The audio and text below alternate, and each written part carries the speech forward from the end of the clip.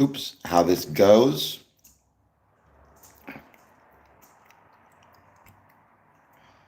Obviously tried the former stream. It was good for about 10 hours or so, and then ended up getting cooked. I don't know why. However, hopefully this stream lasts a little bit longer and does a little bit better. So let's wait and see.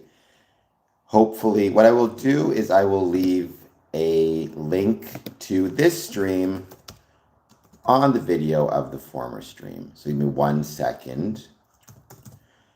In the meantime, if you are just joining us, let's chat about Freemasonry. I'm in the midst of a 24-hour live stream. And I am probably I know for a fact, I'm about halfway there. I made it back, Mr. Keeps. When you say wow, do you mean wow, I look amazing? Or what is the wow to which you refer?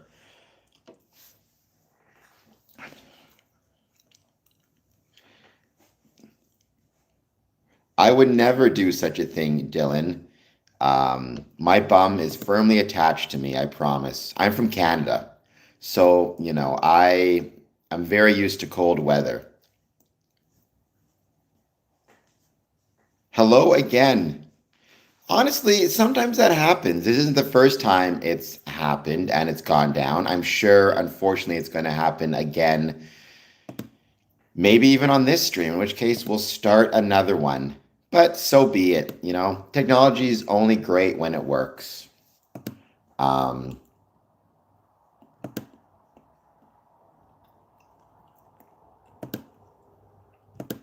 At least that's always been my experience. At least that's always been my experience. Technology is only great when it works. You know what, Mr. Keeps? You are supreme in my heart, though, if that makes you feel any better. You are number one in my heart. I promise you that.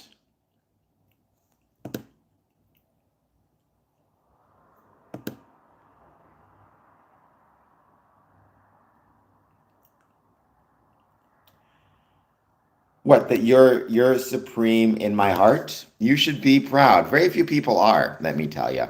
It goes my cat, Mr. Keeps, and then I don't know who after that.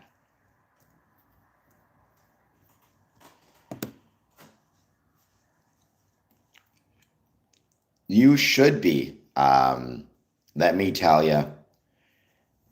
And maybe Smokey at the third rank, if that makes you feel even better. So it's my cat, it's Mr. Keeps, and then it's Smokey the Clown.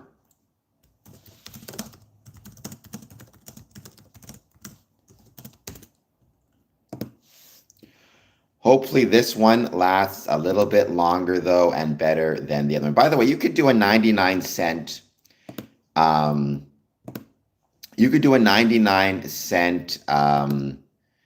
live or a 99-cent super chat just to be supreme once again.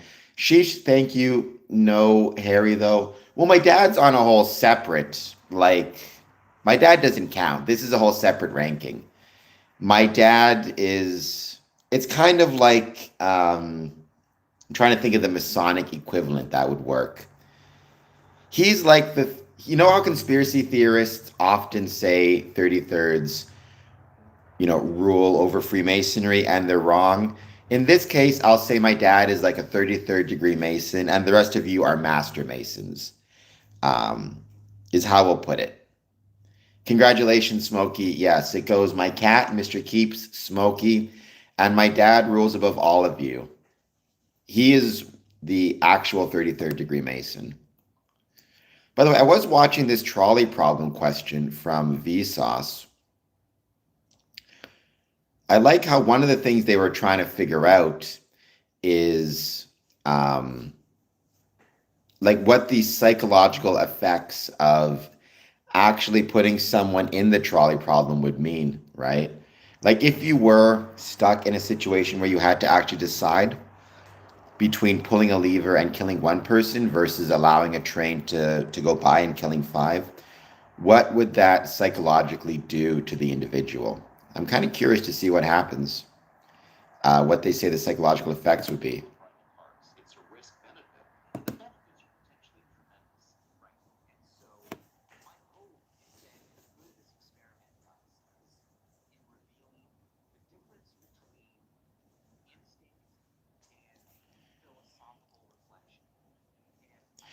No worries, Smokey. Thank you for dropping the new like. I much appreciate it. If this stream drops, then we'll start another one.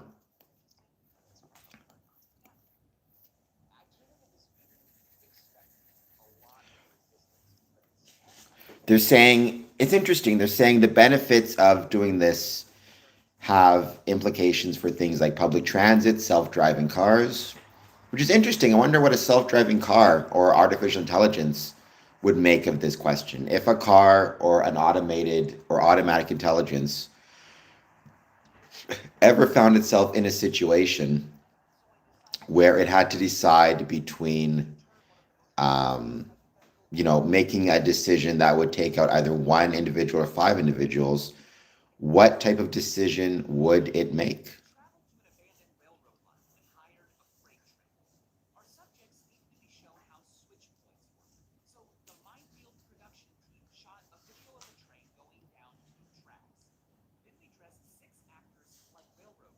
Oh my gosh. They are really doing this. I had no idea they actually got this advanced with it.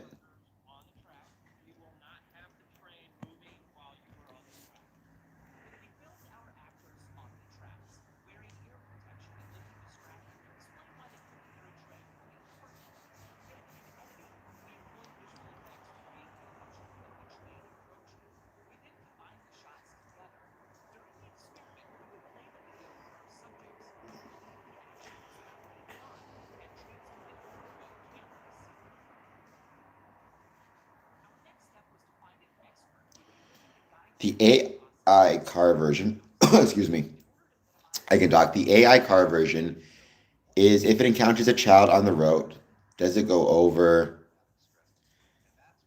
Yeah, I mean, I think you could have a million different versions of this, right? Does the potential age of the victims matter? Um, does the health of the potential victims matter? Again, if you were to, because you could imagine a trolley situation where the five individuals on the one track are all, let's say, very young and have, let's say, 60 to 70 years left of life, versus on the other track, the one person is, let's say, 80, 90 years old, right? In that case, do you rank it by years of possible life? And do you say, well, the five individuals on the one track combined represent 300 years of life, and the one person on the other track represents, I don't know, 10 years of life? I am doing well, Faraz. How are you doing? Thank you for being here. I hope that you will take a moment, hit the like button, and maybe even do a super chat. Even just $1 helps out big time. Oh, they're doing psychological surveys on the participants in this trolley problem, asking the question, determining if they are potentially suffering from depression, anxiety, because they don't want to put anybody in this situation who could have PTSD. I've always thought personality testing might be a good way for Freemasons to learn more about their applicants. So, Mr. Keeps, what would you say if you had to write? Because, and again, I won't understand it to save my life. But, Mr. Keeps, if you had to write a ethics algorithm to install in a, let's say, self-driving car or an AI simulation that might have to make these kind of decisions, What type of algorithm would you write? I'd be really curious to know. Would you, like, how would it look? And what type of factors would you consider? How often do you go to lodges? Is it an obligation? That's a very good question, Christina, and welcome, Christina. It's great to have you back. Um, it is unfortunately, and people will argue whether this is unfortunate or is the way it should be. Um, in North America, certainly it's not treated as an obligation. Um, Beyond that, every Mason kind of decides for himself. I'm at lodges. It's a little bit less now than it used to be, but I'm at lodges every probably 3 or 4 times a week, right? Certainly, I have more interest or I feel more obligated to attend my mother lodge or the lodges where I'm a member, more so than lodges I'd like to visit. However, every Mason decides for himself. I am out probably 3 to 4 times a week. I'd say the average Mason is probably out at most once a month, and there are many Masons who never attend any lodges. Would try to avoid running over anyone as long as it doesn't endanger the passengers. So now you're kind of taking what I said before, right? Which is you don't believe in a zero sum game.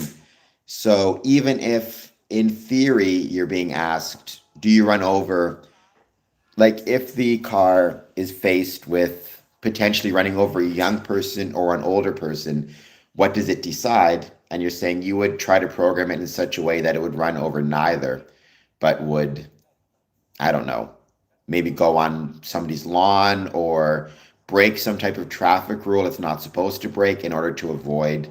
Because I suppose that would be one of the questions, right, Mr. Keeps? Like, presumably, I don't know for sure, but when you're trying to program AI and trying to program a self driving car, right, you're obviously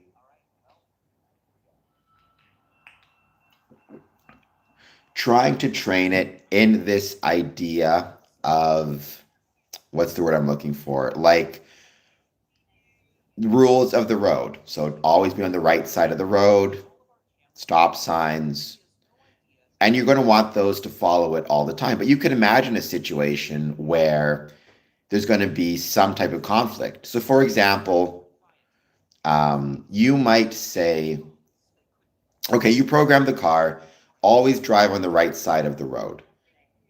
However, maybe there's a situation where there's now a a person, maybe a person is walking the sidewalk, they pass out, they fall onto the road.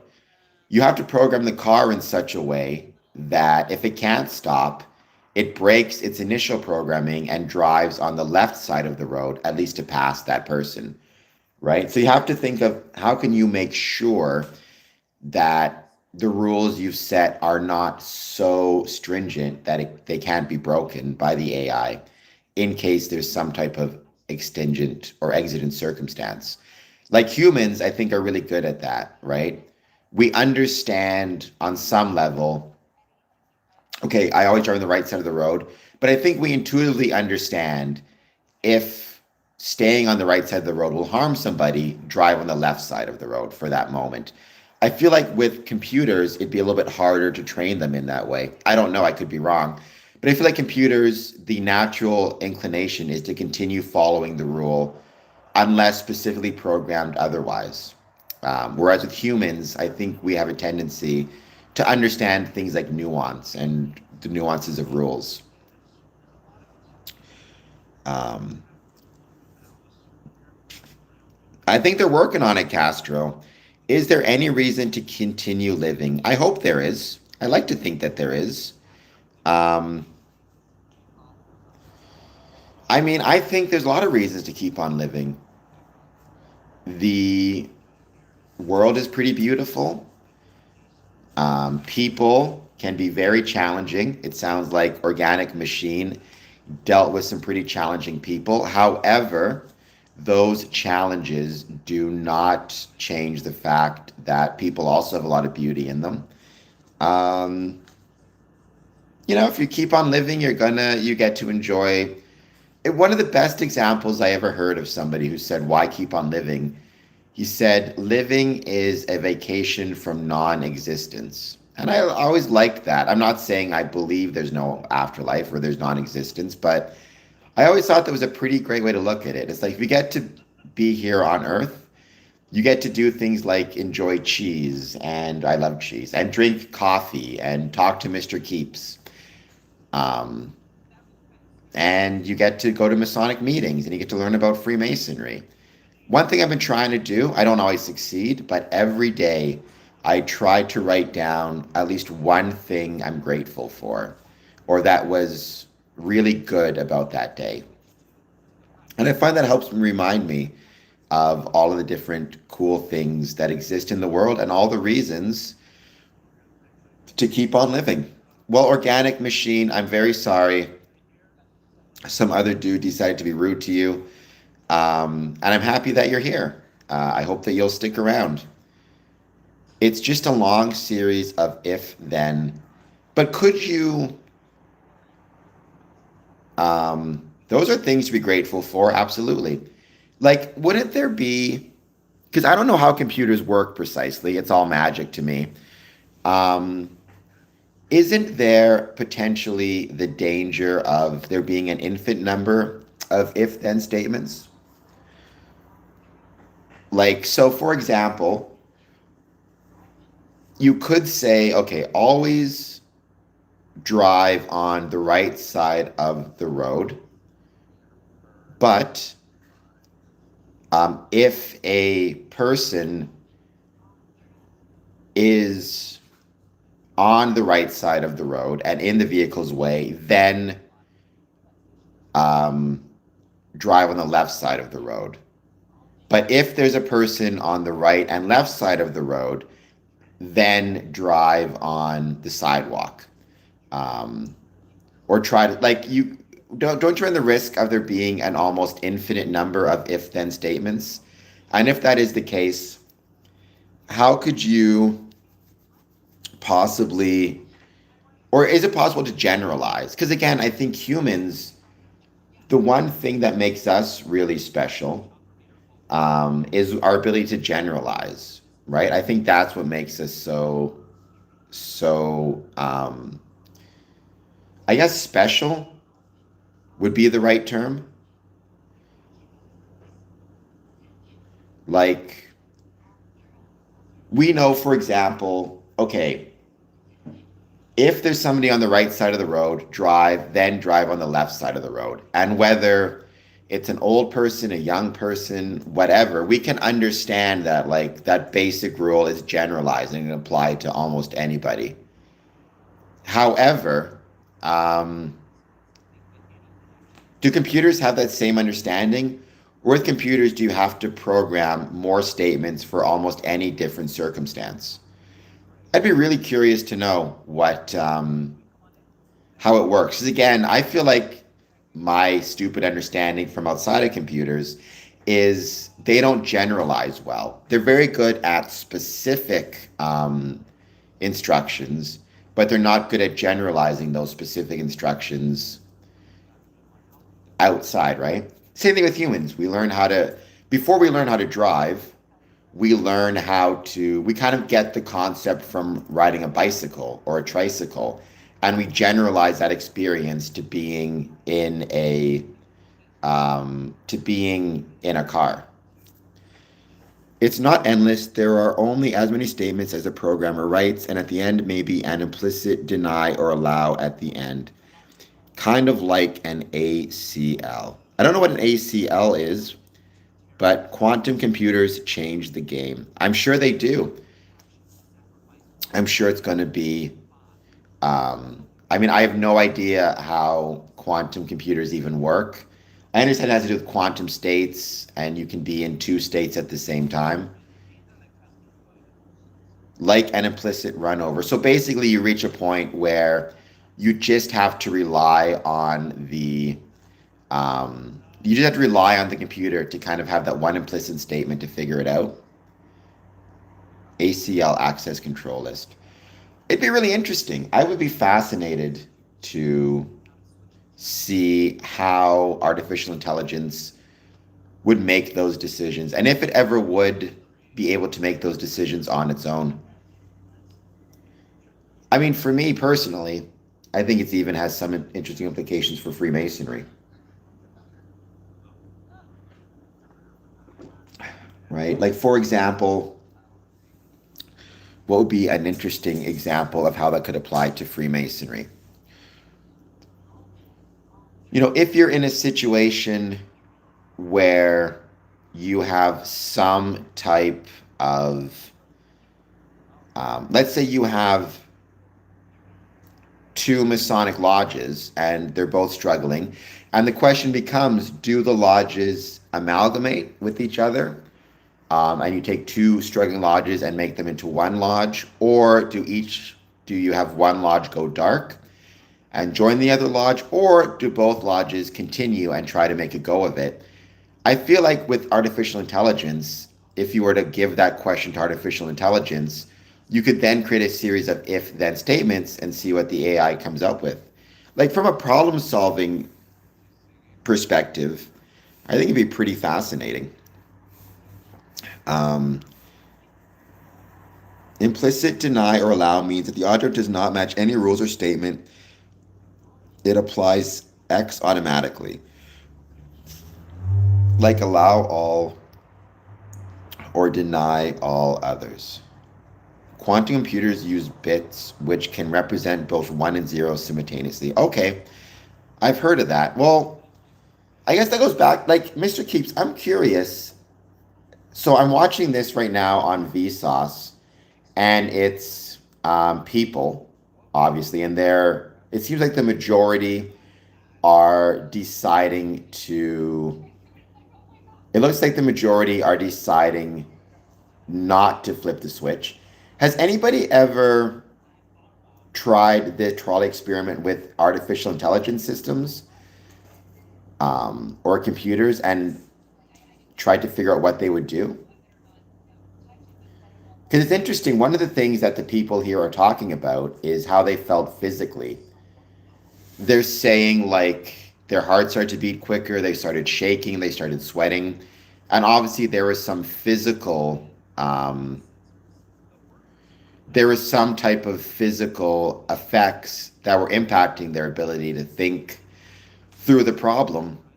AI wouldn't have that. So would AI or computers more likely go for the most rational, utilitarian choice?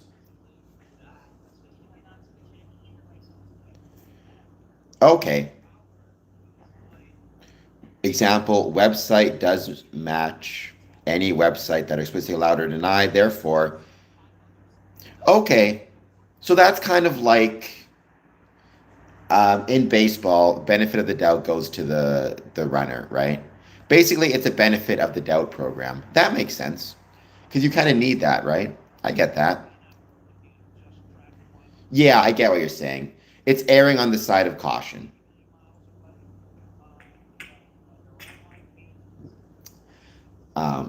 I can see that actually as being a very sensible way to approach it. I'm trying to think of, here's a great example, I feel. This is gonna, good morning, Mr. All-in-One. Thank you for being here.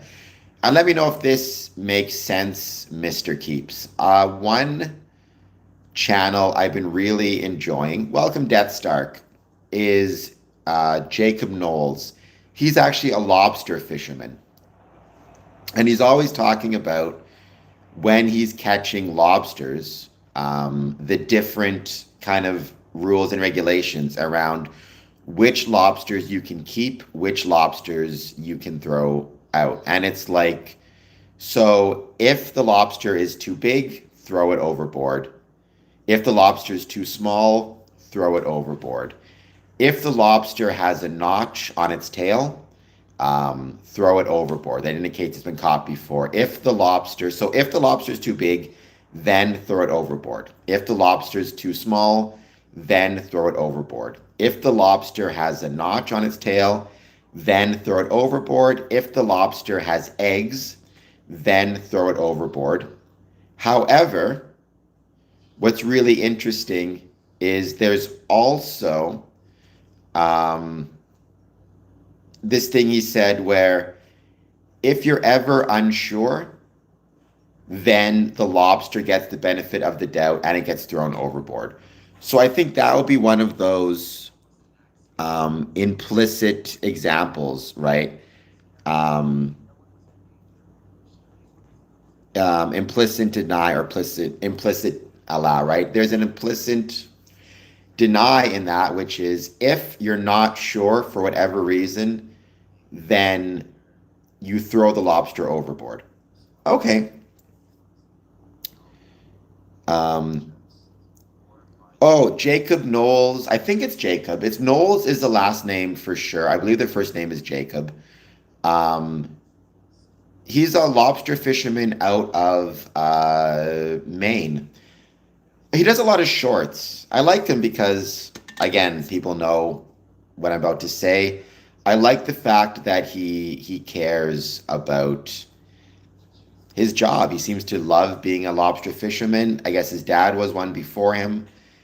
And so, yeah, he talks a lot about being a fisherman and the rules and regulations that underscore what he has to do as a fisherman. Better safe than sorry. I feel like it's interesting because Mr. Keeps, I don't know what your experience is, and you might have some interesting insights onto this. Okay, lobster or commercial, organic, but I'm wondering, based on what you understand, do you think um, do you think that humans tend to make decisions in the same way as computers when they're not told to by like a regulatory authority? So, to what extent do you think, even if it's a split second, humans go through an if then chain to eventually end up at an implicit allow or implicit deny? Um, because I feel like humans don't make decisions in that fashion, at least in my experience. I feel like humans are much more scattershot in how we make decisions, much more likely to kind of generalize from past experiences, as opposed to going through a series of if then. But I'm curious what you think. Not commercially. So, I mean, but you must deal with these issues as well, organic machine, in the sense that I'm sure when you're fishing, there's licenses and you deal with things like, okay, if I get the fish at this time, in this season, then I have to throw it back. If the fish is this big, then I have to throw it back. I'm sure you deal with a lot of these regulations.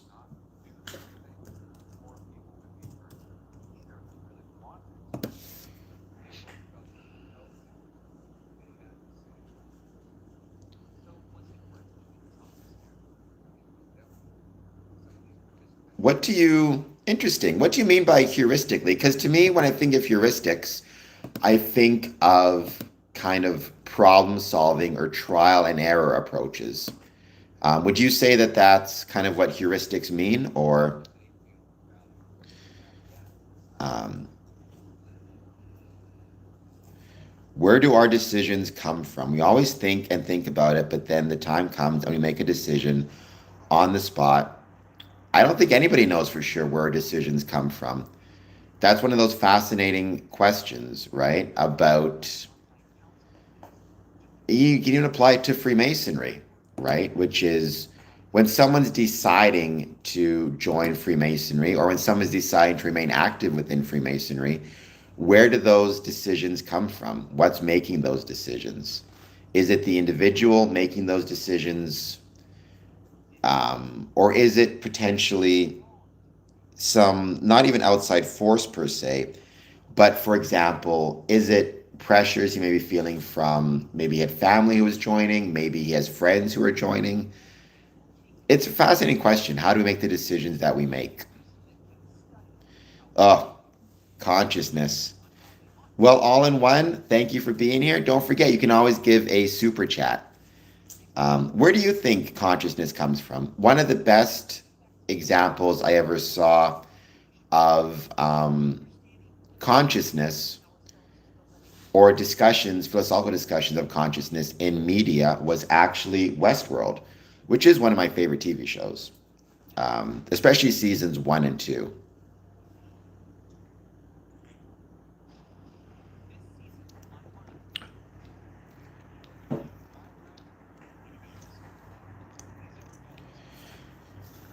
For humans, the trial and error would be life experiences mixed with some hard coded stuff, as well as biology plus spiritual. I guess the question comes down to, I mean, and there's no way probably to know this for sure. What is life experience?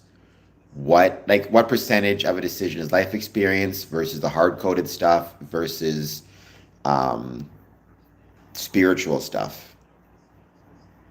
Certainly hard coded, right? We know we have certain biological hard coded functions that are um, pretty much stuck in there, right? We need to eat, we need to sleep. Not me, apparently. We need to get water. All of those things are going to affect our decision making. But after that, it'd be really interesting to. And again, going back to what you talked about before, Mr. Keeps, the fact that a computer system, an AI system, does not have those same biologically encoded needs, is that a positive or a negative? Certainly, when making a decision, a computer and an AI system is not going to be distracted by how hungry it is or how thirsty it is. Can't get hangry. I believe there's many third-party forces influencing our decisions. Well, that's a fact, not speculation, because that's what marketing studies. Well, I mean, yeah, third parties can definitely influence our decision making. I think if it couldn't, or if it didn't, marketing would definitely not exist. It would not be, marketing would not be a multi-billion dollar or at least $1 million exercise. That's for sure. Death Stark. As a political science student, I learned that people were like cattle. What type of instincts do you think are leading people around? Like, what are some of the, in terms of a political context, what are some of the instincts that you think allow people to be led?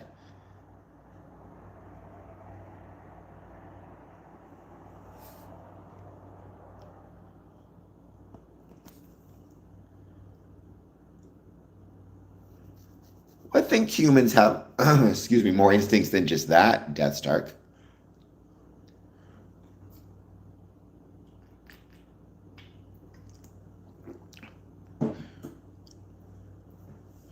No, humans vary way too drastically to generalize humans as a whole.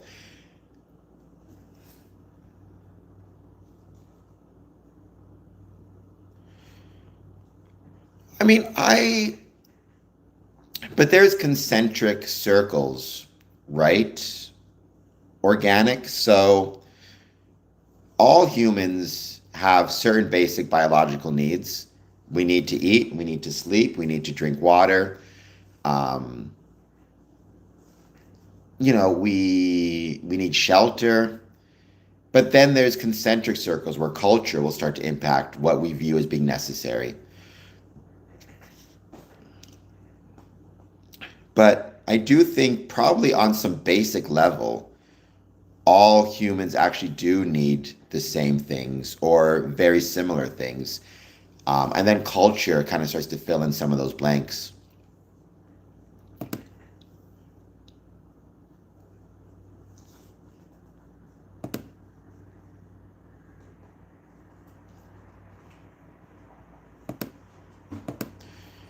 But I do find this a really interesting question and be fascinated to, again, how humans make decisions versus how computers make decisions, and to what extent will that affect decision making as it relates to Freemasonry? That would be a fascinating discussion.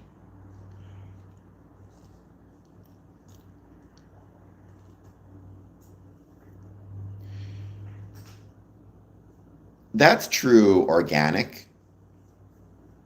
I think there probably is a point at which all of the cultural and social factors just go away. So, for example, my suspicion is whatever culture you may find yourself coming from, if you get hungry enough, if you get thirsty enough, if you get cold enough, at a certain point, the basic biology will take over and everybody's going to act exactly the same. But my suspicion is as your material and basic needs are met, cultural needs and cultural impact become more and more prevalent.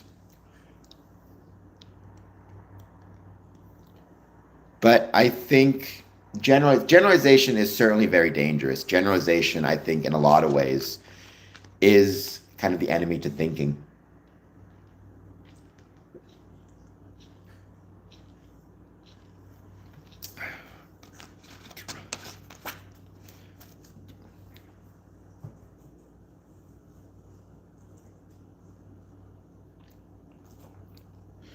I agree with that. I think that's the same thing with Freemasonry. The beautiful uniqueness of each Freemason is right. Because one thing you see on this stream is very often people will be chatting and they'll say something to the effect of, do Freemasons believe in X? Do Freemasons believe in Y? And I'm always trying to point out to them, well, Freemasons don't have a common set of beliefs. Rather, each Freemason believes has their own belief in a supreme being, their own history, their own whatever it might be. That's what makes Freemasonry so beautiful.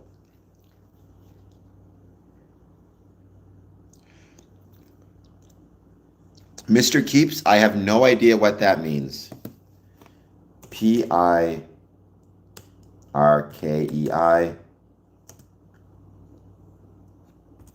Avot 2:5. A brute is not sin-fearing, nor is an ignorant person pious, nor can a timid person learn, nor can an impatient person teach. It's pretty good. So this is is this a biblical passage? Where's 2.5? Oh, 2, 1, 2, 3, 4. Here it is. So he used to say, a brute is not sin-fearing, nor is an ignorant person pious, nor a timid person learn, nor can an impatient person teach, nor will someone who engages too much in business become wise. In a place where there are no men, strive to be a man. It's a pretty good quote. Is that biblical? Because I don't know. I mean, I know kind of the basic books, right? But I don't know if I ever heard the book, the Pirkei Avot. I hope I'm pronouncing that correctly. Pirkei, where there are no men, strive to be a man. Or is that from a book that's not biblical? It was, when I pulled it up, it was in Hebrew, and then they translated it to English.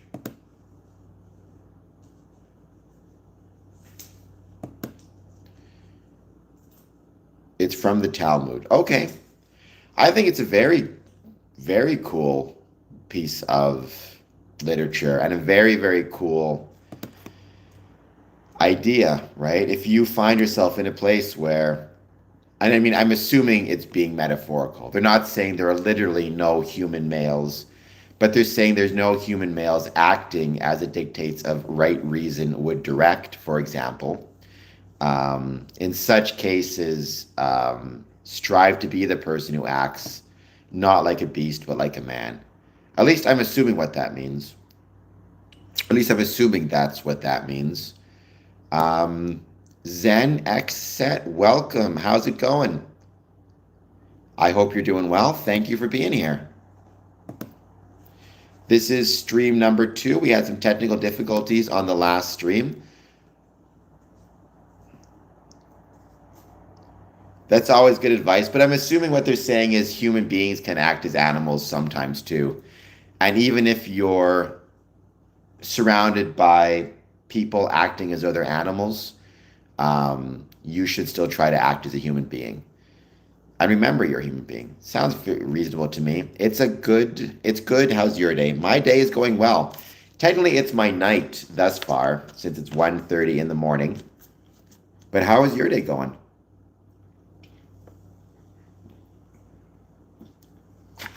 Deathstrike with the jokes.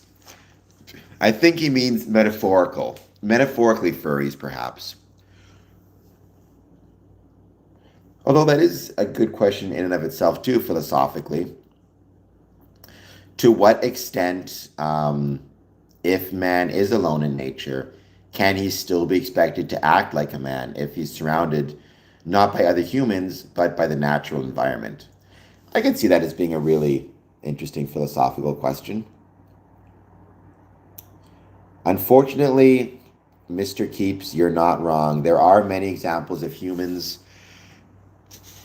acting on our baser instincts. There are also many examples, I think, of animals acting more human than humans. Certainly, dogs show a level of loyalty and devotion that I think we should all try to emulate. My cat, I think, is smarter than I am, so there's that as well. Adam was a man alone. He was, but he was also in a very, it depends how literally you take the story of Genesis, but he was also in a garden created by God, which was not exactly a natural environment the way you and I might think of it. He didn't have to worry about, a lion chasing him down or being cold or being hungry. All that stuff came after due to a serpent and a tree and Eve and all those stories. Zen X Set, I hope you enjoy school and thank you for jumping on for a couple of minutes. It is much appreciated.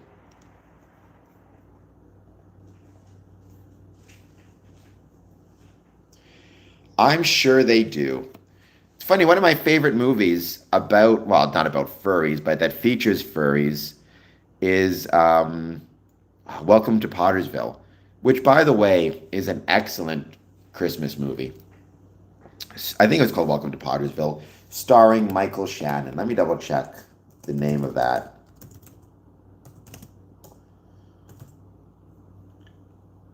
It was actually called just Pottersville.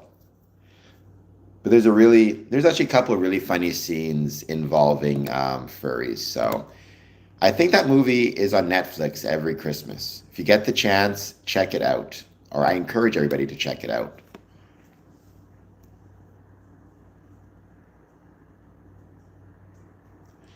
You're right. God dwelled on earth with Adam. It's going well. What's happening with you? By the way, though, your messages don't always come through on YouTube because YouTube has a wonderful moderating system. Mr. DuPont. Well, I'm not sure how much a fan I am of being called boy, but still, thank you for being here. Tell you what, Mr. DuPont, you can always give me a super chat, and then you can call me boy all you want. Let me know how it's going, and let me know what you want to talk about. We do these streams to talk about Freemasonry, so didn't get through either.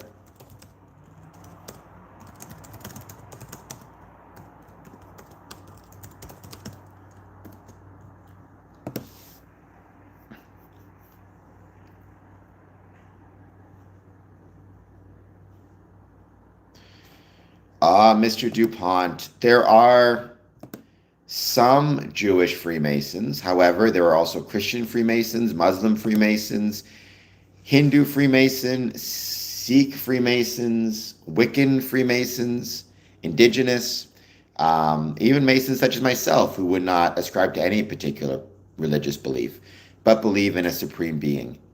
Um, that is not the case either, Mr. DuPont.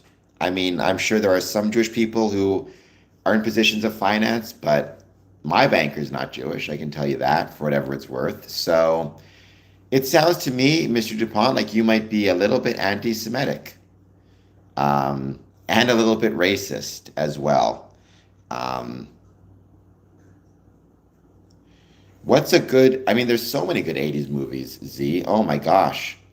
I can't even begin to. My favorite 80s movie is A Nightmare on Elm Street 4 and A Nightmare on Elm Street 5. Um,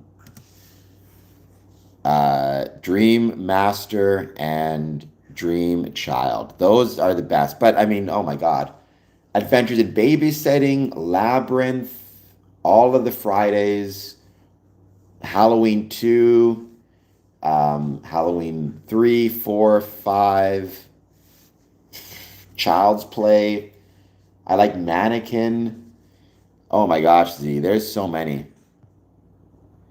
Well, yes, I am a Freemason belt. Welcome. I mean, indigenous is definitely a word. It's in the dictionary and everything. So I don't know what you mean by that.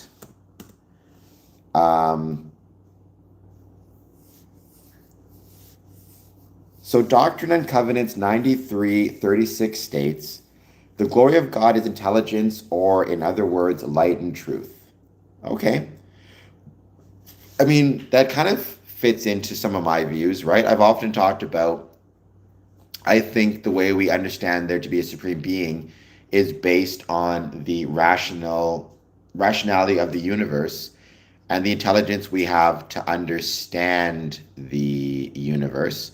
I think that's one of the best parts about being alive, is that we can understand things, and we can reason through things.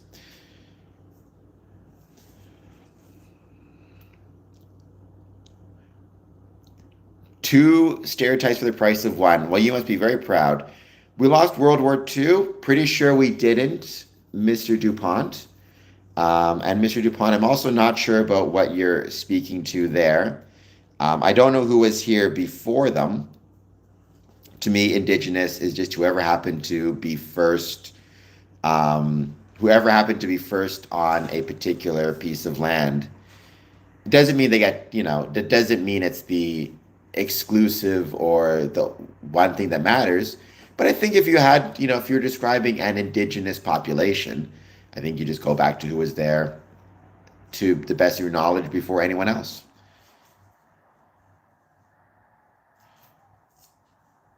Well, I don't think so, Mr. DuPont. I mean, you know, uh, um, I'm a Canadian. I wouldn't say I'm indigenous to Canada, but I am a Canadian and proud of it. I love being Canadian.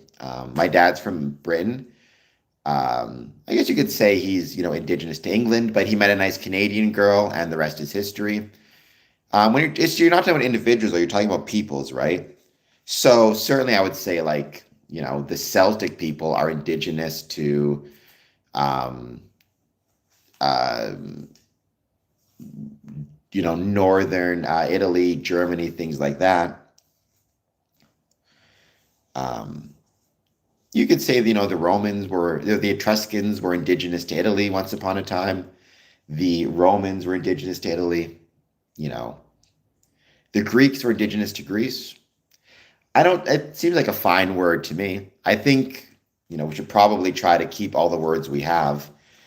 We don't want in 1984 this shit and start reducing the number of words we have at our disposal.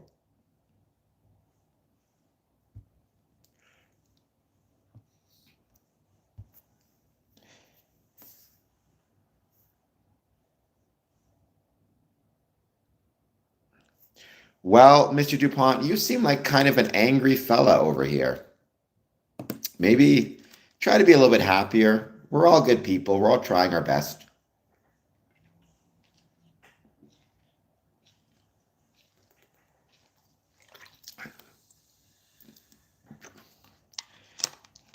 So, if I could ask you a question, why did you think that? Why do you think that Freemasons are, or that when you said above, you said Jews are Freemasons? Where's that idea coming from? I'd be curious to know. My bloodline has been here since the early 16th century. I mean, good for you, Mr. DuPont. That's, I mean, I think you should be proud of your family and proud of your heritage and proud of, I mean, if you want to use the term bloodline, I always thought the term bloodline's a little bit, I don't know, I'm not a huge fan of that term because it sounds kind of weirdly occult. I know it's ironic coming from a Mason, but keep the words, just delete the history.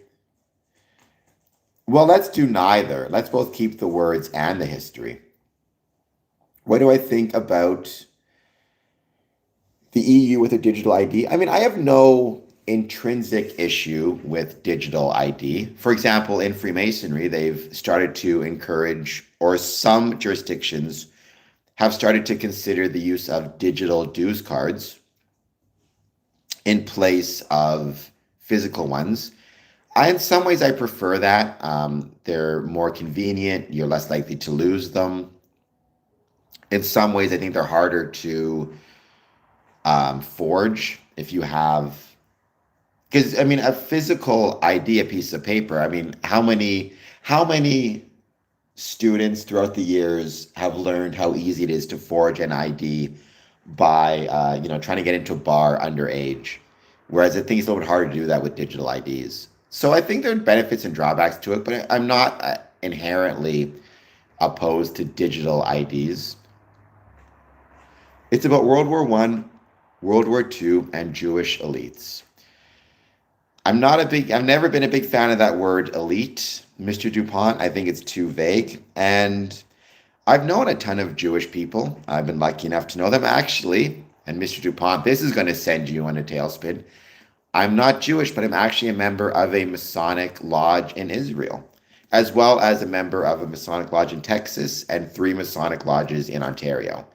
But I am a member of Lodge Holy Land number 50 out of Tel Aviv, Israel. That's right, Mr. DuPont. Israel, indeed. I'm not in Israel, but I'm a member of a Masonic lodge in Israel. I'm an affiliate member of, again, Lodge Holy Land number 50, which meets out of, when it does meet, when it can, meets out of Tel Aviv, Israel. Well, I'm not a big fan of the term they there, Mr. DuPont.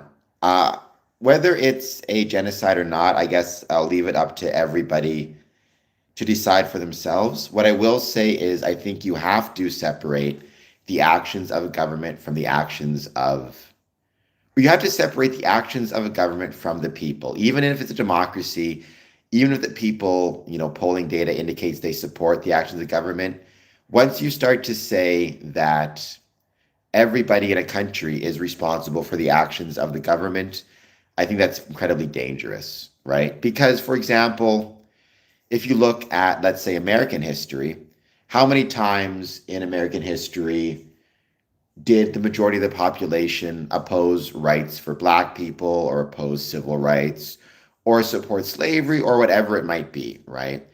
Or England and some of the things England did throughout its history.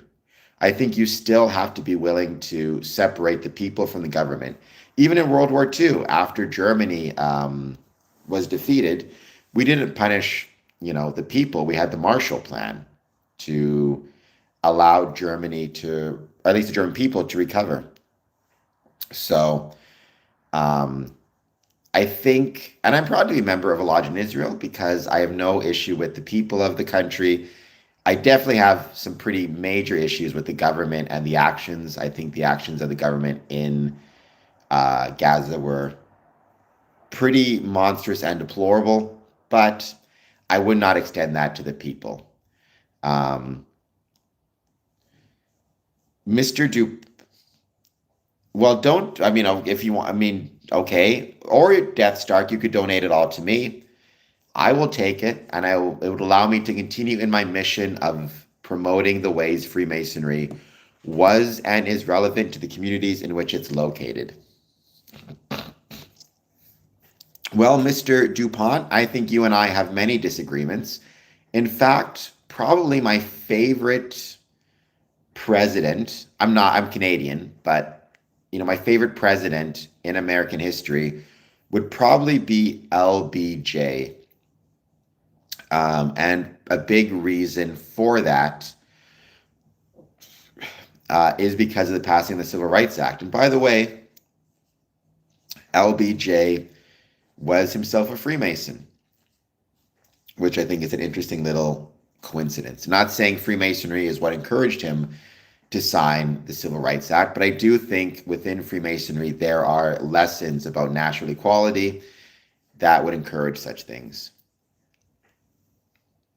Well, Mr. DuPont, your side, I mean, you can absolutely, and I'm sure you do love your grandfather. It is our nature to love our family.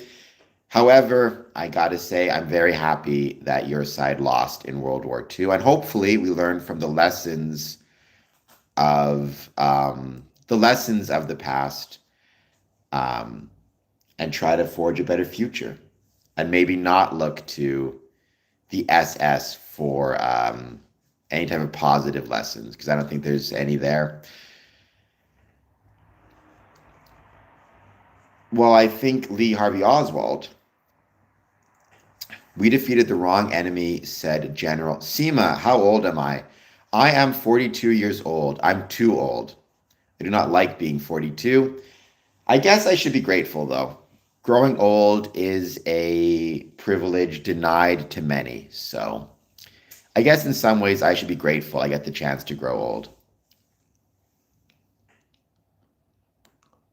I don't think they did that, Death Stark. I don't know what General Patton meant by that, but okay. Thank you, Seema. I'm 28. Yes, as Belt says, I'm 28.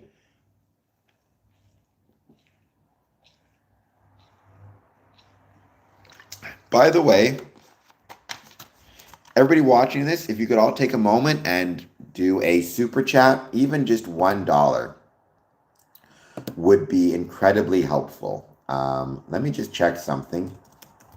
Ireland, World War II.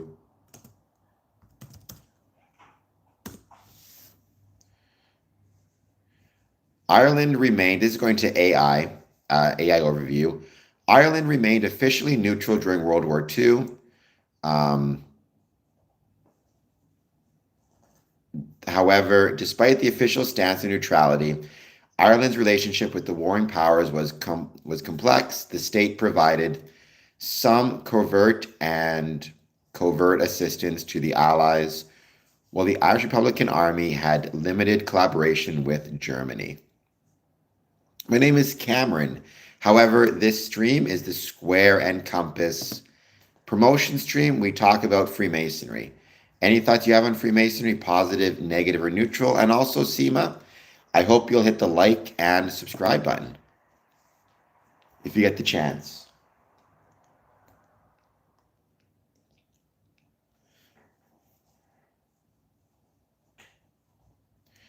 It could be. I don't know. I mean, I know nothing about the history of Ireland as it relates to World War II. So I was just reading what AI said. Obviously, you have to take that with a huge grain of salt. AI can be wrong about many things, I have no doubt. However, that is kind of what AI is telling me. So take it for whatever it's worth. I mean, I had always understood that they were basically neutral as well, is what I had always kind of believed.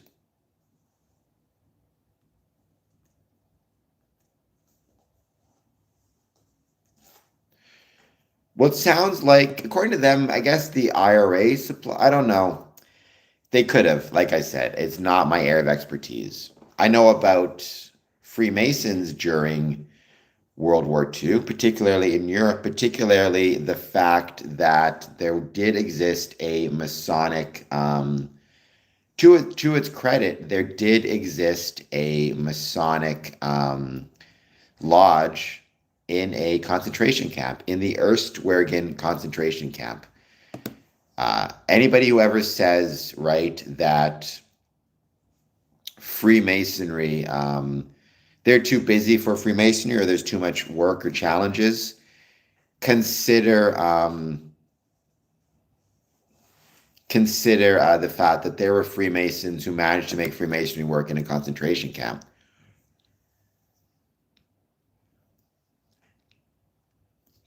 The Irish PM released a condolence letter to Germany when Hitler died. Okay, well, I would definitely not be releasing a condolence letter for that situation.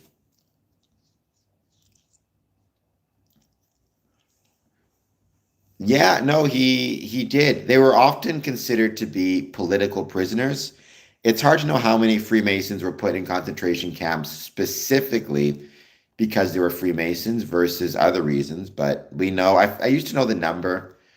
Don't quote me on this, but I think it was 60,000 or so Freemasons were placed in concentration camps during World War II. But don't quote me on that. I could have that number incorrect. One of my goals, and I hope to do this soon, is to visit the Holocaust Museum in, well, it's in Skokie, Illinois, but right now it's under renovations, and they have a pop-up in Chicago, which is like 30 minutes south of Skokie. So I'd like to visit that and see if they have any records specifically related to Freemasonry or Freemasons in concentration camps. Um, I'm sure they must have records of some sort. I'd just be curious to see what they are. Let's give it a bit of time. Let's see who else joins. As always, if you are just joining us, hit that like and subscribe button.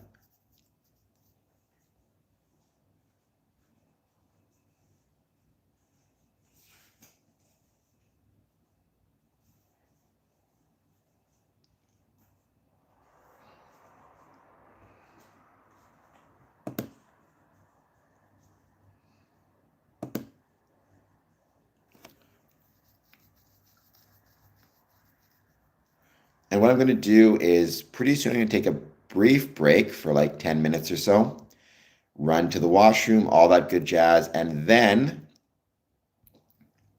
I think what I'm going to do is put on a movie and see who joins and who wants to chat.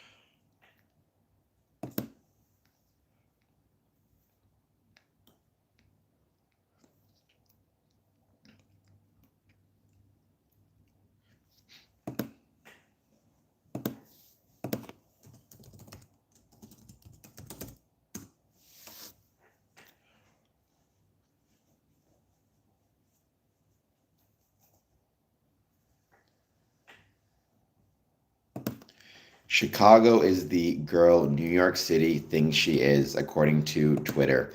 I support that. I like that quote. I agree with that, by the way. In my personal opinion, Chicago is a way better city than New York. Come at me, New York people. Tell me why I'm incorrect.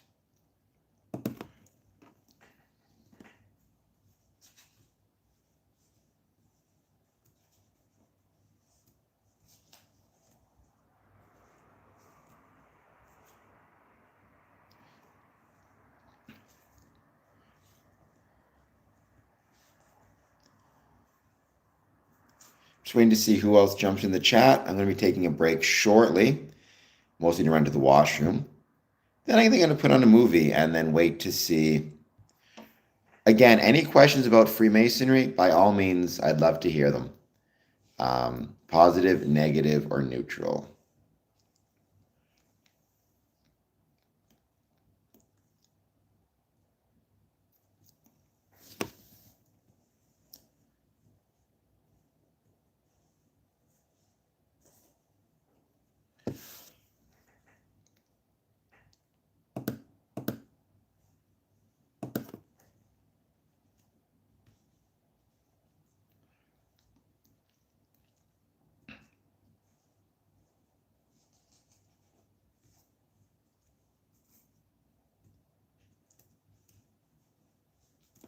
And we are officially halfway through. Let me just put that there. One half of the way through. So I'm going to leave you in the capable hands. I could, if I could find them, of my co-host. Do you feel like the study of mysteries has given you a greater understanding? I will answer that in 1 second, Death Stark. First of all, I'm giving this guy here my co-host because I have to run to the washroom. All this drinking of coffee and pop.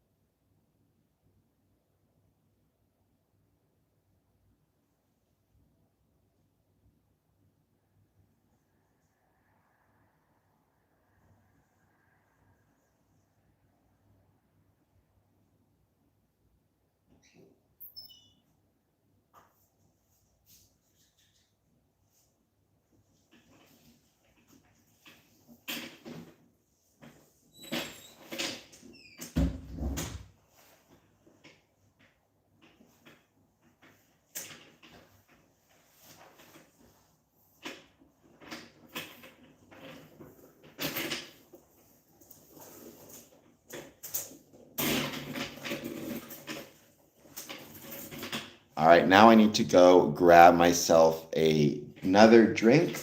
Be back in a moment, then I promise I'll get to your question.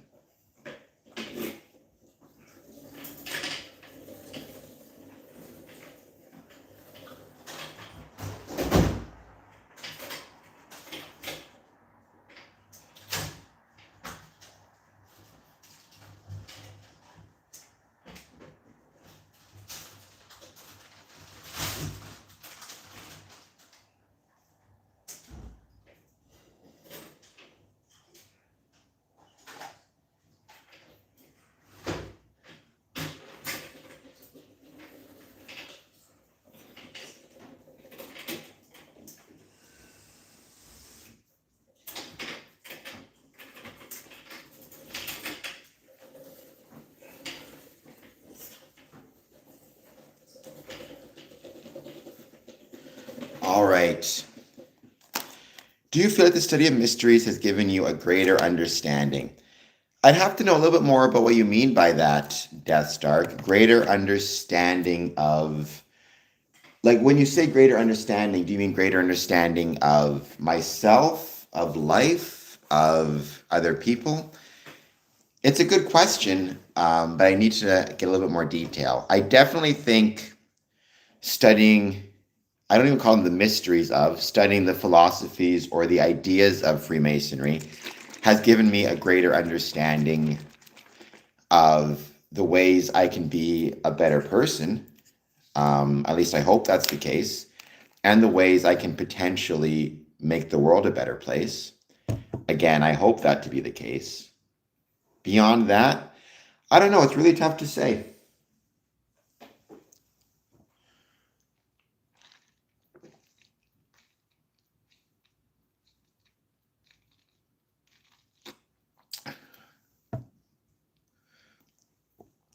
What do you think, Death Stark? Not necessarily about Freemasonry per se, but just about life in general. Do you think that studying mysteries gives you a greater understanding? And if so, in what ways?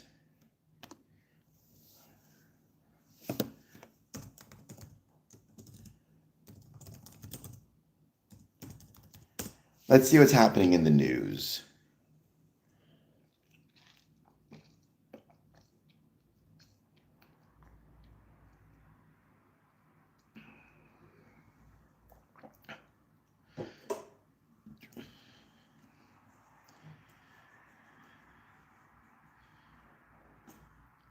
Hello, Dennis. How's it going? Another person staying up late over here.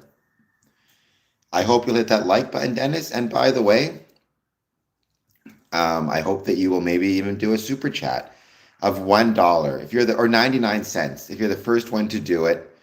Then maybe everybody will get on board with that. But Dennis, how's it going? Thank you for being here. Europe Defenders. I'm doing well. Europe Defenders, how are you doing? Colonizer, hello, how's it going? Well, it's good to have you back. I hope your day is going well or your night is going well. Whatever time it is for you in your neck of the world, your neck of the woods, I hope it's going well for you.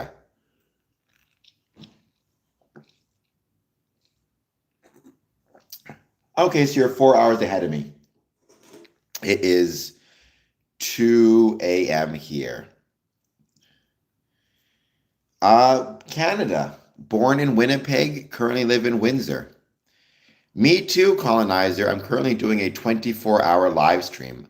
The first stream went for about 10 hours. But then the stream conked out. So now I'm doing this stream for the remainder of it. If anybody wants to help me out, what you can do is hit the like button, subscribe button, and give a super chat of even just 99 cents. Helps out big time. So Europe Defenders, where are you from? I'm going to assume Europe. But Colonizer, by all means, Get yourself to sleep. It's wonderful to have you join. I appreciate it, but I don't want you staying up all night, um, on my account. Why not oval compass? Never knows best. Well, never. The square and compasses are well-known symbols of Freemasonry. It's that symbol. I mean, oh my gosh, I don't want to take my sweatshirt off. I've got a tattoo of it. Hold on just one sec. Never knows. If I could get this thing. I don't usually sleep. I get it. I'm often a little bit of an insomniac myself, but you should still try to sleep. It's healthy. I say that as someone who's doing a 24-hour live stream. So never listen to me. Oh my gosh, this is way more challenging than I thought. Okay, so never knows. This up here is the square and compasses, right? That's the square, that's the compass. So that's the Masonic symbol. I called my channel Square and Compass because I wanted to make it clear that even though I am a Freemason, my ideas as it relates to Freemasonry are my own and don't relate to any Masonic lodges. And by calling it Square and Compass, I wanted to make it understood that it's, my thoughts. If I called it Square and Compasses, I thought it would indicate that this was the official opinion of a Masonic Grand Lodge or body, as opposed to my own views. And I think calling it Compass, I hope, helps explain that. Well, Dennis, then give me $1 in the super chat if I'm stripping for that. Um, oh, so you think I'm Illuminati? Okay. Never knows best. I do. Hey, man, if you're on YouTube and you're doing these streams, you hear that a lot. You're not wrong. Welcome. By the way, never knows best. I hope you'll hit the like button and subscribe button. Colonizer, I do not, but thank you for the compliment on the tattoos. I appreciate that.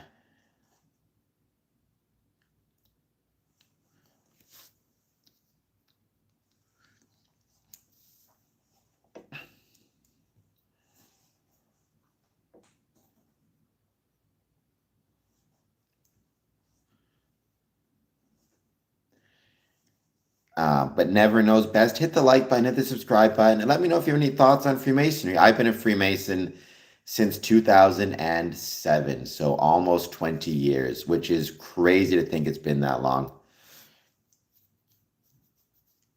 Are you asking, or do you know why they're associated? I mean, it was from 1777 that Adam Weishaupt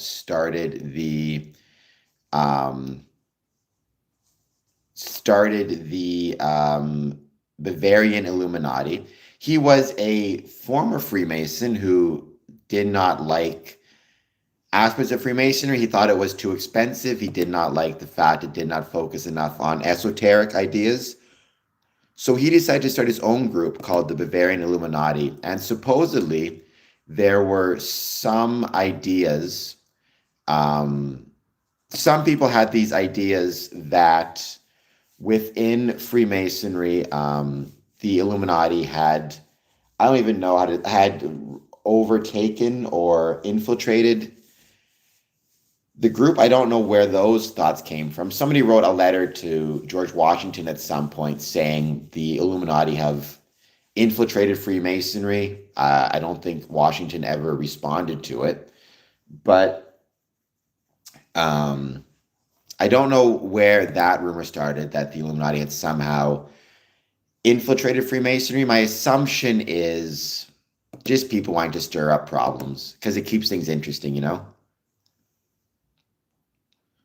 Well, colonizer, I appreciate you coming in just to speak to me. That's very kind of you. It's a social club, a civic group. It evolved from stonemason guilds, or it evolved from stonemason guilds in the Middle Ages. So basically, actual trade unions.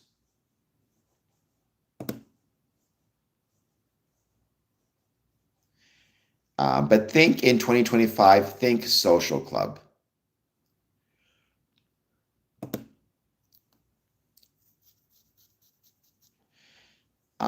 Some would call it a fraternity, which I think is fair. However, there is also a side for women exclusively, and there is also the Eastern Star, which is for both men and women. So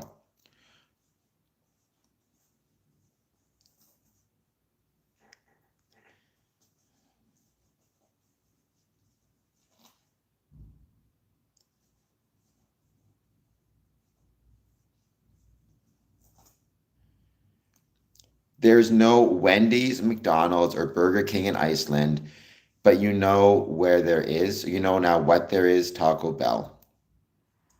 Yes, that's a good way to look at it. If anybody ever wants to know what Freemasonry is, check out the Simpsons episode about the stonecutters. Actually, I used to always call it the stonecutters episode, but I guess that's not correct. I guess it's called Homer the Great. So check out the Simpsons episode Homer the Great if you want to learn um, what Freemasonry is all about. I've watched a few episodes of it. It's been a while since I've seen anything. I thought they were funny. That's right. Well, I mean, I'm from Canada, so I study and debunk conspiracies. Well, then, never knows best. You are welcome on my channel. I get a lot of conspiracies about Freemasonry, obviously. Oftentimes it comes from, I mean, I would say the most common conspiracies relate to misreadings of Albert Pike. Oftentimes people associate us with some type of Jewish conspiracy, anti Semitic conspiracy, one world government. I've heard them all. That's right, Wolf Sanchez. I'm still awake. Keeps things interesting, keeps things exciting.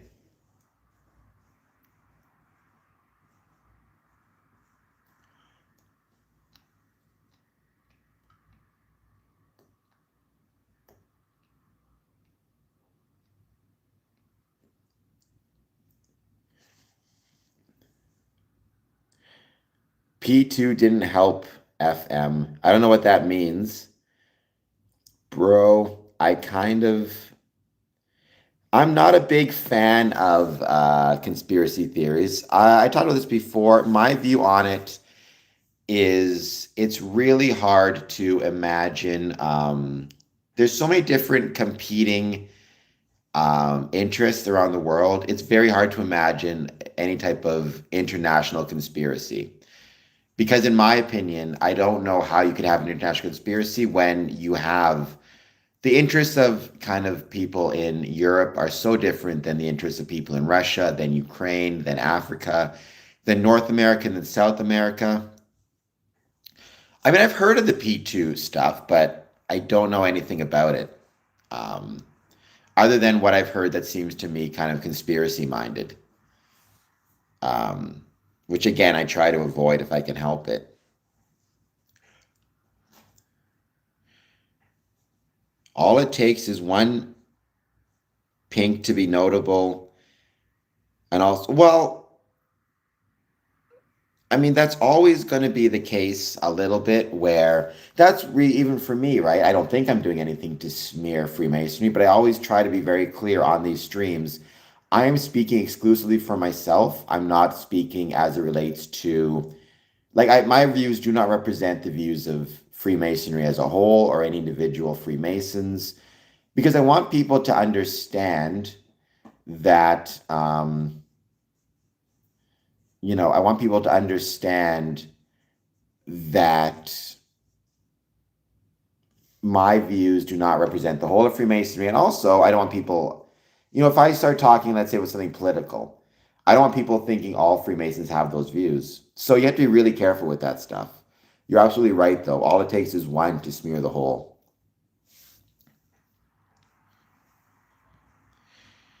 Well, there's different things going on with conspiracy ideas. So, like, BlackRock is a real conspiracy, and we have evidence and logical reasons to believe they're up to no good. That's true, Yuri. That's true. Um, of course, that's the type of thing one would say if one was involved in conspiracies. I guess what I'd say is you have to take your words on it.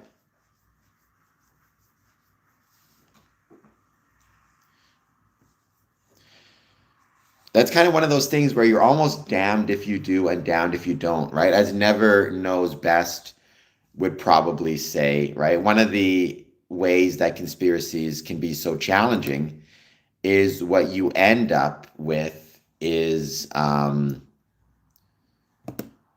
like the denial becomes the proof. So if somebody says to me, you Freemasons are involved in evil plots to rule the world or evil conspiracies to rule the world, and I say, no, we're not, then the problem is, of course, the answer the first thing they can come back with is, well, of course you'd say that. You're not going to admit it. So you're basically in a situation where there's nothing you can do. If you deny it, of course you're denying it, because why would you admit to it? And then that kind of puts you in this horrible spot. So that's one of the ways I've noticed conspiracy theorists often debate or argue. They'll put you in an impossible situation where you kind of have to, by default, like any denial is taken as more proof of the initial accusation, which I guess, in fairness, is a pretty decent way to debate because it kind of means you're always going to win.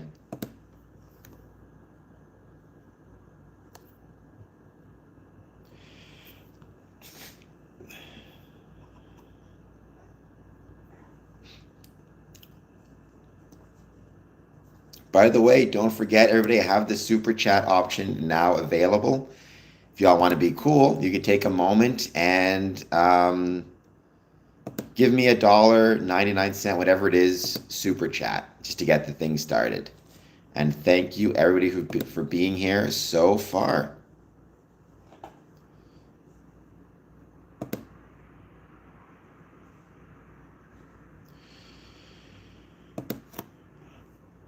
Don't you believe people often conspire for what they believe is a good cause? Well,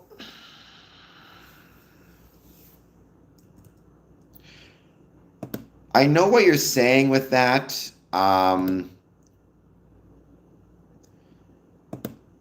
think my problem with that as an idea is, how do I want to put this in the right way?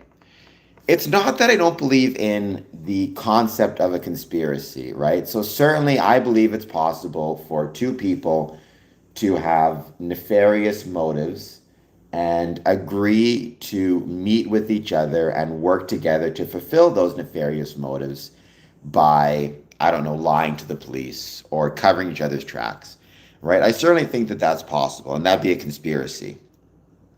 Where I draw the line, though, I don't believe that there can be global conspiracies or conspiracies amongst large groups of people at even a national level. Because I think that the interests of the different people at the international and national levels are too divergent, and just as often as they converge, they will also diverge just as much, if not more so, right? Sooner or later, like let's say two national, or certainly let's start with international, let's say two international corporations conspire to, I don't know, pollute the world's oceans to make in as a way to make money of some sort. Sooner or later, one of those international corporations is going to want to betray the other and turn them in because they're going to want to get all the business for themselves. Like, no two groups at that level will ever be able to cooperate sufficiently for a conspiracy to exist, in my opinion, because their interests are just too divergent. So I think conspiracy can exist on a small scale, but I think once you get at the national level and certainly international level, there's too many competing interests and self-interest and divergent interests to allow for a conspiracy to exist. Thomas Drumbrang said hello, or said hi. Hello, Thomas. Thank you for being here. I hope you're doing well. Well, George Carlin was wrong. George Carlin was incorrect. I've heard that quote many times on this stream. Again, but Again, he was speaking more in a national context. In a national context, I'm more sympathetic to the idea of conspiracy. Even then, I think it's unlikely because I think even at the national level, there's too many divergent interests, right? Like, even in business, it's very obviously companies can try to price gouge or price fix to help each other out. But at a certain point, one of those companies is going to try to screw the others to get a competitive or economic advantage.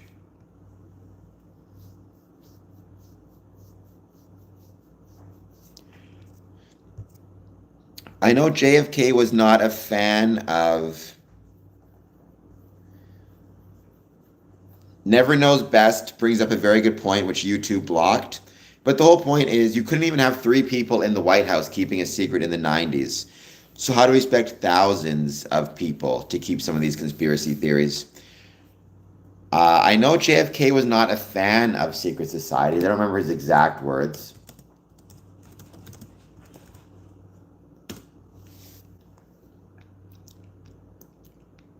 The very word secrecy is repugnant in a free and open society, and we are, as a people, inherently and historically opposed to secret societies, to secret oaths. This was from April 27th, 1961.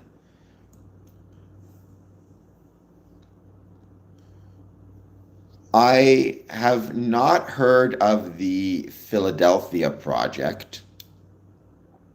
Well, I think I have. Okay, Manhattan Project. That was a nuclear testing, right? I mean, but the key word there is for as long as they, let me see.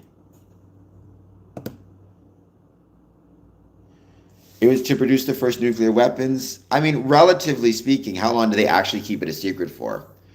Maybe 3 years, 4 years before they actually developed the bomb. And I don't know how secret it was actually kept. I think a lot of people knew what was going on.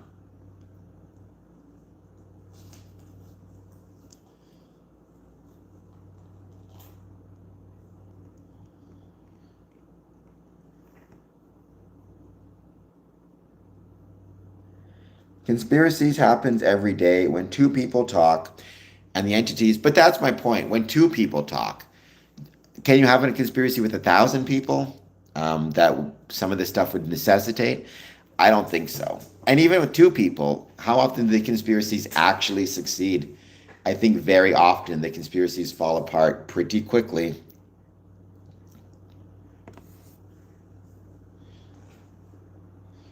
NASA started as people conspiring with the enemy, Operation Paperclip.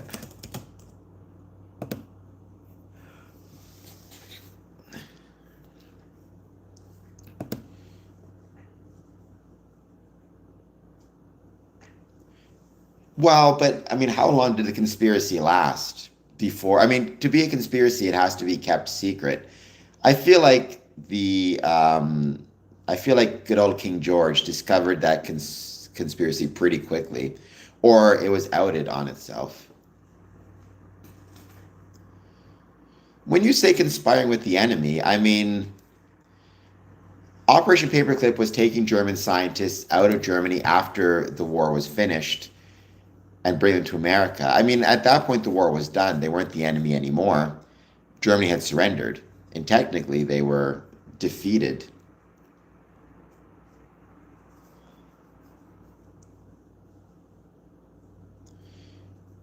Yeah, that's what I don't get. What is the conspiracy? I think everybody knew what was happening, right? And I mean, I don't know. I don't think most scientists working in the United States government would have been too concerned about even if they were, I mean, obviously there's probably some pretty ill feelings, but at that point, Germany had already been defeated. So, I mean, there was no risk of, for example, anybody shipping secrets back to the Nazi German government.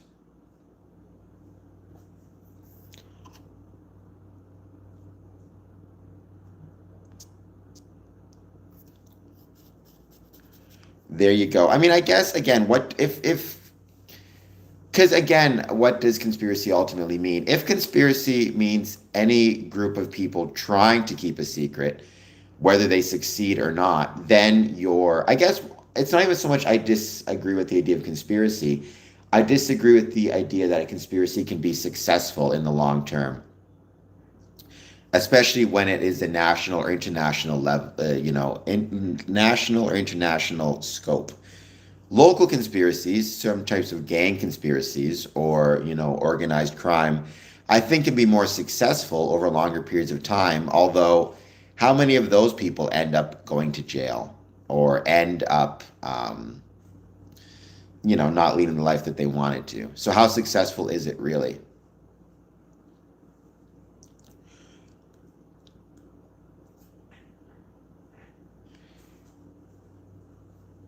That might be a conspiracy in the sense that they're trying to make sure people don't know about that. But my suspicion is at the time, it wasn't necessarily a conspiracy in that people knew what they were doing. We just, as a society, maybe forgot about it. Although there has been a ton of medical um, breakthroughs, medical knowledge gathered from some pretty questionable sources, not only in the concentration camps, but in North America, right? They used to my knowledge, I don't know this for sure, but to my knowledge, in many hospitals in America, they used to experiment on people with disabilities, people who wouldn't be missed, things like that, people who were maybe, disposed of because they had some type of disability. So even, for many years, I was told there was forced sterilizations of people with disabilities. So I don't know, again, if that's a conspiracy or just the unfortunate nature of the ability for humans to be pretty sadistic and pretty cruel to each other. Um,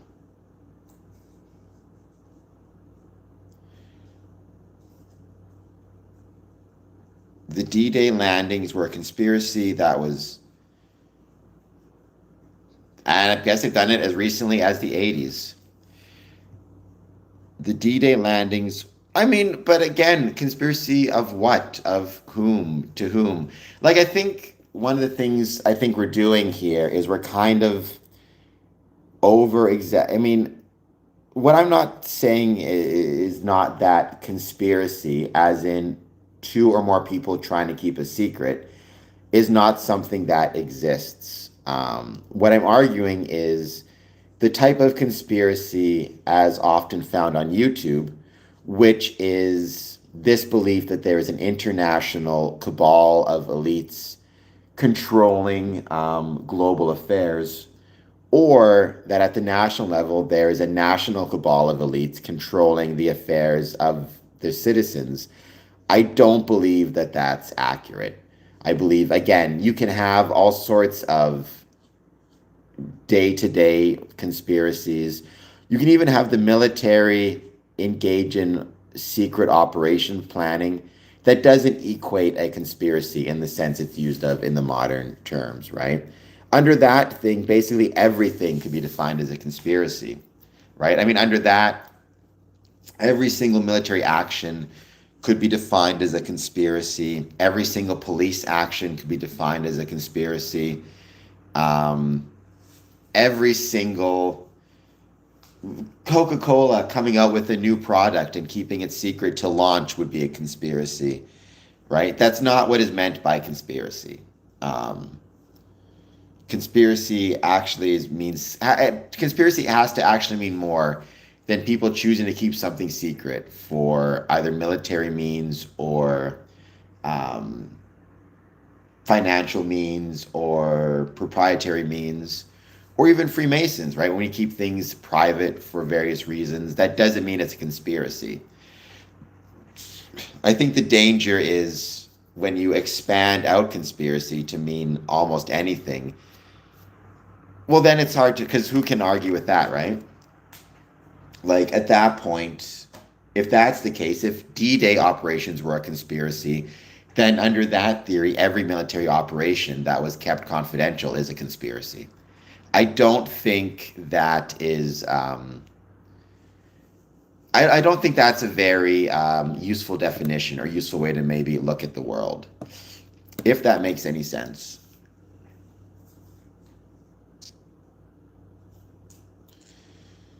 There you go. Never knows best has a really good way to put it, right? If we just define conspiracy as trying to be secret, then every time your friend falls asleep at work, you are conspiring against the employer.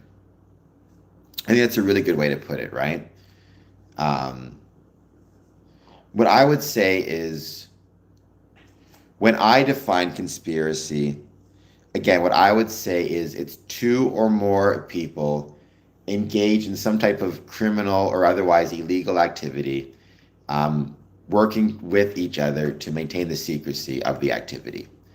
Um, from legitimate law enforcement agencies or from those who could potentially turn them in. And I don't believe that such things are possible at an international scale. Even a national scale, I find that very questionable. Never knows best. Do you have a do you have a YouTube channel that talks about conspiracies? It sounds like you do. How many subscriptions and stuff do you got? Adeline, hello, how's it going?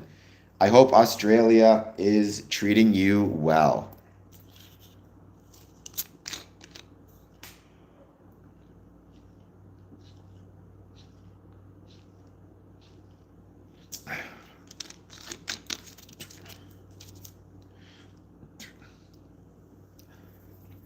Hot and beautiful. That's what they call me, to be fair. That's my nickname. At least that's what I choose to believe. No worries. Well, I do appreciate being here. Never knows best. Like I said, I hope that you will subscribe. I hope you'll hit the like button, and I hope maybe you'll consider a super chat. But I do have a favorite conspiracy to share. It's a fun one. Go ahead. What is your favorite conspiracy to share? Um,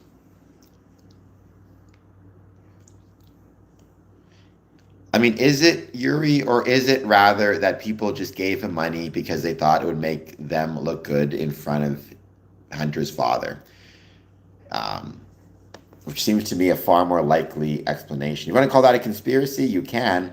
I just think it's people trying to curry favor with father by giving money to the son. I would argue that's being the most honest donor, um, in the sense that you're trying to do something to get something, right? It's pretty flagrantly honest. So if you remember Cain from the Bible, he's doomed. I remember Cain from the Bible. I did not know that he was doomed to walk the earth forever. Whenever I think of Cain and Abel, I always think of the movie Mother and the two sons fighting. It's a great movie, by the way. He has no razor and he's been traveling for millennia. He's Bigfoot. Is that really a conspiracy theory? Are there people who think Cain is actually Bigfoot? Because that would be fascinating if that were the case. I mean, why not? I'll take it.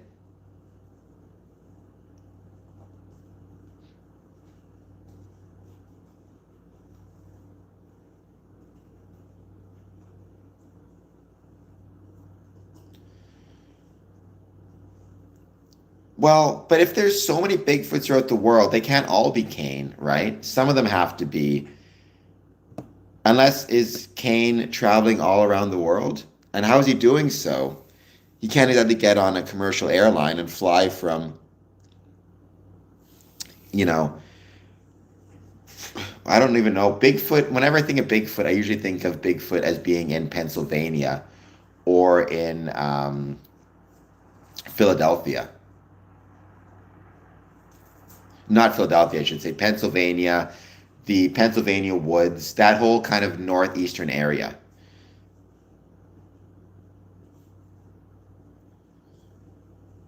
But isn't there a lot of different Bigfoots, Maine as well? Isn't there a lot of different Bigfoots, like in different parts of the world, like different continents? I think Europe has their own version of Bigfoot. Does Adeline, does Australia have their own version of Bigfoot? I'd be really curious to know if they do have, like, is there an Australian Bigfoot? And if so, where is he located? Like, in what part of Australia? Or does Australia have any other type of cryptids, like mythological beasts that roam the Australian countryside?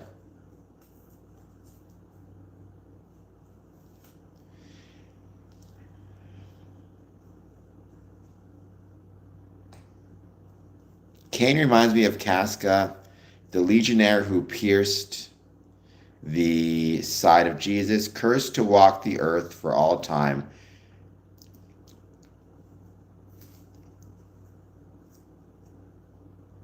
Well, there you go. Never knows best. I hope you'll look that up and let me know. We have lots of other animals and insects, so you don't need mythological animals. Your real animals are scary enough. I've heard in Australia everything wants to kill you. I've never been to Australia, but it's absolutely on my list of places I'd love to visit. In Switzerland, we have the Walden Mensch, man of the woods, and the jackalope. So is the man of the woods like Bigfoot?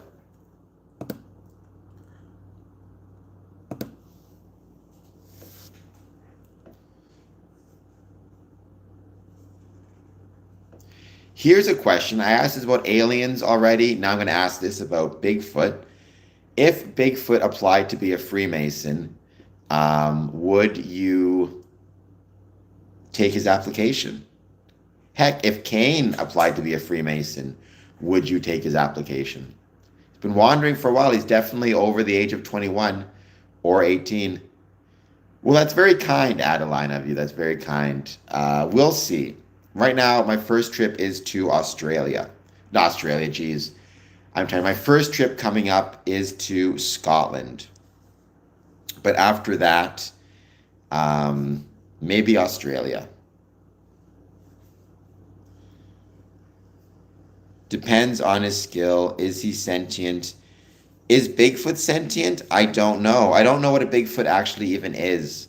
Like, I always think of it as a big ape man, but apes are pretty intelligent.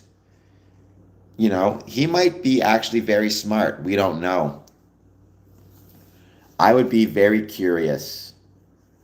I mean, how are you going to get an apron that fits him is the better question.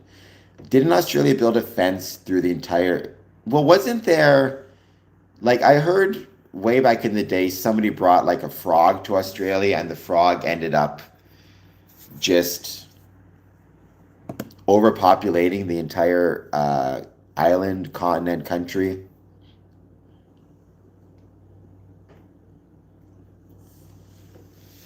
Everywhere is a lovely place. It's a real animal.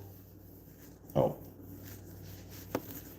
toad. Okay, I heard that from The Simpsons. So what, somebody brought a toad to Australia and it just overpopulated the continent? Have you got the toads under control or have the toads taken over? Rabbits too. I mean, it sounds like so much fun living in Australia. Basically, you're battling toads and rabbits and dingoes and apparently pigs as well and cane toads. Wow. But at least they're not like poisonous, right? So at least you can get along with them. Is it because they have no natural predators? I feel like a lot of animals would want to eat toads. I mean, since when are like dingoes so picky about what they eat?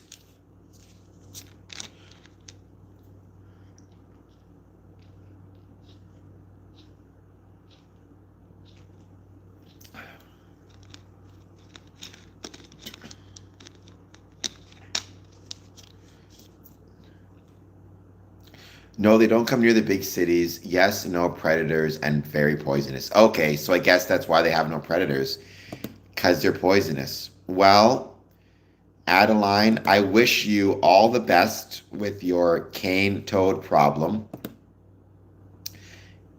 It seems to me that you have to be incredibly tough to live in Australia. So I wish you nothing but the best.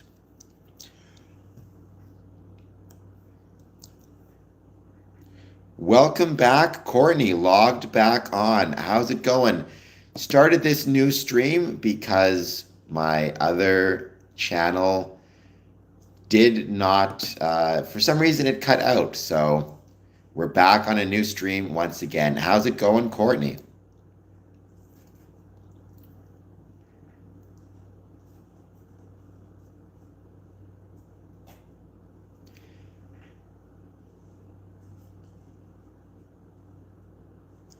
I have no idea what that means. Altian Childs. Let's give it a minute. Let's see who else jumps on. By the way, I'm 2 subs away from 2,780 subs. I'm doing well. It's good to be here. And thank you, as always, for checking in. Don't forget that you got your proficiency in what, 12 hours? 16 hours?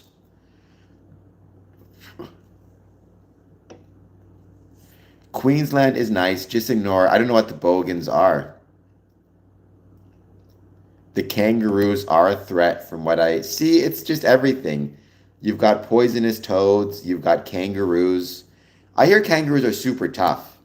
Like they like to box with you and stuff.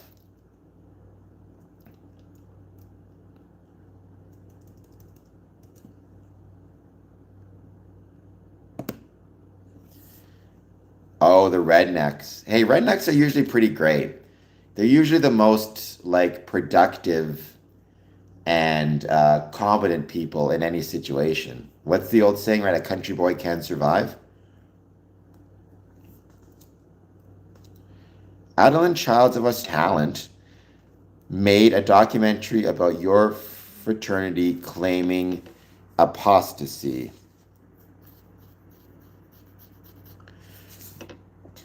Well, that's kind of what I ever do to this fella. Altian Childs. I'm going to check this out. Now I'm curious. Altian Childs. Australian singer, songwriter.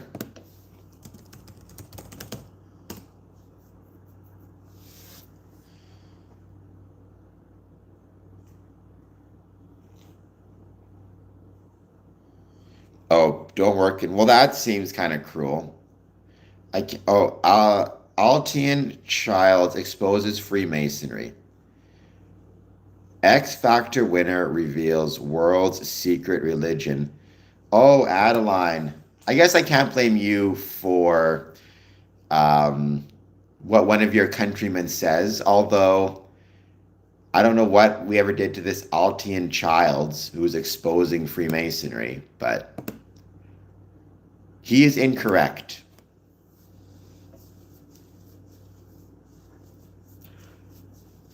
Apparently, from I guess a guy who won Australia's Got Talent.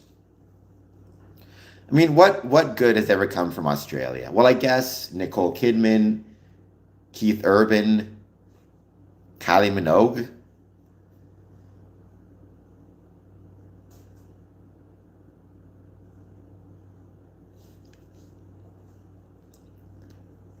I heard they will sit in the middle of the lake hoping an animal will make a mistake. Well, that's a good point, Yuri, and you're not the first person to ask that question. But first of all, there's no such thing as clearance. I mean, that's not really how it works. But I mean, here's what I'd always kind of say to that, or my responses to that as I take a sip of Coke.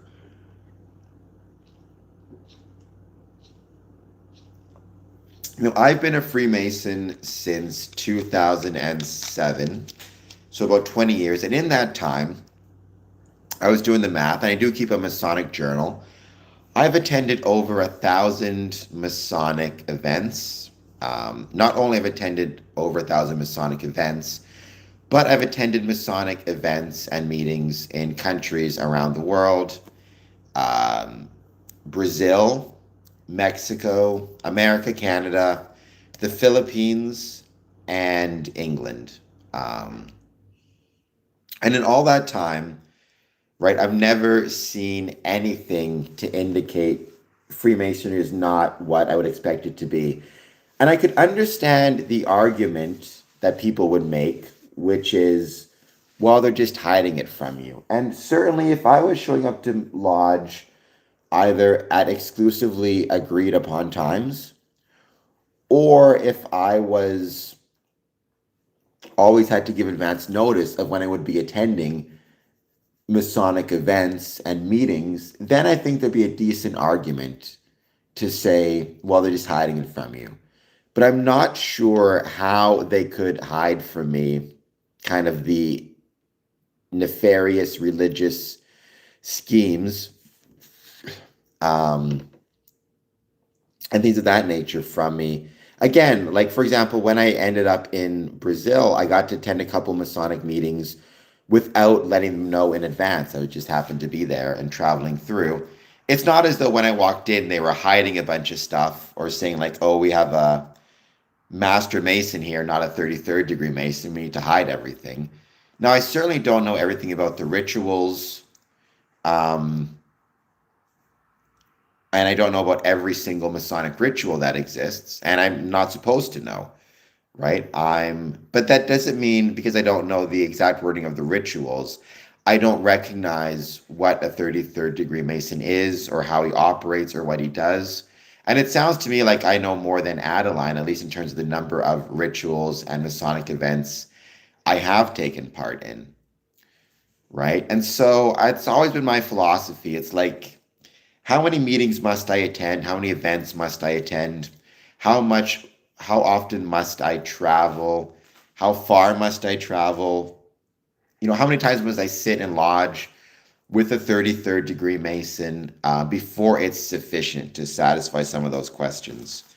And one example I always give is people will often say that there exists within Freemasonry a certain hierarchy, right? And the hierarchy that you often say is, well, 33rd degree, not you, Yuri, I'm just saying the people often say, is, that the 33rd degree Mason is the highest Mason.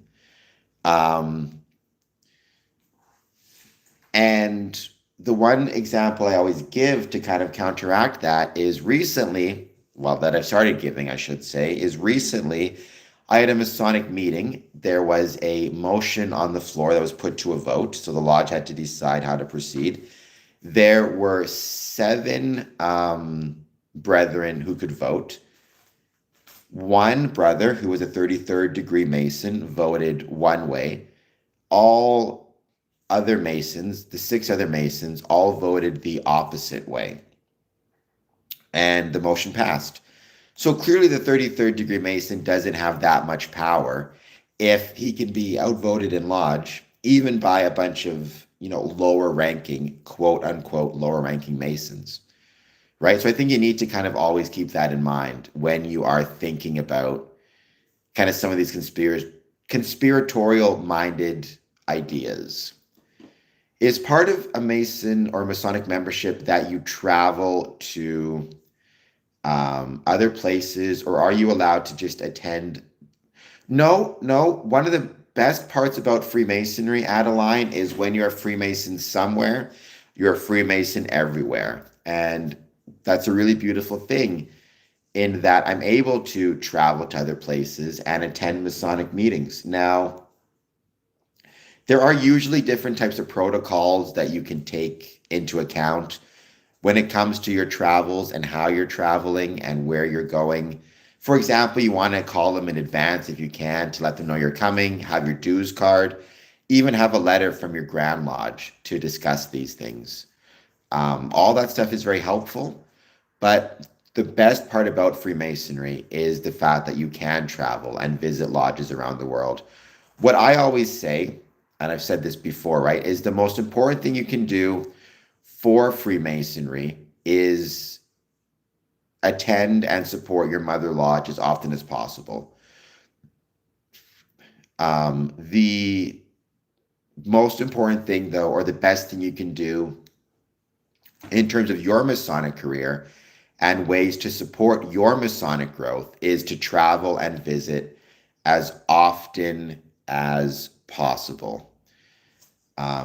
Yuri, couldn't he have wanted a majority vote and conspired by way of making them vote? I mean, well, I can't really disprove a negative. So, I mean, I suppose, Yuri, it's possible that without my knowledge, because I was one of the ones who would have voted the other way of him,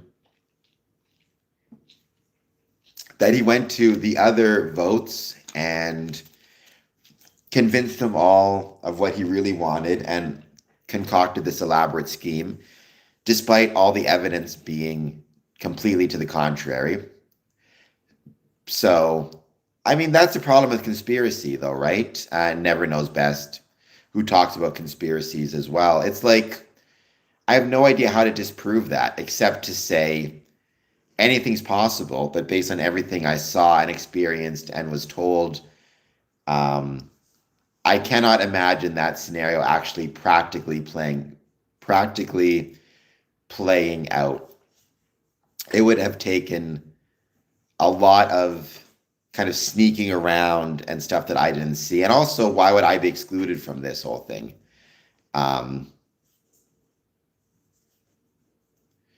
Like when Congress, well, but I don't know what benefit he would have gotten from that vote. He certainly wasn't, the vote wasn't to give him any money. So, yeah, I cannot imagine how that actually would have worked or what that would have looked like, Yuri. It seems highly doubtful to me. As Wolf Sanchez, I have successfully lobbied against policy. So this idea that there's some type of conspiracy, some type of kind of governing body controlling the strings, whether it be 33rd degrees, grandmasters, whatever it is, that is just not something that I see. And as Never Knows Best points out, right, to disprove that idea would be impossible, right? I don't know how you would disprove the claim. Well, again, I have no idea, Nathan. I suspect I would know because as someone who's active in the lodge and talking to members, I think I would get the sense if, certainly I think I would have the sense if the brother who voted and the negative was actually trying to pull some strings to give himself plausible deniability. Again, I can't prove or disprove that, right? All I can say is I saw no evidence of such a situation. And I think I would have recognized or seen evidence of such a situation if it existed. But you could say that across the board, right? Like that's one of those statements where anything's possible. I mean, it's possible that all of the members of the lodge were, replaced by aliens moments before the vote was taken, who just happened to look like human beings and take on the shape and voices of the Masons, right? How would you know?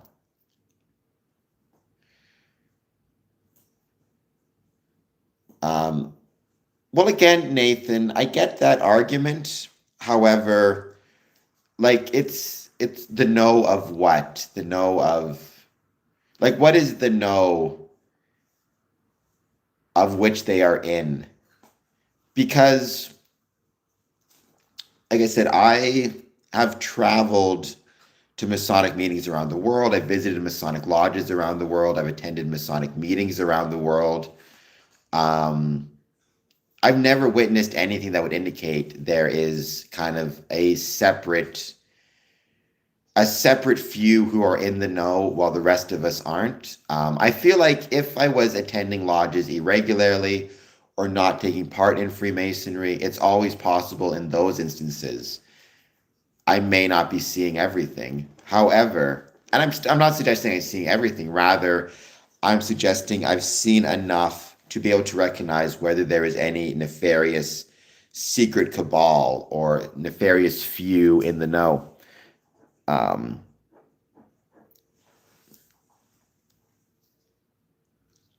I think skepticism is healthy in any voting system. I think skepticism can be healthy. I think skepticism can also be a bit of a drug. I think skepticism can often be very compelling. It can make people feel as though they know more than they actually do, or it can make people feel smarter than others. If you're constantly skeptical, um, it's very easy to fall into the trap of, oh, those people who are claiming otherwise or claiming the systems on the level are just being naive, right? I think skepticism can sometimes be a very powerful and very potent drug, in my humble opinion. I think never knows best puts it well. If you're going to believe something and state you believe something, then you need some type of evidence for justifying the belief beyond questions. But of course, as a Freemason, I'm often dealing with people who have, shall we say, interesting beliefs about the world. Looking for a cabal, looking for, like, what would you be looking for, Nathan? And as always, thank you all for being here. Please take a moment, if you are just joining us and you're new especially, hit that like button, hit that subscribe button, let me know how it's going and if there's anything you want to chat about when it comes to Freemasonry. Positive, negative, or neutral, I'd love to hear it. That's another good question, Nathan. What would be the money to which you're referring?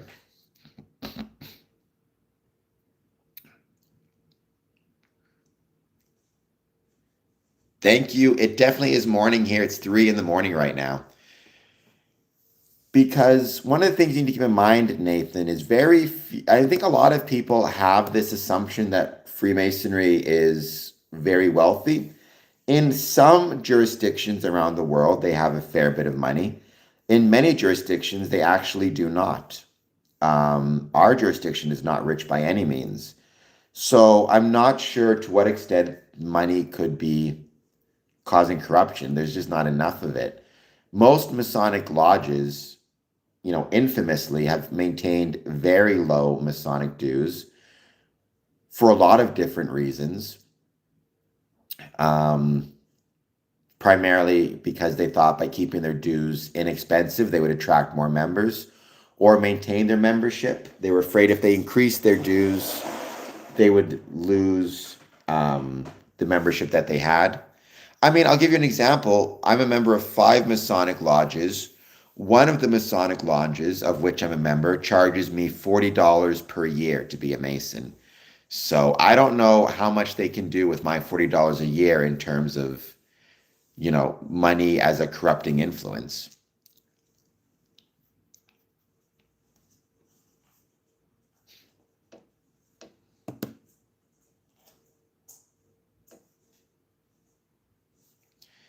But I mean, again, even when you say how much money, I mean, Freemasonry is jurisdictional. So the amount of money that is involved with Freemasonry in, let's say, Ontario is different than Texas, is different than New York, is different in Massachusetts. It's not like there's one giant kind of bank account to which all Masonic dues go.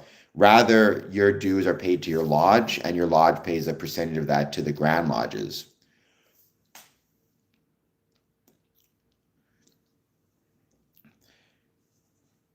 I can understand kind of if you are a student of history, Nathan, being concerned about that. But keep in mind, even when you say large groups of people getting together with common cause, I think even that's a slight misunderstanding. I mean, at a typical meeting I go to, there's between 7 and 30 people in the room. If there was ever 30 people in a particular meeting, that would be a huge deal.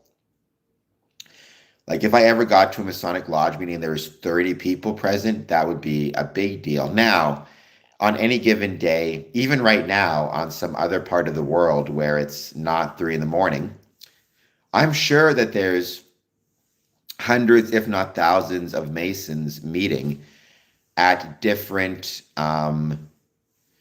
lodges, but they're not all meeting in the same place. In fact, very rarely will you see, usually once a year, for example, in Ontario, do you see more than a couple hundred Masons meeting at the same time? And that's usually at the Grand Lodge annual communication. Anything over 12, well, in that case, I don't know how you feel about football games, but right there, I guess every football team is of nefarious nature to you.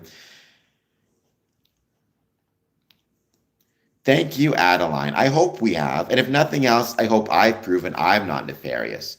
Whether you think that can apply to Freemasons or not, Nathan, I guess you have to decide kind of for yourself.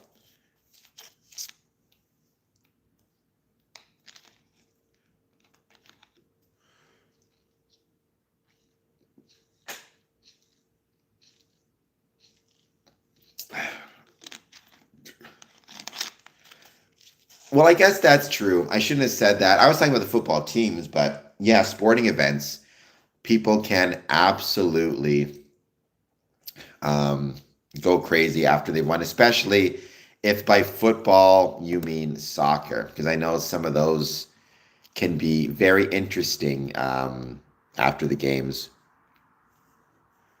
You're not wrong about booze. The New York Jets, I don't follow football at all, Yuri, so I cannot help you out with that at all. Um, are you a NFL fan?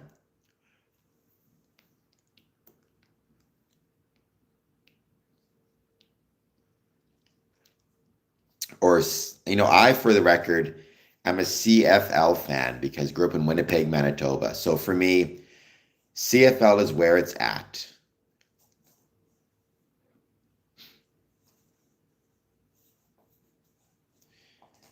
Although I'm concerned, speaking of conspiracies, that the CFL is going to change all of its rules to make it more Americanized or NFLized, which I do not like.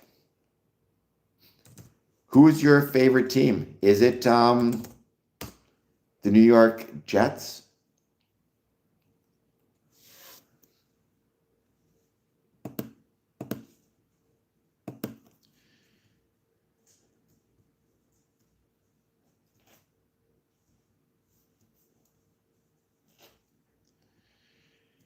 Oh, today, by the way, in England is Trafalgar Day, or I guess it was yesterday. CFL, Canadian Football League. It's basically the same game as like American style football or NFL. The difference is there's just differences in some of the rules. Like we have 3 downs to the American 4 downs. We have a bigger field, things like that.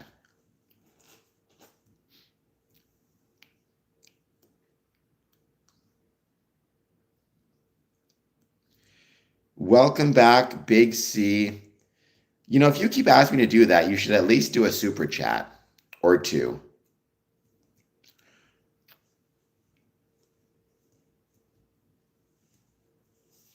You could do a whole $1 super chat. I'm still not going to sing that song, but nonetheless.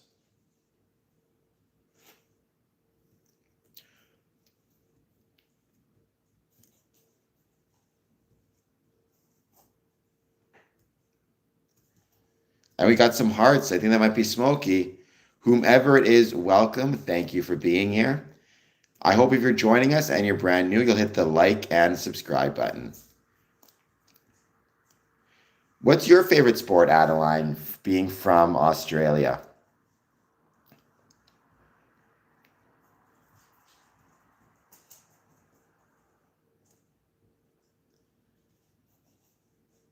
I'm guessing rugby. I feel like in Australia, rugby is the kind of the national sport. Sorry, Big C431. We will not be singing that song. I do not want to sing that song, neither here nor there nor anywhere.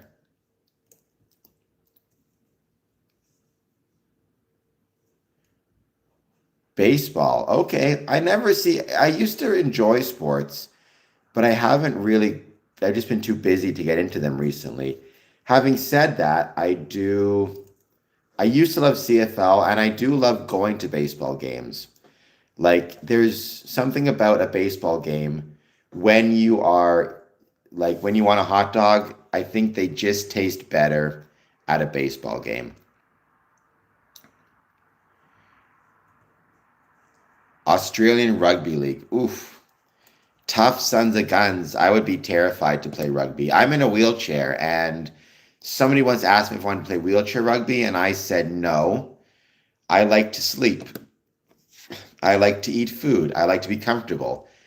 I don't like to be risking concussions every time I leave my house and decide to get on a court and get in a basically a tank that looks like a wheelchair and hit people with it. It's terrifying.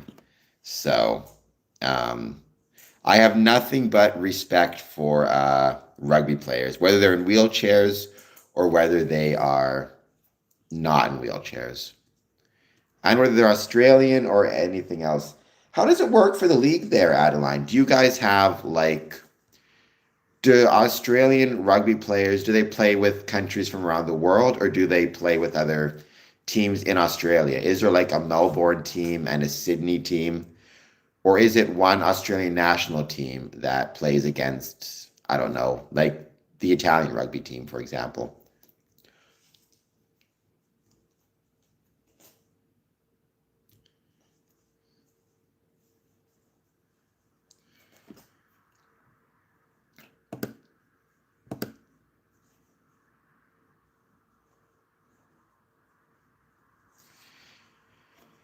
Well, Big C, I don't think they're going to let you see that. It's a tough sport for a tough man and woman. Oh, I can imagine. Thank you, Big C. Everybody like and subscribe. I mean, it's kind of like football in that way. I feel like probably they were ignoring. I'm in professional wrestling, and for many years, famously, CTE was ignored.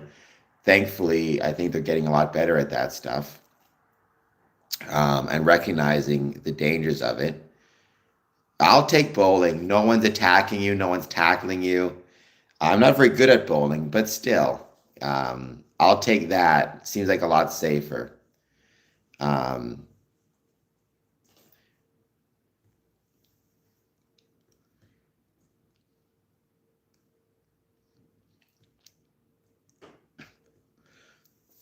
we should go to karaoke. I don't want to sing Ram Ranch. That song seems terrible. I'm not going to lie to you. Okay, so we have teams both within different states in Australia that compete with each other and that compete with overseas countries, but we usually kick their ass. First of all, good for Australia. I support that. When you say usually, like is rugby an Olympic sport or is that where, or is there like a national or international rugby tournament?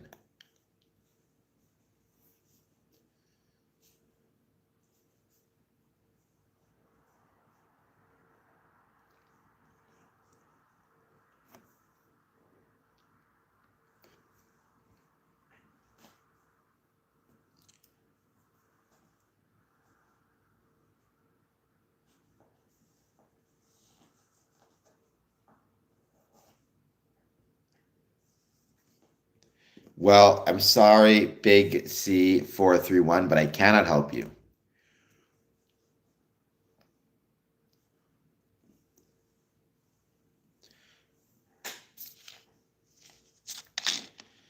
I know there's been Masonic baseball teams in the past.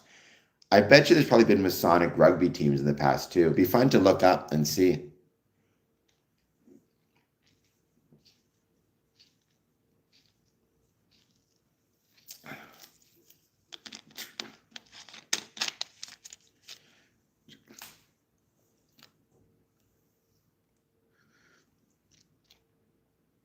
Am I allowed to say if someone else is a Freemason? Well, if I have their permission, um, I'm not allowed to just go walking down the street and pointing someone out and saying they're a Freemason, or even do so on stream without, their permission. Which there are some people who, prefer their privacy, not just about Freemasonry, but about almost anything, and you have to respect that, right? It's human nature to want to decide what information about ourselves we do and do not divulge. So I need their permission first, um, which I think is just a matter of politeness and kindness.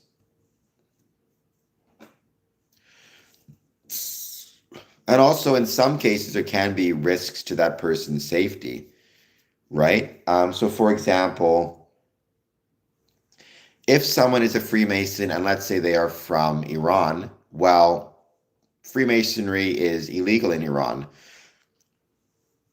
So, if they joined, let's say they lived in Iran or Dubai or um, UAE, for example, and then traveled from Iran to Canada, or let's say UAE, became a Freemason.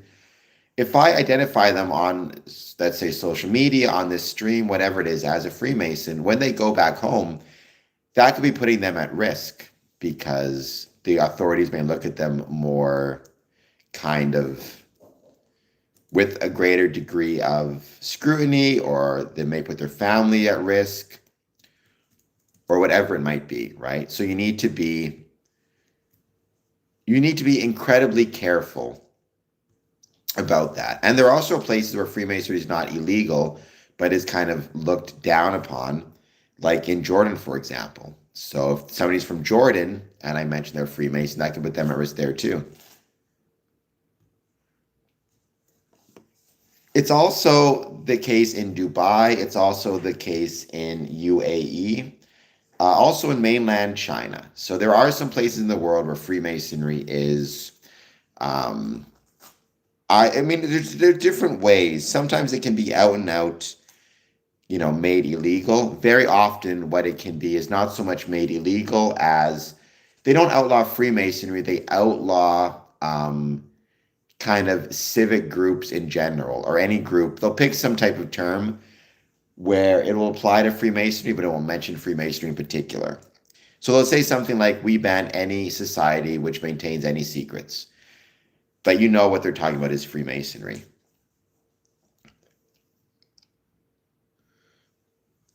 Interesting. Yes, I just looked it up, and there are some lodges that do have teams, but it doesn't seem to be a particularly common, although they did reference a couple of clubs and lodges in the United Kingdom. Interesting. Okay. I mean, I suspect, like I said, whether it's baseball teams or whether it could be baseball teams, it could be rugby teams. I bet you there's even some football teams, like American style football. It makes sense that Masonic lodges would want to try to have some connection with sports and sports teams, if nothing else, to try to catch the interest of Masonic brethren who might be interested in sports. There's a lot of great Masonic charities that are involved with this stuff and sports, helping, for example, underprivileged sports teams purchase equipment, or sports teams in underprivileged areas purchase equipment, Masons for Mitts, for example. All right, I'm going to just see if I can plug this in. It needs to charge. It's charging. Oops. Sorry about this. Oh, there we go. All right. If it's affecting the camera at all.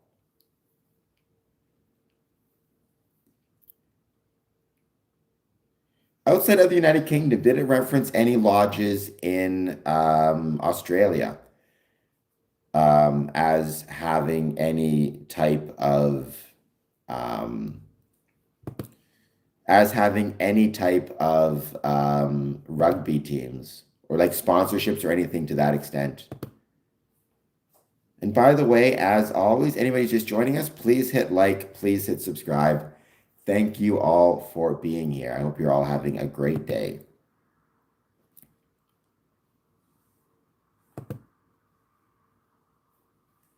Or a great morning, I should say.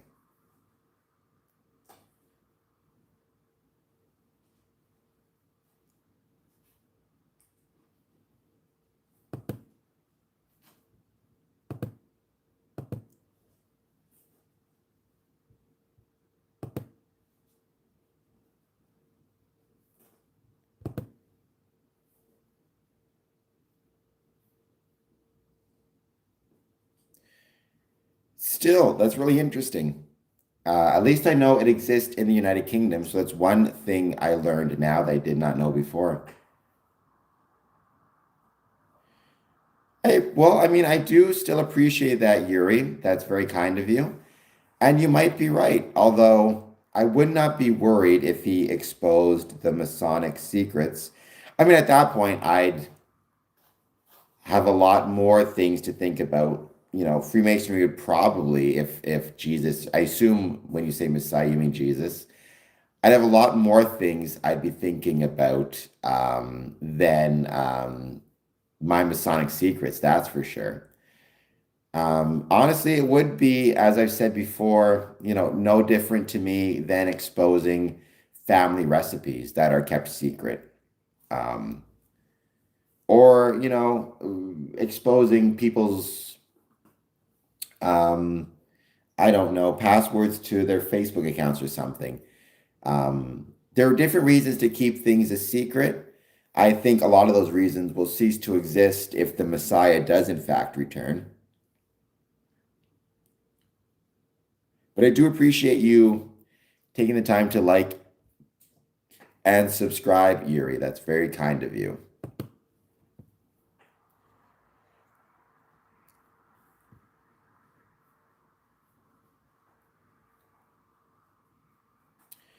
Or afternoon. It's 5:20 in the afternoon there. Okay, so yeah, you're about 12 hours ahead of us. What's the future hold? What does 5:20 look like? Anything happening in the world of which I should be aware? You've got 12 hours of news ahead of me.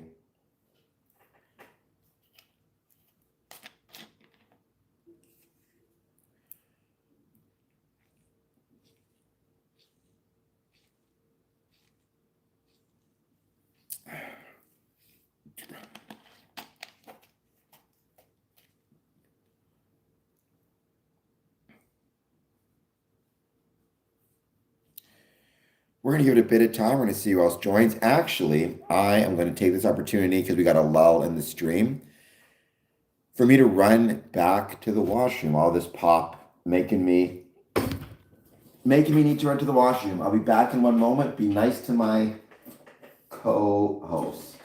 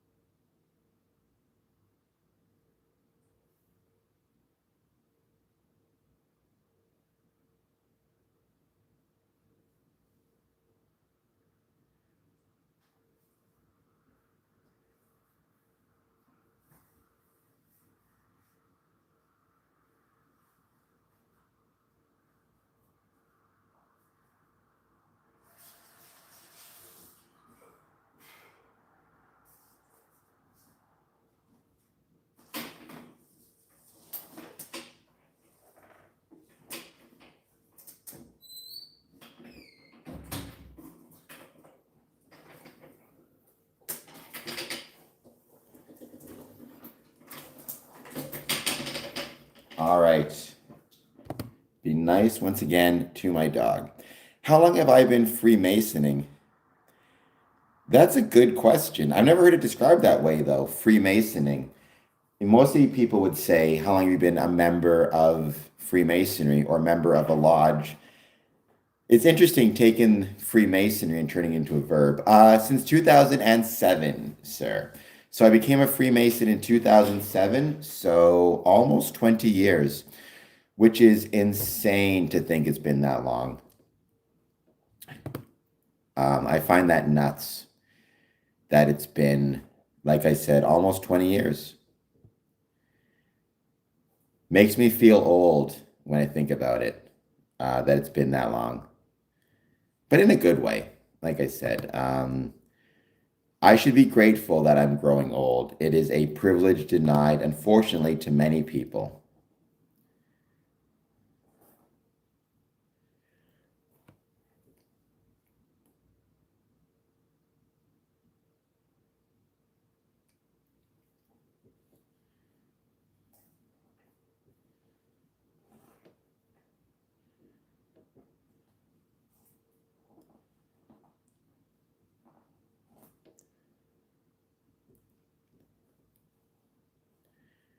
I'm curious, Yuri, how long have you had questions about, or not even questions per se, but just thoughts on Freemasonry? Because I'm assuming that the algorithm brought you here probably because you've been studying Freemasonry or posting questions or thoughts on Freemasonry. So I'd be curious to know how long you've been studying those things.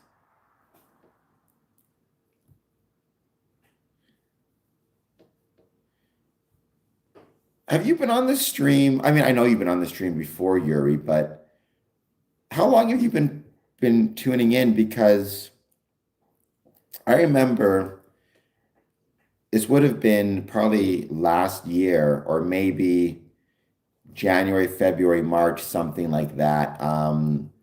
Somebody mentioning that 9/11 is what got them interested in Freemasonry, or 9/11 got them interested more in kind of, I don't want to use the term conspiracies, but pick your term, right? Alternative history kind of things. Was that you? Or maybe, I mean, I'm sure there have been many people who were inspired. That's not the right word. Motivated after 9/11 to maybe consider alternative histories to what kind of mainstream might be.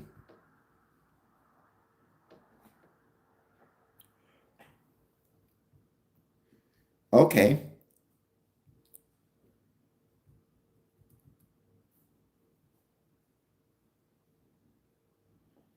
So, in the course of your kind of researches, when did Freemasonry first pop up?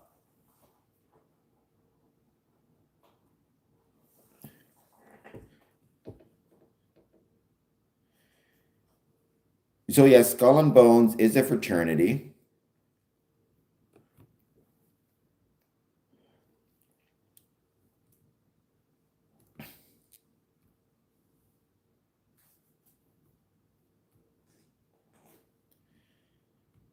Well, I mean, but that's not, I think that's well known. One of my, so I'm a huge fan of um, Aaron Sorkin. I think he's one of the best writers, whether it be movies or television. I love The West Wing. Steve Jobs is one of my favorite movies. And he talked about that in Charlie Wilson's War, which is a great movie, right? That was clearly, you could argue at the time they had to make a bet as to whether to support Afghanistan or the Soviets, but they did not follow through in the way they needed to, obviously, right? And the results were the Taliban. Um, Charlie Wilson's War does a great example of talking about the mistakes that were made, not in arming the Taliban, but then once the Russians were defeated, in leaving them to fend for themselves which just radicalized them. And not only have you radicalized them, but now you've trained them and given them weapons. So, um, that's one of those examples of people maybe getting the, playing a great game and then fumbling at the end. And in this case, the fumble cost a lot of people their lives. And I mean, I think the ramifications are fairly obvious.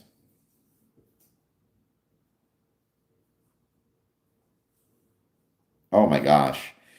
Well, I mean, I don't know what to say about. I've never heard the latter part of that conspiracy theory, the idea that he replaced George Washington. That seems pretty crazy to me, to be honest. I have heard more the former, though, the idea that Freemasonry was infiltrated by the Illuminati, and then we continued their kind of ideology, if that's the right term. Um, I mean, I don't know. What I would say is I've not seen any evidence that Freemasons infiltrated at any point by Illuminati. Based on my researches, our Masonic rituals, especially emulation ritual, seems pretty consistent, as does Preston and Webb. It does not seem to me as though, like I don't, I've not done a ton of research on the Illuminati, but it doesn't seem to me as though I've not seen any evidence that there was some infiltration that completely changed or modified the purposes or rituals or ideas of Freemasonry. Now, again, I guess you have to take me for my word on that based on what I've seen in my researches, but the Illuminati, as far as I can tell, is a um, pretty much a dead organization in 2025.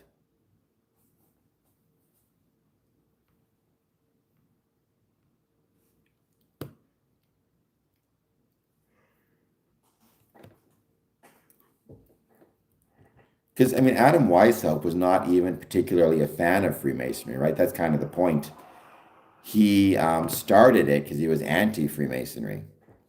He was a Freemason. He found that both it was too expensive and that it was not esoteric enough for him. So,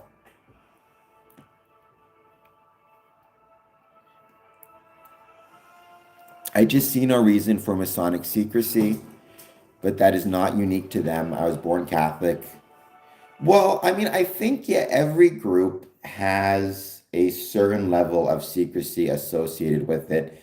There's always going to be different reasons for either groups or individuals to maintain secrecy. In some cases, like in the case of business, it's going to be for financial reasons or economic reasons. In some cases, it's for personal privacy. Like, for example, you're not going to share on the stream your social insurance number or your bank information. And in some cases, it's about a way to maintain the bonds of brotherhood between different people within a group or organization, or familial bonds. Again, in the case of like a private family recipe, you're keeping it secret not because the recipe is nefarious, but rather because maintaining the insular nature of the recipe bonds you to your grandparents, to your grandkids. Freemasonry is the same way. What we pass down is our ritual, and that's kind of the best thing we have to pass down. So if we tell everybody the ritual, then it stops meaning as much. Right? One of the things I genuinely love is when I'm traveling, having the opportunity to visit brothers. And I know that they know the same things I do. I know that they know um, kind of the Masonic modes of recognition. And also it's traditional, right? I mean, going back to our earliest charges, um, there's a mention of the importance of maintaining trade secrets for stonemasons. Operative masons, out of a matter of respect, chose to maintain those. And I think that's a really good thing. However, I can understand why people would be um, I don't know what the word is, why people would be perhaps nefarious or hesitant as it relates to maintaining secrets. This is my decision, okay? Not yours. It's the best way. It's the only way. Okay, but he's not. By the way, I've got The Long Walk playing in the background. This was one of my favorite current movies. I loved it, so yeah. I figured why not play it while we're waiting to see if anybody else is going to jump on and say hello.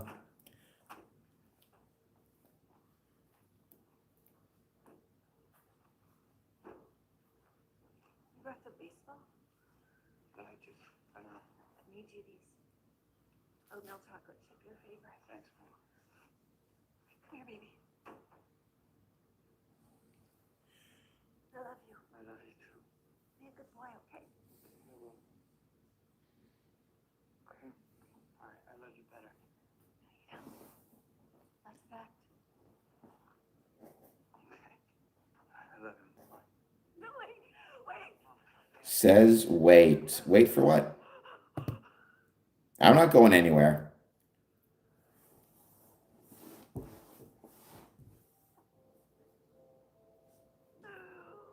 I know. It's gonna be okay. It's gonna be okay. Oh, it's just a few days. I'll see you in a few days. No.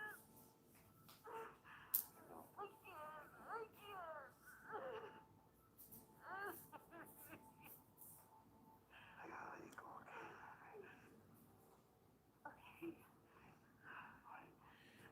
Well, it's peaked Piqued. I have no idea when the Simpsons Stonecutters episode was released. It was like 92, 93, something like that. I'll take it though. I think every Mason secretly loves that episode. Even if they say they don't, they secretly do. They're secretly a huge fan of it. Hey, in the breeze. Nice to meet you. Um, Ready for this? Little Joe, okay? Yeah. does Freemasonry, um, Hey, what you would?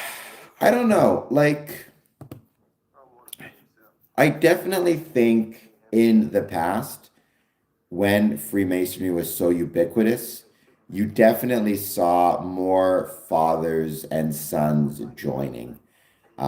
However, it's really not the case anymore. I mean, within my Masonic lodge, for example, I can think of, well, I'm a member of three Masonic lodges, Hey, what's your name? but in my mother lodge, I can think of maybe, off the top of my head, out of a membership of 70 approximately, I can think of maybe five I know of who have fathers who are Freemasons. The majority are first timers. Mark Bacon. Um, so no, I mean, you used to see it more often. Even in terms of this idea of the father's a Freemason, so therefore the son is kind of expected to join. That just doesn't really happen anymore, um, at least to my knowledge. Yeah, you pacing. Are you okay? Just getting warmed up. If anything, oftentimes what you see nowadays is the son joins first, and then the father joins after. There was a gap. A lot of people talk about this.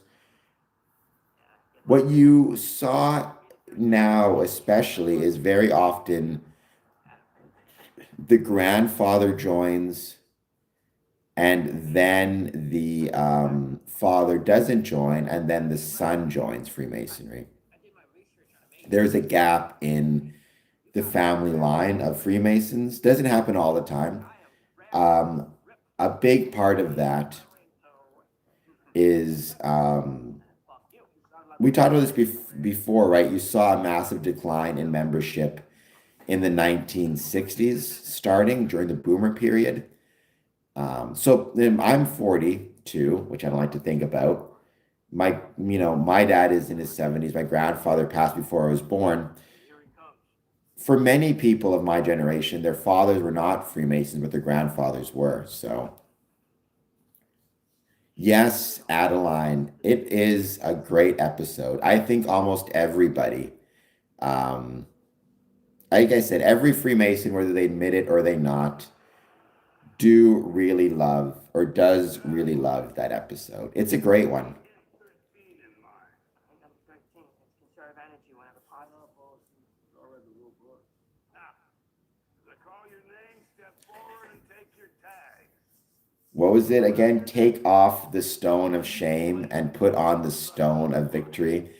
And it's an even bigger stone. James, number 1. Smith, Patrick, number 4. Markovich, Gary, number 5.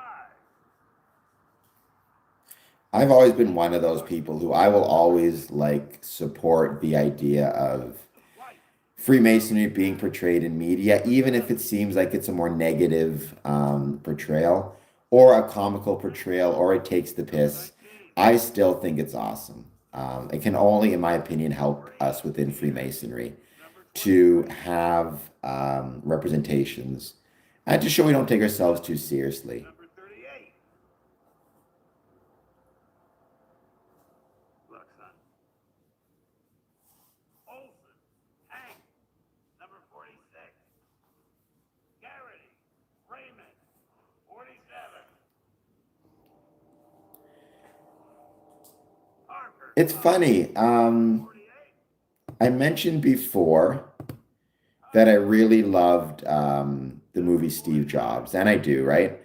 One of the best quotes about Steve Jobs is, and I really loved it, he said, it was one of the engineers who was featured in the movie said, none of it's true, or sorry, none of it happened, but it's all true.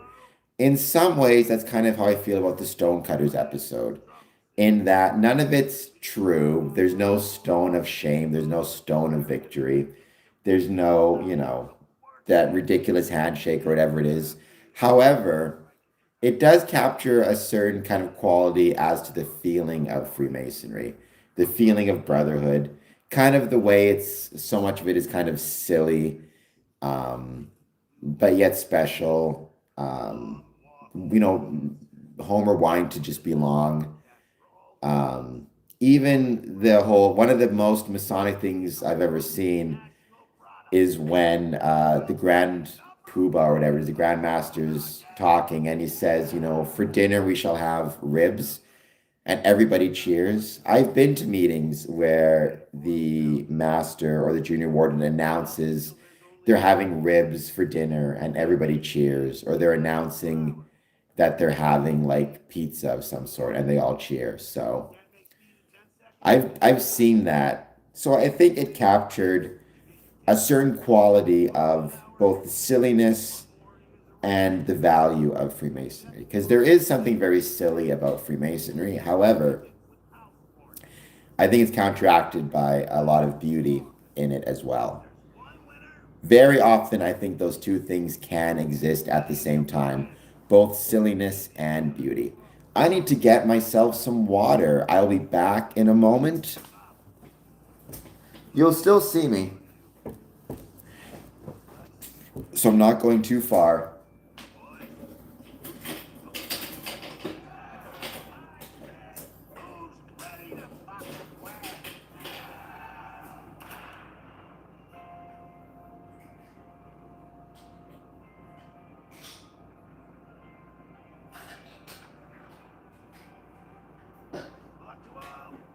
Remember, anyone can win.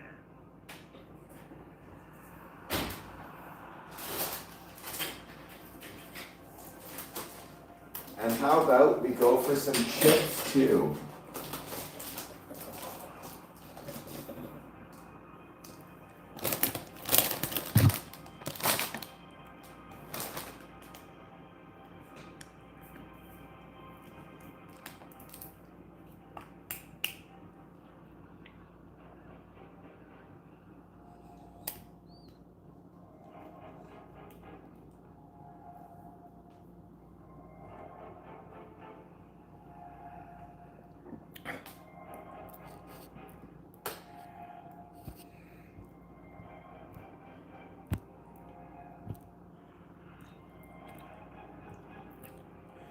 I agree, Yuri. I love laying. I've done some cornerstone ceremonies here in Windsor. It was really special. I loved it. Probably one of my fondest memories is laying the cornerstone in Windsor City Hall. Vibes is the name. Well, first of all, vibes. I break hearts. I don't have my heart broken. So there's that to keep in mind. However, on a more serious note, hopefully you have friends and people you can talk to and you have a purpose in your life.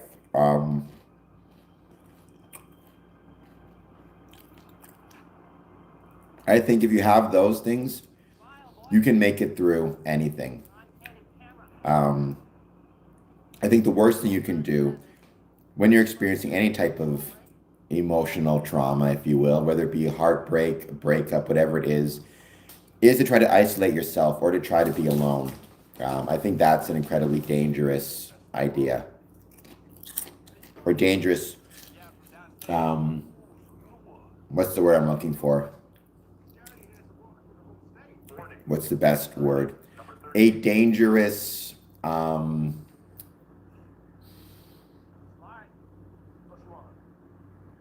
desire. Because I think very often when we're going through trauma of any sort, we want to isolate. That's our tendency, that's our desire. But that's the mind lying to you. So try to find friends and people to talk to. I am definitely not Vibe is the name. Having said that, I do hope you'll be so kind as to hit the like button, hit the subscribe button, and let me know if you have any thoughts on Freemasonry or anything else you want to talk about. Positive, negative, or neutral. I'd love to hear it.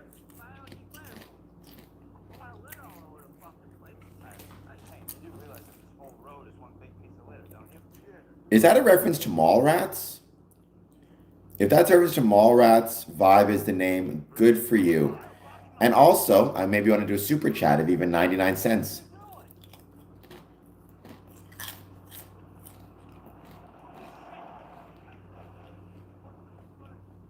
Warning number 5. Second warning.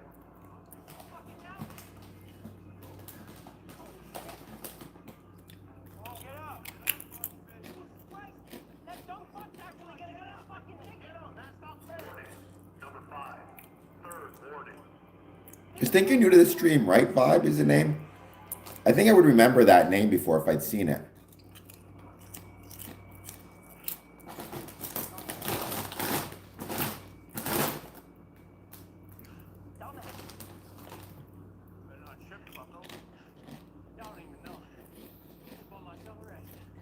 Never seen Squid Games. So it's hard for me to say. I don't think so, based on what I know of it. If anything, from what I understand, Squid Games has a tendency to, what it seems to satirize is kind of hyper-capitalism, and kind of this culture, everybody's competing against each other. I mean, maybe.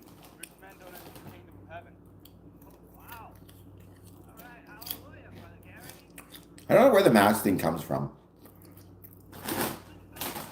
I mean,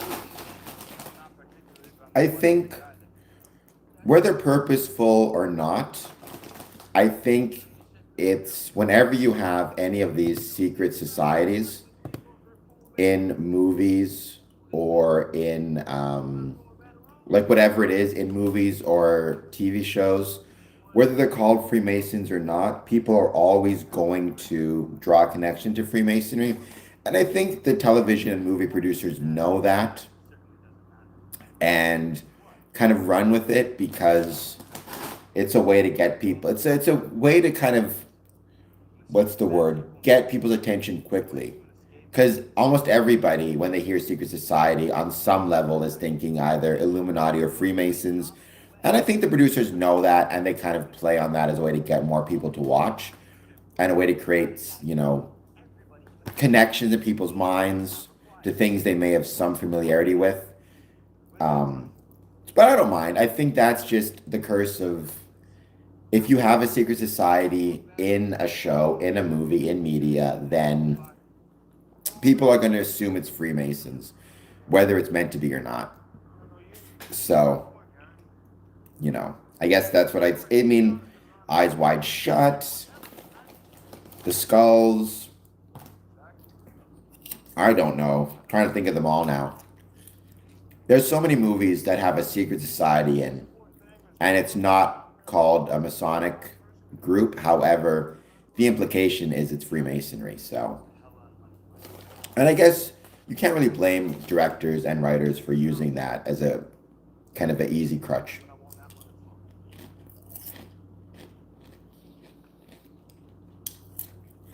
But I've never seen Squid Games. Again, to me, I think in some ways Freemason would be the anti-Squid Games in the sense that, when a brother falls on hard times or needs assistance, Freemasonry will provide him benevolence to assist him and help him get through it.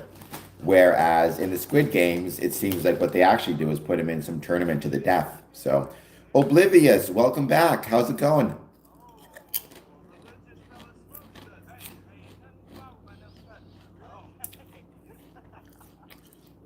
Watch where the fuck you're going, you fucking dipshit.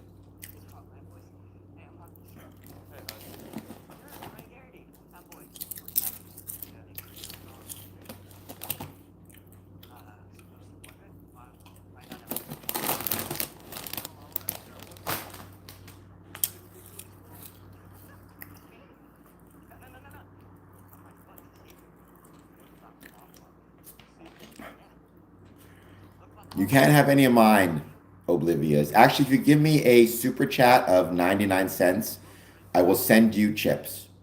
I suppose not, but still make one. I don't know how. I will try to send them through the screen of the phone if I can. I can't make any promises that I'll be successful, but I'll try my best.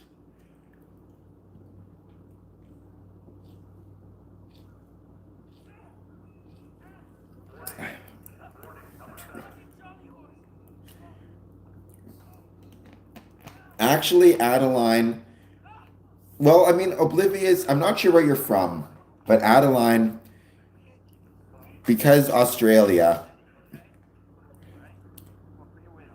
I might send you some because these are ketchup chips. And these, I understand, are not available in many places outside of Canada. And these are great. I have to send you a postcard anyway still. I'm hoping you get the postcard I mailed to you last week soon, but I may have to send you another one. If people remain as patrons, I send them gift packages at Christmas. Maybe for you, it would be ketchup chips. Because these, I understand, are not available many places outside of Canada. Oblivious, I'm not sure where you're from, but if you're from the States, good luck getting ketchup chips. To my understanding, they are pretty much Canada exclusive. Which makes no sense. What is a chip? What is a potato chip? Potatoes. What goes with potatoes? Ketchup. Crazy.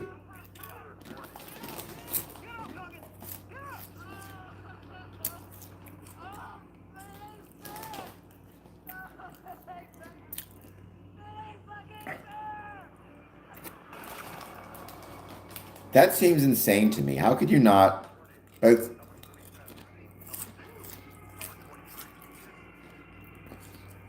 What makes more sense to put on a potato chip but ketchup flavored?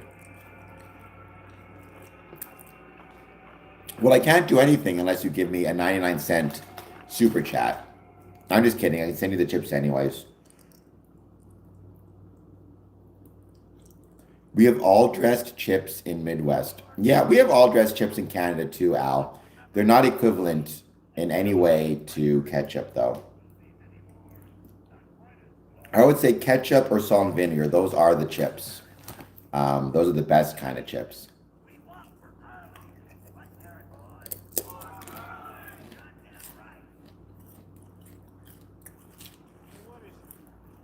Is that actually a line from the song? I'm trying to remember if that's the actual, if there's the actual line or if you just made that up. If you did make that just up now, awesome, Yuri. If that was the line that I've forgotten, that's very cool as well. Hey, why'd you touch that combo?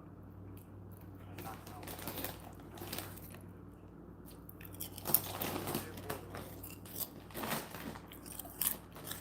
Yeah, but if you can get those already in Australia, there's no point in me sending them to you. Watch out, boys. They're coming. I would buy chips if they were.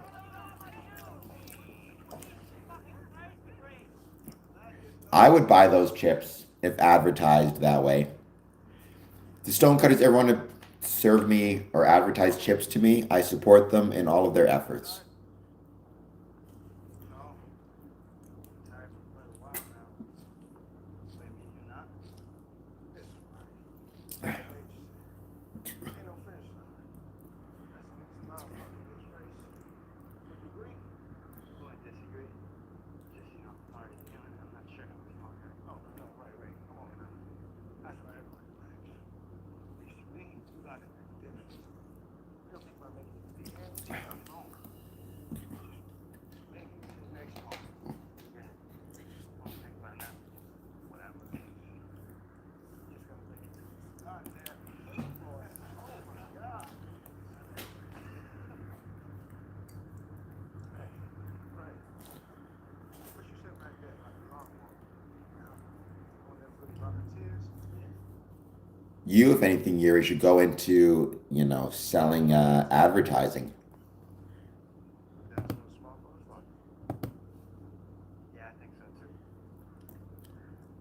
Hey, just go on there and be like this, man. Not that I've ever seen. My suspicion is it may actually be mentioned in Mackie. Let me see. Mackie, That is fast as a life to Freemasonry. but it ain't How do you spell that? Pineal gland. Supposedly the location of the human soul, if I recall correctly. Okay, I guess he didn't mention it. I thought maybe it's possible. If it would be anywhere. Come on, man. She must be like 14. She's much older than that, so. But I don't see anything. I'm just doing a quick search. What's that fan? They didn't have this one. Thanks, baby. You don't thank me too much. I like you. If you fall over, I won't. Well, Mackie doesn't make a direct link, but he connects it to the pine cone. You know what I say back? I guess that's something. They say you should make friends along with the fuck. I sort of like you. Even you also. Fuck off. No, I'm serious. I don't know if he ever mentioned the third eye. I've never heard any discussions in Freemasonry of the pineal gland. I mean, I know what it is. Again, the idea that it is believed by some to be the seat of the human soul. I think it was said by Descartes. I'm curious if he was a Freemason. Rene Descartes was not a Freemason.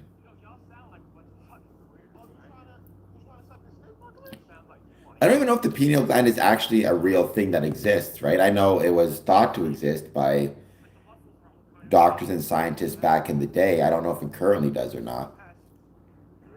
Or if they was just kind of in the same way people used to believe in like the vapors or whatever it was. Or if the pineal gland is actually a real gland located in the brain. You are just crushing these, Yuri, lately with your with all of your. You should have written that episode. Or if the Stonecutters ever come back, or people ever want to bring new Stonecutters episodes, I'm voting Yuri does the writing for it. It produces melatonin. Okay, so it is a real gland. I wasn't sure again if it was like the vapors or something. Hey, y'all should be fucking smiling. The odds just went up for us. Yeah? I keep hoping that fuck is easy. That's what I'm afraid of.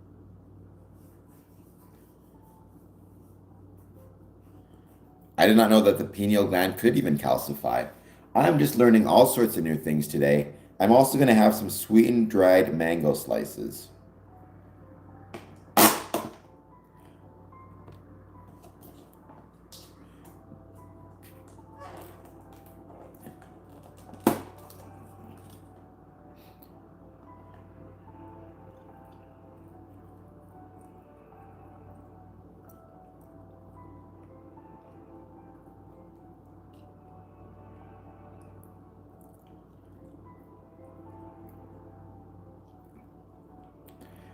These mango slices are way too sweet. Probably a nice place to live. Still have a nice places to live. I'll never get out of this. I'm gonna fornicate to a cop. Okay. I'll never been so horny in my life as I am right this minute. Ain't that sweet? It is fucking. By the way, I'm watching The Long Walk on The Long Walk on Prime Video. While I hang out with people to jump in the chat, say hello.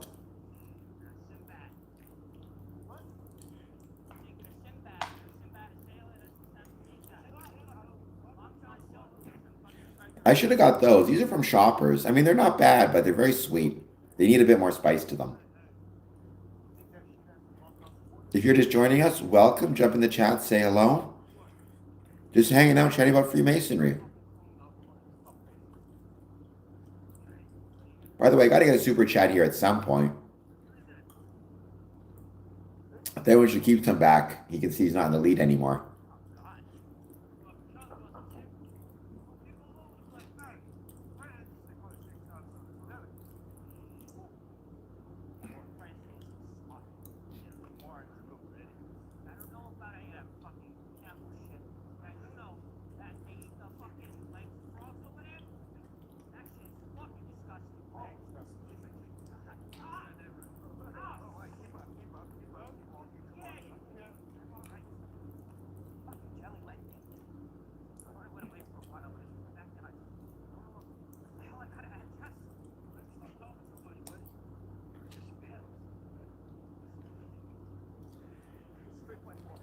Were the occultists Freemasons?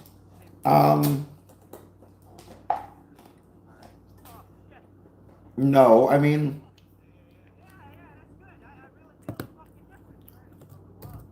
I guess you have to define, like, occultists.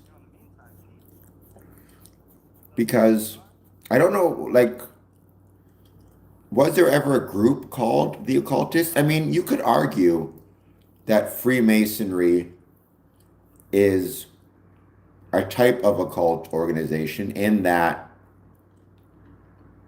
it what am I trying to say? You could argue that Freemasonry is a type of occult organization in that occult is just Latin for meaning hidden or secret. It's only been maybe in the last 100 years or so that the term occult has actually taken on nefarious meanings. For much of the time, occult just meant hidden, right? And there's nothing inherently suspicious about it per se. So I would describe myself obviously as a Freemason, but I wouldn't describe myself as an occultist, if that makes any sense. Because to me, the truth of Freemasonry is that it's not hidden. There are aspects of it that are kept private, but Freemasonry itself, I talk about it all the time. It's what I do for a living.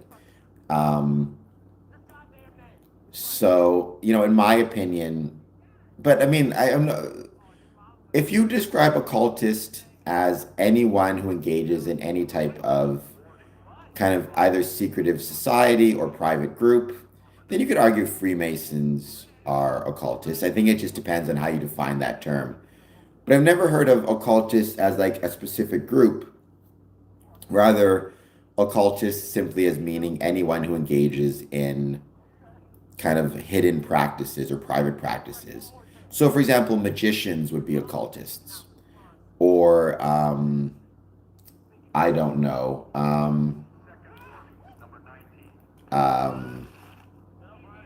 You could argue in some ways like chefs are occultists if they're keeping their recipes secret. But when you say worthy occultists, that make and with a capital O, that makes me think, was there a specific group called the occultists, of which I'm unaware? Um, what are Shriners? Shriners are a appendant body within Freemasonry.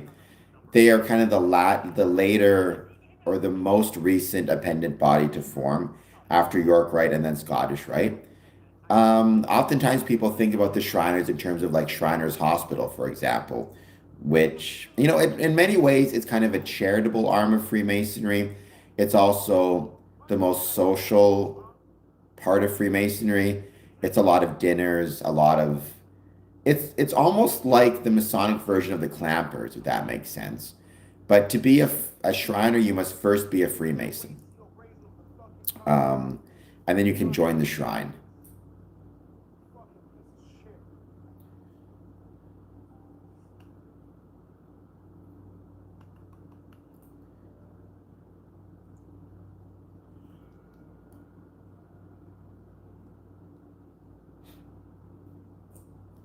So those little dudes who ride around in the little cars with the funny hats, those are Shriners. They do a ton of charitable work.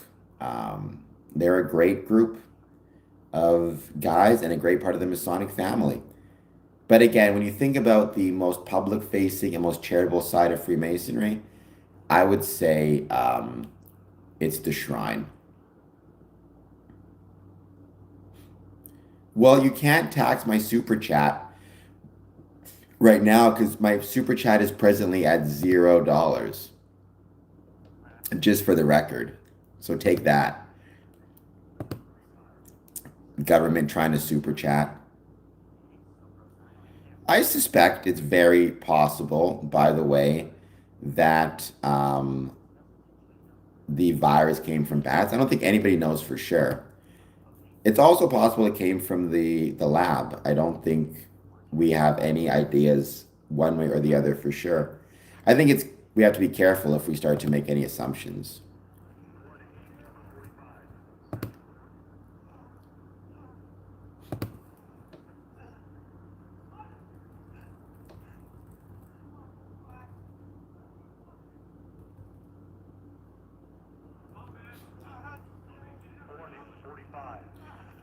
Welcome. If you're just joining us, please take a moment, jump in the chat, say hello.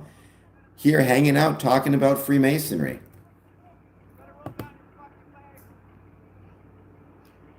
And I'm 2 subs away from 2,780 subscribers.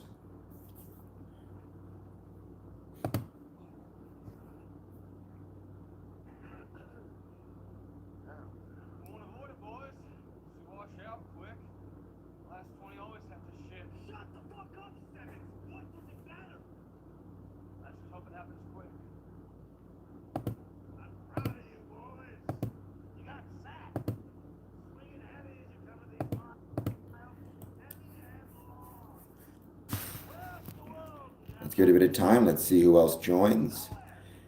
I Dr. Cult the Occultists. I have no idea what that means. Who is I Dr. Cult?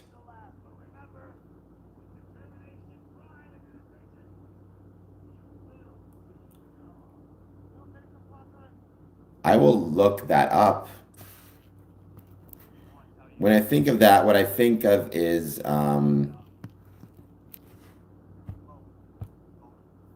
I think of, for some reason, Dr. Giggles when I think of that.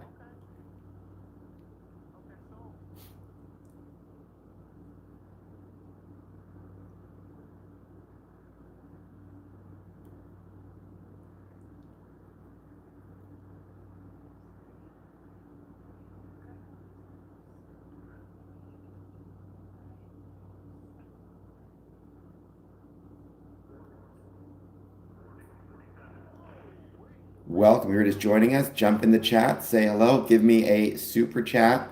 Let me know how you're doing and anything you want to talk about when it comes to Freemasonry, positive, negative, or neutral.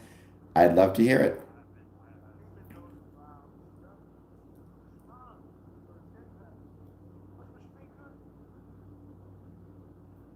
See, I've never heard of them before, so That makes me think they're not Freemasons. When I hear occultist, I just think of someone who dabbles in the occult, whether it be, again, magicians or, I mean, magicians is kind of the first place my mind went. I'm going to check this out. Occultist Germany. The Thule Society?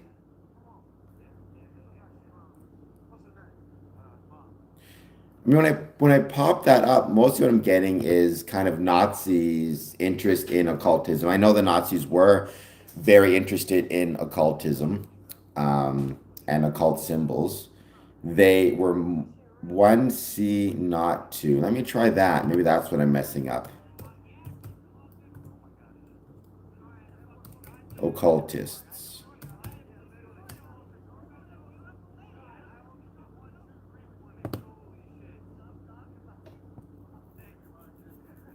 Nine covens. It goes always back to occultist. Oh, the devil's leg. I can't really find it. Even when I search with 1C, it ends up kind of giving me the answers for occultists with 2Cs. But what I can say is I've never heard of them before this stream. It's great to hear about them now. I'll try to do some more research about them. It's the same way I'm trying to learn more about the clampers in different groups that either have kind of a fraternal organization or a civic organization, or even an occult kind of element to them.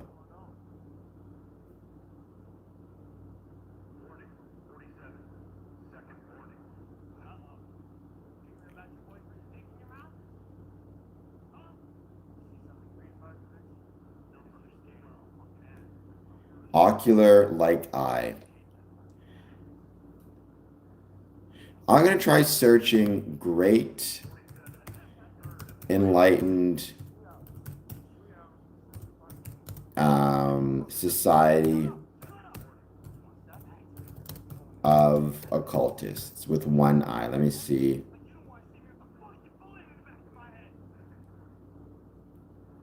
Occultists.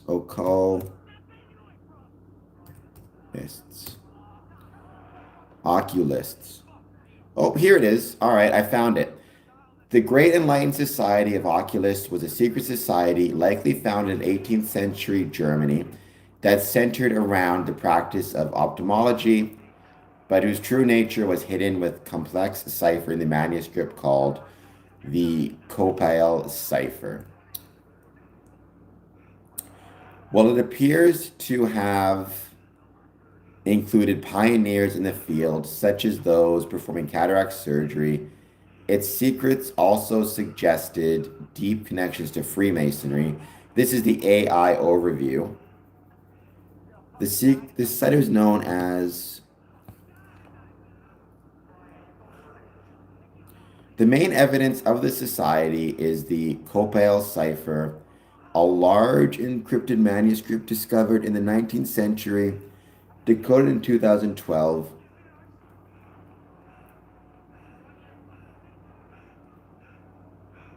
It's interesting. A lot of people are connecting them to the Eye of Providence and the unfinished pyramid on the dollar bill. I don't know. I don't know enough about them. I'm not seeing automatically what it is that they would make it Masonic. Let me see. The occultists, so this is from Wikipedia. The occultists were a group of ophthalmologists led by Count Frederick August von Veltheim, who died in April 1775.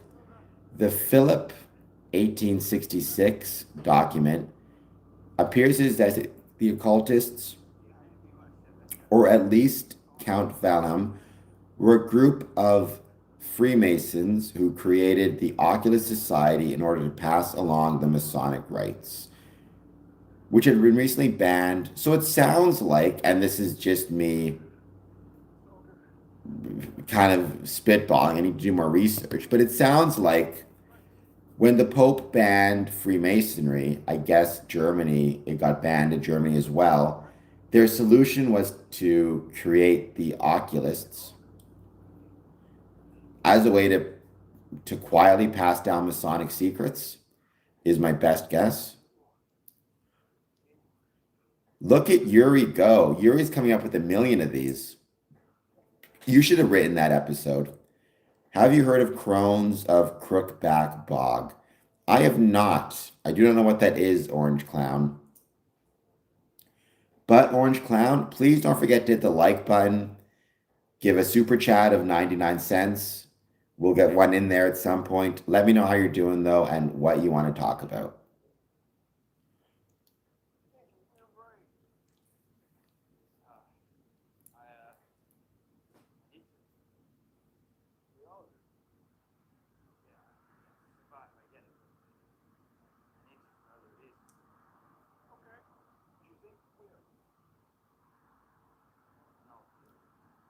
What are the Crones of Crookback Bog, Orange Clown?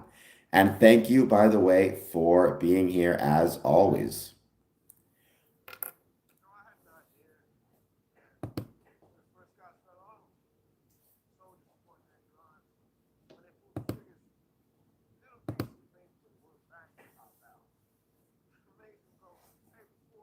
Oh, I'm 2 subs away from 2,780 subs. So if 2 people want to sub, or you want to share this stream with 2 people, get them to sub. It would be much, much appreciated. Any of you don't, I appreciate you guys being here very much.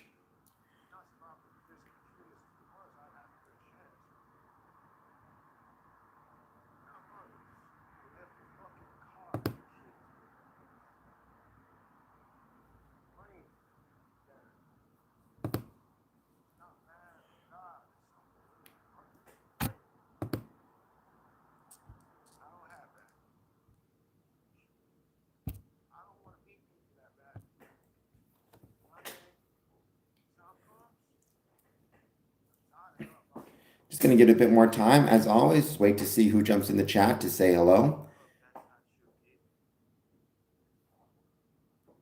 That would be awesome, Yuri.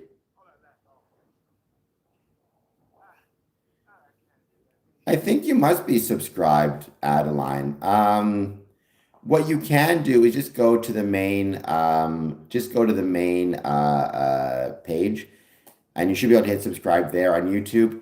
Either way, if you can't, though, don't worry about it. I just appreciate you being here. I just repeat it a lot because you never know who's on the stream at what point. And it's very possible people are jumping on for a couple seconds. I want to make sure I get my ask in there before they potentially jump off somewhere else, which is why I'm also always bugging about things like super chats and whatnot.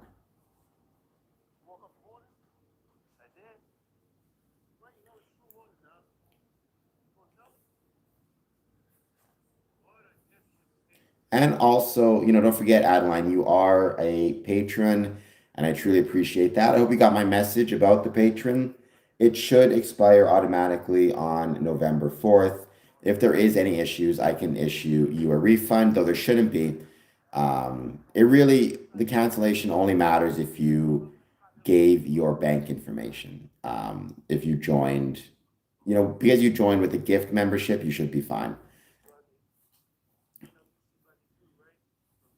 Oh my gosh, that's a good question, Al. I don't know. In the same lodge? I don't believe so. But I don't know for sure. I mean, so Ben Franklin was a Mason out of Pennsylvania. Paul Revere was a Mason out of Massachusetts. John Hancock, I believe, was a Mason out of New York. I'm curious, how many founding fathers, that's a good question though, were Masons in George Washington's Lodge.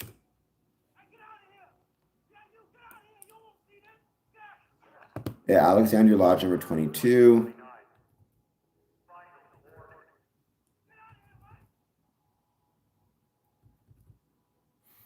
I don't think any of them were like part of Fredericton Lodge. Like I said, Paul Revere was a Mason out of Massachusetts.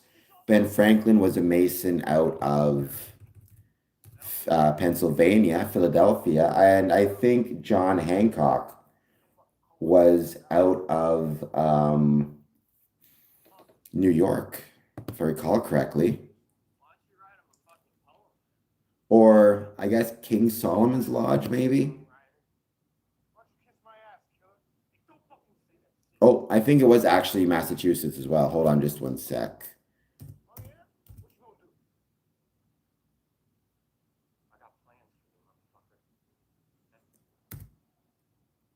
Doesn't say for sure where he was a Mason. Let me see.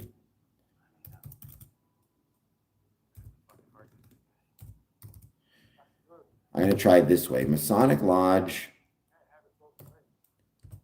Oh, you're right. I've been doing this for 24 hours. What can I say? Here's my water. Windsor, I will drink water if you hit the like button and the subscribe button. And if you hit, do a super chat. Masonic Lodge, John Hancock.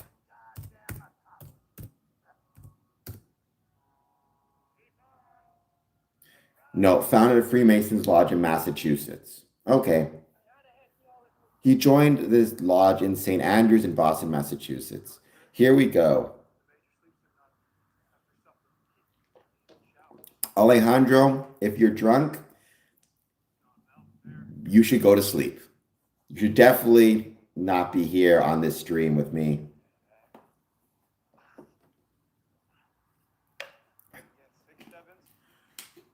Windsor, welcome. Let me know if you have any questions or comments on Freemasonry. But I don't believe, going back to the earlier question, that any of the founding fathers were Freemasons with or within George Washington's Masonic Lodge. I'm glad you're chilling, Alejandro. I hope that you will consider giving a super chat, even of 99 cents. Windsor, I hope you hit the like button and the subscribe button, and thank you for being here. I believe that was Mandarin here you wrote, or Chinese. Let me just check.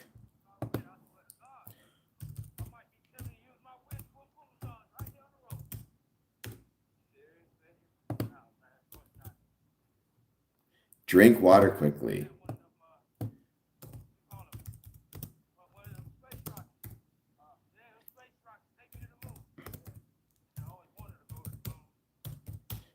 Well, thank you, Rainy Girl, for that. How's it going?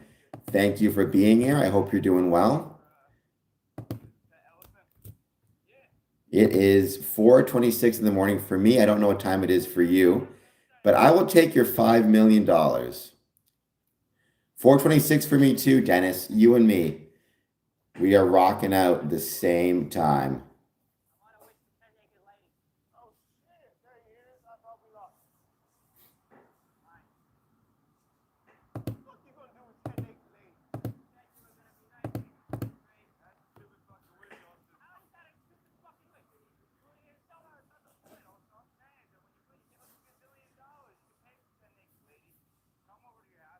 One 1:26 a.m. or 1:26 p.m. Yes, you're 14 hours ahead. I've still got to. I made a note, Adeline. I'll be sending you some ketchup chips along with your postcard. Hopefully, the ketchup chips don't, I don't know what the word is, don't end up taking over the country as the Toads did.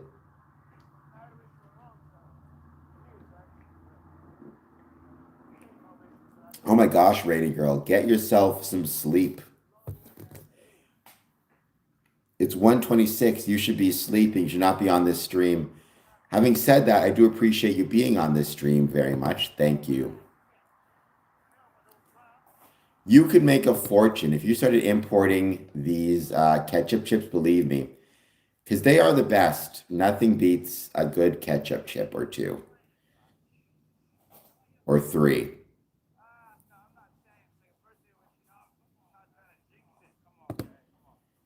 That's definitely the hard part of these 24-hour streams is figuring out what I'm going to eat.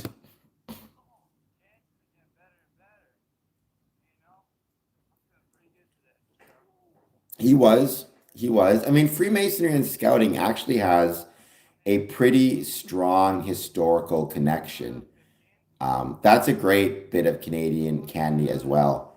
Not just Freemasonry and Scouts. I mean, Freemasonry was so ubiquitous in the 18th and 19th centuries that many different groups, be they youth groups, adult groups, whatever it is, um, had as their founders Freemasons. I mean, the one I always bring up is the four founders of the, if I recall correctly, it was the Future Farmers of America, all of whom were Freemasons, free gardeners, a bunch of different groups. So I think sometimes we forget that within Freemasonry. Um, and I think sometimes people take that even as a kind of conspiracy. They'll say, well, Freemasons founded Boy Scouts, they founded Young Farmers of America, were involved with the Free Gardeners, they're involved with Odd Fellows, they're involved with all these different groups, and they'll assume conspiracy when they should just take that as statistically likely based on how ubiquitous Freemasonry was. Yuri with more. Let me tell you, if I had a nickel for every one of these lines that Yuri is sharing, I would be rich. I thought at first you were going with some type of not anti, but like moon landing conspiracy theory there. Will you have the Masonic symbol put on your tombstone? Yes, I will. If I have a tombstone, I don't actually know what my burial plans are. When I was doing my will, by the way, every Mason should have a will. One of the things that they asked me is, what do I want for my burials, right? To put like burial requests in the will. And I just said, well, at that point, it's the least of my concerns. I'm gone. I could care less what happens to my body. And I still feel that way. So all it says in my will is, my body is to be disposed of in a manner that is dignified and inexpensive. So if it's cheaper to cremate me and, spread my ashes in the river, then they should do that. What I told them they should do is just, stuff my body and then take me to the strip club and just, put me up in a chair there where I'm most happy. But I don't think they're going to do that. I think that could get them in some trouble. And I don't think any of the girls or the patrons would appreciate it. Dennis, I can't tell if you're making a joke when you say they built Salmon's temple. I can't tell if you're trying to say Solomon or you're making a joke saying Salmon instead of Solomon.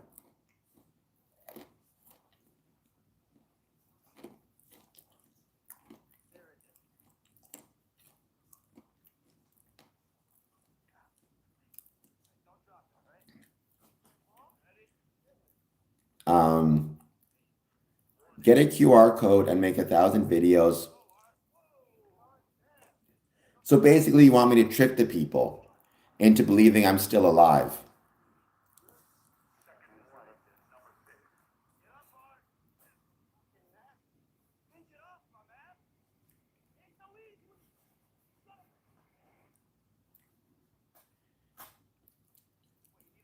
I would,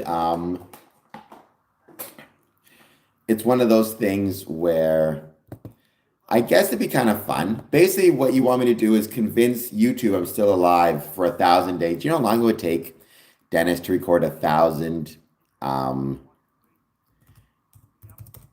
1,000 videos.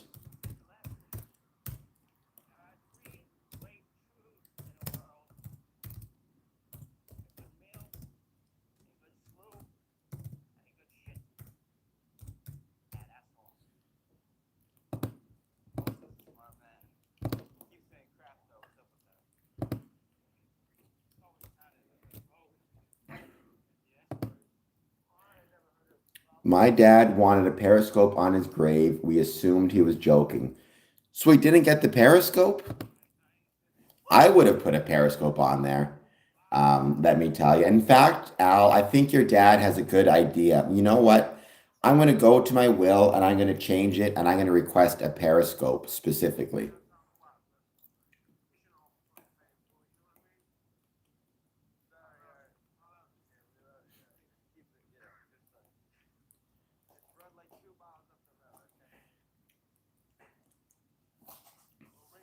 My dad wanted I will get a periscope and a bell.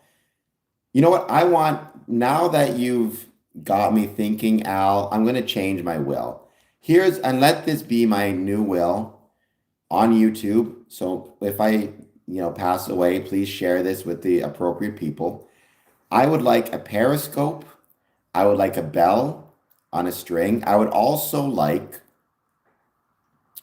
a cage all around my grave, so it looks like I might potentially rise from the dead and try to escape. And they're putting me in a cage just to keep me like I'm some type of vampire. I just want people to think that, I could very well rise from the dead. I want to give them every indication that such could take place. So, Al, your dad sounds like he was a very smart man and gave me a great idea. I mean, I'm not saying it won't be expensive, but I have insurance. I'll be fine. I have life insurance.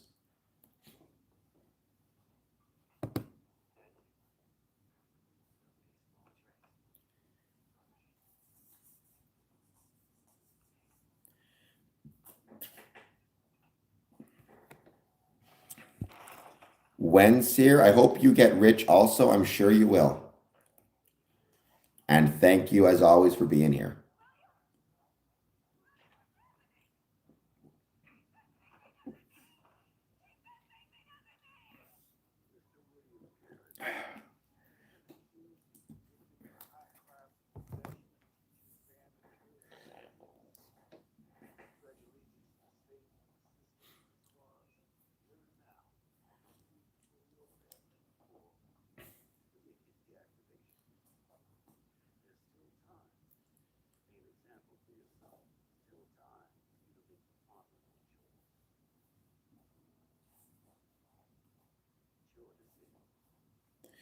I'm trying to think how you'd even get a periscope. Like, I feel like I feel like the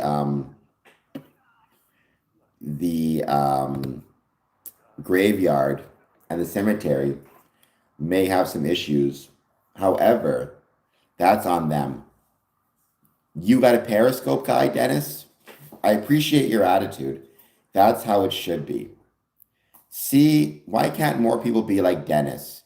Be positive in our approach to things. And if you got a guy, Dennis, and I got you, then I got a guy. Or I got the guy who's got the guy.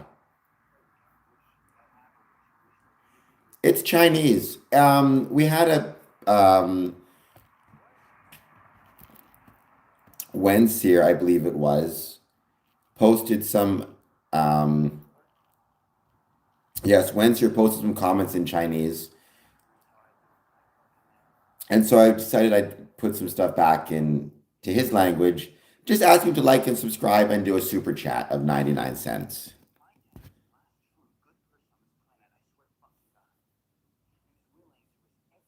Wenson.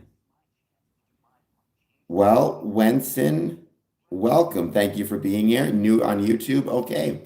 I guess Wenson is a YouTube channel. That's true. I mean, I will say this though. I love graveyards. I've always loved graveyards. Maybe it's my love of scary movies. And my love of graveyards includes I love visiting old graveyards, especially when I can search for Masonic items, Masonic tombstones, brothers. I feel like I'm connecting with brothers when I travel to graveyards and find their tombstones. Well, Lon, I haven't slept yet. Never mind being up early. I just haven't gone to sleep. I had to start a new stream because the previous one, for whatever reason, it crapped out relatively, like, I don't know, about 10 hours in.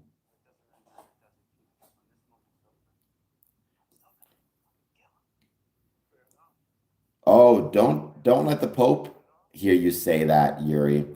The Pope doesn't like Freemasons, or the Catholic Church doesn't like Freemasons. I think that we can maybe get the Pope, current Pope, to change his mind or change the church's mind. At least that's my hope. I have not, but I'd like to. Actually, maybe I have. I've been to Nashville on a few different occasions, but I don't think I've ever been to the Pantheon. Yes, Lon, in honor of me being up all night, 99 cent, 99 cent super chat. Why not?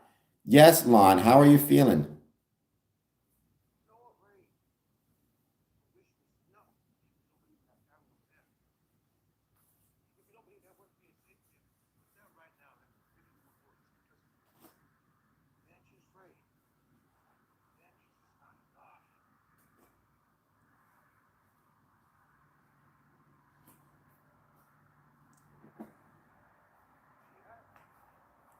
Keep feeling better. That's what we want.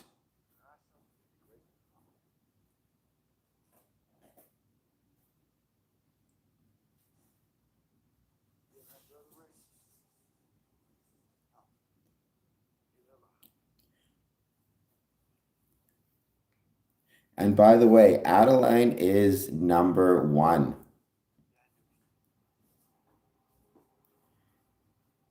Everybody should try to be more like Adeline. I hope everybody is doing well. Thank you all for joining. Still, oops, there we go. We're back. Still part of this 24-hour live stream.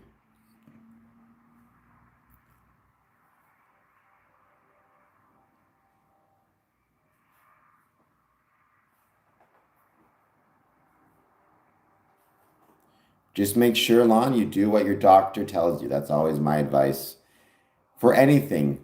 I forget what the issues were, but listen to your doctors if you got heart troubles, or listen to the people who have your best interest at heart. All right, Wenson, thank you for being here.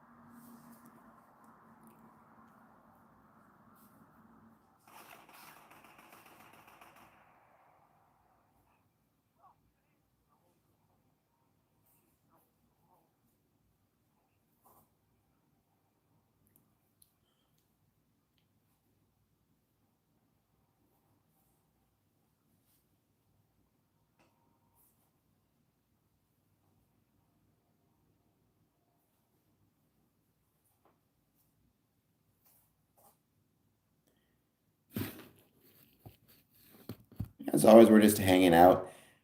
Earlier today, I was talking about Masonic ghost stories.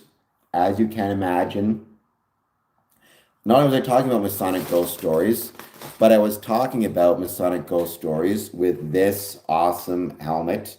I'm going to put this on for a second, or mask, I should say, not helmet, because if it's Halloween, then you got to have your creepy mask on.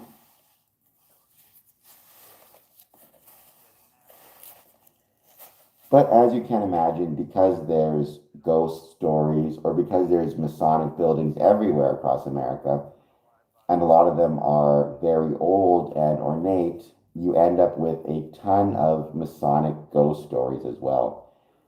From everywhere from Missoula um, through to Denton, Florida, Bay City, um, Windsor, Detroit. I'm trying to think of all the ones I'm missing. Tennessee, Franklin. So yeah, there are a ton of Masonic ghost stories across North America, particularly America, but also Canada. I wouldn't be surprised if there's some in Australia. But I figured, why not do so in this awesome mask? Who stands against the right to vote? Who makes the pregnant man emote? We do, we do. Never heard that one before either, Yuri. You've got to get a job writing for The Simpsons.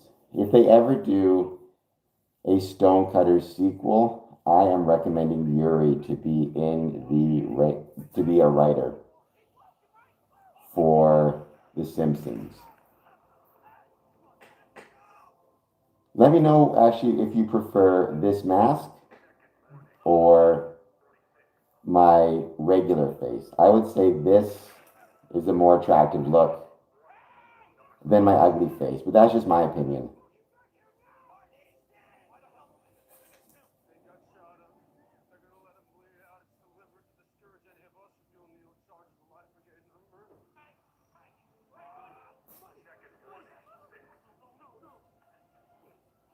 Although this is probably going to give the conspiracy theorists all sorts of ammunition.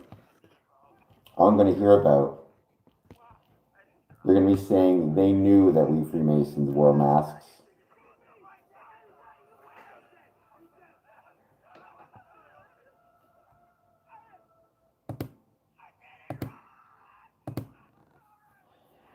Let me know, Adeline, Yuri, to anybody watching, if you heard my thoughts on the long walk. That's what I'm watching right now. I ordered it from Prime. If you heard my views on the long walk, or if you want me to go over them one more time. Who tells you questions you can ask? Who looks less scary in a mask? See, I knew I looked less scary with this mask on. I must have a horrendously ugly looking face, I tell you.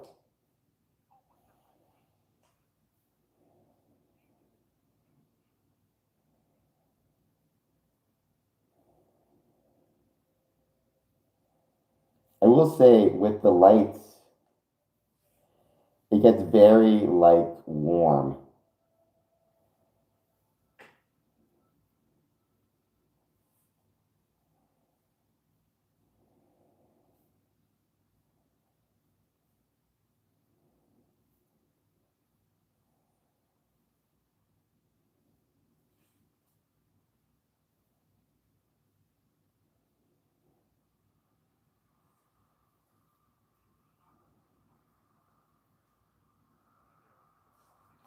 I feel like this doesn't match my pink shirt. But pink is my favorite color.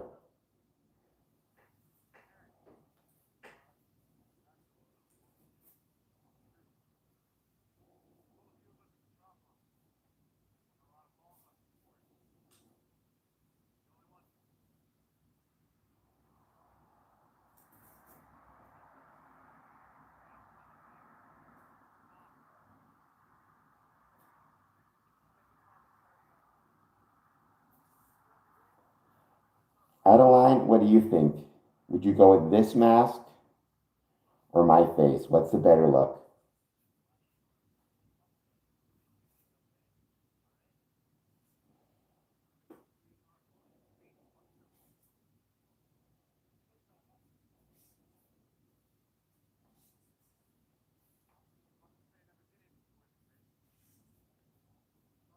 All right, but this is getting way too hot.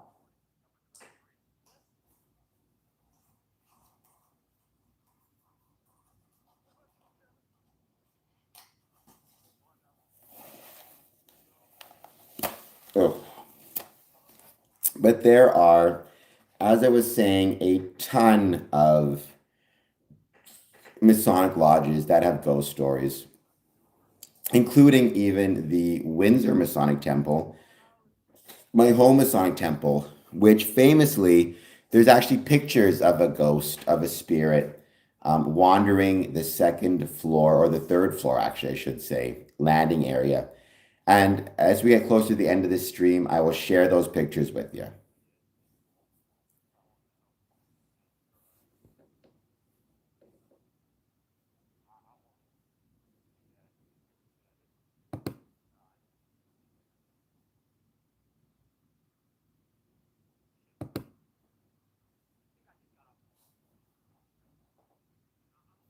No, no, I'm going for a little bit longer, Lon. Don't worry.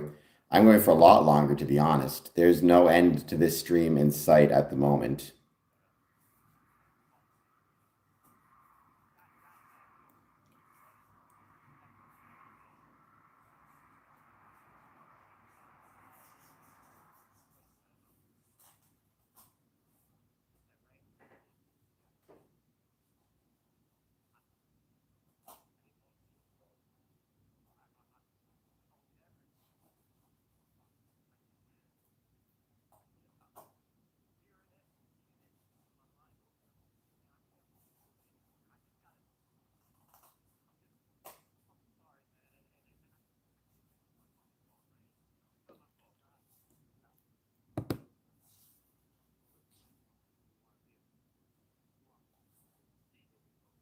Two people say they were pushed by a ghost, and also a photo had white pixels missing.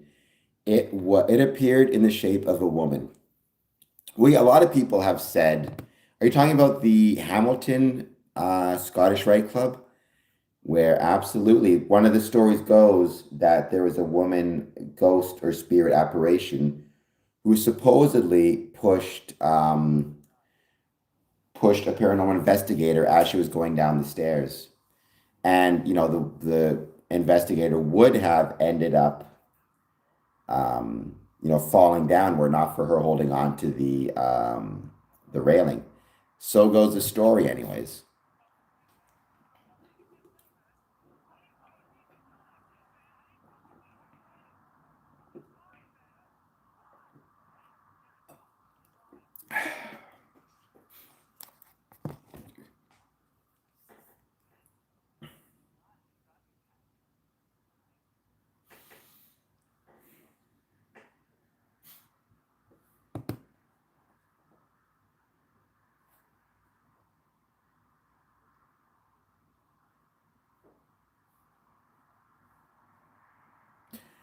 It's called Sailor's Snug Harbor in Staten Island, New York, built in the early 1900s.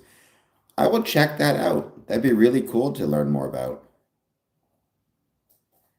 Is it Masonically connected at all?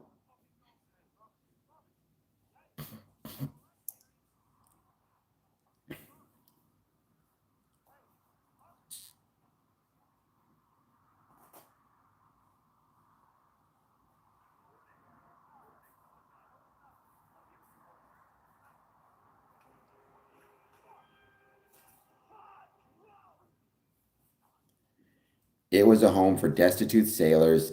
I mean, I can imagine what type of home that would be. If you're a destitute sailor, you're probably living a very interesting, challenging life. You probably have a lot of stories. I mean, I always thought living the life of a pirate would be pretty fun, ignoring the constantly running from the authorities, as well as the horrible conditions, um, scurvy. If you take all that away and you just have the romanticized Pirates of the Caribbean type of movie experience, otherwise, I imagine it would be a lot of fun. And I think to myself, I'm as good looking as Johnny Depp, so why couldn't I be a pirate, you know?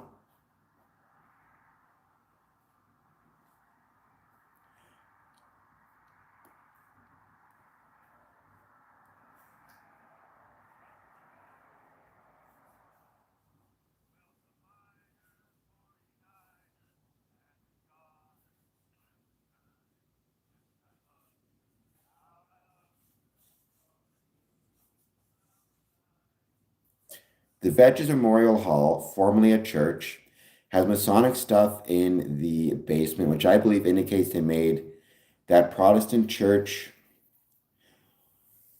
probably patronized it. I mean, it's not uncommon,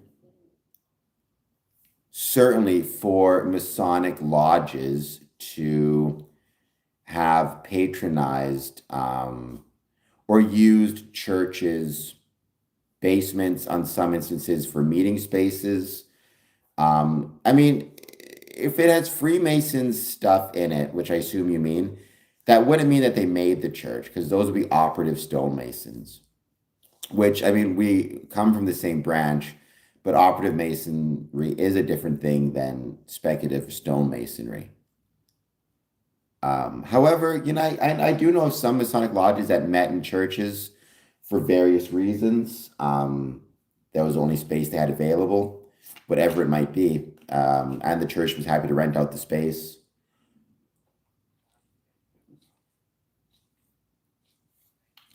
It wouldn't even shock me if, on occasion, a Masonic lodge or two surreptitiously rented space from a Catholic church if they needed the space to meet and the Catholic church needed the money. However, I'm sure, I mean, I don't know of any examples of it. I'm just saying it wouldn't shock me if I found out about it.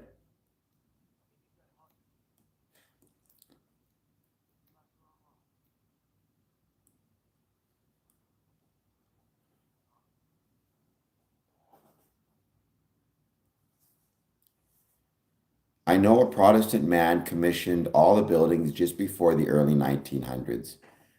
Okay, like I said, you know, well, it depends on the time frame, but this idea of Freemasons having their own purpose-built buildings, that is really a new thing that started to exist in the 1920s as Freemasonry grew. Well, I mean, before then, but it really took off in the 1920s. Before that time, it was much more common for Masonic lodges to rent space. It could be renting space above a store or using a community center or using a church or whatever it might be, right? They're far more common to rent out space from other groups and organizations as opposed to having their own purpose-built buildings and organizations or purpose-built buildings, right? It was when Freemasonry had its boom periods in the 20s and again in the 50s that you started to see these grand Masonic buildings being built. That's when Windsor Masonic Temple was built. That's when Detroit was built, Bay City. I'm trying to think what else. There's a bunch I'm missing. I can't think of on the top of my head. Um, Hamilton, if I recall correctly. So yeah, I mean, it's just a matter of being built for you see how much Freemasonry is growing. Norfolk, for example, when you see how many of its grand buildings existed in the 20s and existed in the 50s. So, um, and unfortunately, a lot of them were built at a time when Freemasonry was growing rapidly. Freemasonry in 2025 is declining in numbers, as it's been for the last 60 years. And a big challenge with that is how do you maintain buildings that are so challenging to afford when you have declining memberships? And again, this is not unique to any one particular jurisdiction or one particular building. This is every building is struggling right now. Welcome. If you're just joining us, please take a moment, hit the like and subscribe button. Let me know how you're doing and if there's anything about Freemasonry you want to talk about. Positive, negative, or neutral, I'd love to hear it.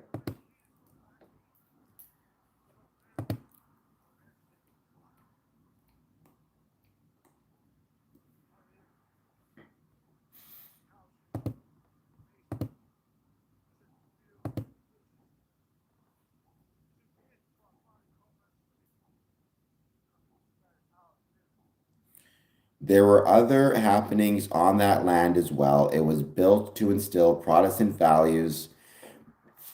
I mean, I'd rather be a debaucherous sailor than have Protestant values if I could pick. Having said that, sounds to me like um, you would have your hands full trying to remove the debauchery from sailors. Not casting any dispersions towards sailors, by the way. I'm just saying. Approximately what year did Freemasonry begin? That there's some debate. I usually stick with June 24th, 1717, because that was the date of the formation of the Grand Lodge of England, United Grand Lodge of England. You could use 1634 as your date, which is the record of the first speculative Freemason.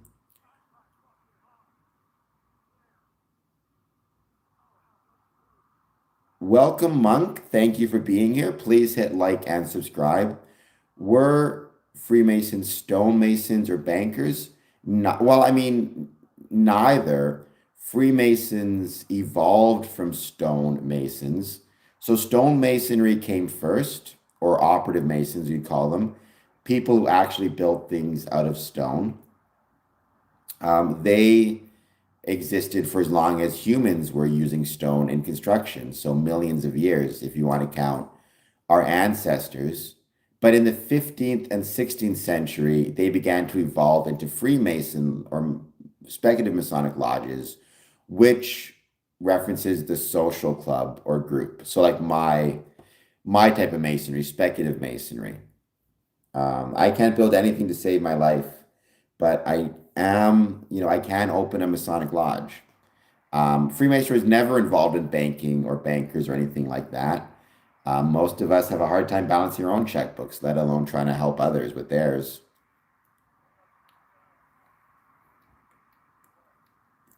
Well, that's a story. Yeah, I could see that. I mean, if you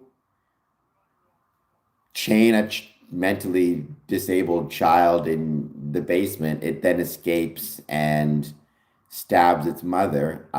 You're probably going to get some haunting stories as a result of that.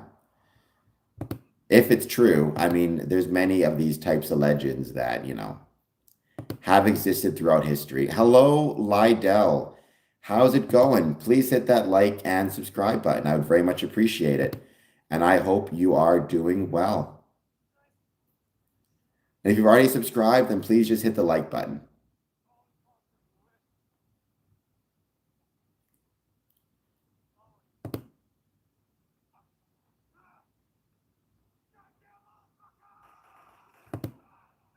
I'm currently watching the background. I don't know how I can hear it. The Long Walk, which just was released on Prime Video. It's documented. Well, it documented the mob. Did it document what happened to cause the mob? Um,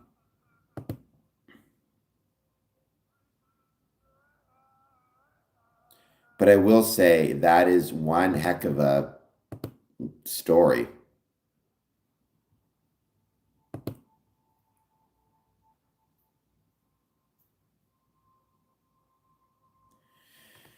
Well, Dr. Rooster Pants, I do hope you'll hit the like and subscribe button. However, I'm also going to have to put you, I do believe, in a timeout.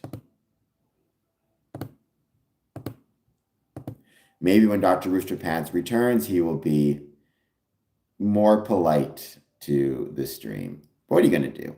But yeah, the date again that I would give is 1717.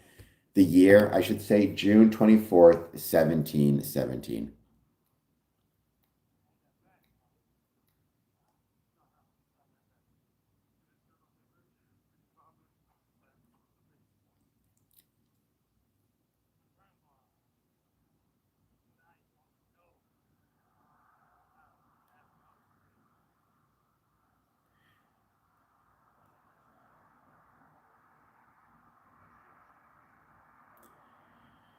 I mean, not common at all.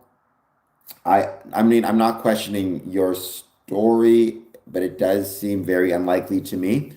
Freemasons, well, Freemasons don't have power above the law. And in fact, since the earliest manuscripts, going back to the Regius manuscripts, Freemasons have been encouraged, or not even encouraged, instructed that we are to obey the laws of the communities in which we live. And in fact, if a Freemason were to come to me and say, I committed a murder, I would be responsible to turn him in, because by not doing so, I could bring disrepute to the craft. That doesn't mean I can't still try to be his friend or his brother as he is, going through trial and potentially looking at going to jail. But that doesn't mean that I can pretend like he didn't commit the crime or try to cover for him. One thing we are taught in Freemasonry again is yes, we are supposed to help our brothers when they need assistance, and even in some cases, maintain secrets if asked. However, that does not mean that we can keep a secret if it relates to things like a felony, a crime, a murder, or something else that's immoral. In that case, it's expected that we will bring it to the attention of the proper authorities.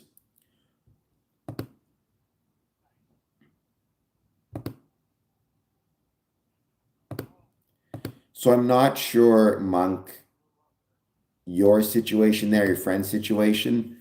The idea that a police officer would allow a murderer to go free, I guess, I don't think that is, I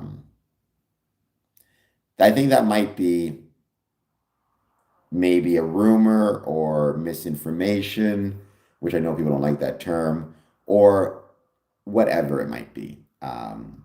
Just not correct. Well, I mean, immoral can be tough because a lot of that is going to be up to the individual. Certainly, what's legal and illegal is pretty cut and dried. So again, if a Mason comes to you and says, I don't know, I committed a murder, I committed this crime or that crime, then I mean, you are to inform the proper authorities. Hurt somebody, whatever it might be. Immoral is a little bit more of a kind of each person has to decide for themselves.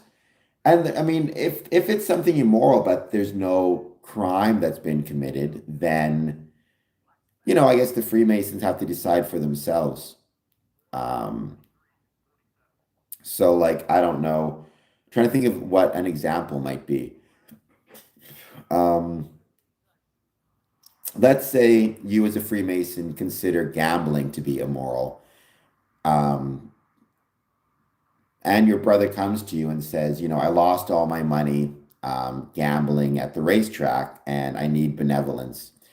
The lodge has to decide whether it will, well, the benevolence committee, not the lodge as a whole, but the benevolence committee has to decide if they're going to, recommend giving him some benevolence assistance, even though, they consider him as having lost money due to immoral means, or will they decide otherwise? I would suggest in most cases, Masons will decide to um, provide the benevolence, which they should, because it doesn't benefit anybody.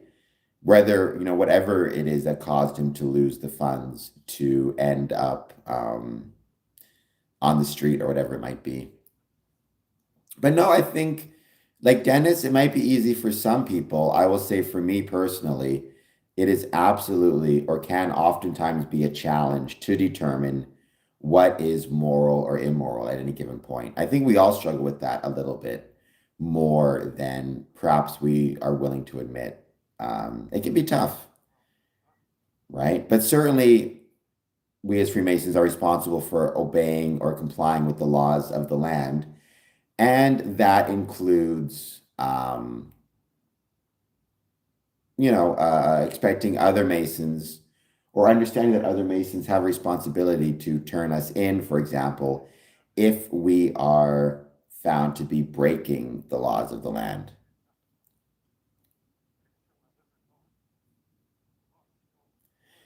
That's good, Dennis, if your morals follow you around. I think some people can find it a little bit more challenging, which is, again, okay. Um, it's not always obvious to know what the right thing is. One of my favorite quotes, it comes from, I forget actually where the quote came from. I heard it on The West Wing, but the quote was, oh God, I do not always know the right thing to do. However, the fact that I try to do the right thing, I hope pleases you. And that is kind of my philosophy on a lot of this stuff. I don't always know the right thing to do, but I hope the fact that I try to know the right thing to do pleases the Supreme Being.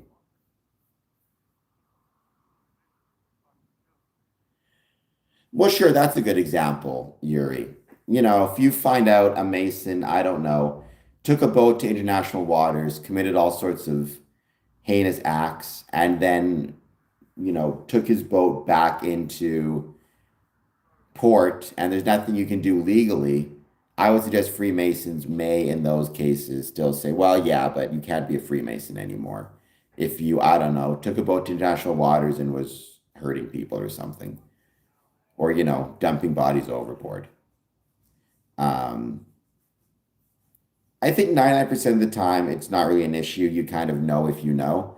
But I can imagine situations where Masons have to make a moral judgment where the law is not the most helpful.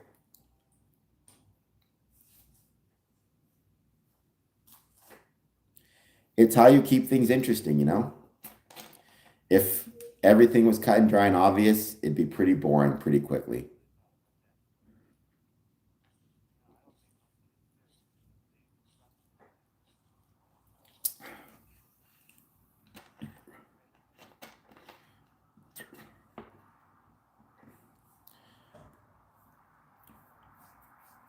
I mean, we've thought about a few different things, Monk. I've never heard of boxing matches per se. It's an interesting idea. We've had movie nights, we have open houses.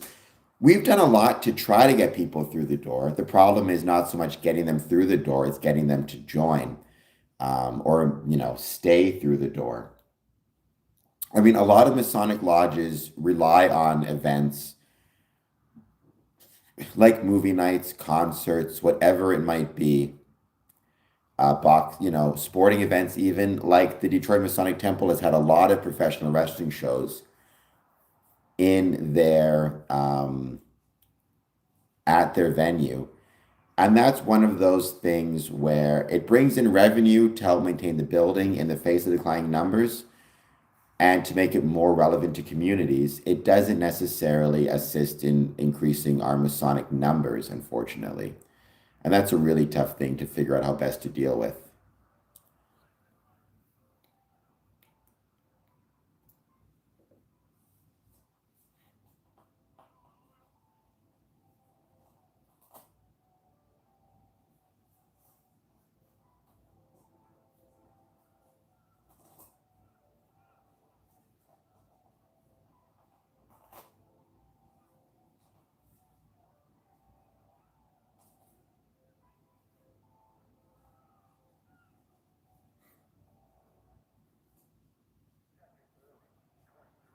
But unfortunately, Freemasonry has been declining for years. It started in 1960, and has basically been going steadily since.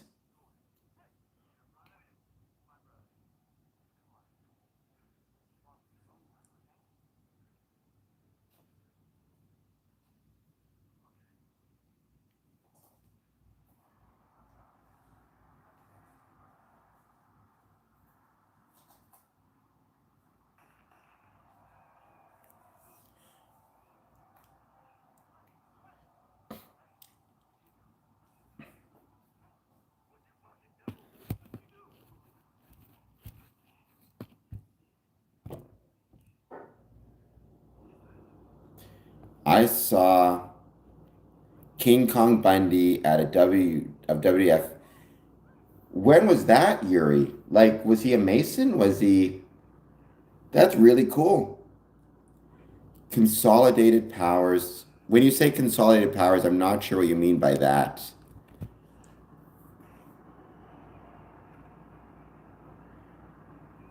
Well, I mean, I can't tell if you're being kind of facetious, Monk.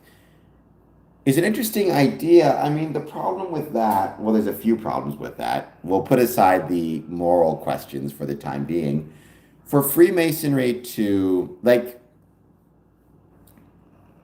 okay, yeah, there's lots of times Masonic lodges have held Masonic lodges have held wrestling shows, because oftentimes they have ballroom space.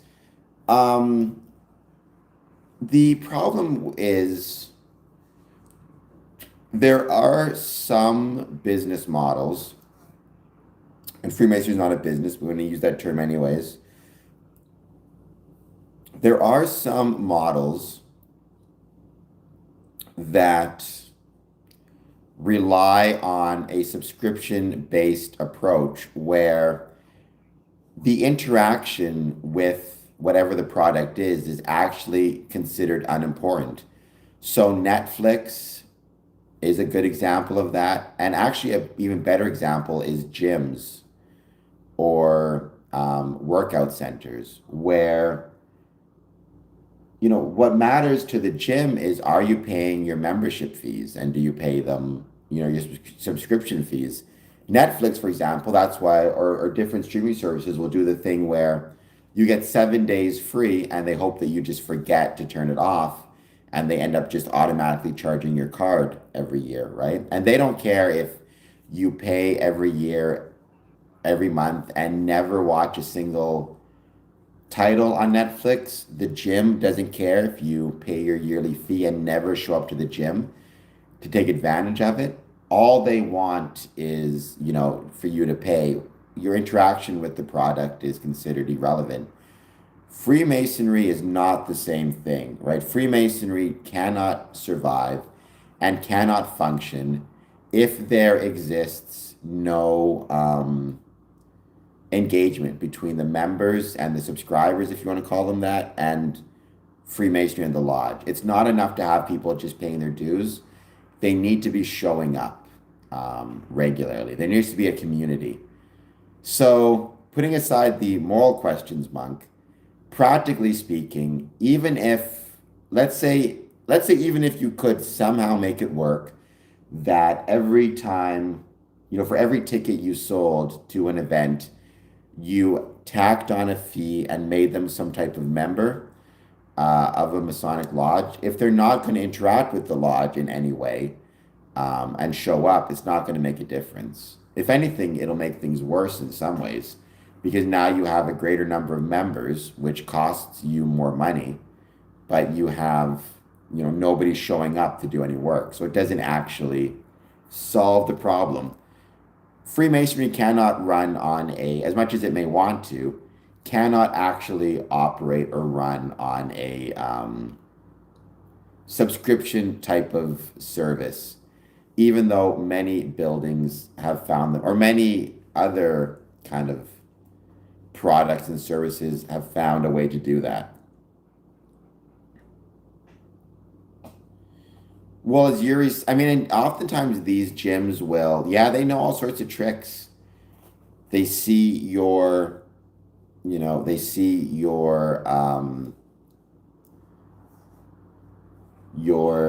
year coming to an end. They don't tell you. They charge your credit card again. Canceling is really hard. There's, Joe Biden did a whole thing about this click to cancel, where you're saying, trying to, cancel memberships. Like, it's very easy to sign up for a membership and to get paid, to have to pay monthly. It's very hard to cancel a membership. And they do that on purpose, right? Because they hope you'll just get sick of it and you'll end up, giving up the cancellation and deciding instead you're going to just keep paying for something you never use. I've been experienced that a few times, where trying to cancel something was just a nightmare. It was incredibly easy to sign up for it and impossible to cancel it.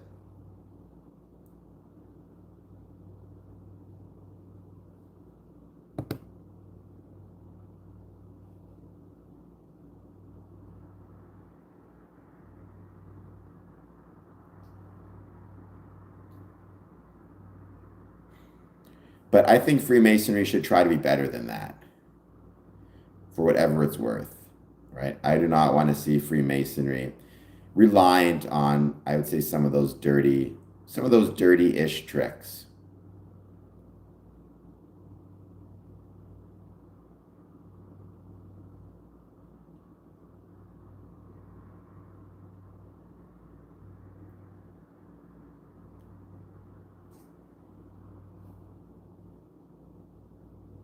I would believe it. I would absolutely believe it. That would not shock me at all. Um,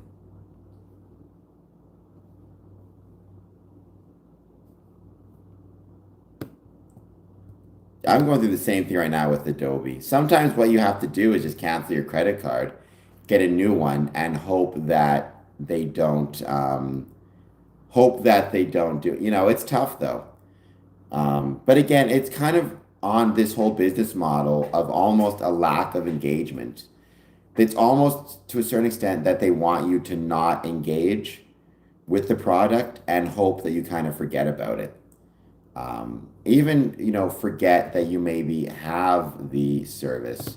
Because if you don't check your credit card bill carefully, or you don't, you have a lot of different expenses every month, it's probably really easy for, a $10 subscription fee, a $20 subscription fee to a service you don't use to kind of go unnoticed. Um, or I don't know, yeah, I guess unnoticed is the best term.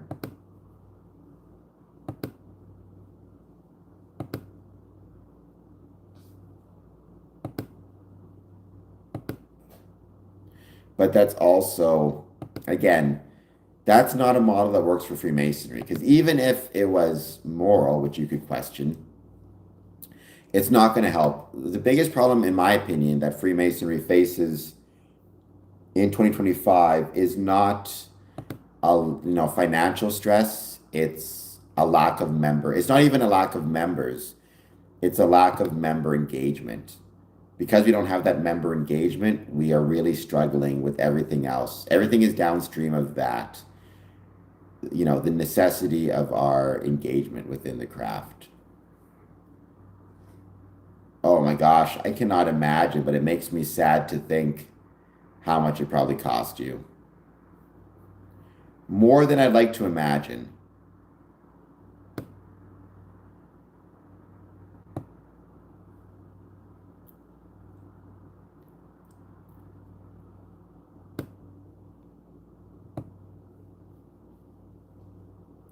That'd be a good poll question to ask, though. Have you ever had a expense or like a subscription that you were not able to cancel? I bet you a lot of people would say yes. They'd have all sorts of horror stories.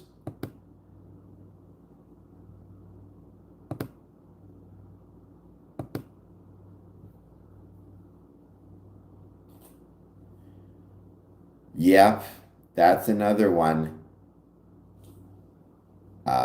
I know a lot of gyms are really bad for stuff like that. I mean, you have to just be so careful. And obviously, they're always going to argue, I would think, some version of, you know, um, caveat emptor, buyer beware. You read the contract. But the way they do these things, the way they do the work, a lot of times they'll just straight up, I don't want to say anything about Planet Fitness per se, but a lot of gyms and a lot of companies will try to find ways to take advantage of situations and of people, unfortunately. And I think it's completely fair to say, on some level, the consumer has a responsibility to know what they're signing, but companies have responsibilities to people as well. I'd believe it. I would not be shocked.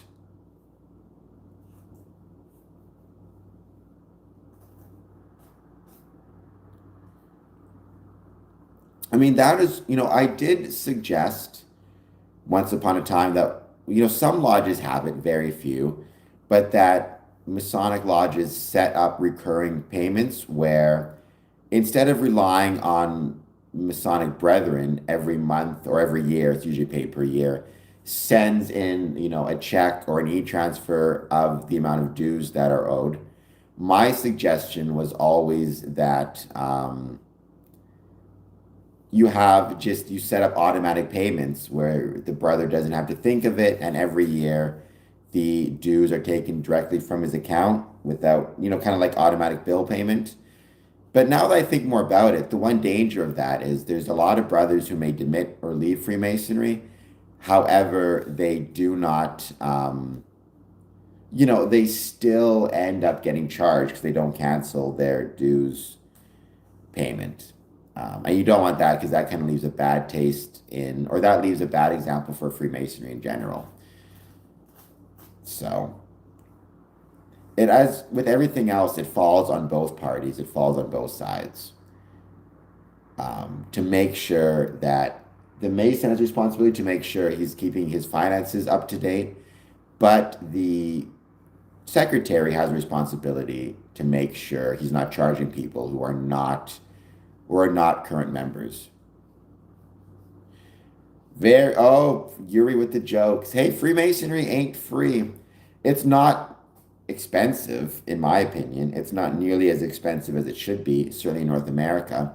There are some lodges that charge as little as $40 per year to be a Freemason, which is less than $4 a month.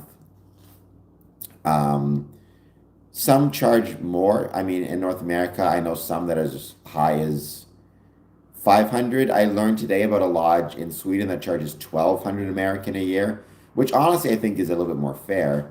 However, there are costs associated with being a Freemason. Anybody who tells you you should join Freemasonry because you're going to get rich is almost certainly scamming you. That's not what Freemasonry is all about. It's not about getting anybody rich. It's about trying to contribute to a better world and a better community. But yes, the whole joke of if it's Freemasonry, why isn't it free, is not a new joke. Believe me, I've heard that a few times.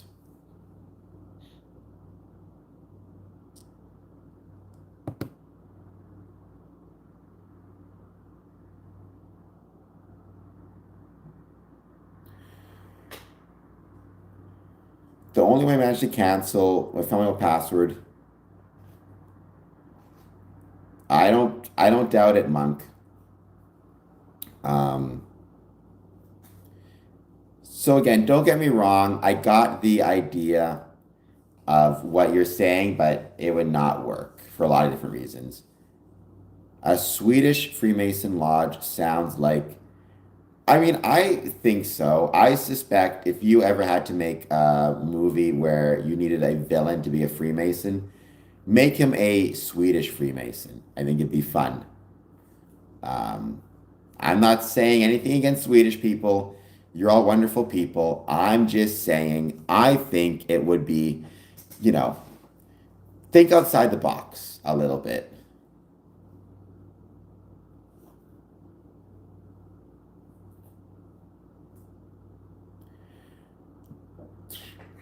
I've seen all three John Wicks. I liked them. I'm not a huge action movie fan. For me, it's scary movies first and foremost. That's my favorite thing. However, I enjoyed them. I was very impressed with the choreography and the action is obviously incredible. I cannot imagine how hard Keanu Reeves practiced or trained for that. You look and sound like a fairy. I don't know if that's meant to be positive or negative, Jacob. I feel like that's meant to be negative.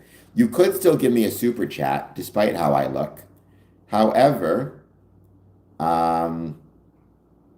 what about Jacob Friedland? What about now? Hold on just one second. How do I look now, Jacob Friedland? That's the question. Do I still look like a fairy?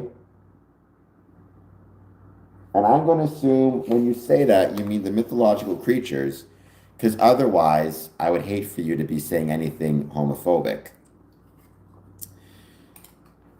Well, Yuri, I think any time you have a secret society of any sort, whether it's a secret society of like assassins to some type of college secret society to I don't even know. The secret society, I guess there's one in Squid Games, whatever it is, there's always going to be this implication or this idea that it's somehow connected to Freemasonry. Um, just kind of is what it is. Um, but because it's a secret society, I got those vibes too, but I didn't see anything else that seemed to indicate it was inherently Masonic. I think it's just people found the connection because of the idea of it being a secret society, quote unquote. Jacob, please, by the way, hit the like and subscribe button. I am one sub away from 2,780 subs. It'd be great to get up there.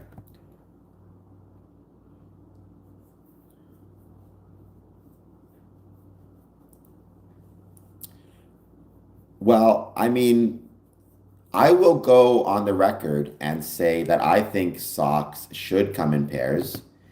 I don't know if that's a controversial statement of the people out there in the world, but I'm going to say it, and I'm not ashamed to say it. I believe that socks should come in pairs.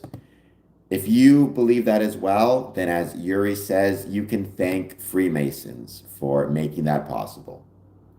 You're welcome.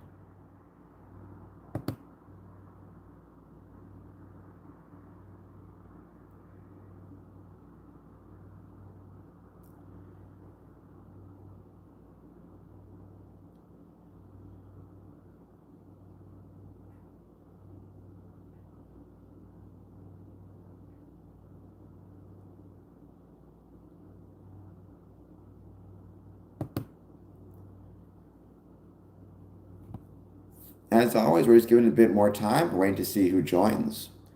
I have nothing. I talked about all of my Masonic ghost stories earlier yesterday, I guess it was technically, during my 24-hour live stream. Now we're just hanging out, chatting, waiting to see who joins and what they want to talk about. I'll be taking another break relatively, well, I guess not that soon, but soon-ish. But in the meantime, any kind of discussions or anything you want to talk about, let me know.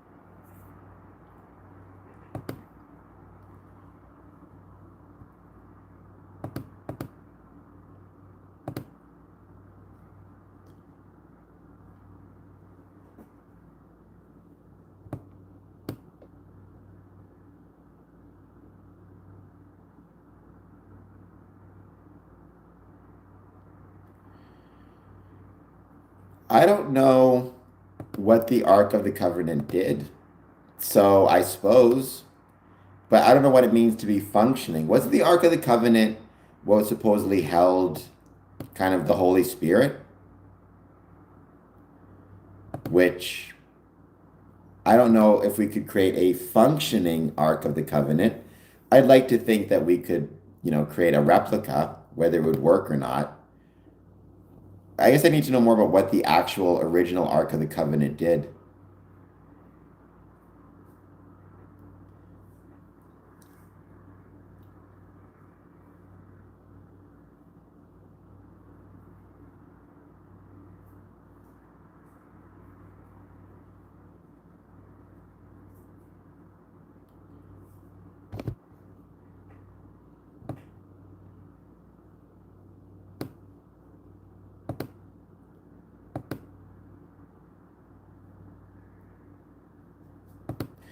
Speaking of that, though, I have been getting really into watching, oh my gosh, what's it called? The Promised Land on YouTube, where I think they're getting close to building an Ark of the Covenant.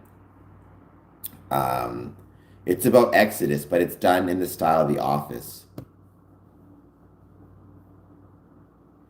Well, then, no, I don't think that Freemasons could possibly do that. I mean, I wish we could. It'd be pretty fun. I would love to be able to build something that had a capacity to tear down walls or stop rivers and collapse city walls. But sadly, I don't think we have that power. I mean, I can try my best though. It was from Exodus, right?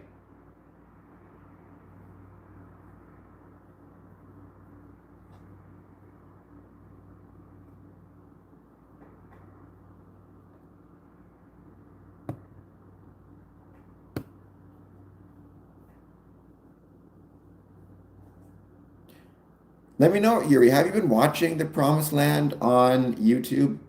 Like I said, I'm really enjoying it. Again, I'm not very kind of I'm not a theological expert. I don't know exactly, how accurate it is to the Bible. However, it's a very enjoyable show and it's on YouTube, so check it out. Always want to support my YouTube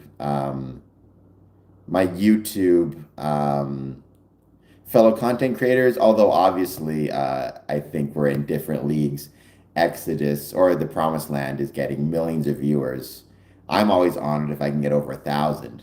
But I hope as time goes on, my numbers will grow.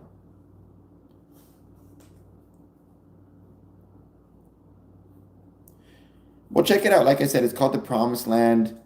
I guess I can give spoilers for it, since it is based on Exodus, which is a pretty old book. It's not like I'm spoiling something that was released last week. Um, but it basically takes place after the, Egyptian or the Jewish exodus from Egypt after the parting of the Red Sea, when basically they're wandering in while they're searching for the promised land in what was it, 40 years or whatever it was. And they just got through the idolatry part where they worship the golden calf. And I think they're now working on building the Ark of the Covenant. So I think they're at that stage of the story.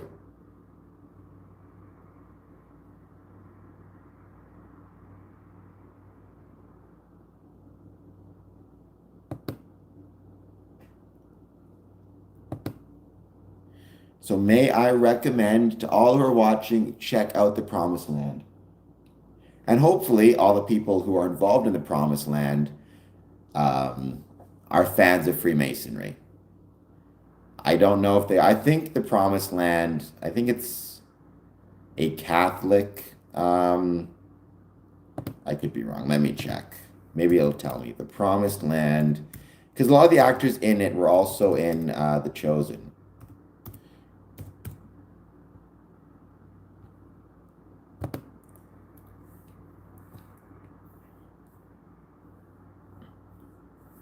Here it is, The Promised Land, The Exodus is Comedy.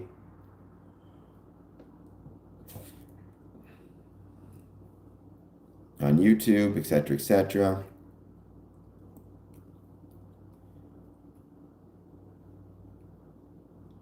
The Promised Land is a workplace comedy series that tells the story of Moses like you've always wanted. It's very funny.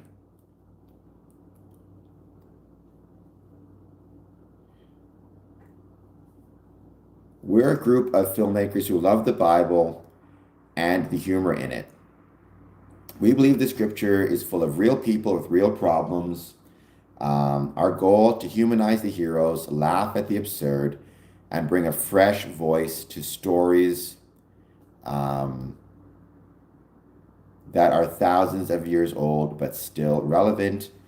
The Promised Land is a tribute to flaws, complaints, unexpected miracles, and the God who uses it all. I mean, I would,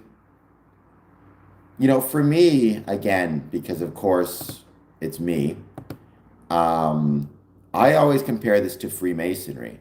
And I wish we had, there's plenty of people, some great, who've done documentaries about Freemasonry and really good documentaries as well. However, and there's been a million documentaries about the Bible, obviously.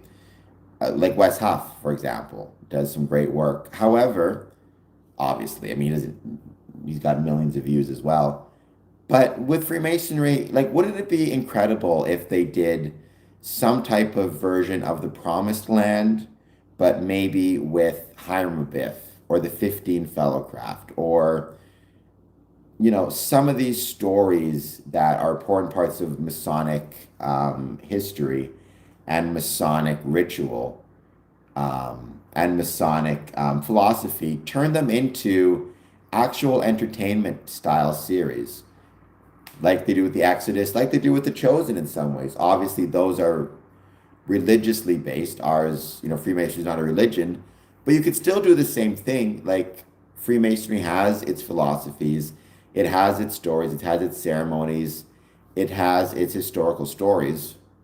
I think they'd be great to turn into entertainment series and not just rely on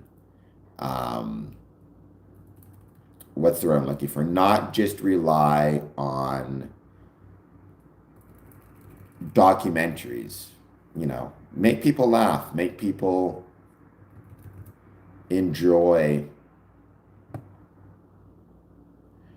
learning about Freemasonry. Even Freemasons themselves could probably use a little bit more humor and a little bit more light-hearted or entertaining approach to the craft. Yeah, I mean, I don't know a ton about him. I've seen some of his work. He certainly knows his stuff. And I always enjoy listening to people who know what they're talking about, whether I agree or not. Kind of is secondary to the main point is if people know what they're talking about, it's incredibly easy to want to see them more and learn more about what they're saying.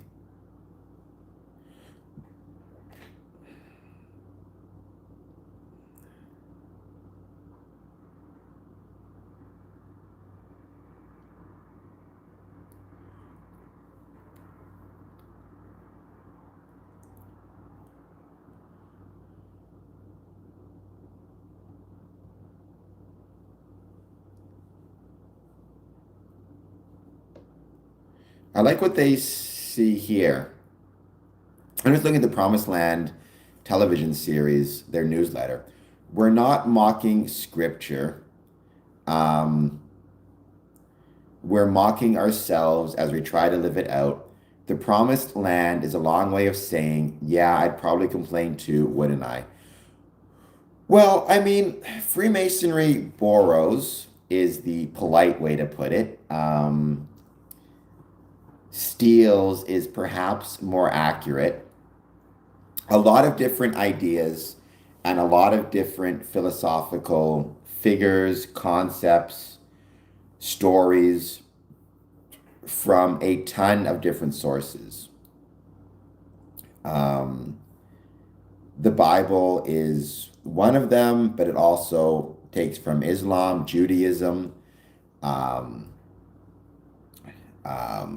Chinese mythology, Stoic philosophy, Egyptian mysticism, obviously, primarily what it takes from is stone masonry and operative Masonic symbols. However, you do see connections in Masonic kind of ritual and ceremony to Hiram Abiff, also King Solomon, Solomon's Temple, which again makes sense because what is Solomon's Temple if not a monument to, amongst other things, putting aside the religious connotations, to stone masonry? In the same way, the pyramids are kind of a tribute to stone masonry as well. So, but I think it'd be really fun to see um, maybe Masons try to take more of an entertainment-based approach to learning about Freemasonry and not necessarily focus on just getting the information. It should be more about how Freemasonry makes you feel, not necessarily the information. I mean, if you can focus on the feeling, I think that's what matters most.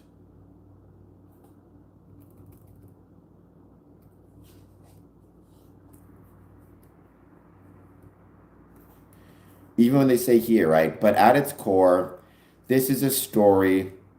Um, this is a story about how God works through unlikely people in unlikely ways. You could easily make a story about how Freemasonry allows imperfect people to build perfect structures. Right there, you go.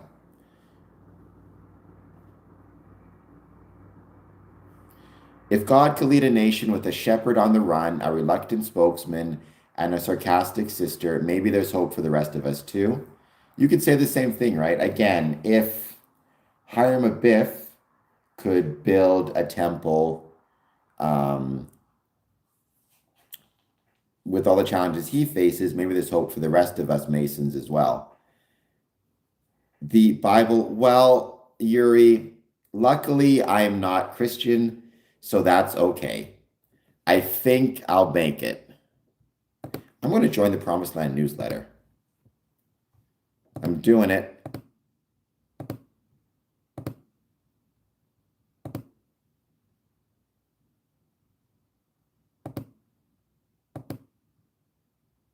Okay, but apparently I cannot actually do this. Because apparently you have to be... Oh, okay. I did get the inbox.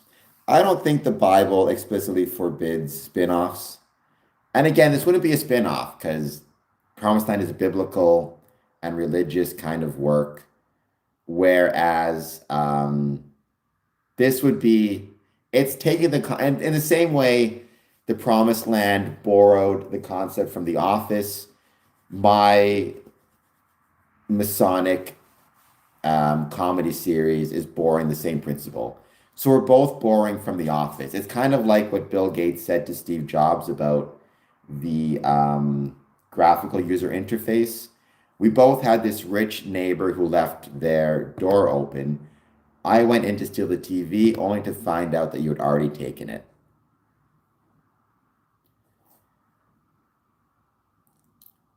Dennis, I could use the help. I could definitely use the help. Also, it's not too late. I could definitely use some super chats as well. Why not take a few minutes to give us a super chat? It would be much appreciated. Even 99 cents would be helpful. Have a good night, Dennis. Thank you for being here. Please pray extra hard for me. I could use the help, I've no doubt. Oh, Big C431 is back.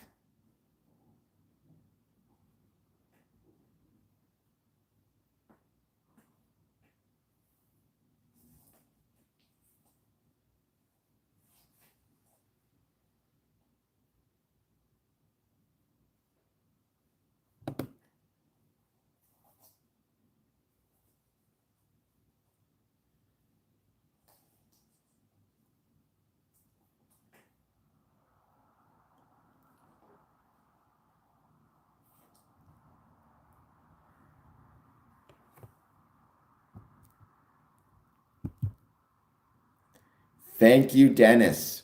I even asked for 99 cents and I got $1. It is much obliged. Um,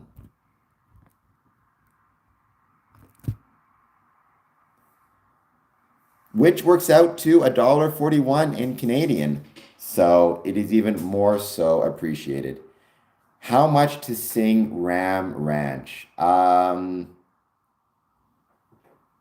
Can I pick which lyrics I'm going to sing, or do I have to sing the whole thing?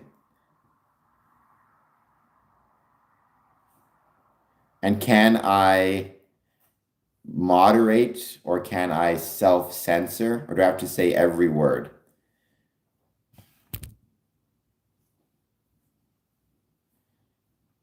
So I can end up getting, all right, how about $100?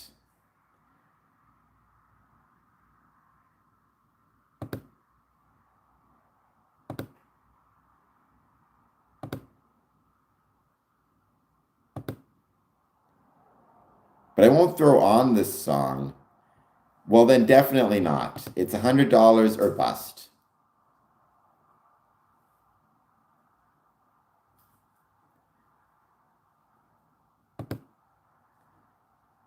Having said that, if you want to give me $2, you would have my eternal gratitude. I don't know how much that actually means for anything, but you would have that at least. Oops. Welcome back, Pennywise. How's it going? I hope you're doing well. Thank you for being here. I will be back in just one moment. I need to get more water. Give me 2 seconds. You'll see me. I'm not going too far. Don't worry.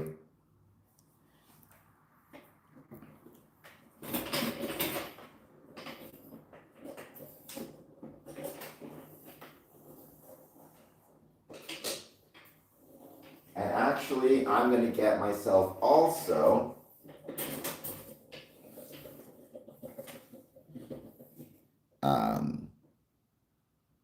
I'll get it after. I got water for now.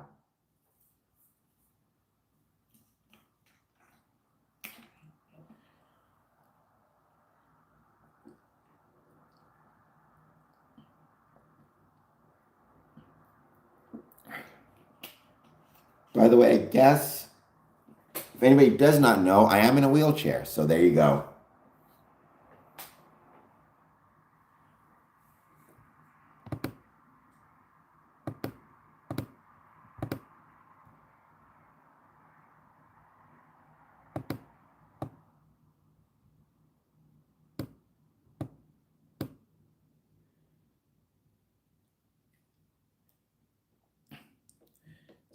So 20 minutes. Hey, I appreciate you being here, Pennywise, whether it's for 1 minute, 10 minutes, or 10 hours. It is very much appreciated either way.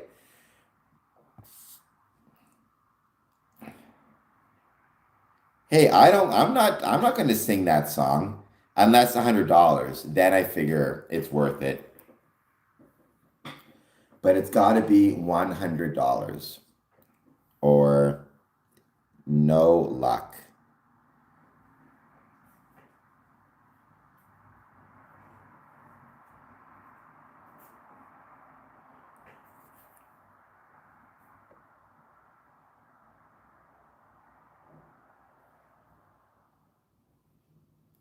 Is that a Canadian song? Is that what that's all about?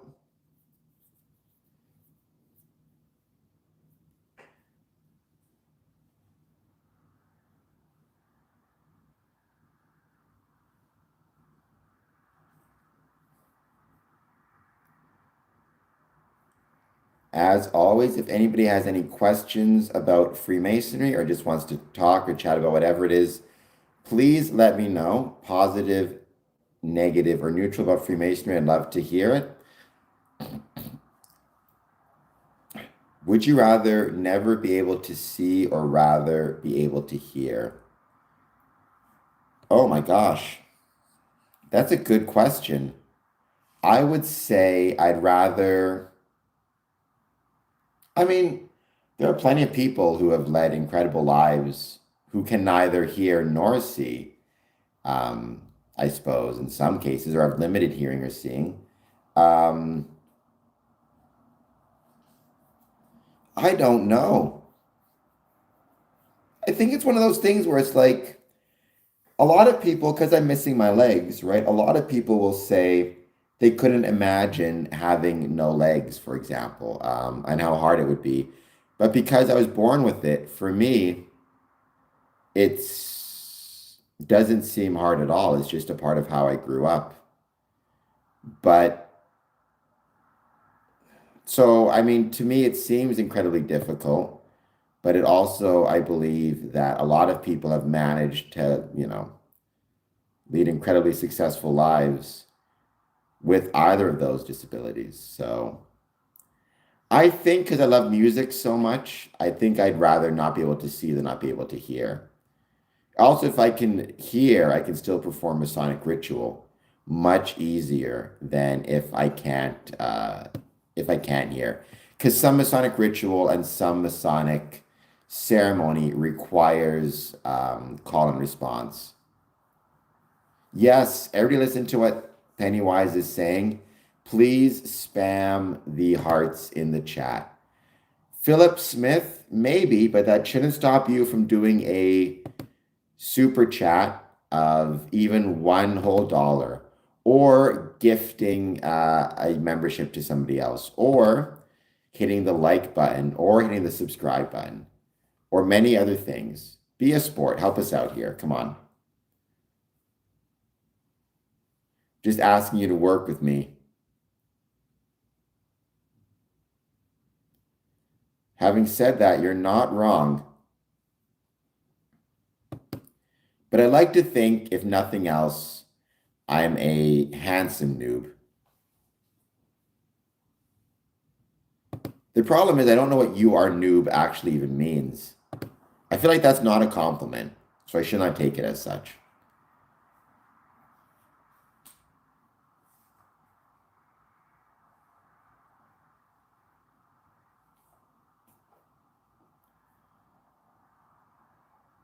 You gifted plenty, Lon. I mean, I appreciate that. That's very kind.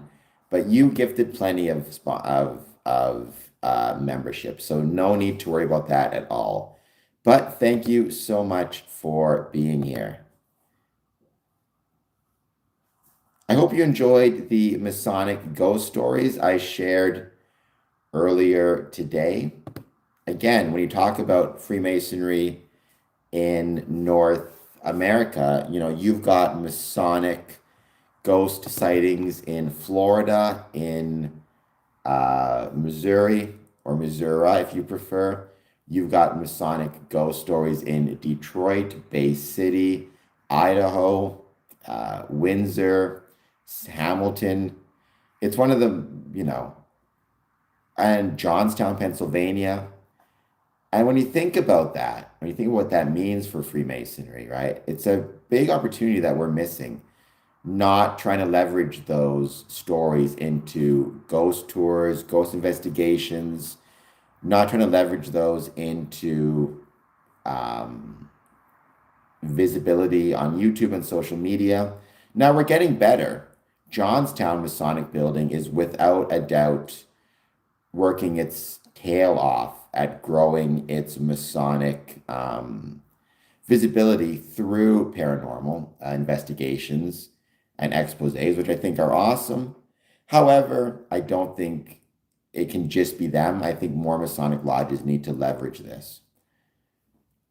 I was asleep at 10, woke up. That's not bad. That's about 6 hours of sleep. That's pretty decent. You're definitely going on more sleep than me at the moment.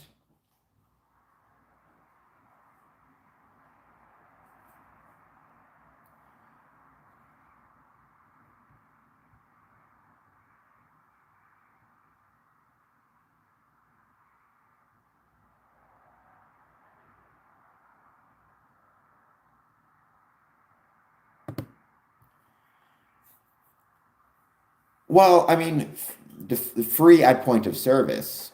I mean, I would call it single payer system, Lon, which means that if I think I need to go to the hospital today at some point because I think I have an ear infection. My ear's been bugging me all day, and all night. So when I go, I give my health card, and it doesn't cost me anything to visit the hospital. I'm not going to end up getting a bill or anything like that. However, obviously, healthcare, it's not as though the doctors aren't getting paid. You're getting paid through taxes into the system, or the taxes you pay. But honestly, I truly believe single payer is the best approach to take when it comes to healthcare. I mean, even if you think about it from a Masonic perspective, if you are needing to spend however much money you need to spend on your Masonic, on your healthcare, on your health insurance, if you need to keep your job to keep your health insurance, and you know, if your job says we need you to move to wherever it is, are you going to be able to quit your job if your job is tied into your one way to ensure you and your family have health care? Or are you just going to go where your job sends you and perhaps sacrifice your Masonic commitments? Um, well, I mean, not right away. I forget how it works, Lon. I don't want to give you false information. I think you need to be a permanent resident before you can get your free health care, which I'm not sure how long that takes or what the process is. But it's not it's not like right away. Now,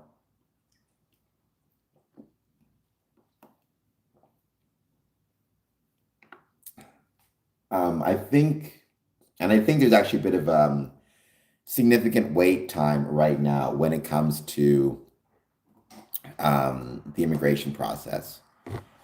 Well, Yuri, I was not a huge fan of the trucker protests myself, but good for you.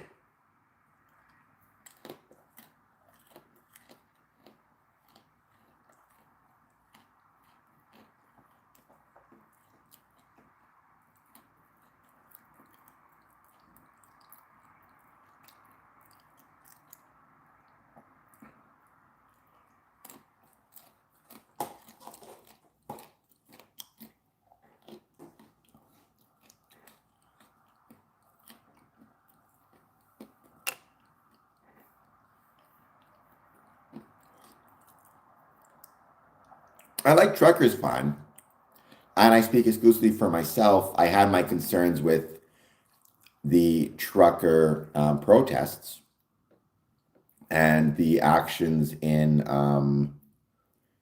Ottawa, and also actions here in Ontario blocking the bridge, things like that. I did not think that was okay, but that is my view on that. I think, again, we as Freemasons, I'm not saying the truckers were, but we as Freemasons understand one thing I believe is our responsibility to maintain the kind of follow the rules and governance of the country, not be blocking international trade routes, for example. But that's just my opinion. You can take that for what it's worth. That I never heard any Freemasons say anything about the truckers or the trade routes, and I know a lot of Freemasons probably supported their actions. So just depends on your own kind of opinions and perspectives and how you grew up, and whatever else shapes your perspectives is what's going to decide your view on things like the truckers. But I am hoping and keep my fingers crossed there's no more blockades, no more protests, especially because I do love traveling to the States. Even right now, with the current political climate, I still do my best to travel to the States. Once I get my passport back, that is. I currently have my passport getting renewed.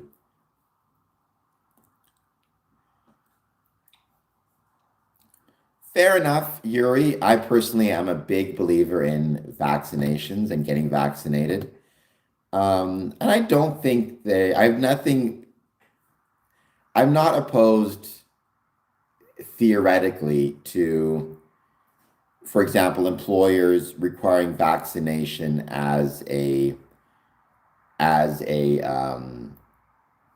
prerequisite for a job. I think you can make arguments as to what extent is it, the type of job you have. For example, if you work remotely and, you're not in a job where you're interacting with people, maybe it's not required as much as other situations. But in principle, I was never opposed to either a government or a employer requiring vaccination as a condition for either employment or who knows what condition to travel, condition to cross borders. When I got my vaccinations for COVID pretty much as soon as I could. And one thing for about 2 years, give or take, whenever I was traveling to the States, I had to have my vaccination record with me. And when I was returning to Canada from the States, I had to have a confirmation of a COVID test that was negative. It's funny. I don't know if it's funny exactly is the right word. I don't know if I told this story before, but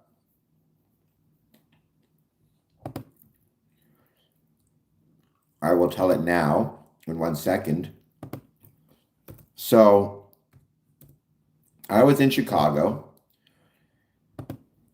for visiting some Masonic brethren. This was during COVID when you could cross the border, but first of all, you needed to have a confirmation of vaccination and you needed to have a negative COVID test to return to Canada. If you didn't have a negative COVID test, they wouldn't actually let you board a flight to get back to your home country.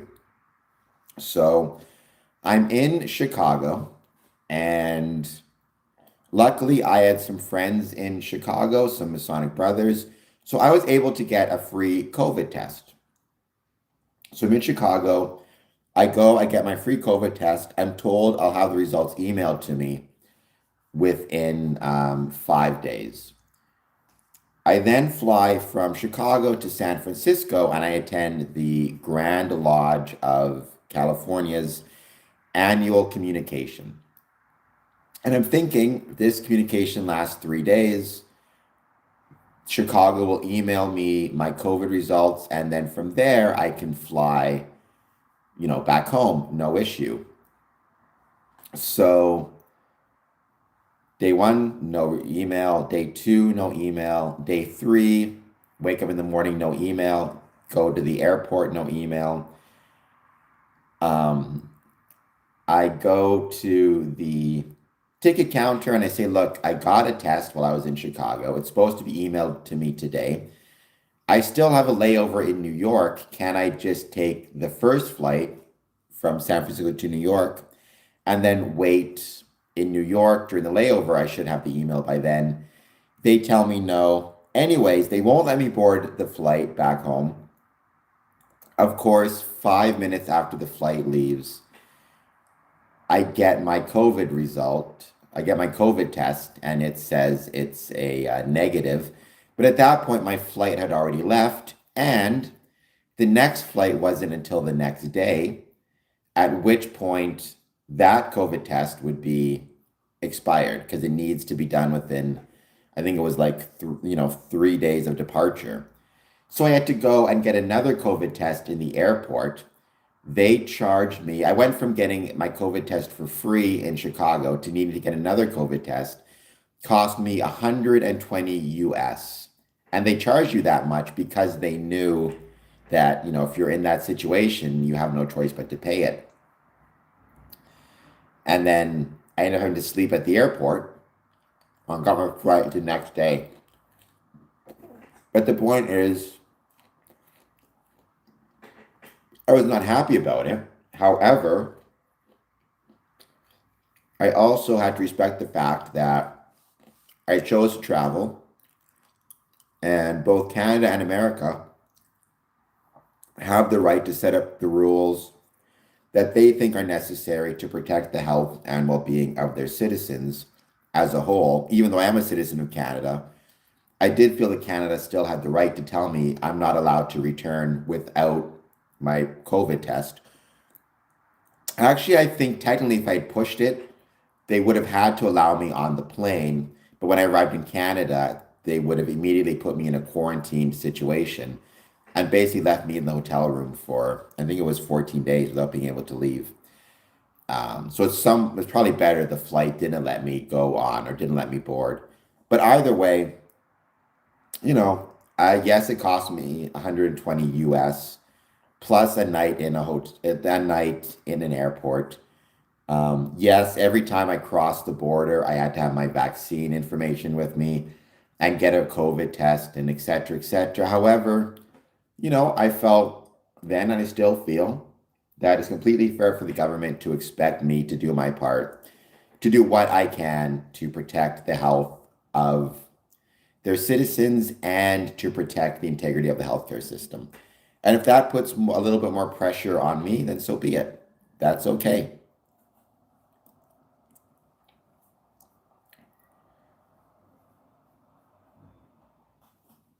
It's like being a Native American, firing your fellow. I don't understand what firing means.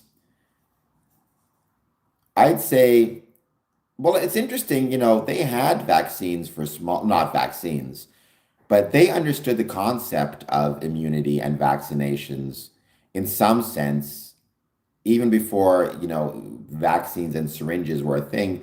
They used to take bits of smallpox, like the pustules, the scabs, and they'd rub it on healthy people because it would give them a smaller dosage of the disease and get their body used to it. So it's not as though vaccinations is a new idea. Oh, again, I'm not, took me a second there. I'm not personally opposed to that. The idea of tying employment to getting vaccinated. I mean, I often think about it from the sense of my dad, who, when he was, I was going to say my age, which is not even a little bit true, when he was in his 20s, he got a job on a sailing ship, working the engine. But before he get on the boat, and before he actually, officially could go to work, he had to go. He said, if I recall correctly, he said there was a big line of people, each one with a different needle. And he basically had to go. This was in the 60s, or it would have been the 70s. He had to go and he stood in front of this person and they give him a shot. And then he stood in front of the next person and they gave him a shot. He said he didn't even know what the vaccines were for. I mean, I'm sure they told him, but he didn't pay attention. He just took all the vaccines he was given and got on his boat and sailed around the world and met my mom, met a nice Canadian girl, which let that be a lesson to everybody listening to this, especially British moms. Don't let your British sons meet Canadian girls. They're going to run away to Canada. In this case, I mean, and that's fair. There is a question as to if the state, not even if the state is mandating it per se, but if the state is just applying pressure to the job and basically telling the job, like, hey, you don't have to, but we'd really love it if you required all your employees to get vaccinated, or maybe you don't get that government contract, we'll go to the other place. I can appreciate why that might be an issue, but I also tend to give more benefit of the doubt in this case to the actual, not just the government, but the employers as well. Because again, we have many vaccines that are mandated. Um, like, I think, like, for example, to go and get an education, you need to have a mandated set of vaccinations. I think there's a lot of vaccines that are currently mandated. It felt like, for a lot of different reasons, COVID vaccines were being treated as different than, say, the majority of vaccines that we take every day. which I think had to do with a lot of different factors. But I mean, for example, it's sometimes hard to tell what the state mandates versus what individual jobs mandate. So, for example, most jobs, like for example, Subway will mandate you have to, you know, you have to wash your hands before you can work at, the counter. The question, however, is going to be, is that the actual employer mandating it, or is that the government mandating it through, health and safety regulations, and the employer is just complying with those requirements? But most people would say it's reasonable to have to wash your hands. It's not reasonable. I don't know. My point is, it's hard to always know where a employer mandate ends and government regulations begin.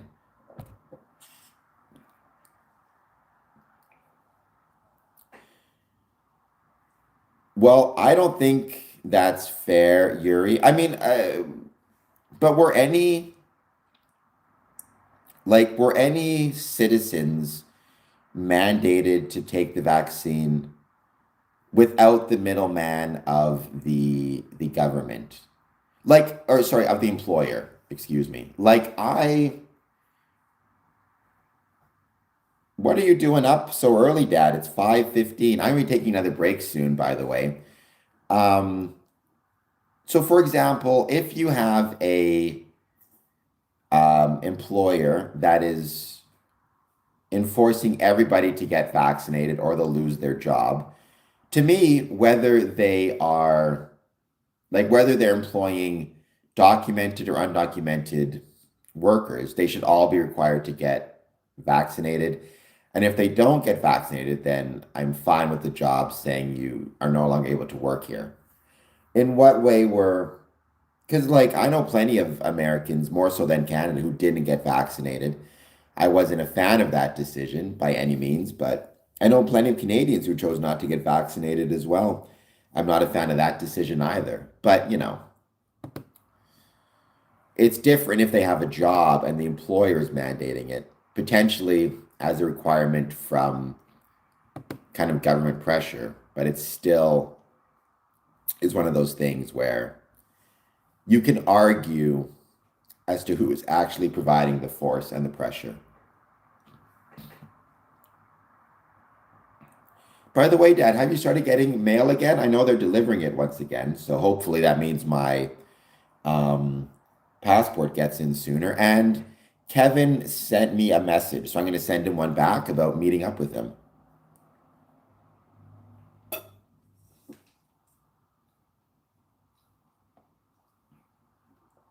Yeah, that would piss me off.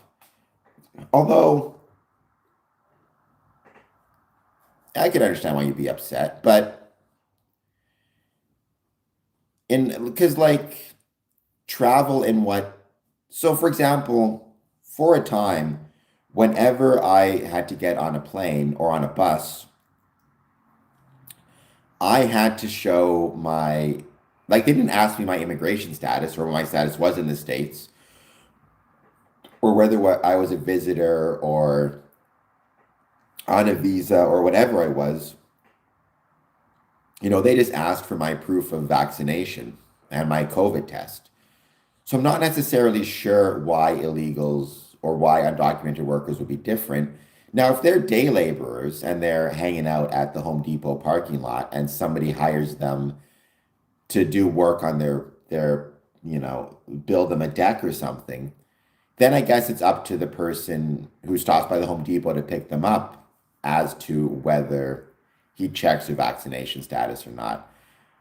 Office jobs and government contract jobs, teaching jobs, I suspect are going to be a lot different.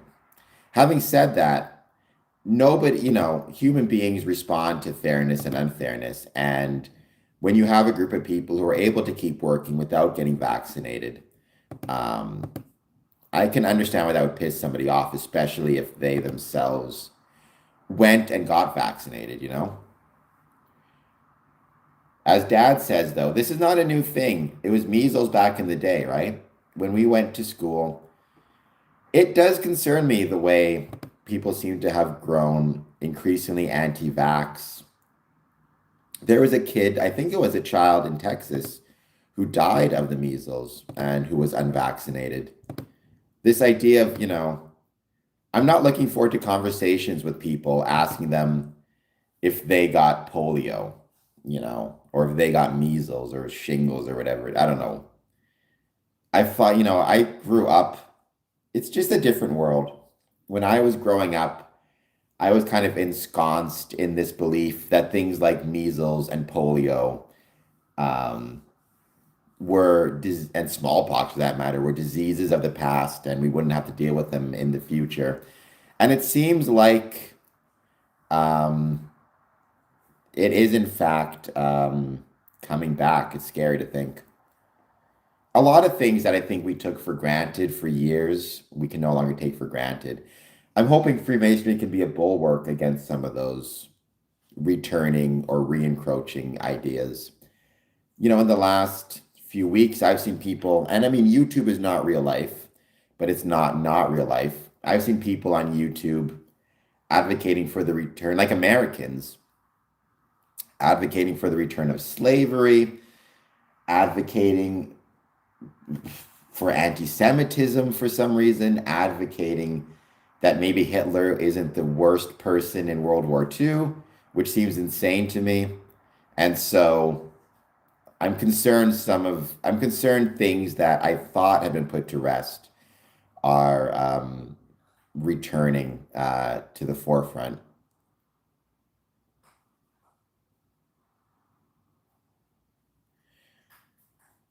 I'd rather be a debaucherous sailor. Well, I mean, I think that's fair, but I also think you have to define what it means to be afraid. I mean, I was never afraid of COVID precisely. My assumption, I have no idea. Again, I didn't test this, so at least to my knowledge, I never got COVID. Every time I got tested, I came back negative, both before and after I was vaccinated. But my my assumption had always been that if I were unlucky enough to catch COVID, I would probably be okay. At the time, I was 35,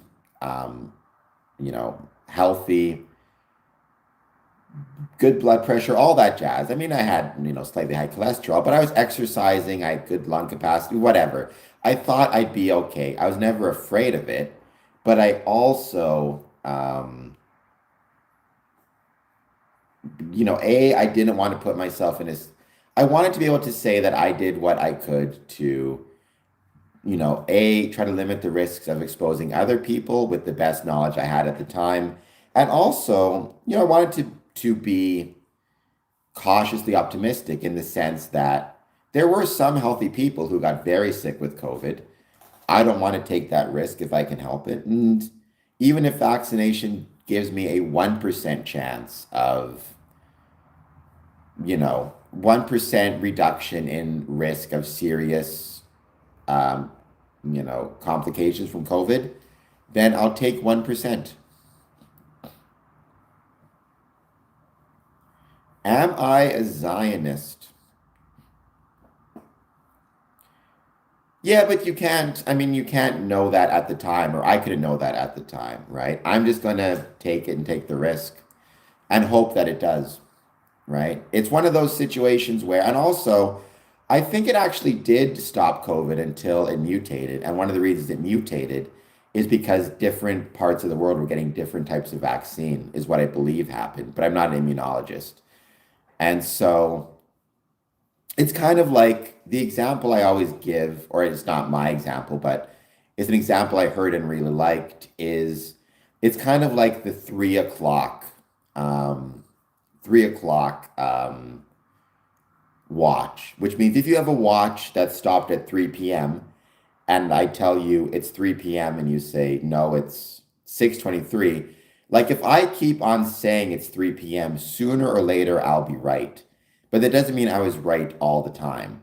And that doesn't mean I can see the future. It just means I got lucky at a certain point. And whatever else it does, it's nice to know that I did what I could to try to reduce the risk to others. Doesn't always work. That's one thing I think everybody who's been around more than 30 years kind of knows is sometimes you make the best decision you can and the chips fall where they may. But I think always going into things, not always, but going into things with a certain level of cynicism is not helpful. Um, when you say, am I Zionist? I think so. I mean, I personally, and this is my personal opinion, this is not a Freemasonry idea. I personally believe in a two-state solution. I'd like to see a Israeli state and a Palestinian state. I think technically that would make me a Zionist. I don't believe that Israel should, annex Gaza or the West Bank or should, um, what's the word? Like, you should have a greater Israeli state. I believe in two states. So take that as you will and what that means. Because I've heard some people say that makes me a Zionist, and I've heard some people say it doesn't. I think labels like that are sometimes not the most helpful. Well, I do think they overpromised on the efficacy of the vaccine. Having said that, I can understand perhaps why they were tempted to do so. But again, I've taken, I don't know how many shots. I mean, I got my first vaccine um, as soon as I could. I did my first shot and the second shot as soon as I could. And then I think since 2001, I've got like five boosters. I think you get one per year. I'm actually scheduled for my next booster shot for both the flu and the COVID vaccine on October 29th. So I'm not glowing green yet. I'll say that. Um, Again, I'm not sure if they did or not. I'm not good enough to say in immunology. To my understanding, it's not so much that they lied, it's that the virus mutated into a new strain and the vaccine wasn't equipped to stop transmission of the new strain. That's my understanding of it. And I think what had a lot to do with actually, again, you can take this for whatever it's worth, is the fact that different regions of the world were getting different vaccines and dosages, which caused different mutations. I don't know what Slavic origin. My pops is British. He's from England. My mom's family is, I think, from Germany and kind of Dutch. I think they're Dutch German. So maybe I'm Slavic. I don't know what, actually, I don't know what Slavic means. I do, but I'm almost there. We're two-thirds of the way finished. But Christopher, if you want to help me feel, want to give me some energy to keep me going, do a uh, super chat.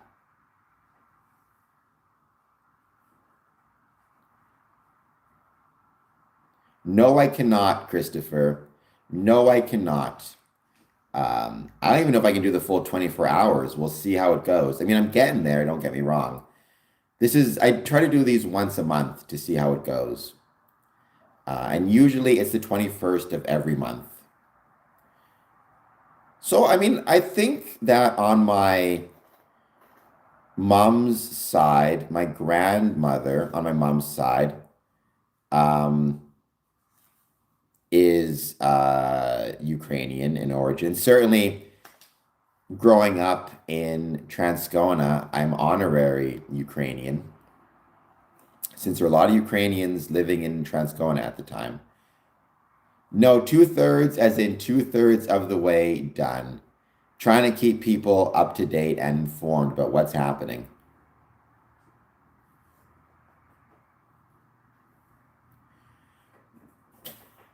Not everything I type is a cult. A lot of things, maybe, but not everything.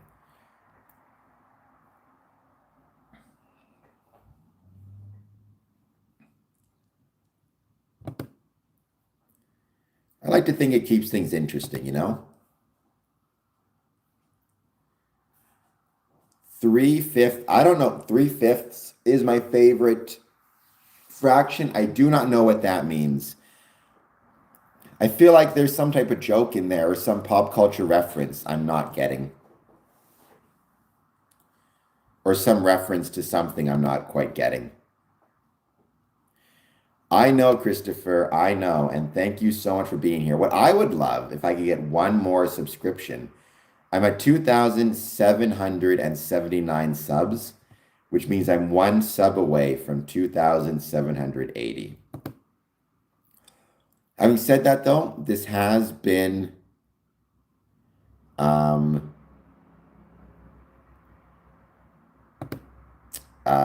great stream. A lot of people showing up.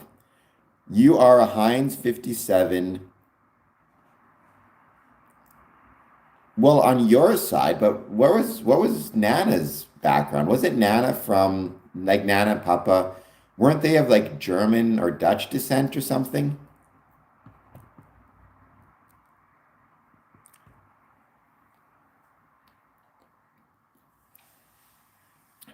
I think Lewis, war in any circumstance is very ugly, and you're not wrong.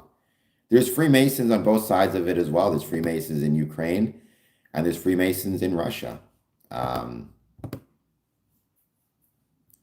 we have recognition with them both. A friend of mine actually went to the Grand Lodge of Russia for its annual communication, or one of its annual communications in June. He had some interesting stories to tell, that's for sure. That's for sure.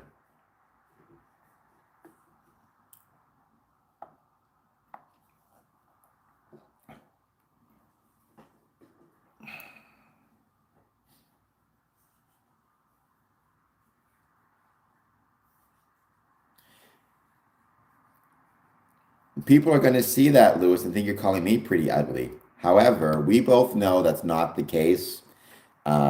Referring to war.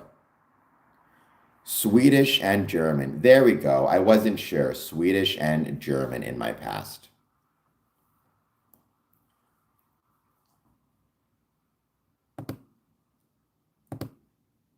All I know is I was born in Canada and I'm a proud Canadian. Thank heavens Dad decided to move to Canada with my mom. Otherwise, I'd be talking in a funny accent and have even worse teeth than I currently have.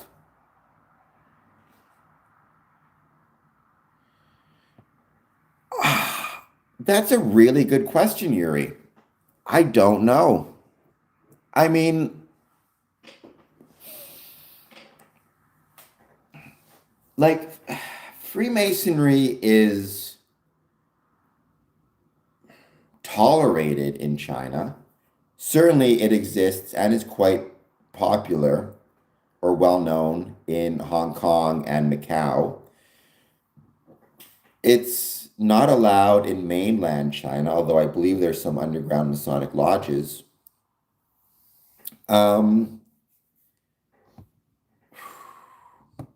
If I mean, I don't know how much Freemasonry honestly is even tolerated in Russia. Like it exists there, but I think a lot of the population has a lot of misconceptions about it. My suspicion is it probably won't make a difference. I think Freemasonry is probably so far down the list of concerns for either country right now that I can't imagine it'll make much of a difference one way or the other. But I will always support any situation which allows well, not any situation, I suppose, but in general, any situation that allows Freemasonry to become more popular and prevalent within a country or countries, I'm going to support. Where is there any evidence for God or heaven? Look up at the stars at night. I would say that what you're looking at there is the face of God, in my humble opinion.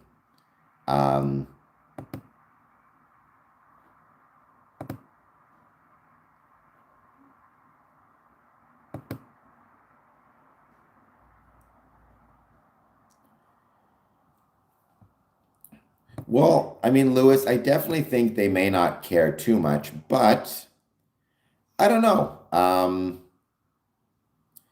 It's always tough to say. I mean, again, the thing about Freemasonry in Russia and what's so fascinating about Freemasonry in a lot of the Soviet bloc is how it's incredibly old but incredibly new, right?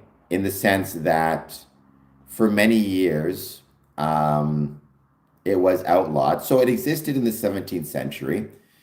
Um, then in the 1920, I think it was, thereabouts, during the Revolution, Freemasonry was outlawed. And then it returned in the 1990s in Russia. So you have this interesting dynamic of Freemasonry being very old and very new at the same time in Russia. And that kind of affects the way a lot of different people view it in Russia.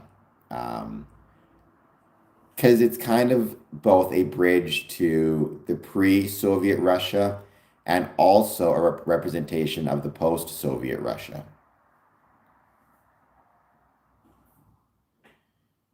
You're just saying a word. Well, I mean, when it comes to Freemasonry,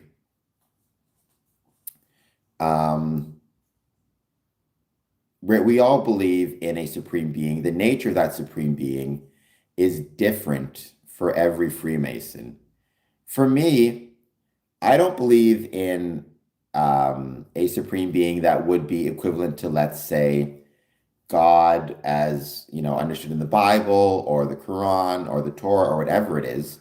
For me personally, I tend to believe and define God as the rational expectations or outcomes of the universe as demonstrated through mathematical equations, science, things of that nature, right? E equals mc squared is a piece of, a picture that forms the face of God, if that makes any sense. So that's at least what I believe personally. So I believe the way we can understand God and the universe is through our rational senses, through scientific inquiry, and through rational thought. Um, well, Lewis, that's what I got. I mean, you can disagree with me, but I don't think you can say it's a lie since it's what I believe. Um, I could very well be wrong. Well, it may not claim God, but science is my version. I mean, it's not science precisely, but when you ask me what my supreme being is, it's not science per se, but best expressed as it's best understood as an expression of the rational universe. If you want to know, for example, other people and what they view as being their supreme being or their God, you'd have to ask them because everybody will have their own understanding. Obviously, I wish I could give you a better answer or one that you'd be more happy with, but that's actually not really because that's what I got. That's my view on it. And it's done pretty well for me so far. So when people ask me again about the face of God or how to look upon God, I say, look at the stars, look at nature.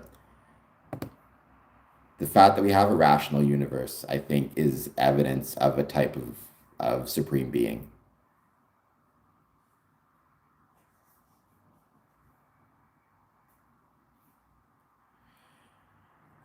I'm just telling you the truth. There's literally not a shred. That's fine. So it sounds to me, Lewis, like you might be more on the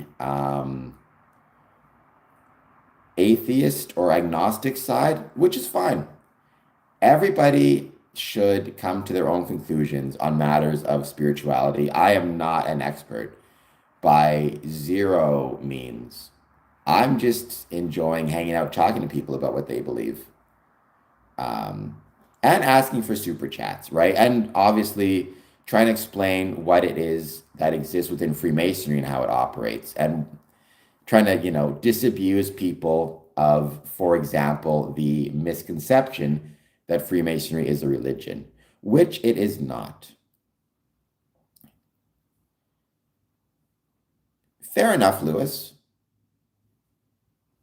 I mean, again, you're not wrong that one thing that you sometimes see with this is people substituting kind of one term for another, right? So saying, for example, like God is love is not the most, it can leave something to be desired in terms of the best types of answers.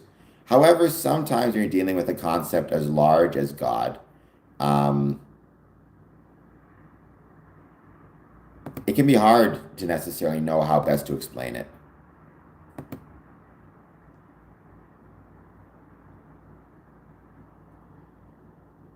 In fairness, though, is it their job either? If they just say, I believe in X or I believe in Y, like I believe in, I don't know, I'm Islamic, I'm Muslim, I'm Jewish, I'm whatever it is, and I believe in this, do they have to prove it or can they just believe it?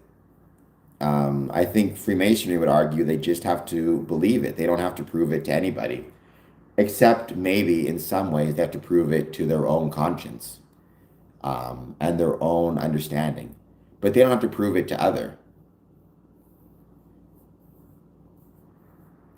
That's fair. But is anybody asking you to not dismiss it, right? Like you're free to dismiss anything I say, not just about my views on the supreme being, but about what I say about Freemasonry, right? You are welcome to accept or dismiss anything I say. That's true for everybody. I guess I prefer in some ways if you accepted what I have to say, but it's definitely not a requirement um, that I expect. And it won't cause me to lose any sleep one way or the other.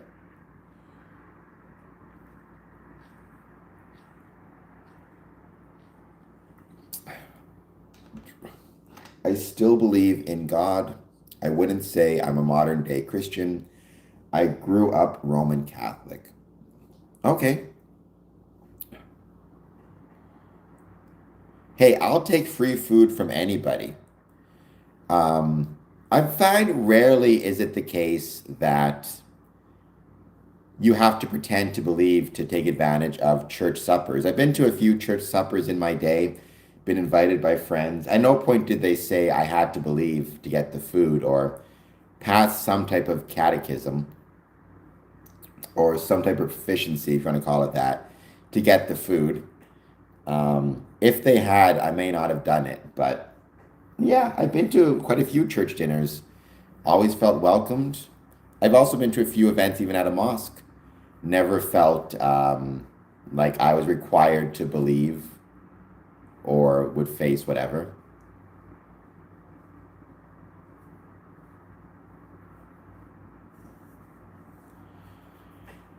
I think every institution has the potential to be both good and bad, positive and negative. I know a lot of Catholics, they're good people, at least in my experience. Institutionally, there was a whole lot of, I mean, I think the challenges, not even challenges, but the mistakes, the criminality, all the things that they've done that we talked about that are negative. But I don't think you can let that reflect on individuals of the Catholic faith or say all Catholics are X or Y, right? I don't believe in that.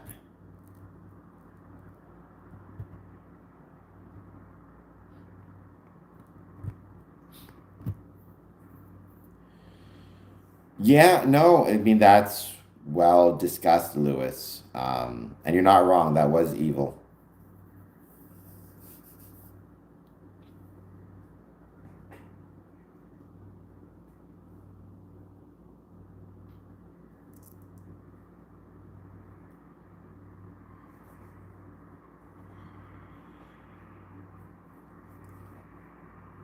Well, I mean, I don't know about the religion. Definitely, again, the way priests have acted, the criminal actions, the evil actions of priests, but I don't know enough about the doctrines of the Catholic faith to say.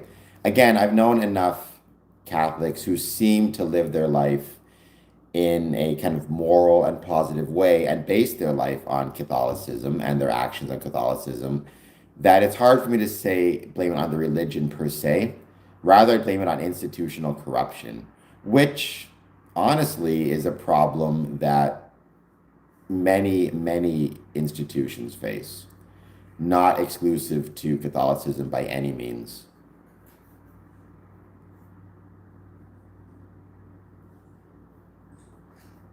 Well, sure. I mean, I was just watching the Crusades, not the Crusades. I was just watching Kingdom of Heaven, which is about the Crusades. But even in that one, what's interesting is you see pious and religious individuals, particularly King Baldwin and Saladin, acting honorably and also being faithful to their religious beliefs. It's possible to be both, to be moral and faithful to your religious beliefs.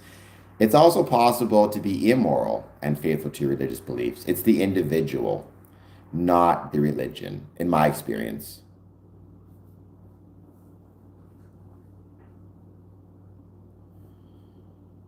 I mean, Lon, I'm very sorry that that happened. I hope that you found some people to talk to about that. I cannot imagine, kind of, not just for yourself, but for the whole town, kind of going through that experience. So, from the top to the bottom. I guess what I'd say is I hope you have people to talk to. Good. Well, I'm glad you're fine.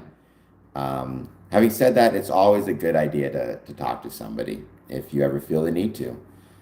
Um, no king. I think there's been moral kings. Again, King Baldwin, from historical perspective, seems to have been pretty moral. Saladin also appears to have been moral. I'm trying to think of Richard the Lionheart. I feel like he was known for being moral. I think with a monarchy, it is challenging to be moral because when you have absolute power, A, it's more likely to corrupt. And B, I think it's better for power to be granted through democratic means than through hereditary means. King Solomon, I can't even believe I am doing this Masonic lecture and I didn't even think to mention King Solomon. Shame on me.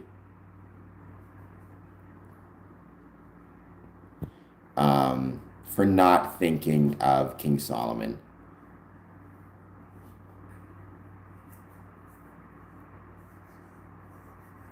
Moral would be to share the wealth and power with people. You're not wrong. That would be a very moral thing to do. And I also think you're probably correct about that. Though I can understand the challenge of trying to divide up land between people. Well, thank you, Dream Seeker. If you want to support me, you can do a super chat of just 99 cents. You'll be the third one of this stream. Welcome, though. Thank you for being here. Sometimes I feel like a zombie if I've been doing these long streams. That is the secret to being a Freemason, Lon, being able to stay up all night.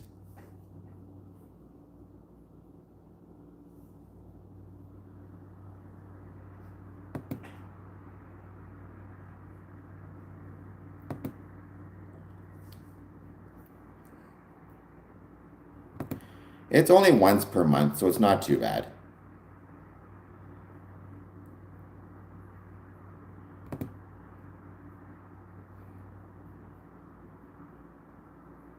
Oh, there you go, or $2. I was thinking 99 cents. Well, you said 6 hours of, well, I mean, define ownership, right? I mean, I have to go to the washroom like crazy. If I had a piece of paper that said I'm the King of Canada, but I had no actual particular power, and it simply gave me the opportunity to, from a bully pulpit, talk about causes I care about and try to support the people of the country, I don't think I would feel bad about that at all. Um,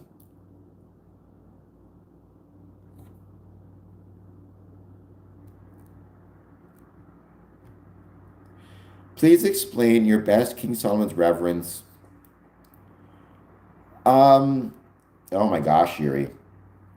There's a lot there. So when it comes to my personal knowledge of King Solomon, it's actually very limited. I've been trying to get a biblical scholar and historian on my podcast, to talk about King Solomon from a historical perspective and from a Masonic, or sorry, not from a historical perspective and a biblical perspective. All I know about him is basically the stories you can find in the Bible.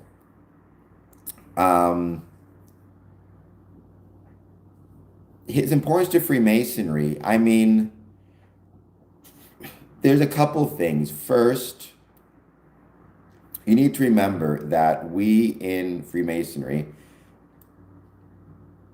evolved from stonemasons. Stonemasons, right, in their teachings and in our metaphors, are going to want to use examples of stone structures to convey metaphor, right? It would make no sense if we, as Freemasons, for example, were to use stories of Noah's Ark, which is made out of wood. That's carpentry. We're stonemasons, so we are going to look for stories and messages as it relates to great stone buildings, great stone temples, great stone works. One thing we talk about a lot is the pyramids and Egypt. Another thing, though, is King Solomon's Temple, because it was an example of historic stone masonry. An immense number of stonemasons had to be employed when building the temple. You know, our ancient forefathers, stonemasons. And when developing Masonic ritual in the 17th and 18th centuries, you could kind of rest assured that most Masons would have at least some awareness of the stories of the Bible, even if they had, no awareness of any other stories or literature. So King Solomon and King Solomon's Temple were natural places to look for stories and look for metaphors that could be applied to Freemasonry. Metaphors like wisdom, building, cornerstones, ascension to different levels of knowledge and understanding, growth, and many other things, which my cat is peeing right now, which you have to join to find out. I hope that made sense. The history of the earth has evil epochs or evil moments, Lewis. It also has some pretty beautiful moments too. It just depends where you look and what you want to see. I mean, I can think about, one thing I've been trying to do for whatever it's worth. I'm not saying it always works, but every day I try to think of at least one or two things that went well within my life that day, or things I'm grateful for, or good moments. And to kind of, sometimes I try to actually write those down. Sometimes I just, think of them to myself before I go to sleep. But either way, it sometimes helps me look at the world in a more positive light.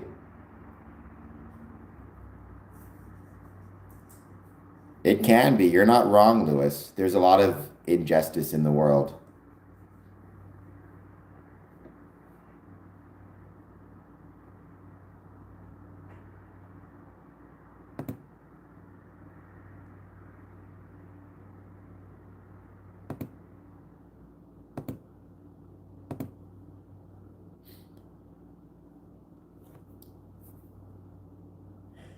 And hopefully, who knows, maybe we in Freemasonry can find a way to help to mitigate some of those injustices.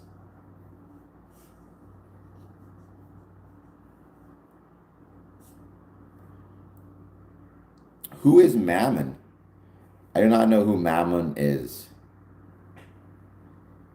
We do. We do. Maybe one day we'll be living on some other planets. I would love to live on Mars. Or even the moon.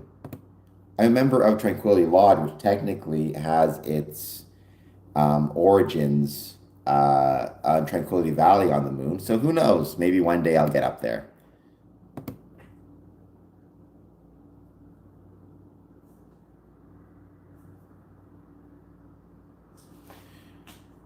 You can put words on top of definitions. I wish it was the dark side. Maybe Tranquility Valley isn't the dark side of the moon. I actually know where Tranquility Valley is, or if they what side they landed on. I should look that up since I'm a member of Tranquility Lodge 2000, which meets out of Texas, but has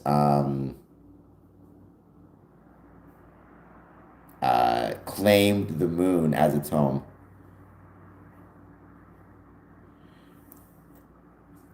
What is Mammon, though? I've heard that phrase before, but I don't know what Mammon actually refers to.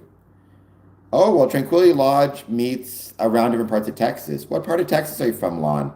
I've been to Fort Worth, Dallas, um, and Arlington, and Gonzales. I'm looking at Mammon because I'm curious. Wealth regarded as an evil influence of false object of worship and devotion.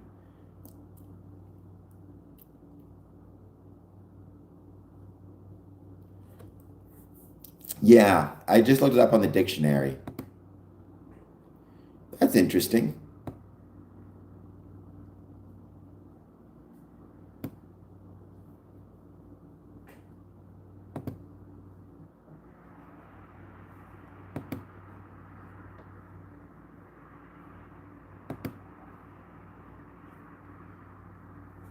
Mammon is the word Christ used when he said, "Give to Caesar what is Caesar's."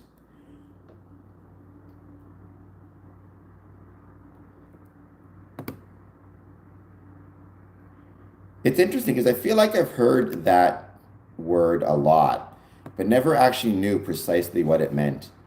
So it's interesting to actually thank you for actually letting me know what that means.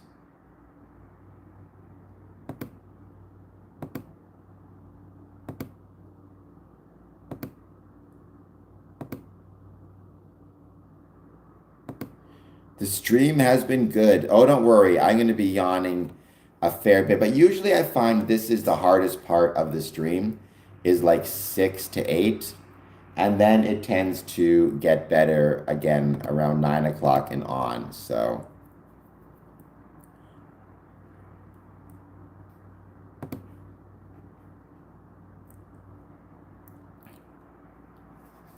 actually, I'm not even fighting back yawns so much. What I'm dealing with is my yes, and it's still dark outside. It's 7 a.m. I remember doing these streams in August and even July, August, September. By now, the sun would be coming out.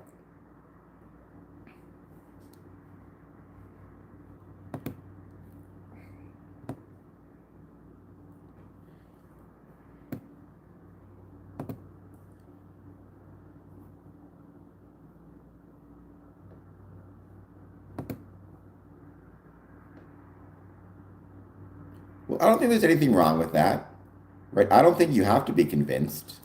I think, again, you are free to come to whatever conclusions you want about the world.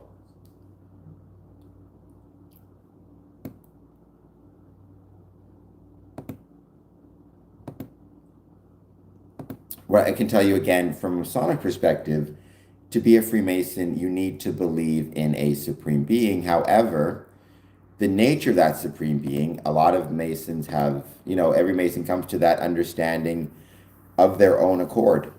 You can have, again, Muslim, Christian, Jewish, indigenous, spiritual, Wiccan, even, a lot of different types of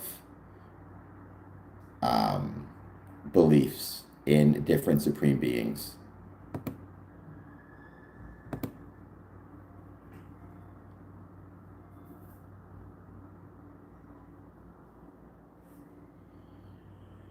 I mean, I think the Bible can provide a lot of historical relevancy. I don't know about the best genealogical record. I don't know. I'd have to actually research it a little bit more.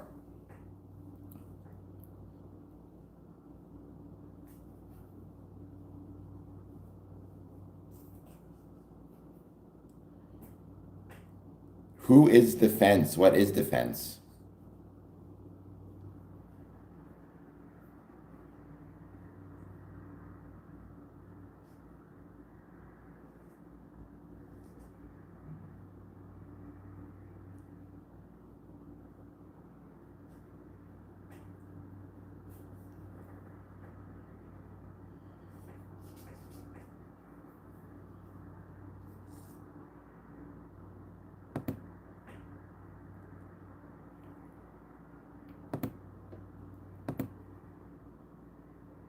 Again, I don't know enough about it. I'm not a theological expert by any means.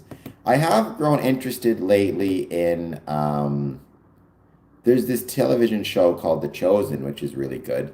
And even The Promised Land, which is basically The Office meets Exodus, which is a comedy, but a really good one. The problem is, I don't know, because I've not read the Bible, at least not well, I don't know how accurate the actual stories are or the shows are to their source material. Yeah, I haven't even seen full episodes yet. I just keep seeing all these clips popping up on YouTube, but it seems like a very good show.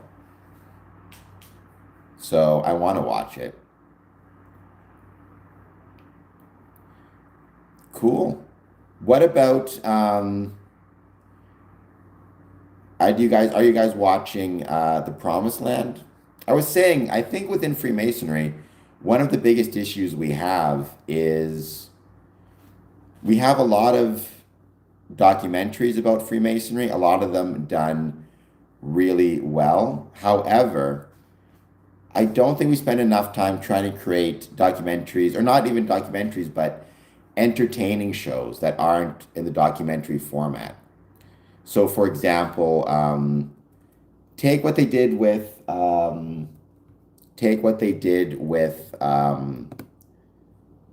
the Promised Land and do something similar. You could do something similar with like Hiram Abiff. Create an office style documentary of him trying to build King Solomon's temple, and give him a bunch of crazy characters to deal with. I think it would be really fun. I think one thing they're doing well is recently in certain types of like religious entertainment is instead of just focusing on excuse me, instead of just focusing on getting the information out to the people, they're actually trying to create entertaining and fun pieces and types of media. I think that's a good way to approach anything, but especially from Freemasonry. I think we should focus more on creating entertaining and enjoyable and fun pieces of media as opposed to just getting the information out. Um,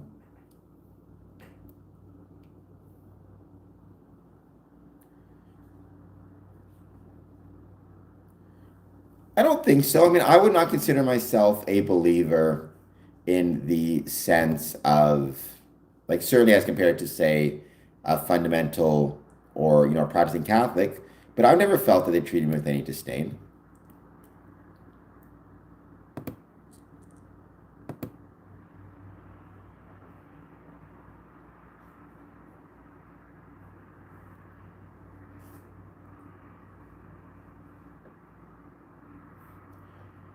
Well, I don't know. I'm trying to think. I mean, I don't know the actor's name in The Chosen, but I feel like he's doing a pretty good job of portraying Jesus. Good morning, Mr. Keeps. How's it going? You found my channel number 2. Um, as you know, I got stuck. Unfortunately, my first channel went kaput, so I'm here, channel number 2, on the somewhat home stretch. How is your morning treating you?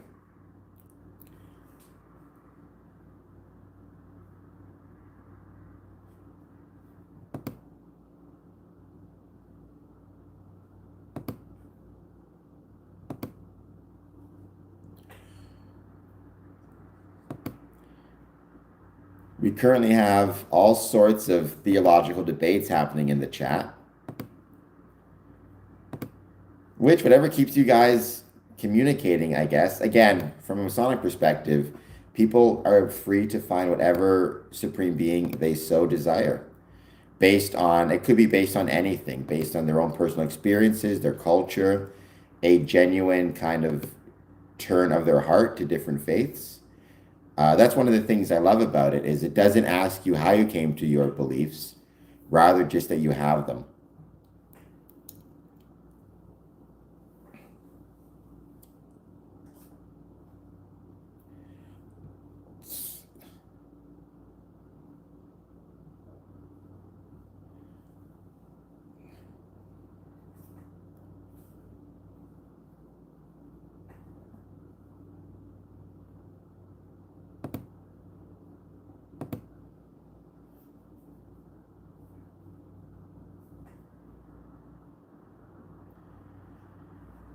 I think Alexander the Great was real. Uh, Passed away in 33 BC, probably. I think if I recall correctly, it was poisoned mushroom soup, if I'm not mistaken, or poisoned soup. I could be wrong, but I think that's the case.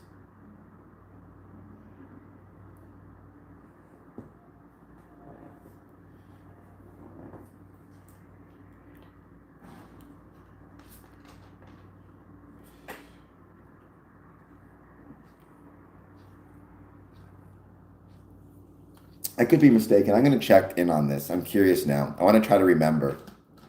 Um, what it was. I think it was poison soup.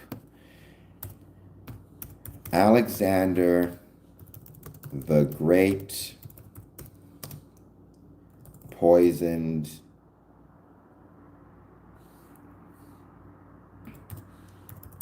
or maybe it was Claudius who was the poisoned mushroom soup. Okay, never mind. It wasn't poisoned soup. Who was it who I thought was poisoned by soup? Maybe it was Claudius after all. The exact cause of Alexander the Great's death is unknown, but theories include infectious diseases like typhoid fever, malaria, or West Nile, as well as poisoning or acute pancreatitis from heavy drinking. I think it was maybe a Roman Empire. I'm looking this up. Now I'm very curious. You guys are trying to make me remember which Roman emperor died from poison soup.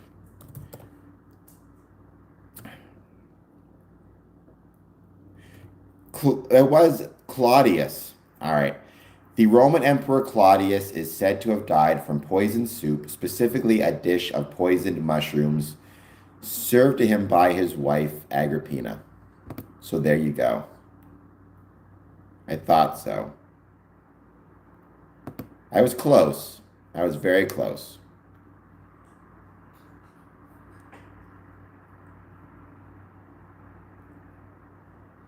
I don't think any of us in the stream are God. If somebody here is God, please let me know so I can show you the proper reverence. Otherwise, I'm in some trouble.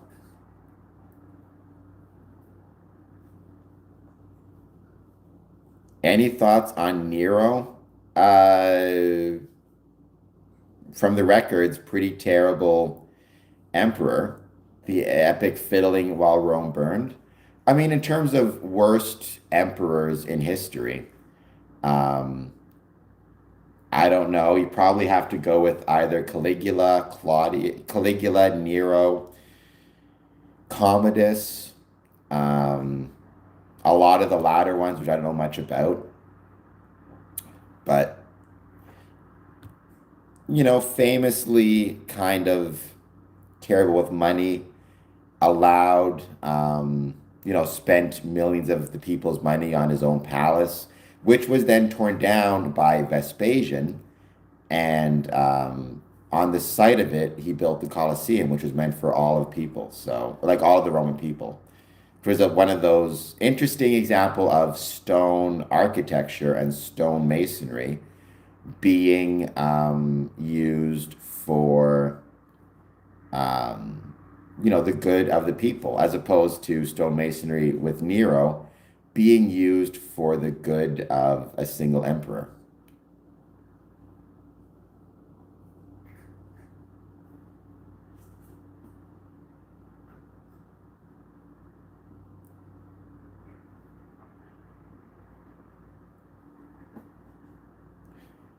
All right, we got Lon and Lewis fighting over theology in the stream or in the chat, none of which I'm smart enough to be able to deal with. Other than I'd say everybody gets to have their own opinions on who is or is not, or what they believe about a higher power.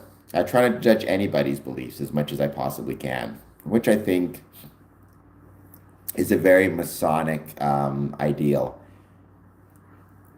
Little G versus big G. Yeah, doesn't Andrew Tate say that type of stuff all the time? He'll say like he's a G, which I don't necessarily know what being a G means. I think a G is referencing for like 1,000, right?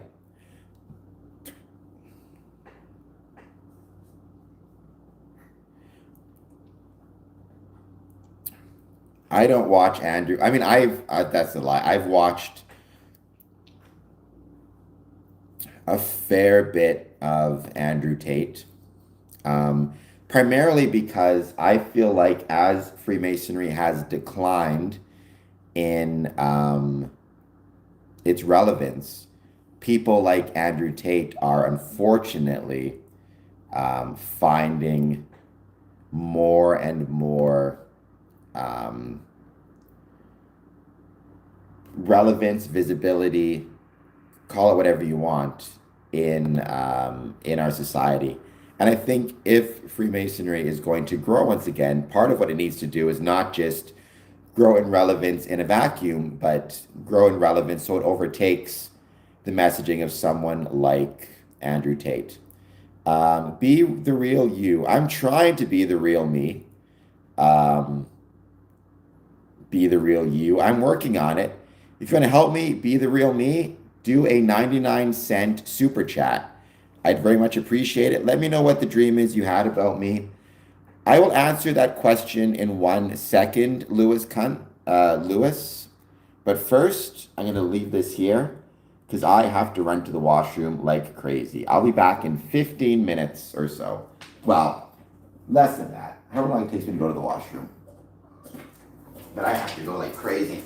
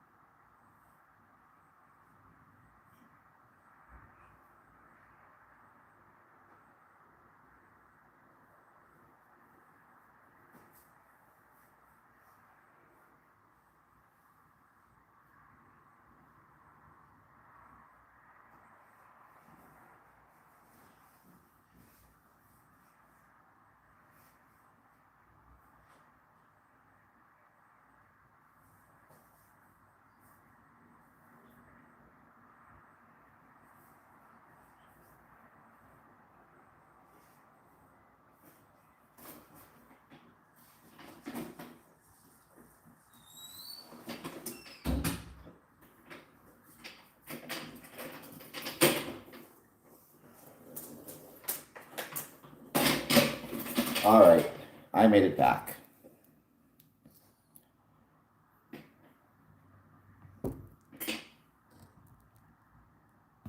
The dog has got a lot of, it's been like not washed for a long time. There's probably a lot of dust. Leave this poor dog alone, dream seeker. When you say, um,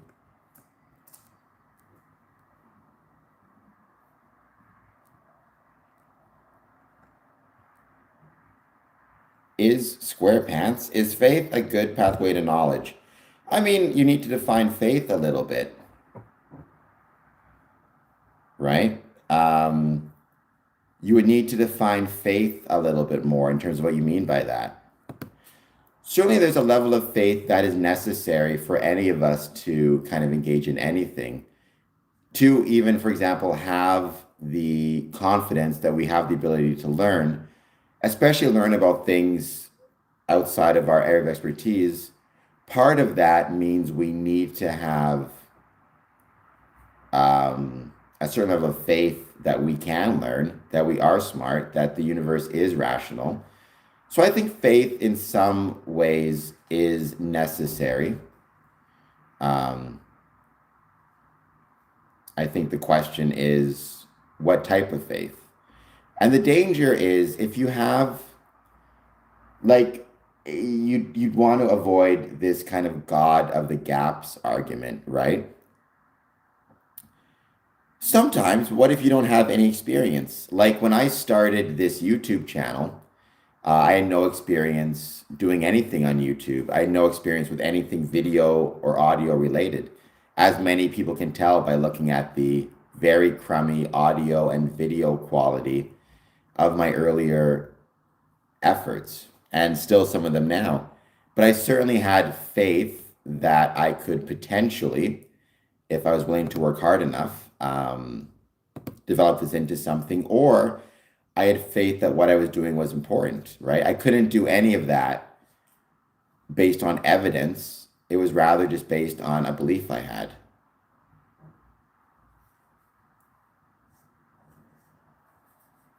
Okay, but have you ever taken, um, thank you, Dream Seeker. Have you ever had faith in something that, like taking a risk?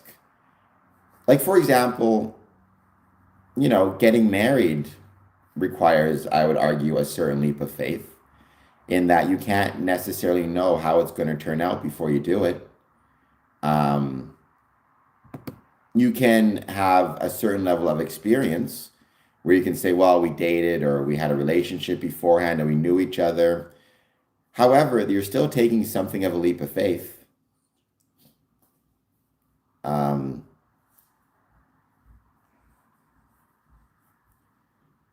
that's true. And you can try to, what's the word I would use? You can try to reduce the amount of faith that you need and try to gather as much information as you can. However, I do think at a certain point, there's still a leap of faith required, whether it be a leap of faith that you're capable, like, I mean, going to the moon, right? It provided a boon of scientific and educational experiences for the member, for like NASA, for society. It was a giant leap of faith to engage in that. Yes, they were scientific, they had experience, they weren't just flapping their arms and trying to fly to the moon. But at a certain point, when you're the first one doing something, there still exists a level of faith in what you're doing.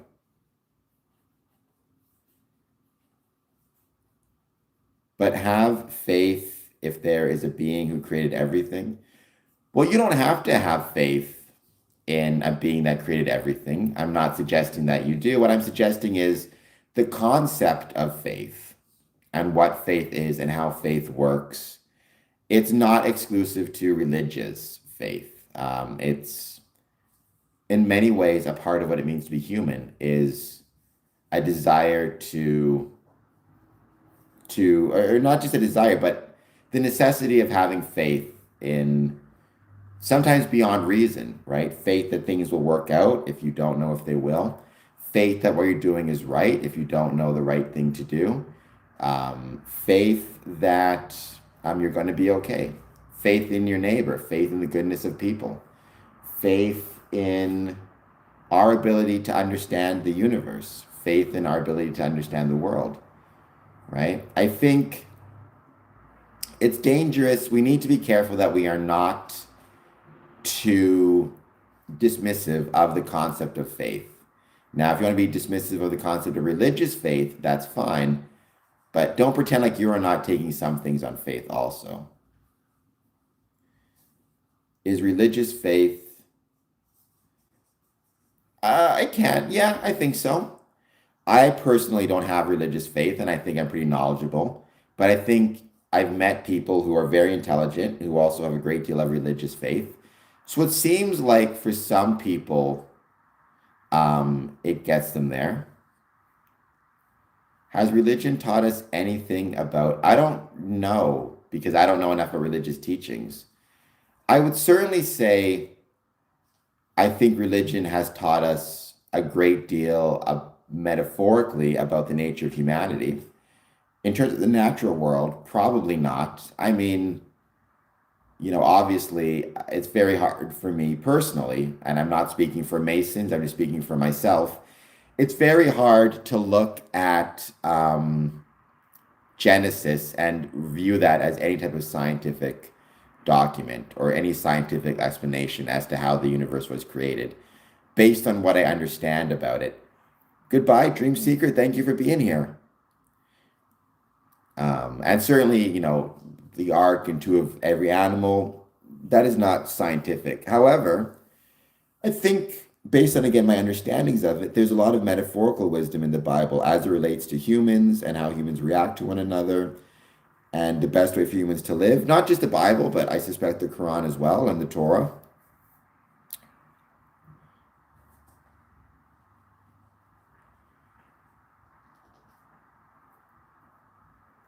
That's true, but you still have to take a leap of faith at some point to choose to marry her, right?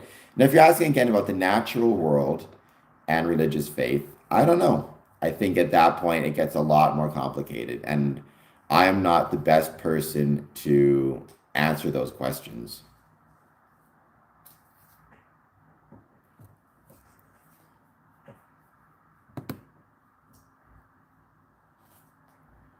I guess what I'd say is everybody has to decide for themselves.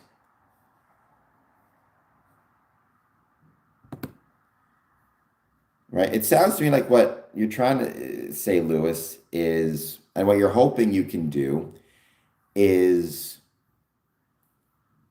you can use, whether it be past experiences or whether it be your understanding of the universe, your observations, to limit the amount of faith you require, right? So, for example, it's impossible to know what the future will hold, and you do have to have a certain level of faith if you're getting married. But if you get to know the person beforehand, you reduce the amount of faith that you need.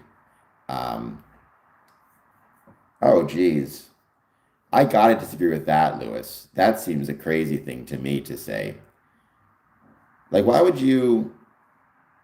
I don't even know what that would look like, right?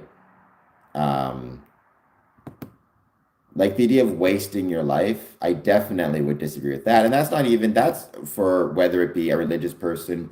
I'd say the other way too. If you are an atheist and you find out there is an afterlife, and let's say, I don't know, the Christian version is correct, I would not even say then you've wasted your life. I think that's very much an uncharitable way to put it, right?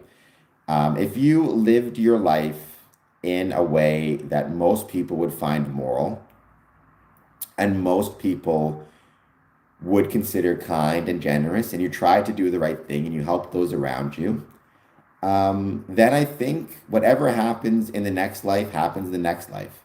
The idea of wasting your life, though, I wouldn't buy that. I'm very sorry to have to disagree with you on that one.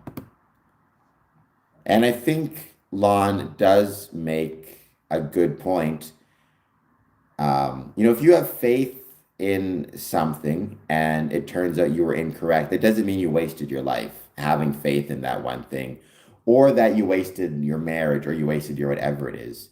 Because ultimately, faith is not about the thing in which you have faith, it's about yourself and the choice you make to have faith. And if that choice, well, that's fine. And if they turns out that they're wrong, then they're wrong, right? That's okay. But if in believing in that Christian scripture, they led a life that was kind, generous, helpful, moral, and good, and I know many who are, then, I mean, at the end of it, the idea that it's been a waste, I would not buy that under any circumstances.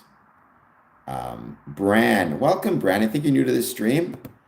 I hope you hit the like button and the subscribe button, and maybe you'll consider doing a 99-cent super chat.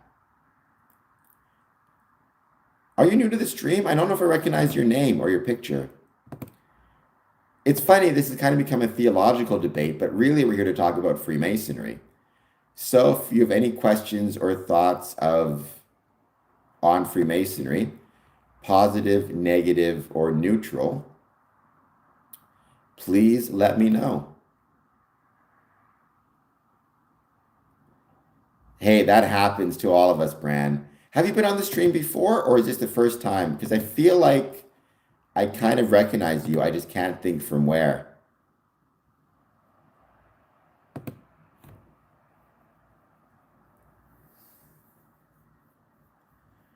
And which lodge are you a member of? Because a question like that means you definitely are a Freemason, or a joke like that. Okay, well, welcome back. Good for you on giving your lodge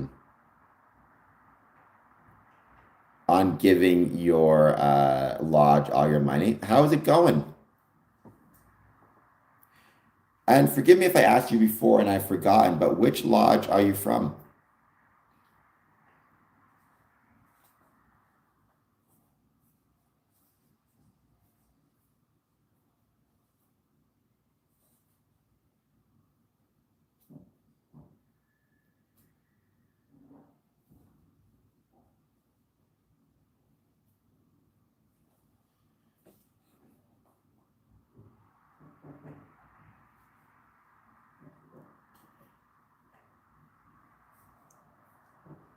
Oh, okay, fair enough. Well, in that case, you don't give all your money to the lodge. You can give me 99 cents. Live your life on the edge, Bran. 99 whole cents. I'm just kidding. You don't have to give me anything. I'm just happy that you're here. So, Frederick, what you're talking about when you say that, the idea of a tithing or like a 10%, that is not how it works. Welcome, JC. When it comes to Freemasonry, there is no like set requirement in terms of like a percentage of your income. I think a lot of people kind of have that idea because they think of it as almost being Masonic, or sorry, almost being a religion, but Freemasonry is not a religion. Every lodge usually will set its own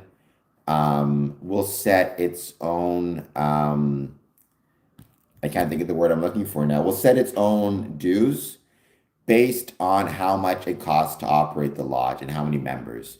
So if it costs, let's say, $5,000 to operate the lodge financially, then they'll take 100, let's say, members, and they'll say every member pays $50 a year. I don't know. It will be interesting to see if, for example, you set your dues structure up so it was like as a percentage of members' income, but I just think it'd be too hard. I don't think it would actually work well because first you have to ask every Mason their income, then set the percentage, then figure out if you have enough to operate the lodge.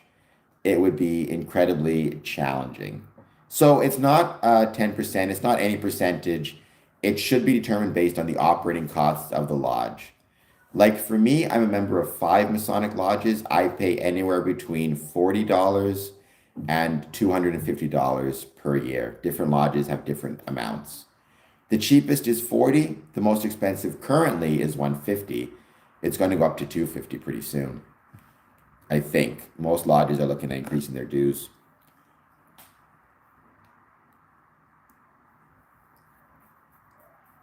Frederick, thank you for the super chat. That's incredibly kind.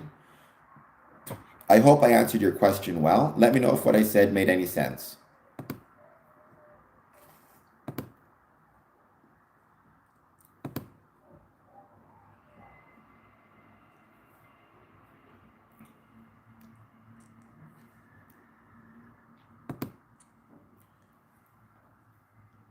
Well, I wouldn't say that, Lon.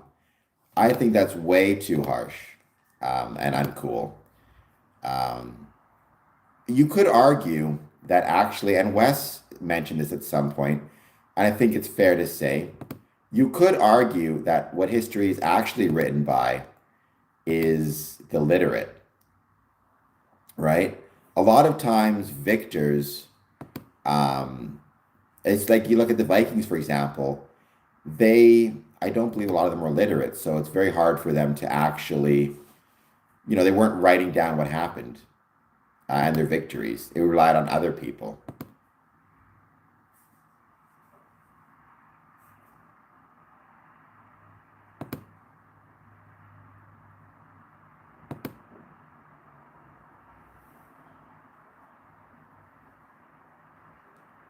Mongols too is a good point. Yes.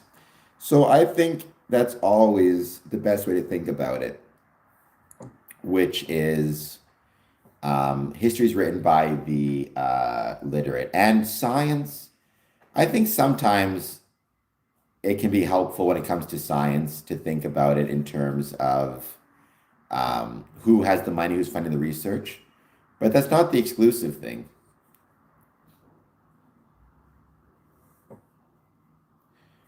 Pre-Diluvians, aren't those considered like the culture that existed before? I don't remember when. Hold on just one sec.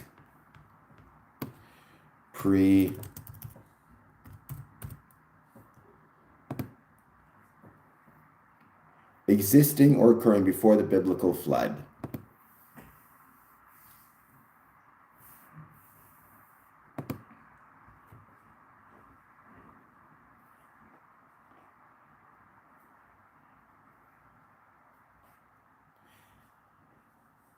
Well, I mean, thank you, Lewis. However, I would suggest that maybe and perhaps you may want to think about kind of, what's the best way to put it? Maybe not perhaps focusing so much on being contrarian against the things that bring people a sense of purpose and happiness within their lives, whether it be religious beliefs, spiritual beliefs, or civic engagement through social groups and social clubs, all of which provide value for people in different ways.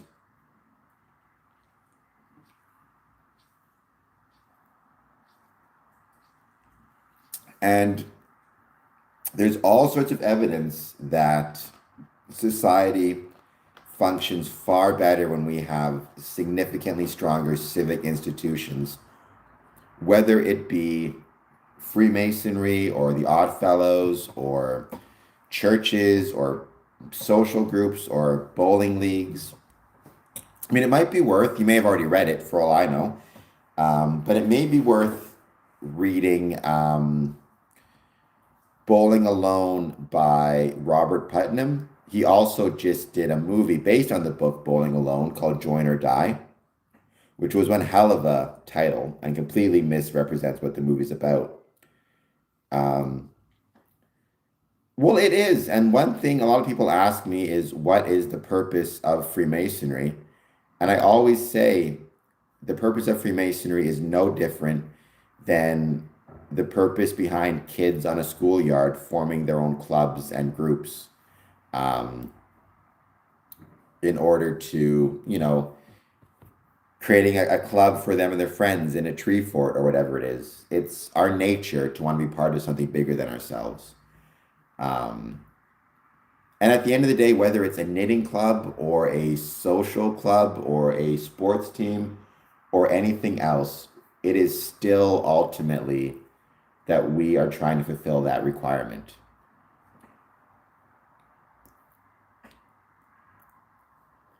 You're not wrong.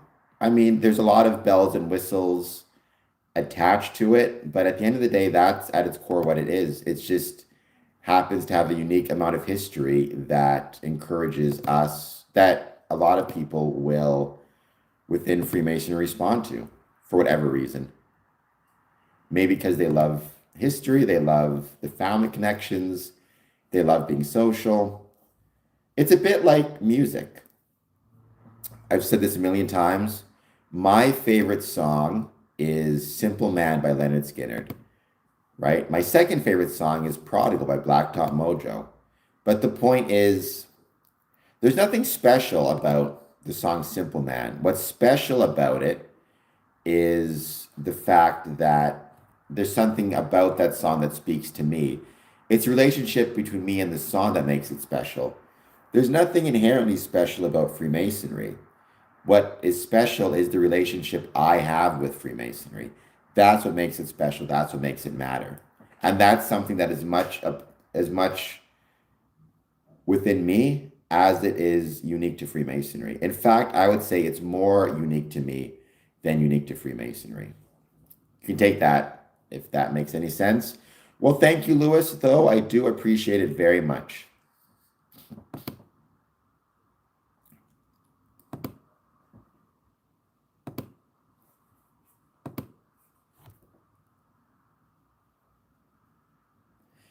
And I love you as well. And it's wonderful to have you here, as always.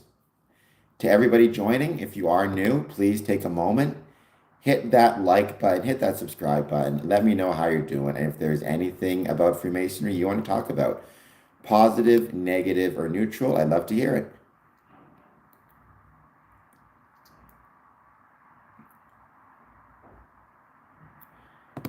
But being a Freemason should definitely not encourage, whether you say you love me, whether I'm a Freemason or not. If somebody's a Freemason, they're, I'm sure, good people.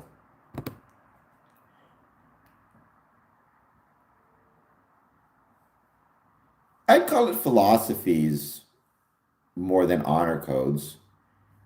Well, I don't think anybody has their own honor codes. I mean, I don't know if I call them honor code per se. I call it ideas or philosophies on how to live. I mean, you're getting it from somewhere. Oh, yeah, I think I got an ear infection. I got to go to the hospital today. It doesn't hurt or anything, but there's all sorts of pressure in it. It's driving me crazy. It's definitely. I went swimming a couple days ago. I probably got swimmer's ear, but it's a pain in the butt.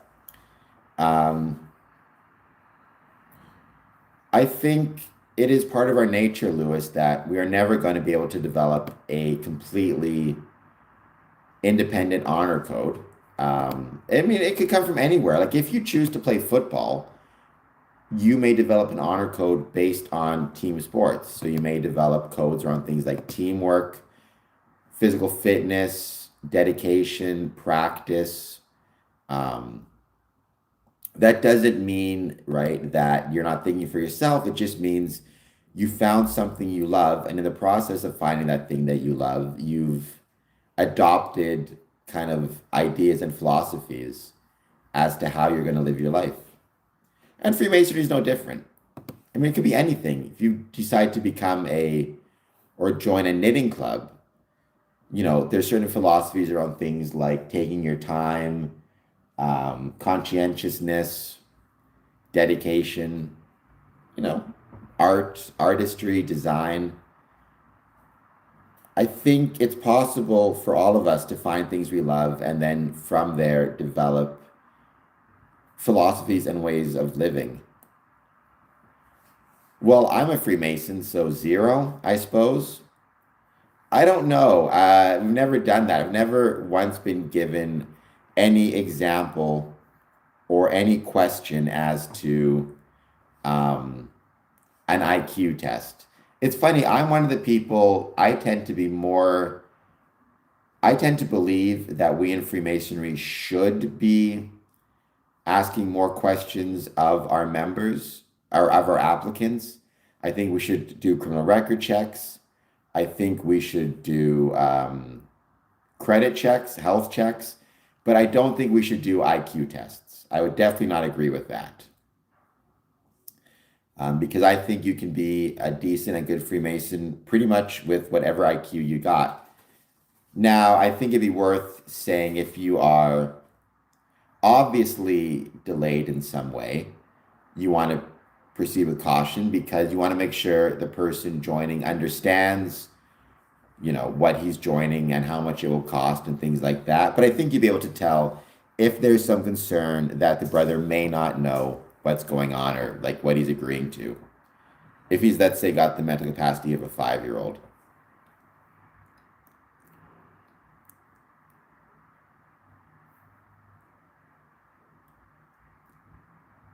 Well, good for you, Lewis.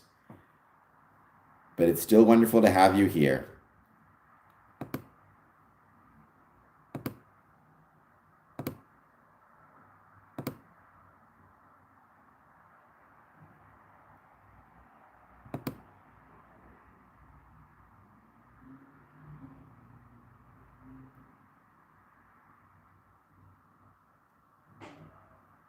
We're going to have a bit more time, just waiting to see who else jumps in the chat to say hello. And thank you, everybody who's been here so far. It's been another excellent stream. We're coming close to the home stretch.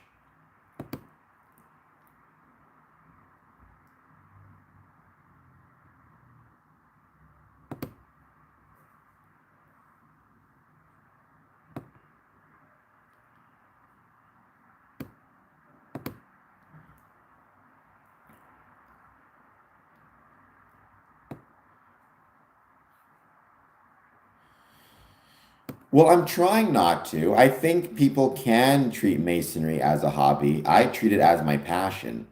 And I'm hoping through this channel, if everybody would be so kind as to give a super chat, I can turn this passion into a profession. But I would say most people treat it as a hobby.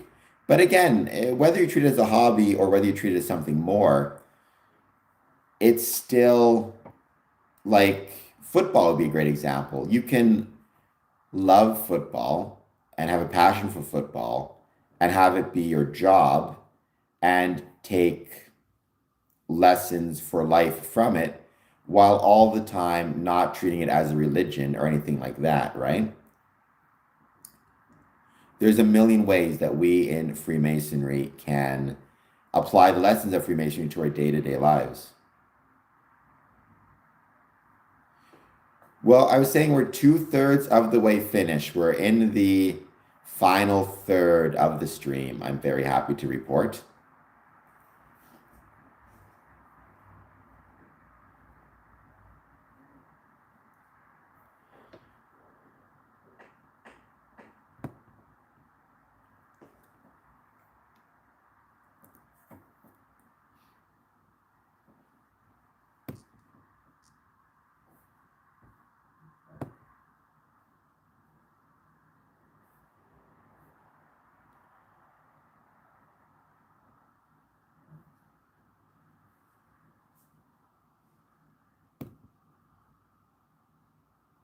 But we are definitely on the final third. And I hope everybody who has been watching this so far has been doing well. Thank you for all of the streams and all of the super chats. It is greatly appreciated. I do not know what Super Cyan is, but it sounds really fun. So you know what? I'm going to go Super Cyan.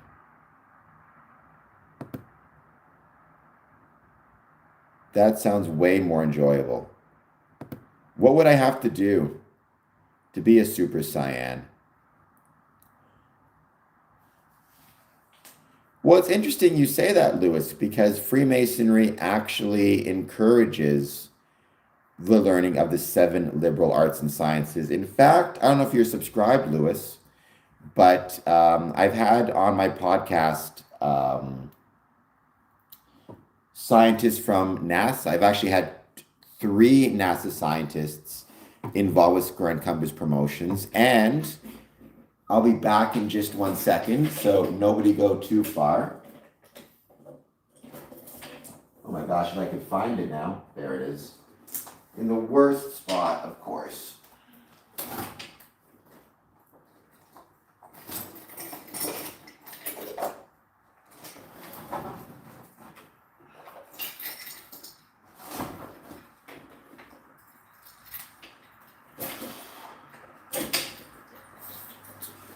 I did an interview with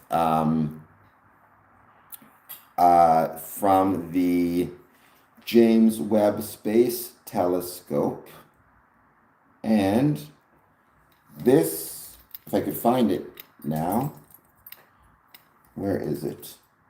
This pin here, which you can see, is actually a pin, commemorative pin for the James Webb Space Telescope.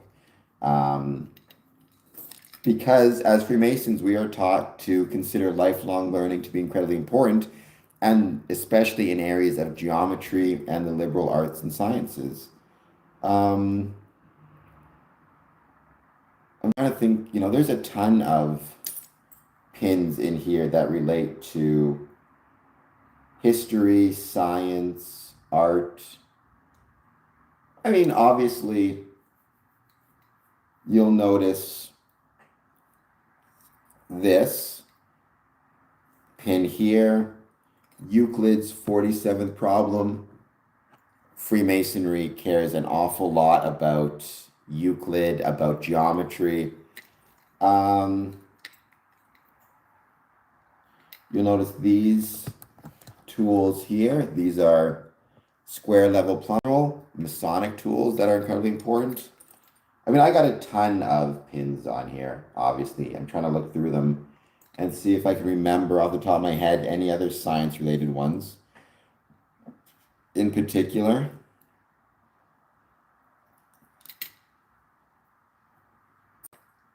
I mean, we got blood donation pins on here too, because Freemasonry is very much related to blood donation.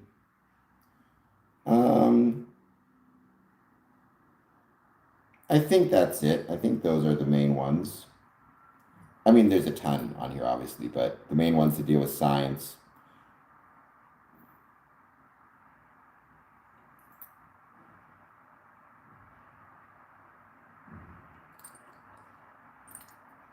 So,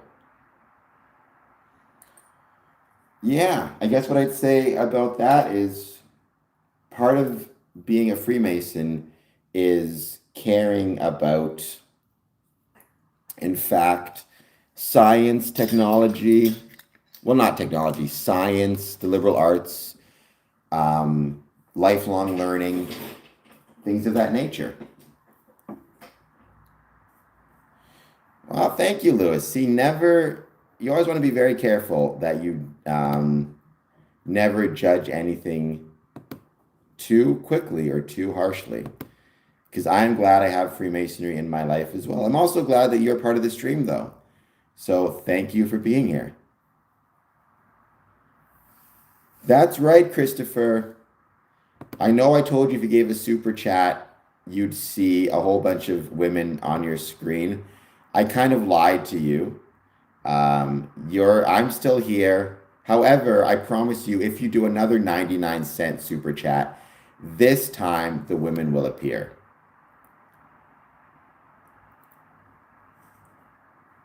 Oh, it would be crazy. The number of pins they would have to be a lifelong Boy Scout and Freemason, it would be enough to make King Solomon blush in terms of riches. I mean, it would be very impressive to see. I'd love to see that pin collection.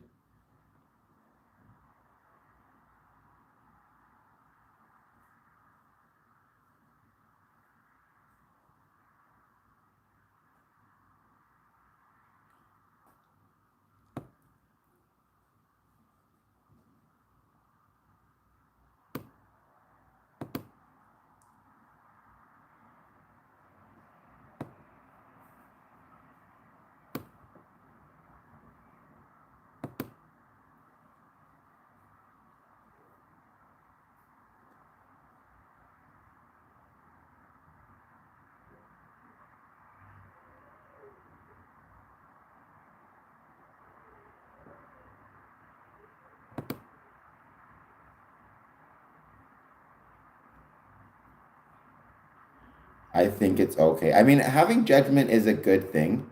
I would, that makes a lot of sense to me. I think obviously we want to have judgment.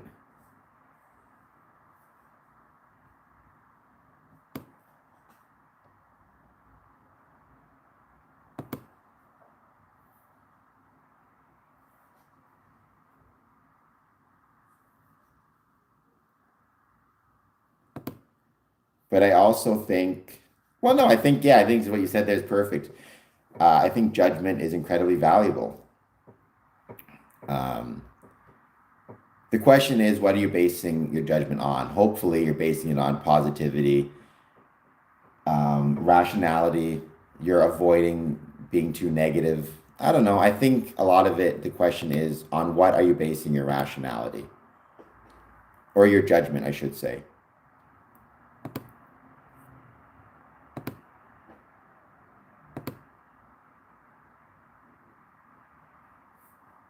My soul could use protection, so I definitely think that's pretty important.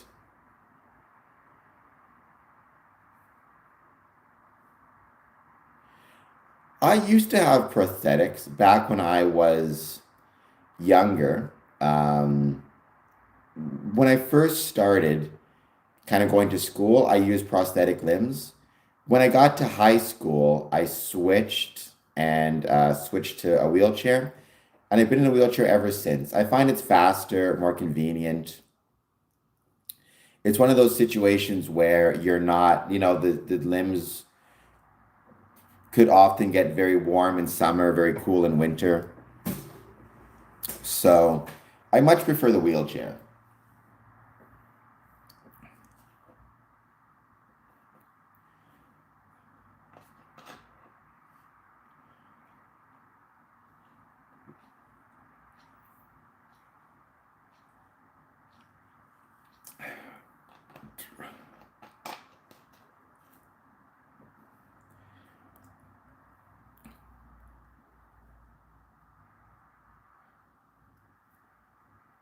I think that's probably fair, Lon. If somebody is a drug addict, probably makes a lot of sense to stay away from their circle. I'm going to deal with this in just 1 second. I'm just going to see if I can get my charger. I no longer need the charger, so I think I can set this thing back up this way. Just give me 1 second. There we go. And let's see.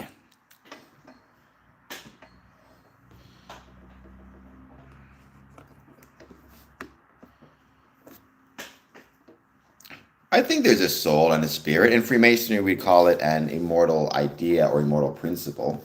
But you can call it whatever you want. I mean, there is something I would say that animates us beyond the brain.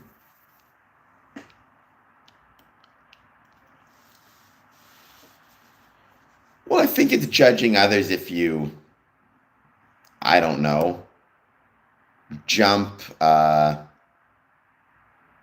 if you start jumping up and down and yelling at people, hey, I'm staying away from this person because of this. But you have the right to, if you choose, stay away from people if you feel uncomfortable or you have some intuition that they're best to avoid. Makes a lot of sense to me.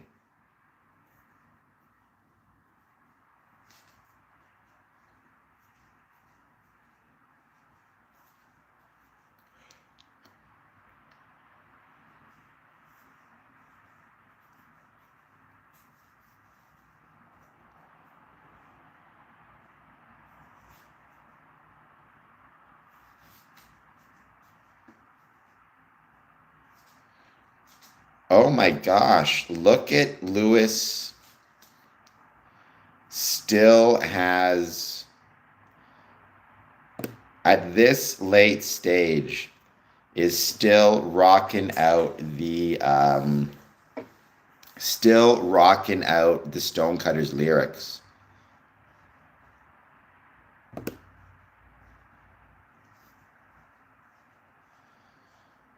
What animated us besides? Well, if you're talking about what allows our physical selves to move, then obviously I think it's the brain and the nervous system. If you're asking us what motivates us to take on difficult challenges, to fight for things we believe in, I think that goes beyond the brain and the nervous system. And you can call it whatever you want, right? People have different terms for it: spirit, soul. What encourages us, for example, as to choose to do something difficult when it would be easier to do something easier by definition, right? Like, how many challenges do we as a society, do we as humans choose to take on that are unnecessary, but we do so because we feel it will help either improve the situation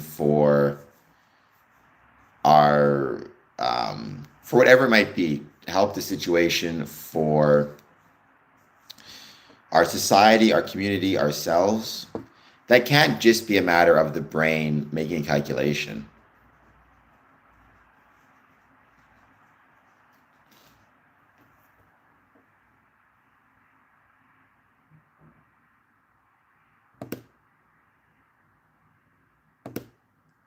At least that's my humble opinion. Okay, so then you could say um, the memory, it's the genetic memories which we store of our ancestors needing to take on challenging tasks to, feed themselves and their tribe. That's still beyond, genetic learning is still beyond simply the brain and the nervous system.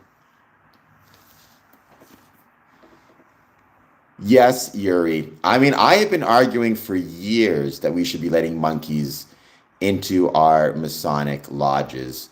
Yes, you'd have to worry about them throwing poop at you, and that would be very scary. However, you know, I would be willing to accept having to dodge chimpanzees throwing poop at me if it meant I could have a brother who was a orangutan or a chimp or whatever it is. I will say, I've known a few dogs who are Freemasons, no pun intended, actual service dogs. They have their Masonic. Well, if you are a Mason and you have a service dog, and you're going through the chairs becoming worshipful master, very often what I've found is in many lodges, they'll actually create a second set of aprons and collars. And when they're investing the Mason as, let's say, the worshipful master, they will invest the service dog with a collar and apron as well, which I think is pretty cool.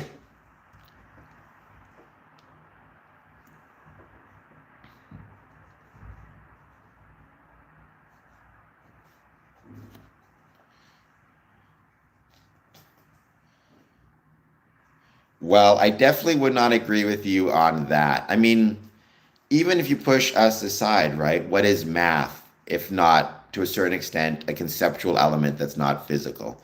We can express concepts of math with physical things, but the concept is not a physical thing, right? The concept exists well before humans can discover it.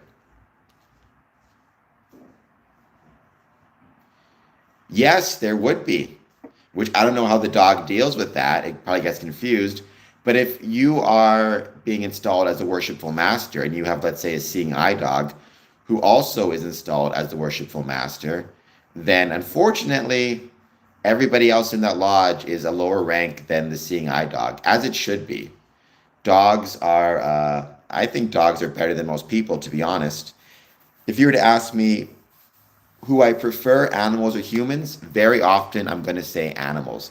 I'll be back in one moment. I need to grab more water.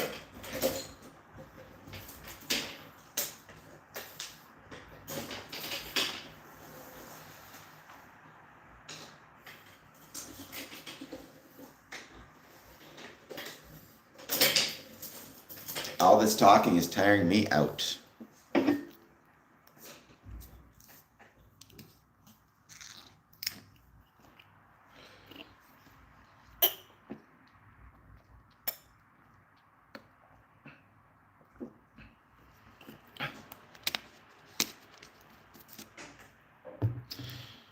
Math could be a universal language. It's probably our best bet, Lewis. You're not wrong. If we meet aliens or aliens ever meet us, which I don't think is likely, one thing we're going to have to do is try to communicate with them via math because they're probably not going to have any other um, ways to communicate.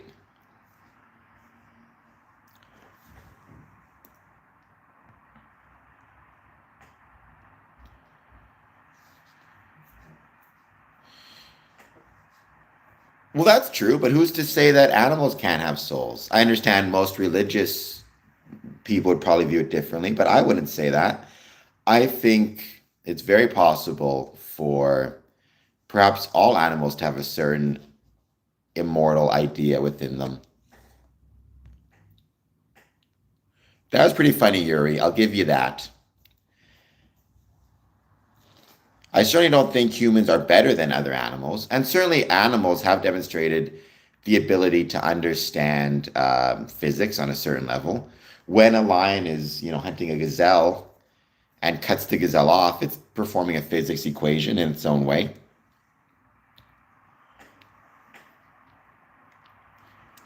That's true. However, I would not say that in a Masonic lodge, Yuri.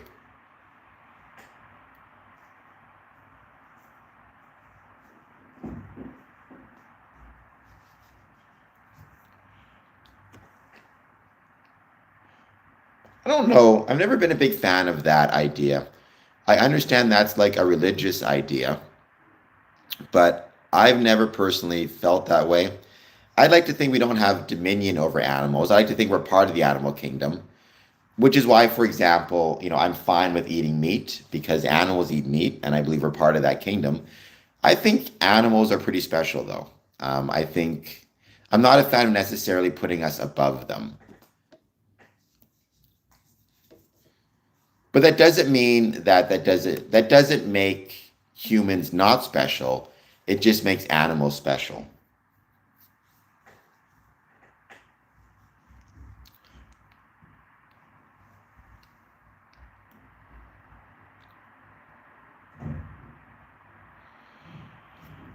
I would not, but no animal would, right? I mean, depending on their ability, they would fight back. So,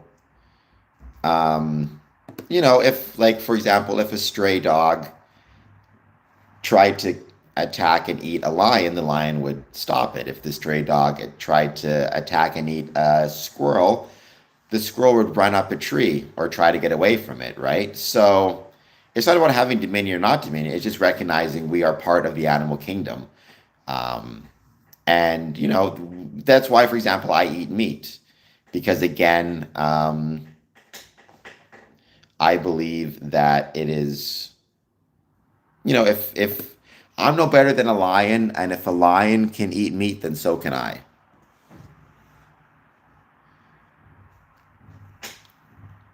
Well, then I'm going to fight to be at the top of the food chain, but not to have a spiritual dominion over them, simply to be at the top of the food chain. In the same way the lion fights back, it's not thinking in a spiritual sense, I have dominion over the dog. It's thinking, I don't want this dog to eat me, so I will either fight back and eat it, or if I have to, run away. Right? Even for me, I would probably not want to fight the dog. I'd probably want to run away from it if I could get away from it.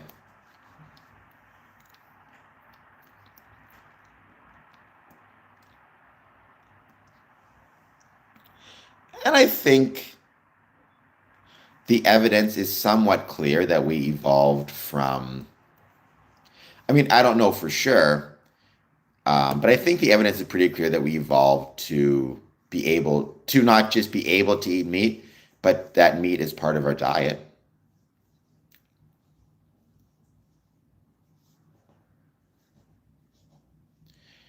Well, definitely at some point, that's one of humans. We can eat raw meat as well, but one of humanity's greatest inventions was obviously fire and the ability to cook our food to avoid kind of foodborne illnesses.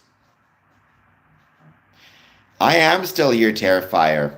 If you want to, congratulate me on still being here, give me a 99 cent super chat. I'd be very much appreciative.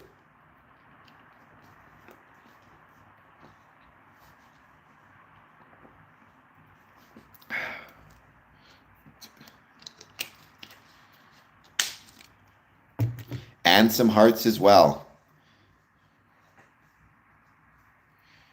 Oh, we've evolved to be able to handle and eat plenty of raw meats. And I know a lot of people who incorporate raw meat into their diets. Obviously not chicken.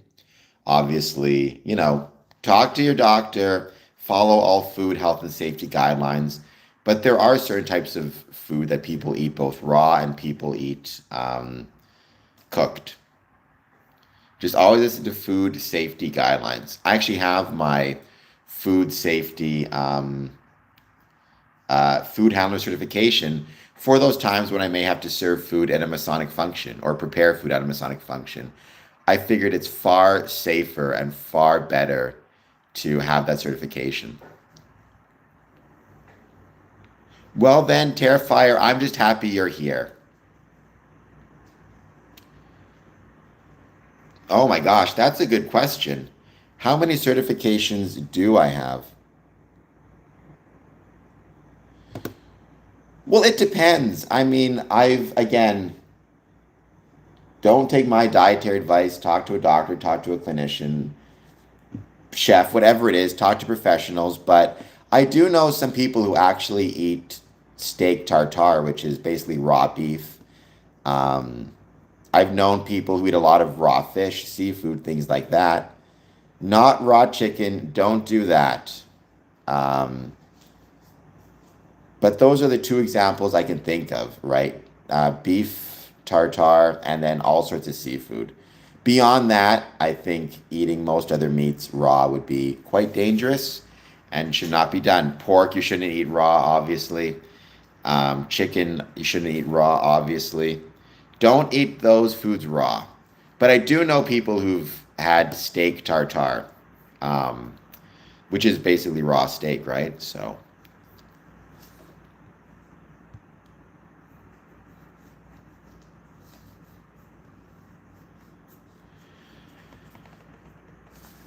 but I think definitely because you compare humans to, our other animals, cousins. It's definitely the case that, like, for example, dogs. I just discovered this, and again, talk to your vets. But I discovered that dogs can eat raw chicken, whereas obviously humans can't. So we evolved in different ways to be able to do different things and eat different types of foods or different preparations.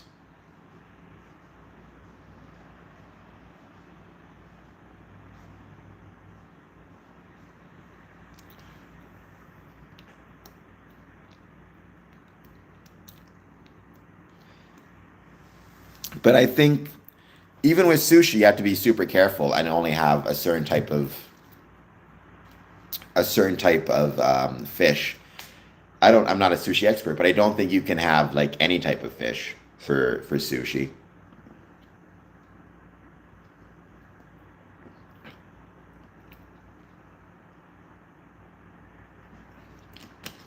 How many certifications do I have? Somebody asked. That's a good question. I'm going to go over that right now. Let's see.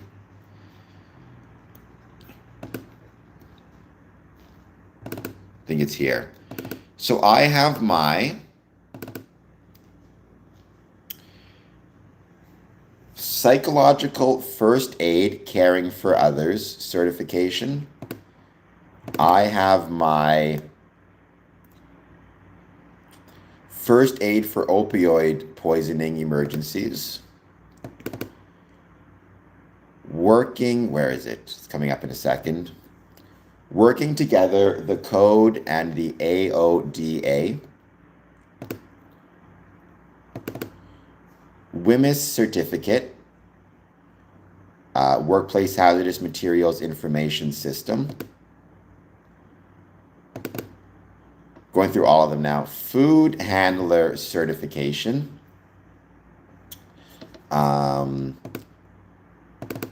Smart Serve Ontario.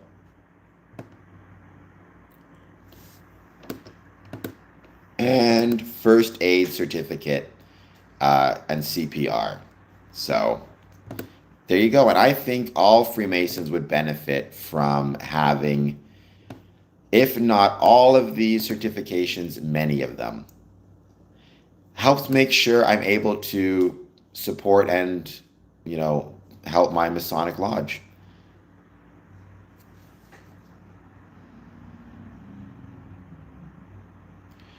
I am definitely not licensed to do that. I don't know what you think we in Freemasonry do. However, it's not that, I can promise you. Again, it'd make Freemasonry way more fun, I guess, but also I feel like there'd be a lot of risks and dangers to that I would not necessarily enjoy. Because I can't be James Bond. I mean, I'm as good looking as James Bond. I'm as suave as James Bond. I'm as good with the ladies as James Bond, obviously. I mean, just look at this face. However, um,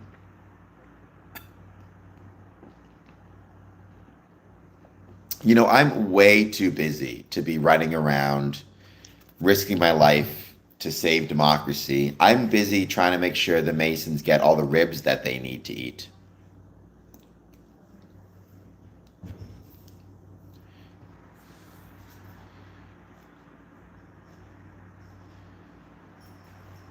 Really, Lewis? That's what you say to me after all of our time together? You tell me ladies don't want my. That's fine. And I thought we were getting along just so well. Well, so be it. You could give me a super chat of 99 cents, Lewis, if you're going to say such mean and horrible things.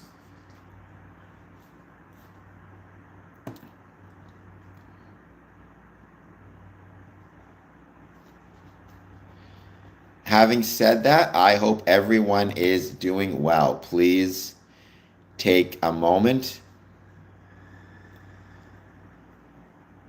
In general, that doesn't make it any better.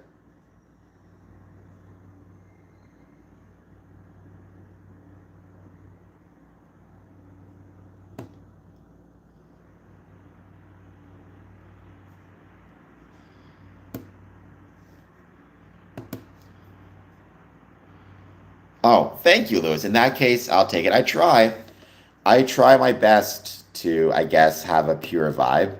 I enjoy talking to people, and I think it's obvious. I, talked about this a lot on the stream, right? Freemasonry is something I love. I love talking to people about Freemasonry, and getting the chance to do these streams is a great way to, um, talk about the thing I enjoy, and hopefully encourage people to have a positive kind of view of Freemasonry. It doesn't mean, by the way, that they have to join. I don't really care if people join or not, but I do want Freemasonry to be relevant to the people and the communities in which it's located. Most women don't care about the face. Well, I mean, that's a good thing. I need that. Because if they care about the face, I am in a lot of trouble.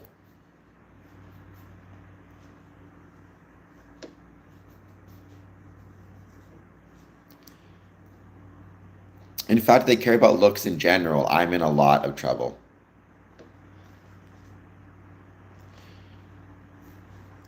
Well, I'm working on it. I don't know if I'm always a good man or not, but I try to be.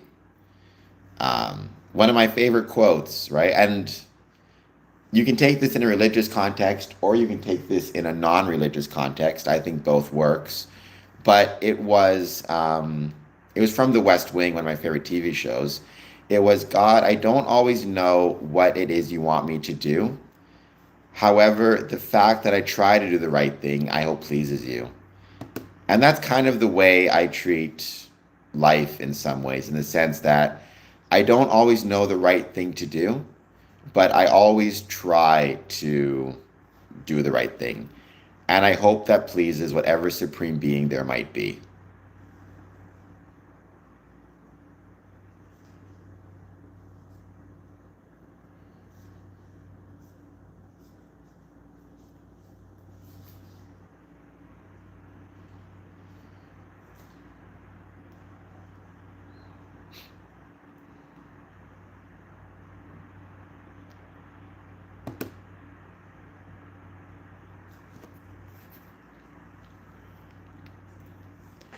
because I think everybody, and this is not some weird like Masonic thing per se, or religious thing or whatever group thing. This is more, I think, just something that we all face.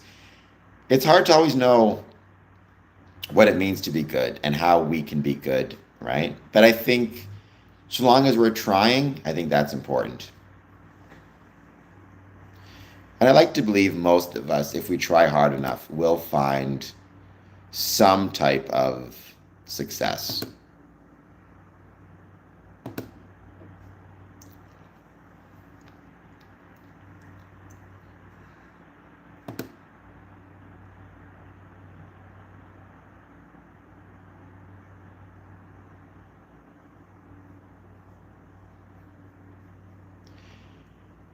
Raw men, says Lewis. Oh, is that what you're saying instead of amen? I thought you were saying ramen, like you're making some reference to ramen noodles. Because I have a whole bunch of ramen noodles in my kitchen at the moment. I believe you, Lon. That was a weird thing to say. I have nothing against LGBTQ in general. I say everybody needs to find their own way to live their life that works for them. So long as obviously you're not hurting others.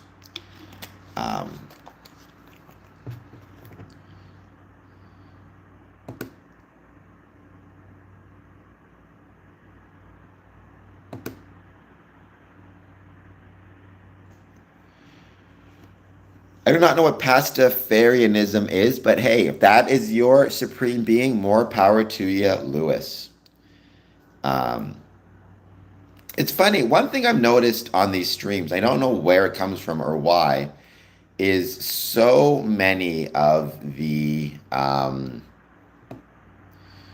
like when you get trolls, so many of them go right to using the term like gay or LGBT slurs as like an insult.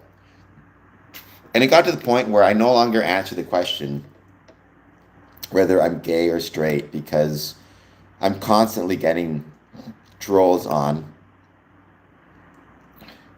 Instead, what I always just say is Freemasonry welcomes, you know, men who are gay or who are straight. It doesn't matter in Freemasonry.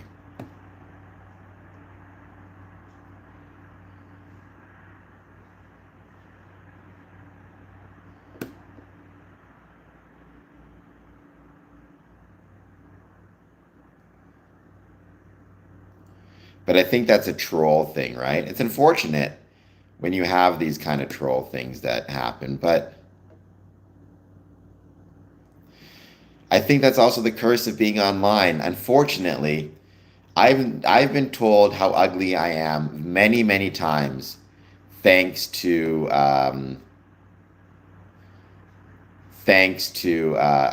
being on YouTube. I don't take it seriously, obviously. I'm a handsome fellow, but I'm just saying that is, for better or worse, the price you pay if you want to be on YouTube. If you want to, if you want to do this, not even for a living per se, but just do this, talk about the things you love, then yeah, you're going to be dealing with trolls. It's just the way it is. Welcome, Mr. Keeps. Thank you, Mr. Keeps. Very much appreciate the support as always. For some reason, it's not letting me give a heart. But Mr. Keeps, very much appreciated.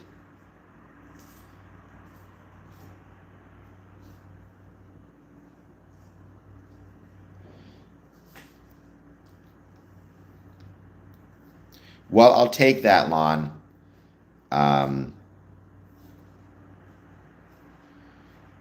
Was made in U.S. by a science teacher? Oh, okay. Well, there you go, Mr. Keeps. He's raging, in fact. Not just homosexual, but raging.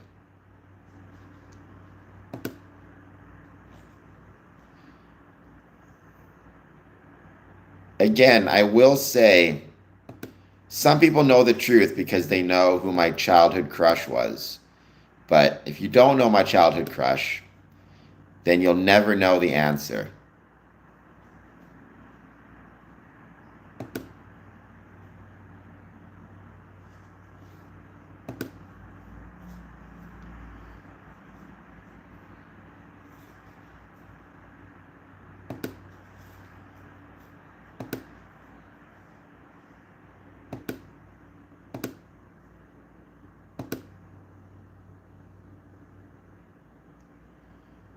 Who is Anna Corpacona? It was not. I don't know who this Anna Corpacona is of which you speak.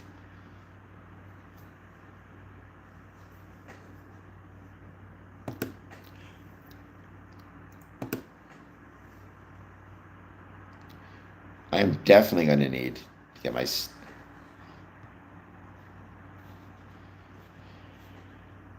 I will say tennis players can be quite awesome. And we'll leave it at that. Yes, sure, that's what it was, Lewis.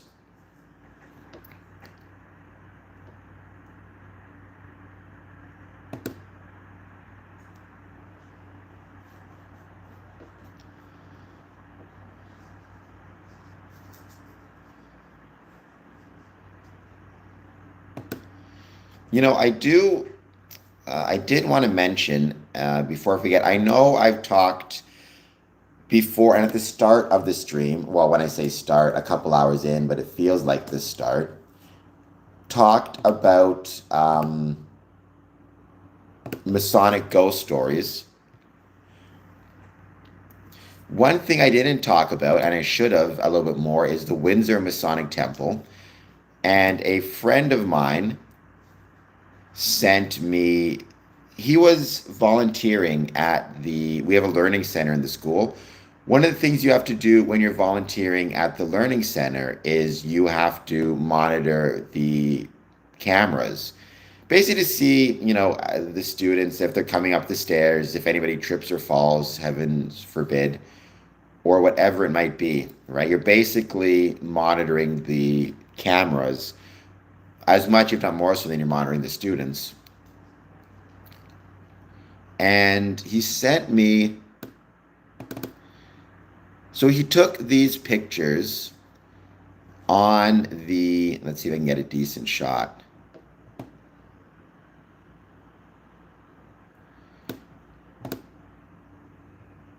Let me see if I can.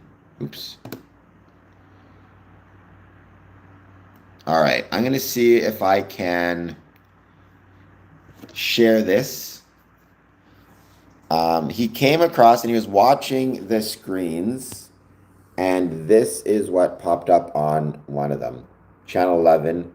I don't know if you can see, but basically between the door, that's the elevator door on the right, and the stairs on the left, there's that kind of weird looking light smudge.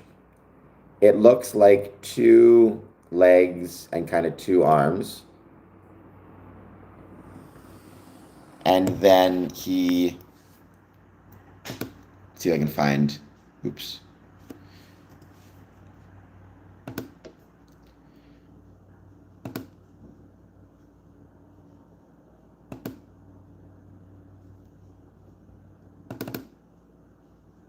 Another shot of it. And that is just to give you the idea of how it normally looks.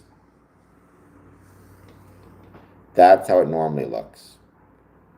And then you saw it with the smudge. And then when he went down to check on it, he could not find anything. We've actually done 2 Masonic paranormal investigations at the Masonic Temple, both of which, the reason I can do this is because I did 2 Masonic investigations at the Masonic Temple, which went all night, and then I had to go to work the next morning. So this isn't the first time I've gone a night without sleep or 2.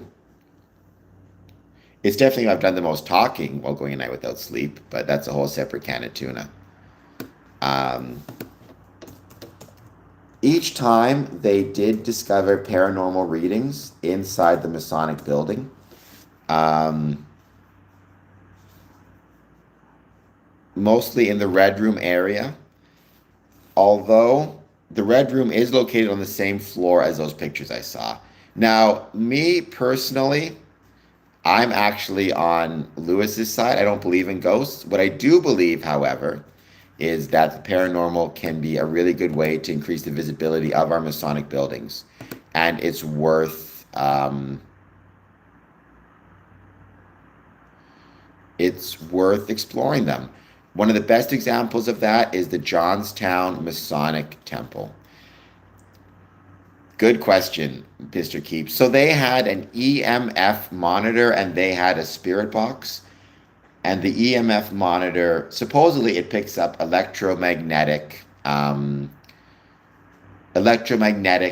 radiation. What's interesting is when they put it next to and again, I don't believe in ghosts. I want to make that clear. But to test it, they put it close to an outlet and it would flash red and the thing, like there was like a red, like a Geiger counter. It was on zero and it sprang up to the other side. I guess really it's testing current. They didn't put it in the outlet, just next to it. But then they'd walk around with it, and every now and then it would start to flash red and then get some reading. My assumption is it was picking up like electrical current in the floor, in the ceiling, some type of wire that they were close to. But it sometimes would go off when they weren't around any type of actual outlets or any type of obvious electrical activity. And then they had a spirit box, which one of them was super questionable because it was an app they downloaded on their phone. So I highly question how accurate any of those apps would be, especially because it had advertisements. But the other one was separate from a phone. It was basically looked almost like a radio receiver. They set it up in a room and then you would just listen to it. And every now and then a random word would come out of the spirit box. Sometimes it was gibberish, sometimes it was static. Sometimes you'd hear, oh my gosh, I'm trying to think. We heard hello a couple times, if I recall correctly. One point we heard the word cold.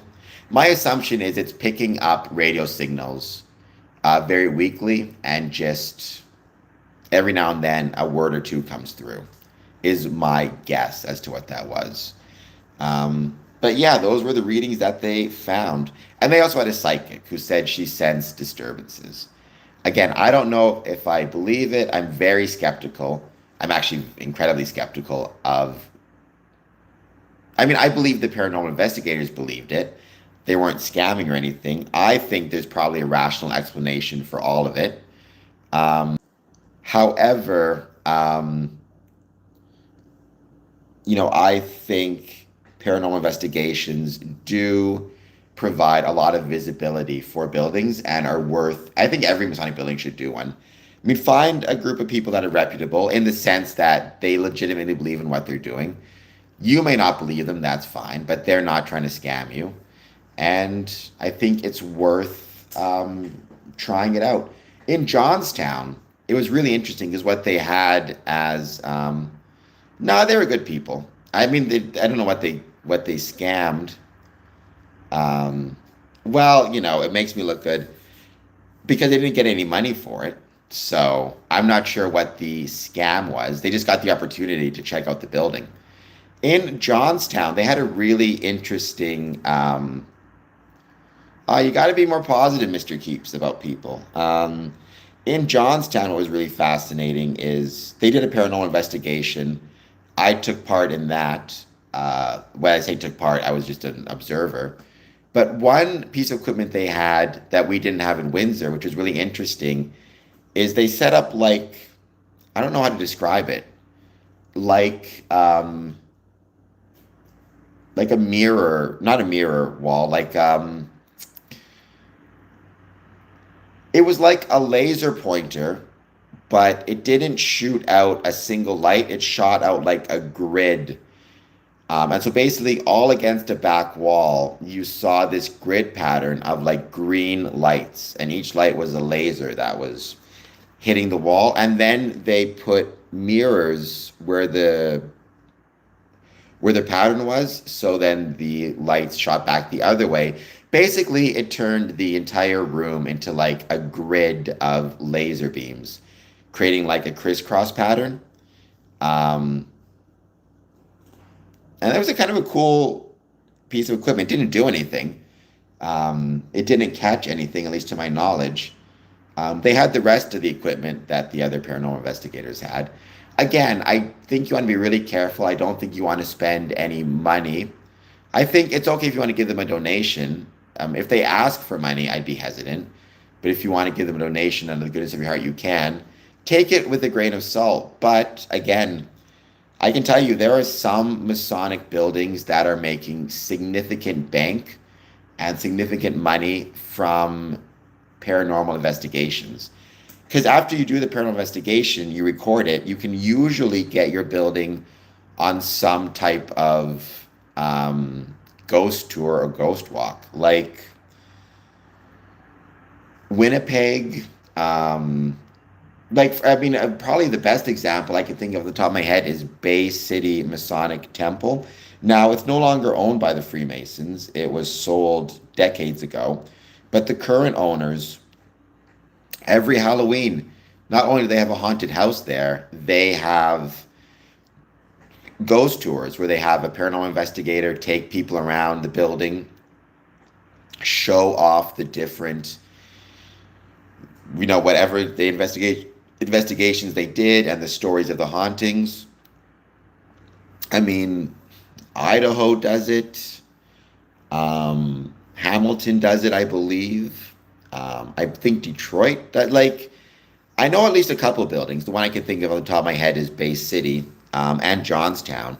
And they bring in significant amounts of money in terms of, I don't know if it's,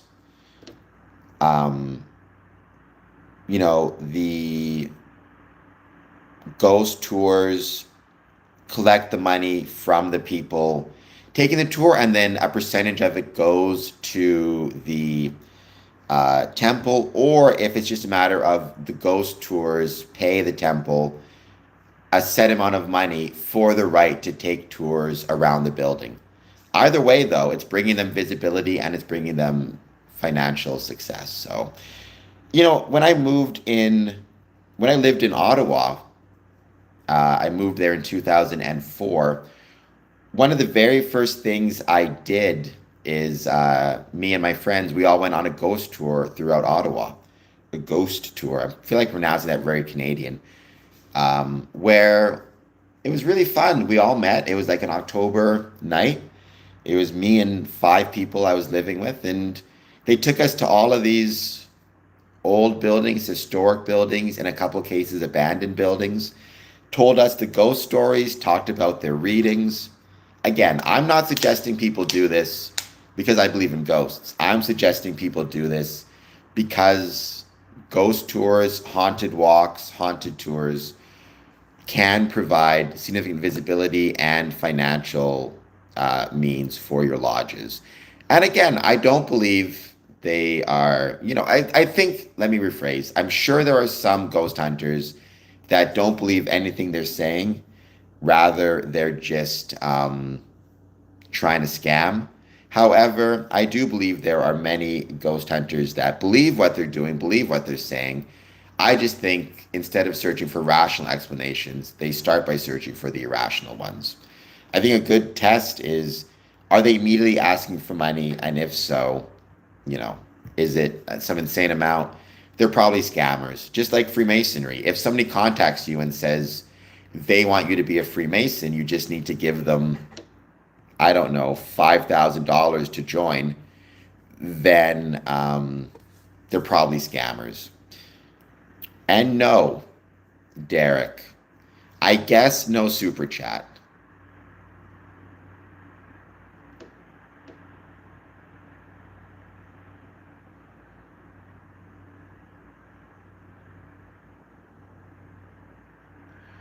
I guess I'll just have to live with that. That's fine.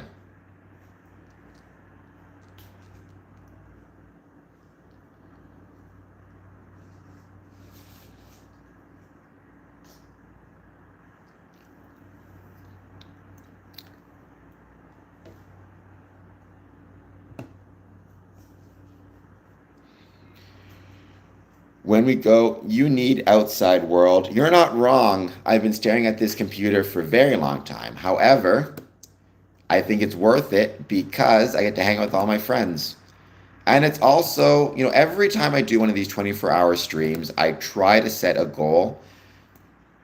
Normally, the goal I set is I try to um, have a record number of watch hours, sometimes a record number of views. Today, I wanted a record number of super chats, and I'm already well ahead of what I thought I'd be. So thank you so much to everybody who's assisted me with that.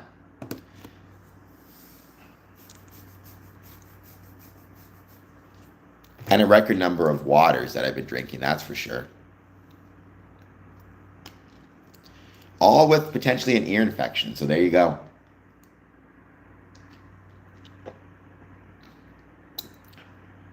Ooh, looks like a nice fall day out there.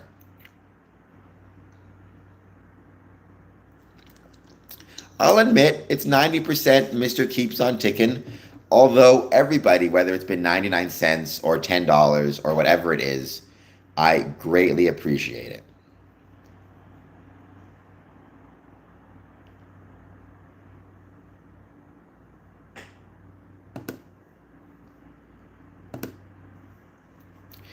And I hope if any Masons have been watching this, and as always, you have a Masonic lodge building to which you're attending, I hope that you will remember or consider paranormal investigations, especially if your building is older.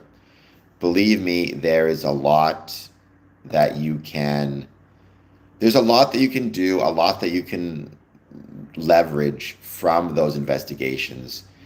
Again, most towns have haunted walks. Derek, when you say what is the benefit of Masonic, do you mean what is the benefit of Masonic as it relates to like the person joining? Or do you mean what is the benefit of Masonic as it relates to what we've been saying here, the idea of the supernatural? Like, what is the benefit of paranormal investigations to Freemasonry? The benefit of Masonic to the individual, I've said this a few times, it's nothing. It's not about what you can benefit from, it's rather what you can contribute to. Being a Freemason, the benefit is you have the opportunity to contribute to creation of a better world. Who is stealing your underwear, Mr. Keeps? I think you need to talk to somebody about that. If anybody is stealing your underwear, especially if it's a leprechaun, I think we need to have a chat with them.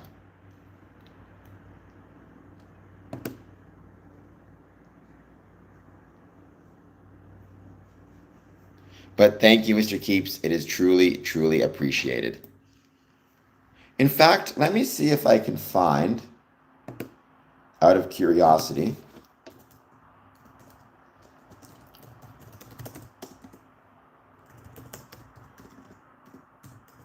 haunted walks that include Masonic buildings. I need to get myself some protein shakes while I search for this. I'll be back in a minute.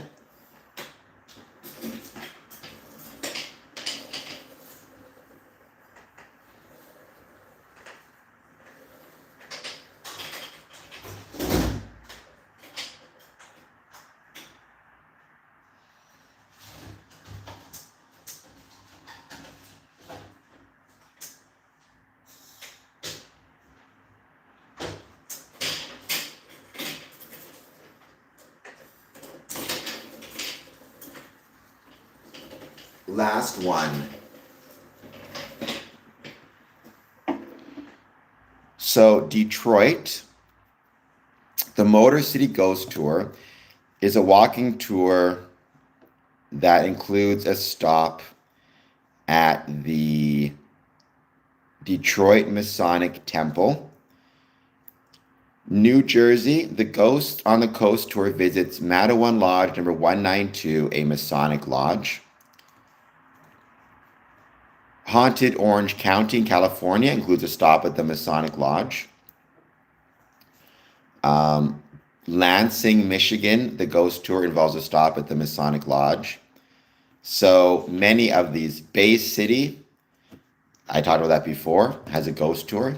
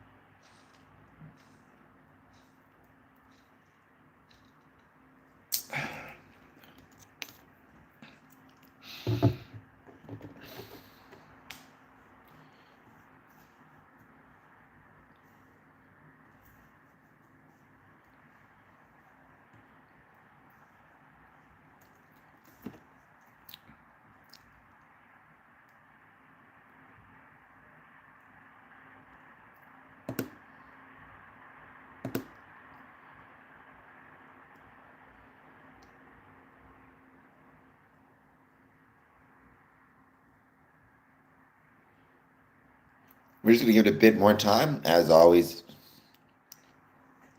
Leprechauns, it's from South Park. I am not a beer drinker, Derek. I am right now, a protein shake. Or unless you're talking about my, these are all Coke bottles over here. This is an Island Soda ginger beer. If, by the way, this will be my suggestion to you. If you get the chance and you want to try something delicious, try ginger beer. It's the absolute best in terms of, on a warm summer day, nothing beats a cold ginger beer. In my oh so humble opinion.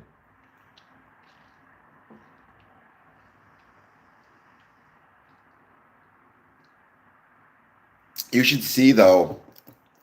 Actually, I can show that for a couple seconds. Let's see. I will say, back when I lived in Ottawa, I haven't gone too far. I stayed at this house, which I rented from a couple of students. I was staying there for summer for an internship. They were students who were leaving for summer to go back home. And they had a jar in their living room filled with a bunch of old, like bottle caps from beer bottles. I thought it was such a good idea. I started one of my own. And at the time, I was having lots of people over and lots of house parties. So I would buy, they'd bring beer over. So you can see the bottom. These are all like beer bottles from people bringing them over and having mostly beer. And then at the top, you see it's all pop and Coke bottle caps, because at that point, not having the people over, it was all me.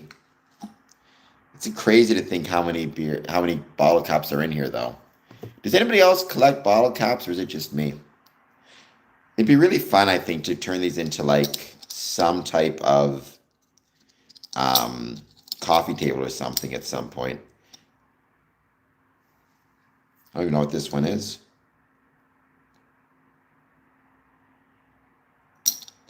But see, those are all primarily Coke bottle caps.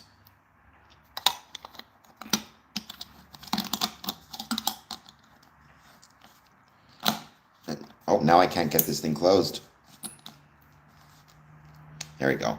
I feel like it used to be a way more common thing back in the day to keep bottle caps.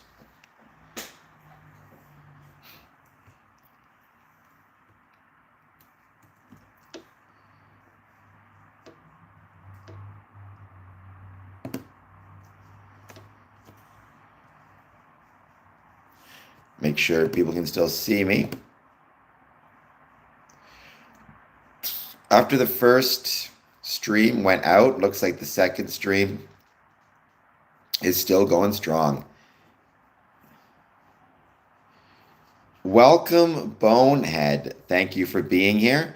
Well, in this, actually, let me make this a pinned tweet.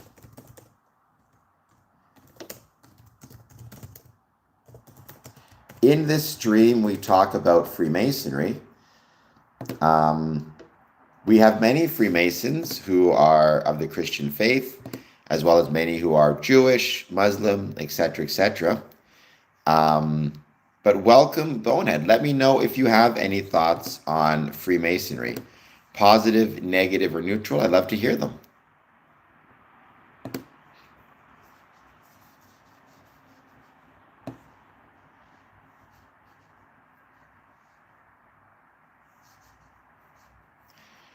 Well, then, Bonehead, I guess that would make me an idiot. Although, in fairness, your name is Bonehead. So I would not be casting too many dispersions towards us. What makes you say that Freemasonry, Freemasons are idiots? And believe me, I've been called worse, so don't worry. You can call me whatever you want. It's not going to concern me. I'd still like to know what your thoughts are, though.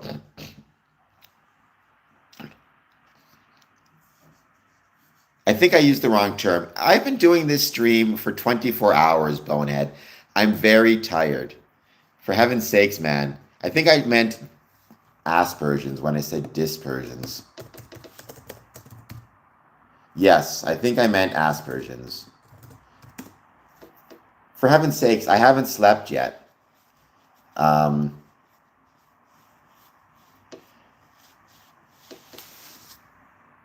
Seema says, do you support Israel? I am actually a member of a Masonic lodge in Israel, Lodge Holy Land number 50 out of Tel Aviv. I believe you have to be willing to separate the people within a country from the government. I have a lot of concerns with the government of Israel, but that doesn't mean I don't support the people of any country. I will always support the people of a country and the right to, live in peace, happiness, etc., etc. So yeah, I'm very happy to be a member of Lodge Holy Land number 50, again, out of Tel Aviv, Israel. If you're not an idiot, where do morals come from? Well, Bonehead, where do you think morals come from? I think morals come from our ability to rationally understand the world, understand cause and effect, and to make decisions based on the rational outcomes of our actions. I think the core basis for morality is the rational nature of the universe. If the universe was irrational and we could not gauge the consequences of our actions, there'd be no way to judge anything as moral or immoral, because no actions would have consequences, would have understandable or kind of likely consequences.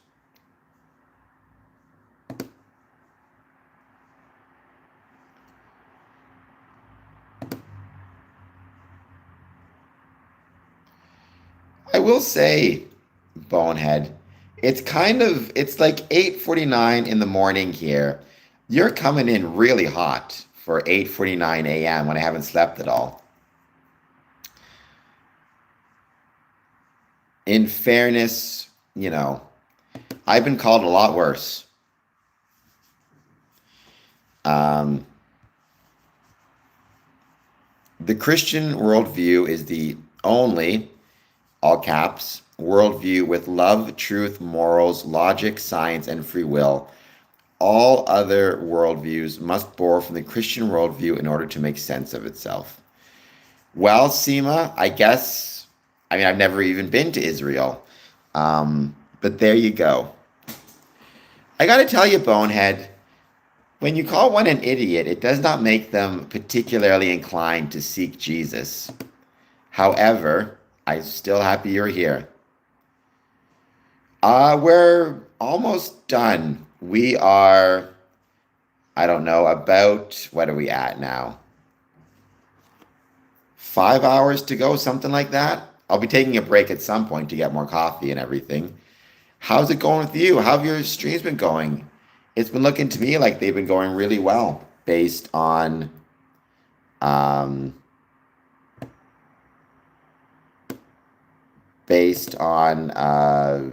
what I've been seeing, and the fact that your streams are popping up in my feed is usually it's a pretty good sign, right? It means the algorithm's starting to push you. So keep up the great work, Black Raven. The truth is what it is. It doesn't care if your feelings are hurt. Someone's been following the Ben Shapiro approach of facts don't care about your feelings, which I suppose is true, although I would suggest your feelings care about your feelings. Consistency, I think, is probably the key. I mean, I'm still very new to this stuff as well, but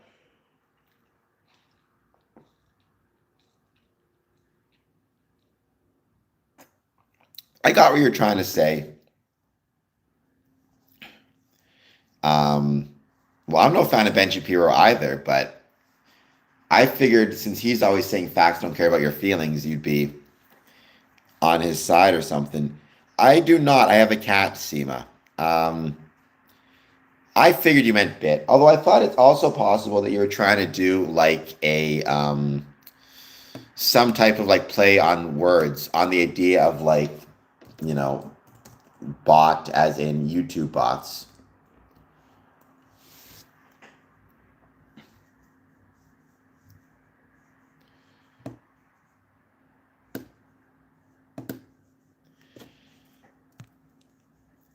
I do not have a dog, just a cat, because cat is all you need. So, who is not an idiot, Bonehead? Because so far, um, it doesn't seem like, you know, I mean, I'm sure you're going to say Jesus, but other than Jesus, who is not an idiot?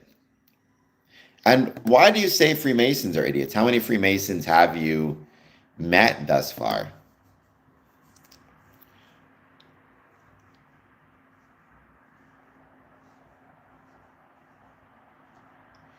You know, we're all doing our best. What can we say? We're all trying our best.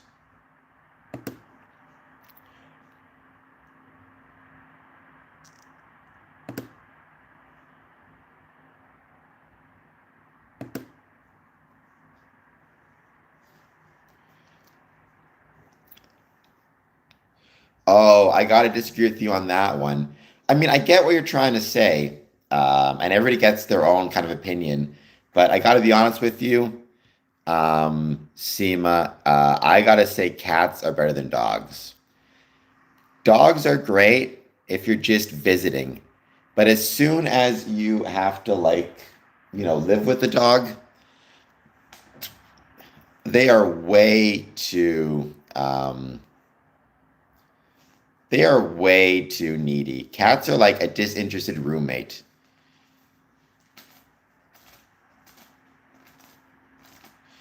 People who are not idiots choose to live in reality.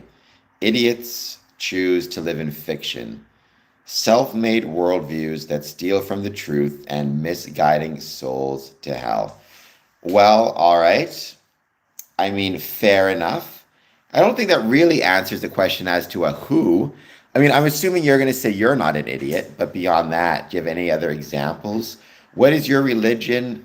I don't have a religion per se. I believe in a supreme being, as is required to be a Freemason. However, I don't necessarily ascribe to any religious doctrines, certainly not any of the big three, like the Abrahamic religions. Or, I guess I've always argued, to me, if you had to define what is my supreme being, it would be the rational understanding of the universe as expressed through mathematical equations. I do not even know what that means, Seema. I'm fine with gay people or straight people. I know there are many, well, I shouldn't say many. I've met probably 3 or 4 gay Freemasons, and they are welcome to be part of Freemasonry. We don't discriminate based on gay or straight or anything like that. I think one of the greatest strengths of Freemasonry, and I'm sure Bonehead will disagree, is the fact that it welcomes men and women, but that's the kind of female side of it. On the fraternal side of it, welcomes men of all different religions, ethnicities, backgrounds, ages, professions. And that's something I love about it. And gay or straight.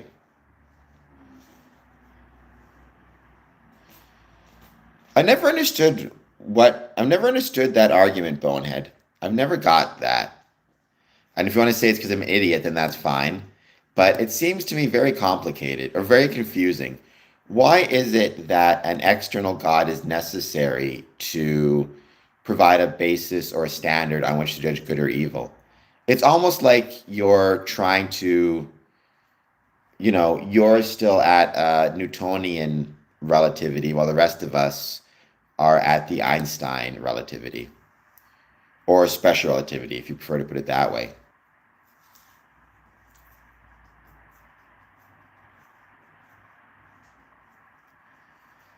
Now, I'm not saying, again, because I know many, Christians who are good people.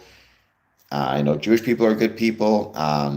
Muslims are good people, and all of whom are able to find standards for moral behavior based upon their religious beliefs. It certainly is no question to me that it is 100% possible to find moral standards within religious belief, including Christianity. I just don't think it's the exclusive way that is necessary. How many languages? I speak 2 languages. I speak English and bad English. So actually 1 language. And even that, I don't speak it well.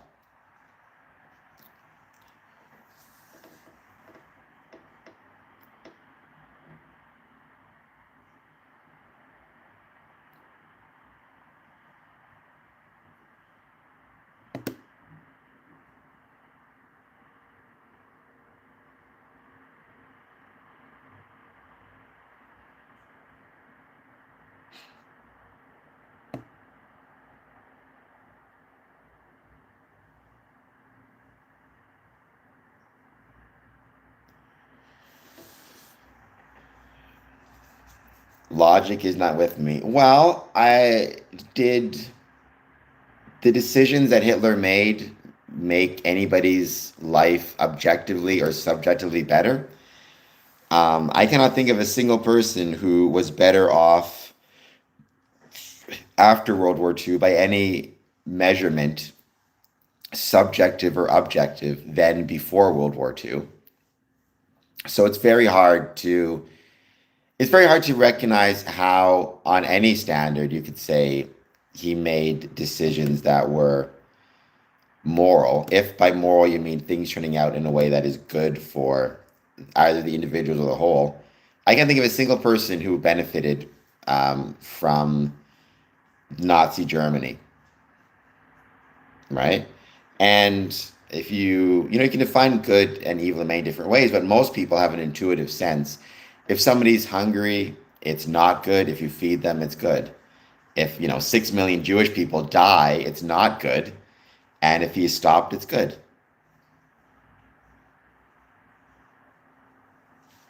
Well, in fairness, Bonehead, you jumped on the channel, not me. I'm just here hanging out, talking about Freemasonry. I think you copy and pasted that already. I think you said that before.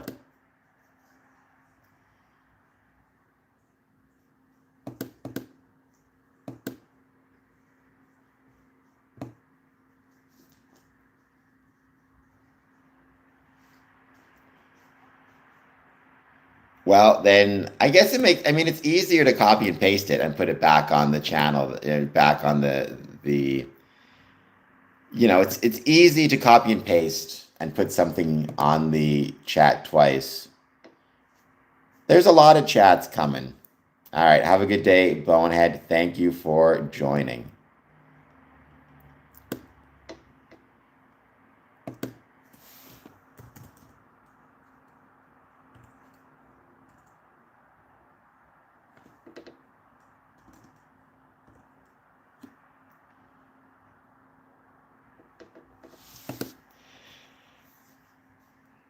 We're going to give it a bit more time, see who else joins. We'll be taking another break soon because I do have to run to the washroom again and maybe take 5 minutes to relax.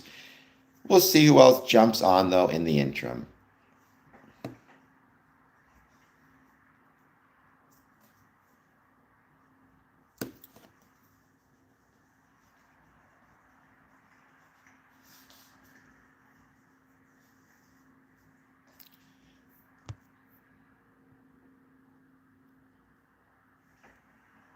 Dun, dun, dun.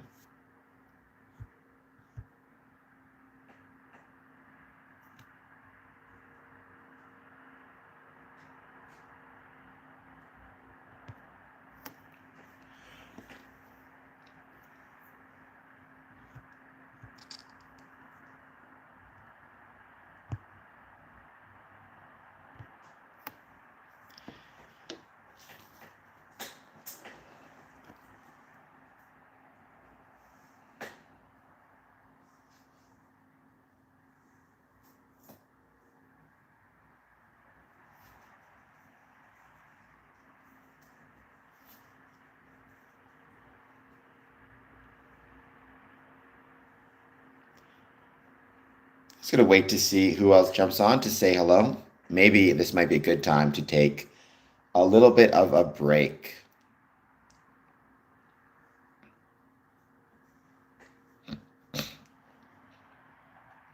Although, as always, thank you to everybody who's joined so far. Between the two streams, we had 862 on the first part of this stream and 519 thus far on the second part. So I appreciate that's, well over 1,000, which is what I wanted to see.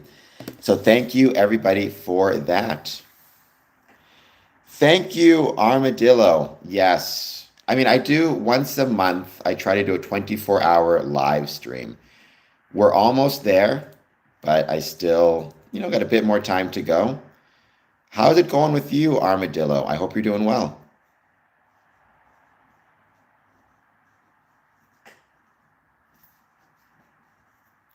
And in honor of the live stream, please take a moment, hit that like and subscribe button.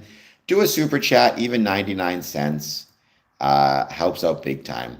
I am glad things are all good with you. We were talking earlier about Masonic ghost stories, haunted tours, paranormal investigations, all that fun stuff.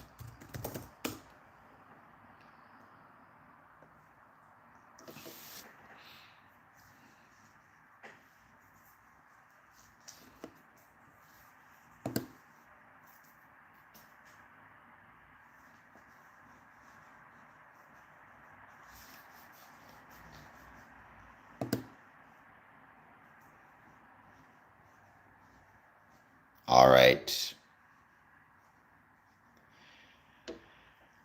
I'd imagine. I will say one of my favorite scary movies of all time is Leprechaun. I'm sure you get very sick of hearing about leprechauns, especially Halloween time. But I'm going to take a moment to run to the washroom here. I'm going to wipe off the dog, because you guys are always pointing out how dirty it is. Leaving my dog here for a second. Running to the washroom. I'll be right back. Oops.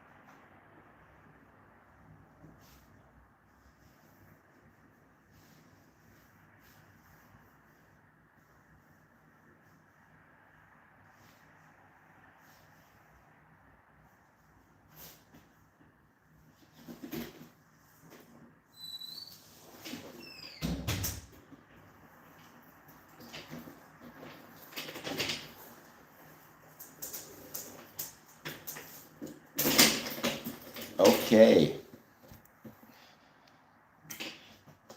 Do you have the armadillo any favorite paranormal stories from Ireland? And do you know of any involving Masonic buildings, or Masonic temples?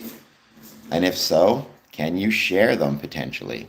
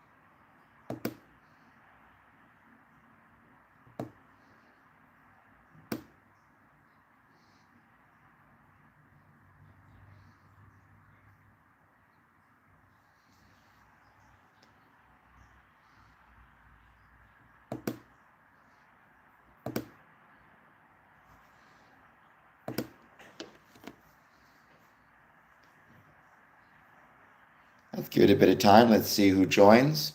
We're doing our 24-hour live stream, so any questions, thoughts, ideas you have on Freemasonry, please let me know. Positive, negative, or neutral. I'd love to hear them.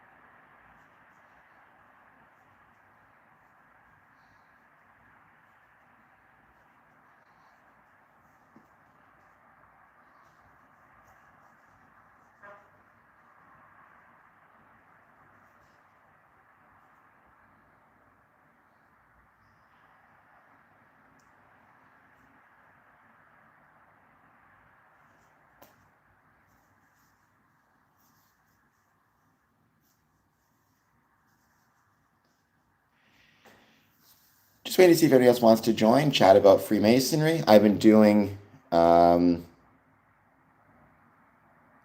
this for about, we're almost at the 24-hour mark. We're at the final third.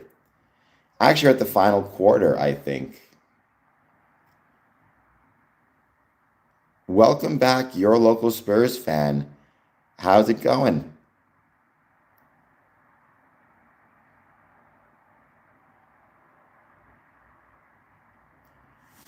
I hope you will take a moment and hit that like button if you've not done so already.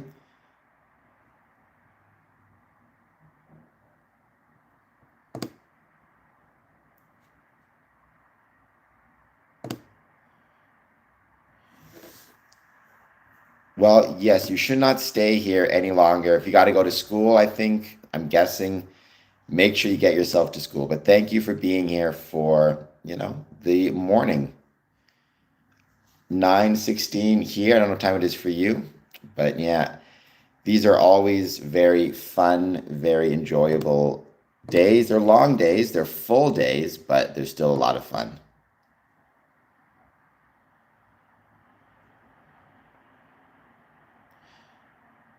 And we just wait to see who jumps in the chat and what they want to talk about. Any thoughts they have, positive, negative, or neutral on Freemasonry, let's hear them.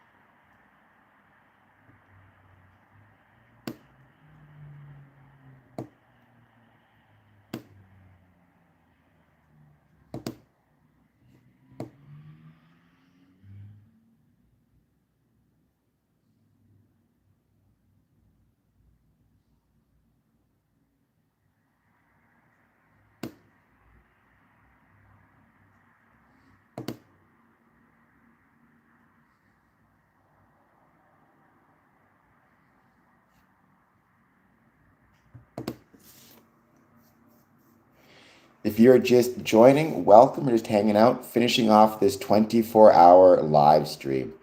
We are at the last quarter, so I'm almost there. I hope you'll take a moment, hit the like button, hit the subscribe button. Let me know how it's going, anything you want to talk about when it comes to Freemasonry.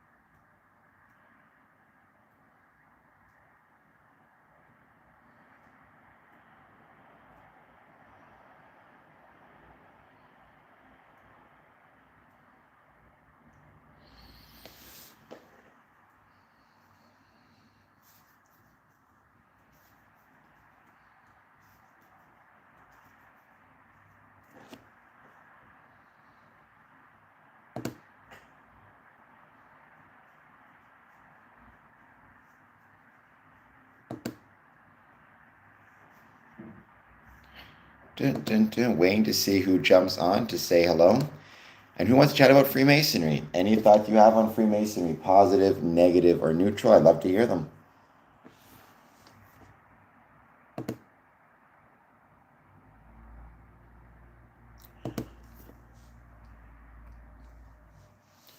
I'm one sub away from 2,780 subs. That'd be really cool.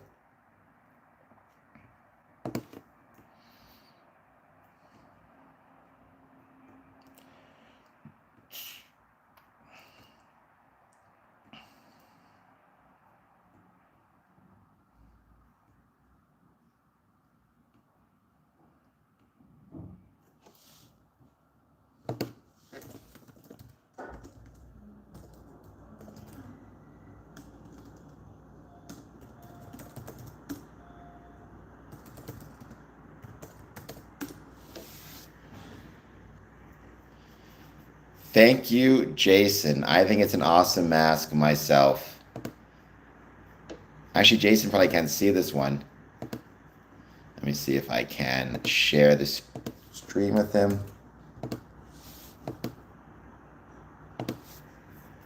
Actually,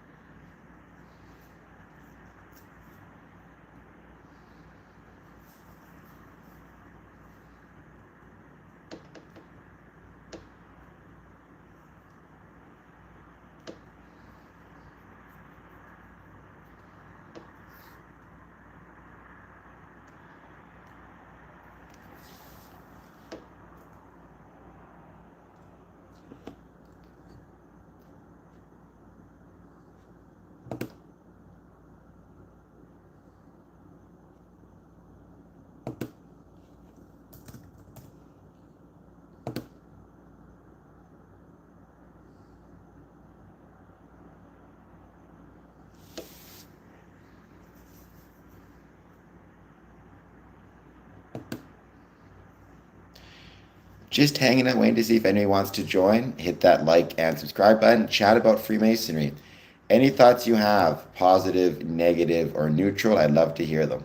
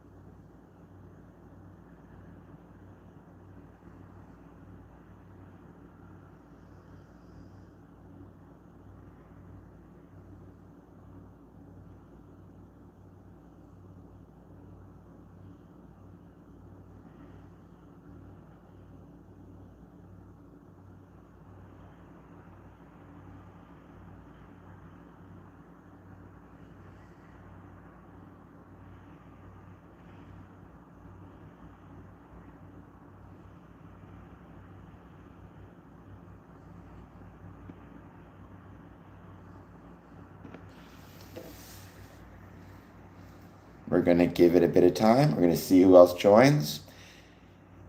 Doing my 24-hour live stream chatting about Freemasonry. Any thoughts you have on it, positive, negative, or neutral? I'd love to hear it.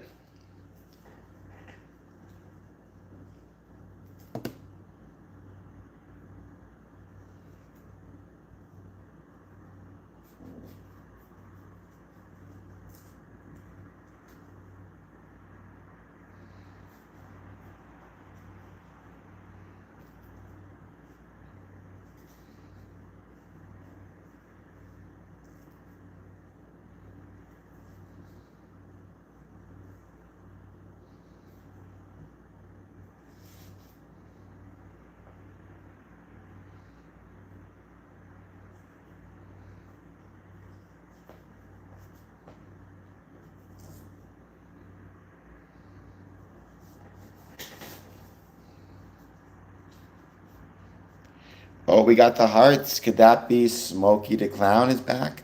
How's it going, Smokey? I hope you're doing well. Thank you for being here.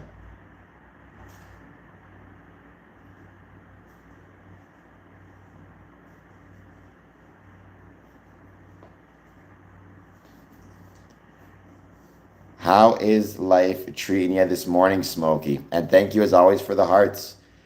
I hope you got some good sleep. What time do you head to work today?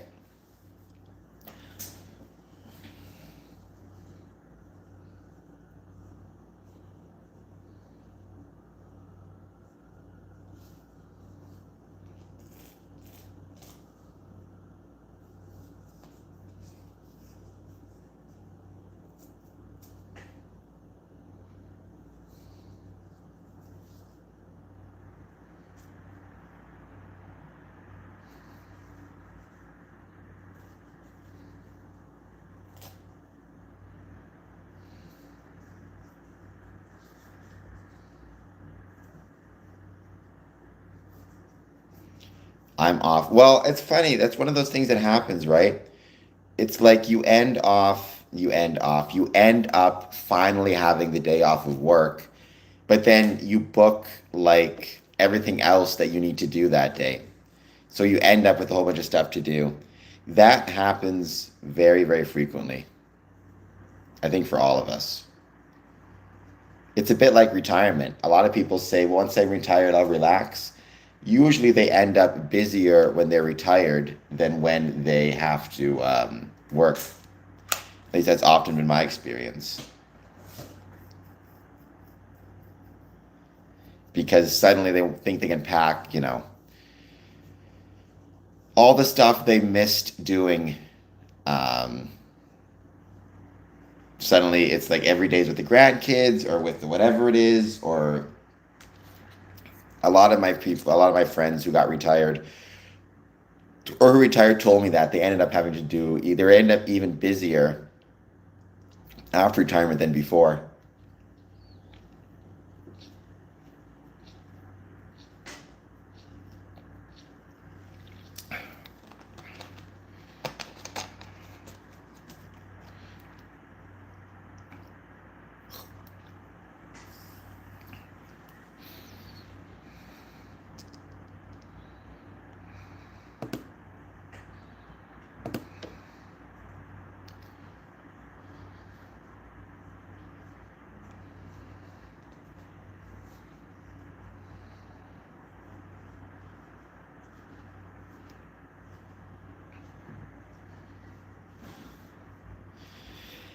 I think that's always the case, unfortunately. Although I think it would be maybe, I suspect people would get bored if they suddenly ran out of work and ran out of things to do. Especially a certain type of person who probably feels the need to be really busy.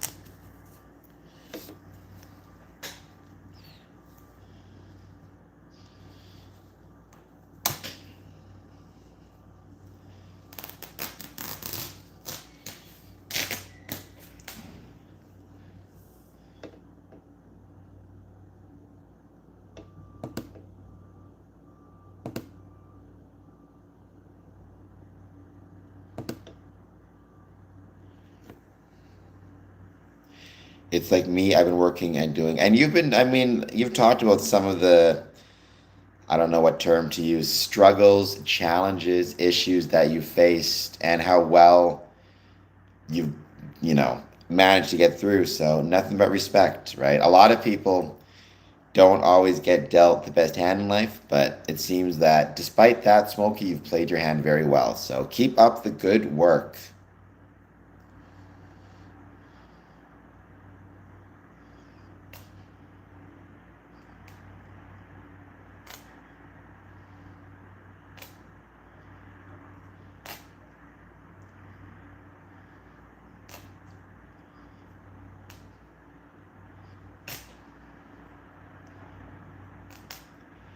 That's all you can do. I talked about this before on the stream, right? What I said is,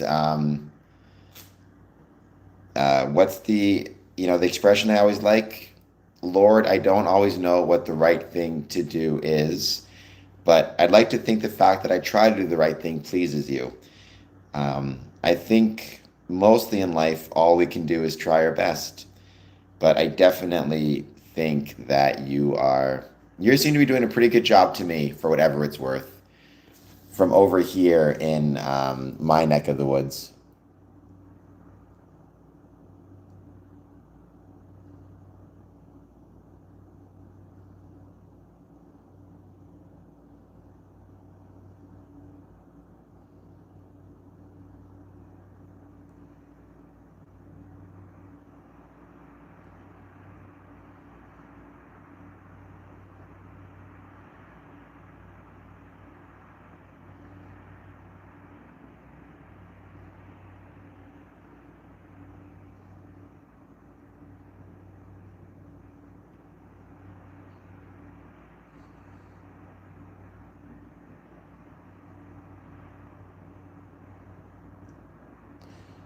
Nah, same to you. So, what are the plans for today, Smokey? What do you got happening?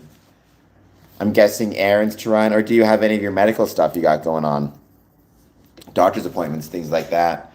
I know you got to get ready for your. You got to get ready for your surgery. I think you said you have coming up.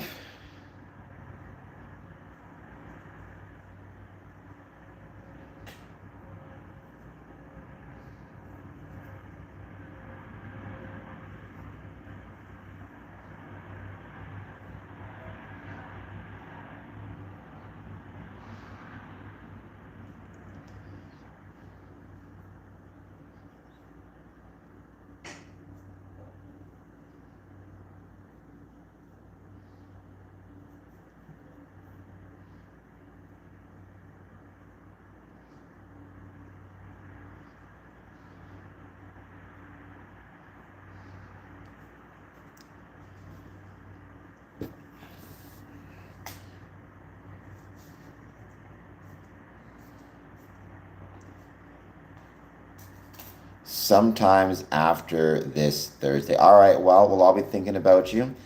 And in the meantime, I hope that you have success in your apartment searches.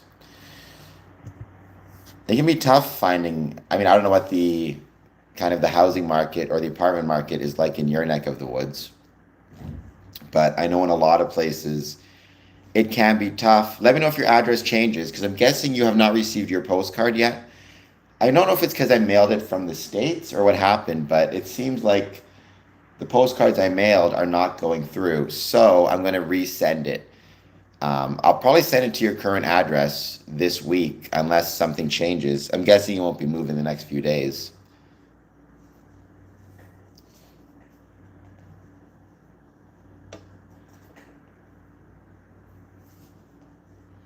I mean, that's all you can do at this point, right? You just kind of pray and hope for the best.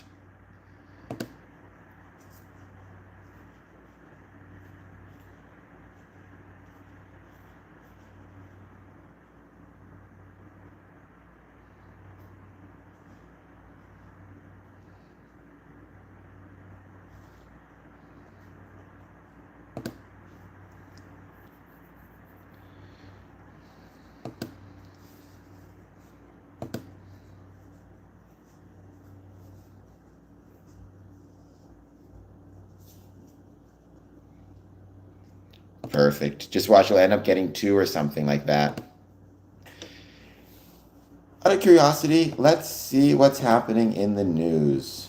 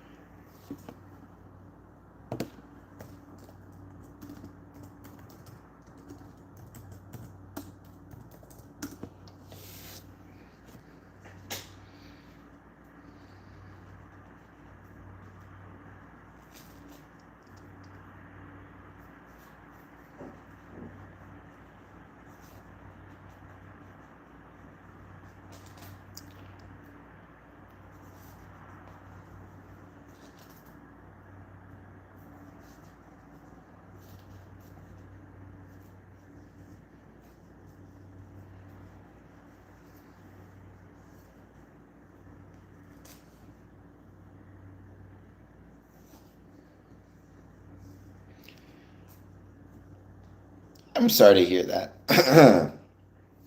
Sorry to hear that, Smoking. Let me just find my drink.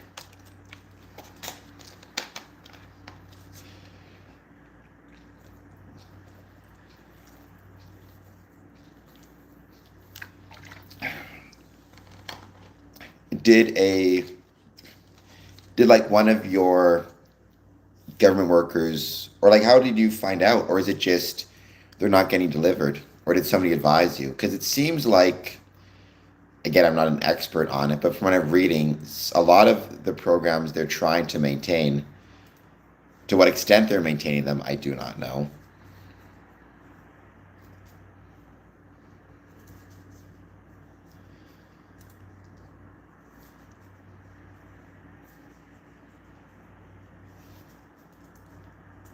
But I can imagine it's pretty scary, especially because, we don't know how long the shutdowns, or you don't know how long the shutdown's going to last.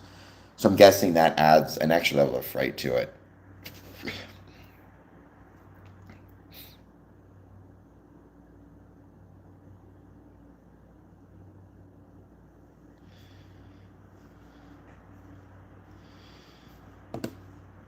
That really sucks. I mean, hopefully there are some possible food banks in the area, is the best I can guess, or the government shutdown ends, but I don't know if there's any plans for either of those things at the moment.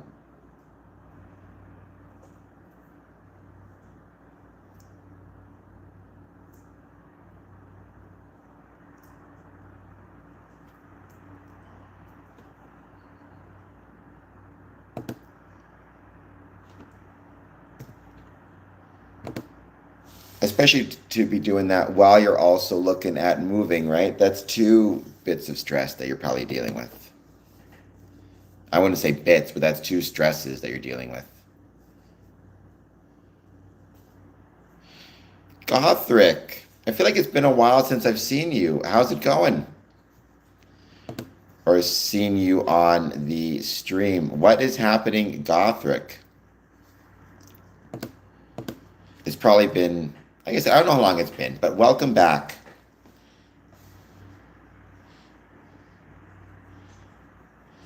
Yeah, and it's not getting any cheaper, Smokey. So I'm sure that there's a ton of stress. Between, just like you said, you're working so much, everything is getting expensive. You're taking care of your wife and your dogs. Two dogs, in fact.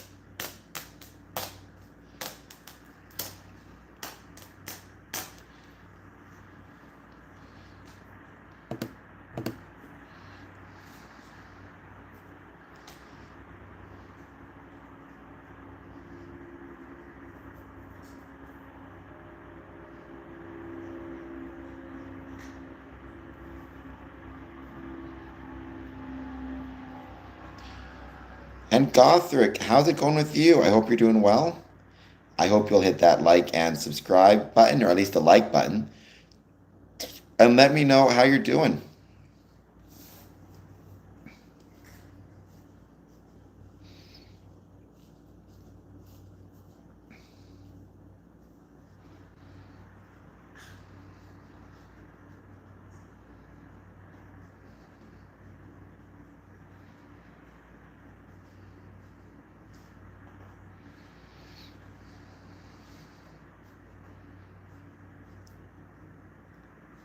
You hate rice? How can you hate rice? I gotta be on Gothric's side in this one. Rice is absolutely the best. But honestly, if not rice, then my advice is potatoes. Because I found potatoes were, at least I know everything's expensive and way more expensive than my university days. However, when I had very little money and needed to buy food, I always found potatoes were super cheap and you could do a lot with them. I mean, look at the Martian, right? Look at all that guy could do with his potatoes.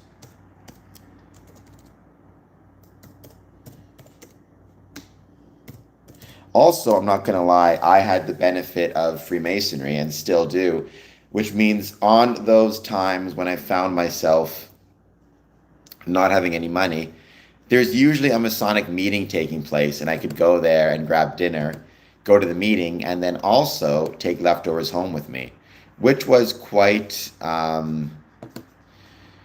believe me, it saved me from an empty stomach on more than a few occasions.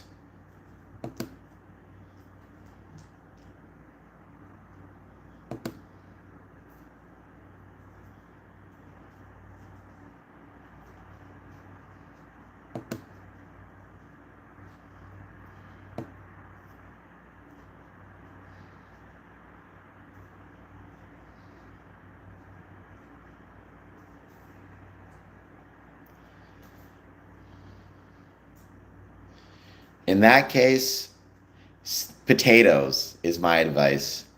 Now, in fairness, I might have that same feeling now because I ate a lot of potatoes back in the day. But I think the nice thing about potatoes is you can do so much more with them, right? Like rice, you're kind of stuck. There's not a ton you can do with rice to add flavor to it. However, when it comes to potatoes, you can fry them, you can mash them, you can put them in a stew.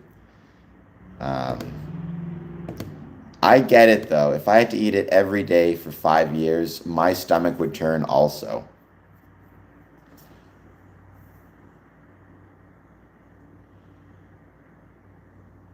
I do not know where you are, Harry. Dad. I do not know what that means. Where are you?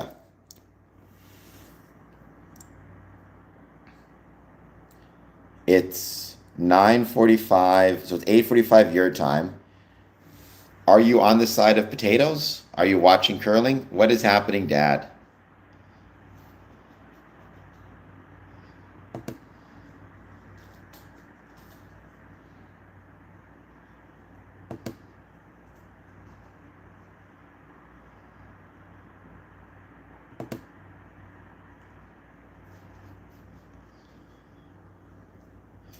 It does sound that does sound vaguely creepy. Like if it wasn't my dad, if anybody else jumped on the chat and said, "You know where I am," I would assume they might be outside of my house on my balcony, causing trouble of some sort. I would become quite nervous.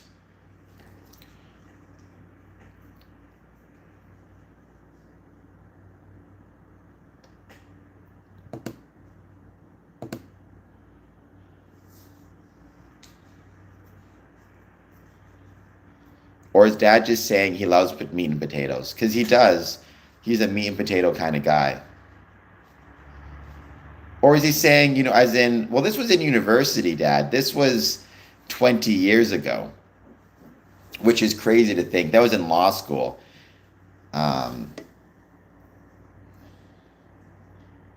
oh, well, I mean, I could do that, or I could just go to the Masonic Lodge, or I could just eat potatoes. But this was, like I said, this was 20 years ago or something like that, which is crazy to think law school was that long ago. But that's for another day. Um, I definitely can't believe how long it was.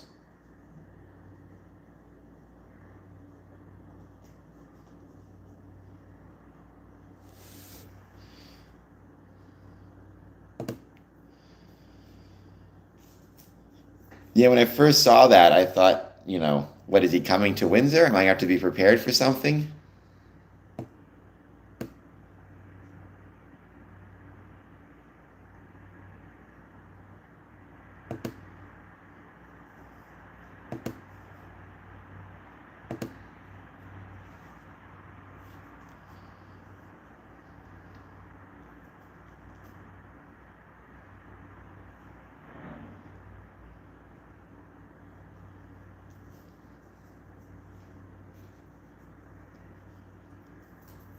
As always, just waiting to see who joins and what you guys want to chat about. I'm just hanging out at this point. I talked about the ghost tours I wanted to talk about. I talked about Windsor, talked about the paranormal investigations, why these investigations can be beneficial for Masonic buildings. It's harder, Dad, with like your building because it's a newer Masonic building. So it probably doesn't have the same ghost stories that the older ones do. But it's still worth exploring, I think.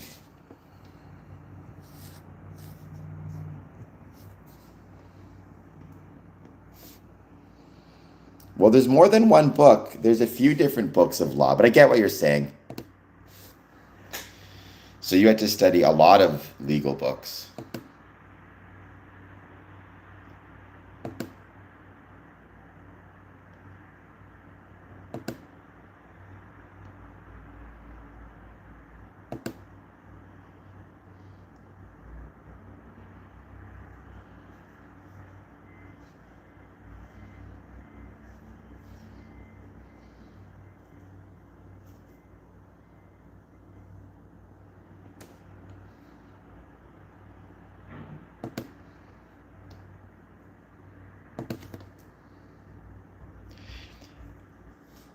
Is that when you are, you mentioned above the rice. Were you eating the rice because of the bogus charges?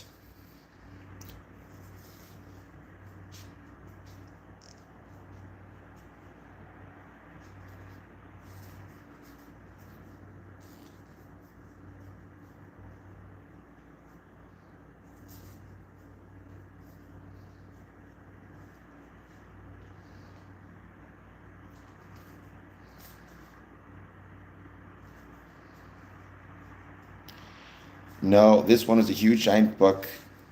It would have to be.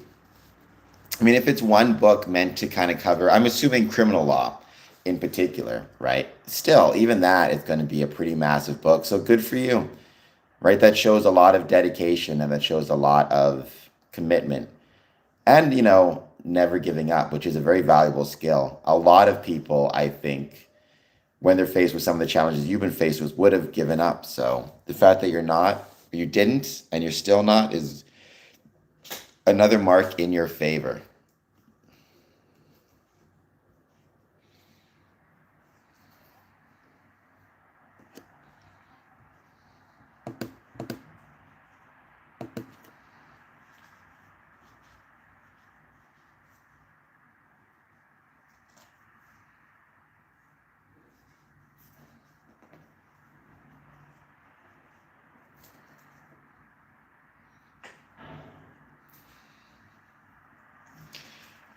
No, back when I was young, rice was, I mean, yeah, unfortunately, rice is always, I mean, any staple is always going to be cheaper, right? At least that for meat, but certainly any staple that's like a starch, rice, potatoes, things like that, breads. It's funny, Stephen King, geez. I was thinking about him because of The Long Walk. Um, Stone Cold Steve Austin talks about when he was struggling coming up, he would have for dinner, he would have, well, for breakfast, lunch, and dinner, he would have potatoes. And I guess he didn't have a microwave or an oven in his apartment. He was staying at a hotel and didn't have any kitchen equipment. So he would basically eating raw potatoes. He would have like a raw potato for breakfast, a raw potato for lunch, and then two raw potatoes for dinner. So, and if Stephen King can do it, Stephen King, geez, if Stone Cold Steve Austin can do it, then anybody can, I guess. Although in fairness, he didn't have two dogs and a kid and a wife to take care of, excuse me.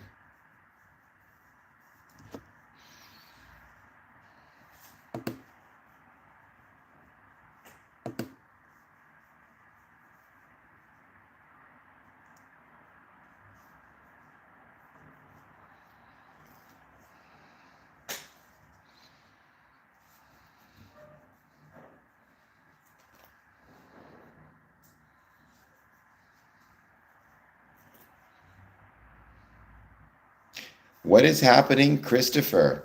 How is it going? I'm just hanging out, finishing off the stream. We're almost at the home stretch. That is good. Once again, sorry that you're stuck with my face on the screen. I know you're still looking for some ladies, but you're stuck with me. How about 20 hours soon? So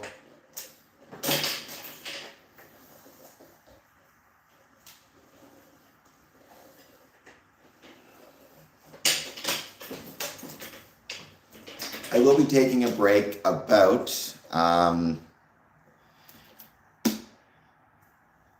an hour, give or take.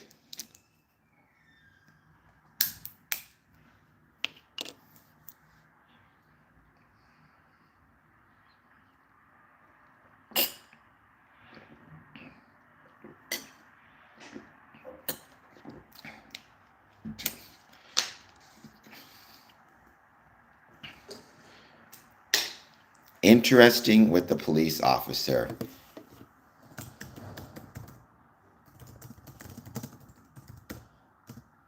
Yeah, I've never heard of that either. I've heard interfering with the police officer.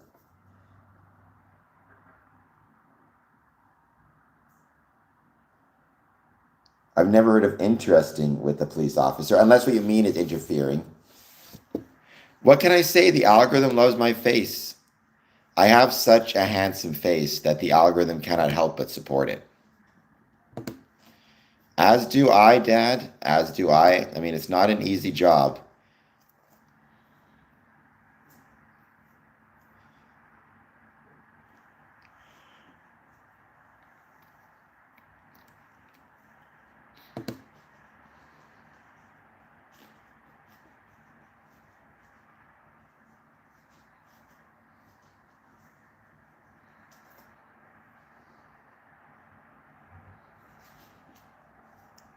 Well, it's been a long 20 hours. Not so bad. Mostly the issue is right now waiting to see if people jump on the stream to chat. If not, what I may do is take my next break now, a little bit earlier than I planned.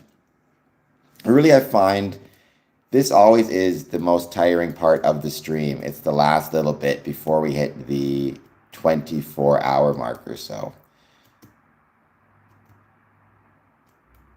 I mean, it goes up and down, but yeah, looking back, I'd have to go back through like the live stream schedule here.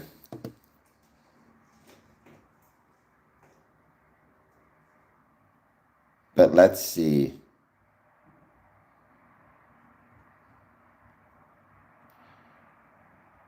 Dun, dun, dun. Yeah, it was pretty busy at 2 a.m. 3. I would say it looks like it was actually busiest from 4 to 5 and 5 to 6 a.m. That's when it was kind of the most, other than the first hour, way back at 2 p.m. when we had the most people show up. Although I could definitely also use some coffee soon enough to make some. But it's like everything. Where did I put my water? There it is. As the stream kind of ebbs and flows, and at this point, I've already gone through the Masonic ghost stories I had to talk about. So really, now we're just relaxing, waiting to see who jumps on.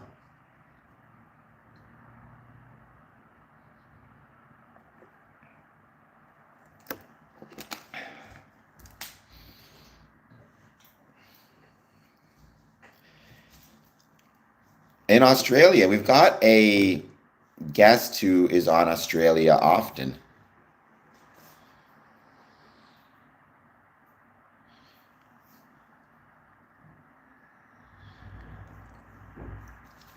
And so it's funny because the Australian, like it'll be 2 in the morning my time, and it'll be like 4 p.m. I thought it was 12, it was like 4 p.m. her time. I swear Australia feels like it's on a different planet. I mean, it's one of those things where a lot of this is trying to kind of goose the algorithm, for lack of a better term. And a lot of that is consistency and, just kind of brute forcing the algorithm to notice you. And it's fun. I've had a lot of people jump on and join who I've never talked to before, so that was really fun. And it's been really enjoyable. However, you definitely reach a point where you're quite tired. Usually there's a second window that hits.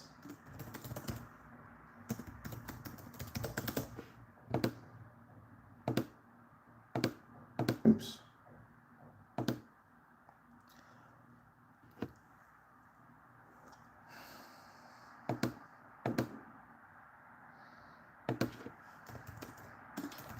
How many people do you normally have, Christopher, jump on your stream for like an hour or so? Oops, nothing there. Okay.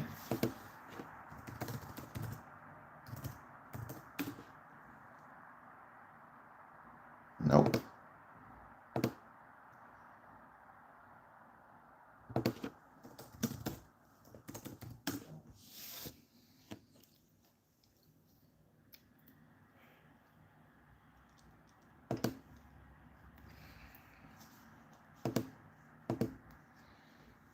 There we go. Celebrating California. I just posted something on Twitter noting California Freemasonry because for whatever reason, California is trending right now on Twitter. So I want to make sure I keep the Twitter people happy or keep the algorithm happy.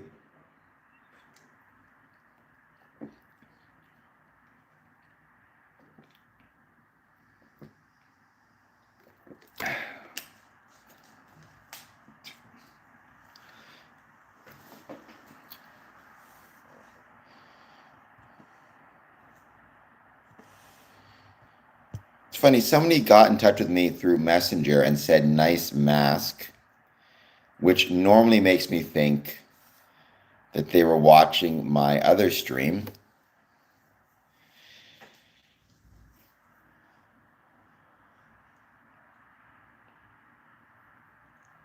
Well, Smokey, I'm sorry to hear that. That sucks. However, I am happy that at least you're out now. I know you're still struggling, but it seems like you're putting one foot in front of the other. And that's really all you can do. So, what I'd say is keep up the good work.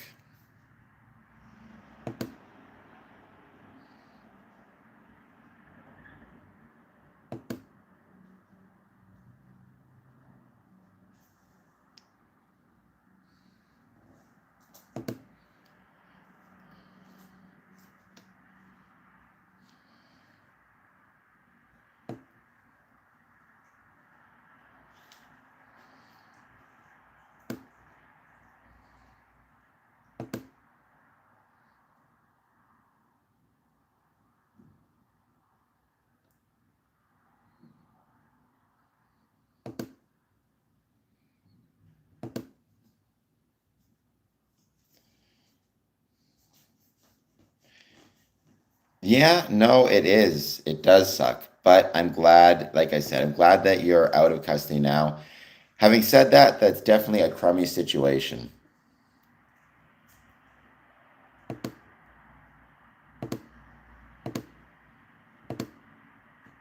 But again, good for you on, if nothing else, reading an entire legal book. I know a lot of people in law school who couldn't be bothered to read the first page of a legal book, let alone the entirety of it. I was one of them, in fairness. So, nothing but respect for you and for all the work you've put in to try and, like I said, create a better life for yourself. And it seems like you're doing it. And it seems like you've had a lot of success.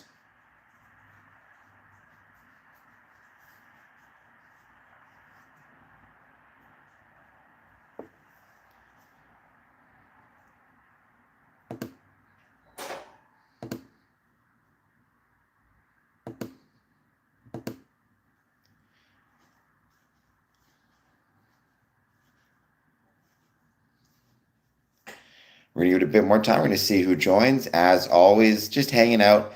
This is that part of the stream where really we just hang out and chat.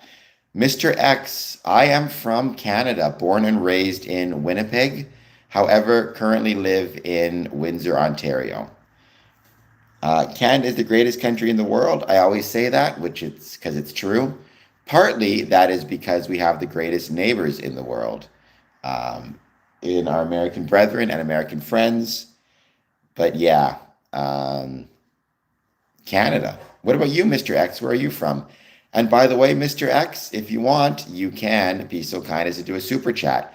Even 99 cents helps out big time.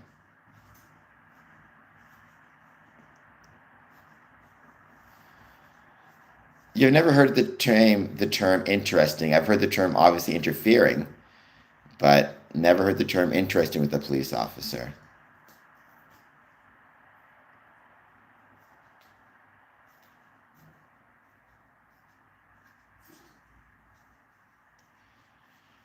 So, Mr. X, where are you from? I forget if I've seen you on the stream before. If this is your first time being here, thank you. I hope you're doing well. And yeah, let me know what your thoughts are when it comes to Freemasonry. Any thoughts you have, positive, negative, or neutral, I'd love to hear them.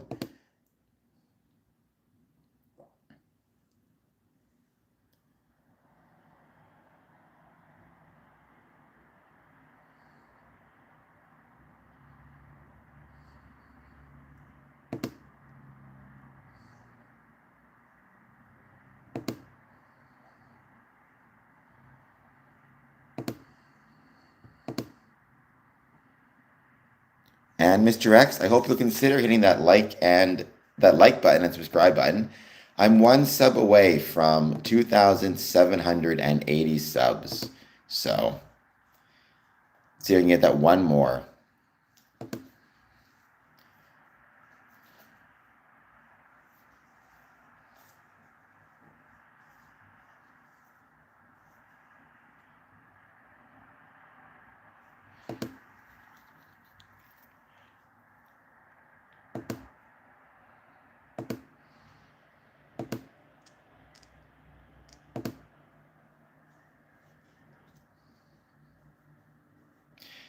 Thank you. I mean, you're doing a great job too, Smokey. I mean, you seem to be streaming every day or almost every day.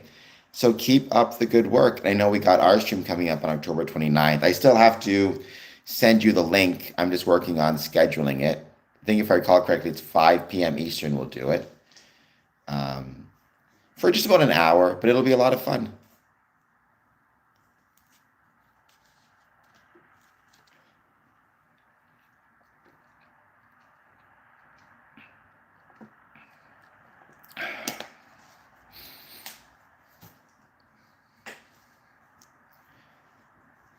Let me just see if we got some more chats coming through that I'm missing. I got what you meant. I got what you meant.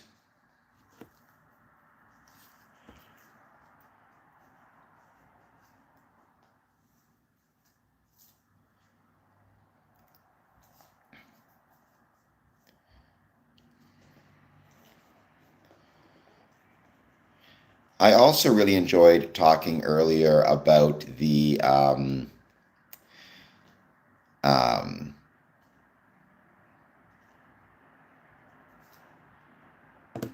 about the idea of travel to and from not just Masonic functions, but travel in general, including to Masonic functions. The fact that as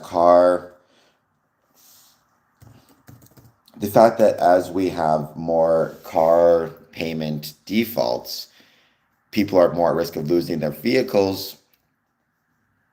In a lot of car dependent towns, that could mean the difference between Masons attending lodge and not attending lodge. So I was happy to discuss that as well and the dangers we're seeing with the economy and its struggles, or as it struggles.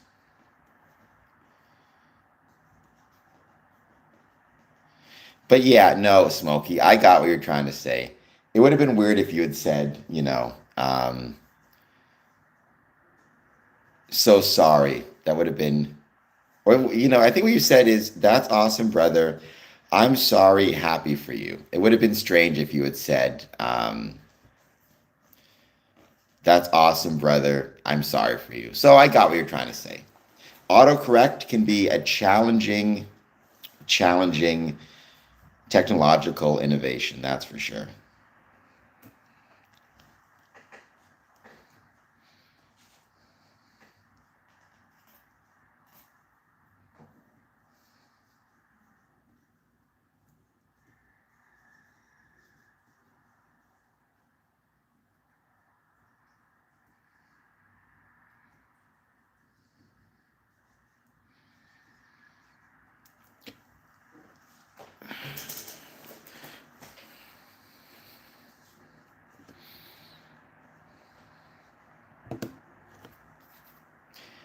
In interesting news, Vince McMahon is trending.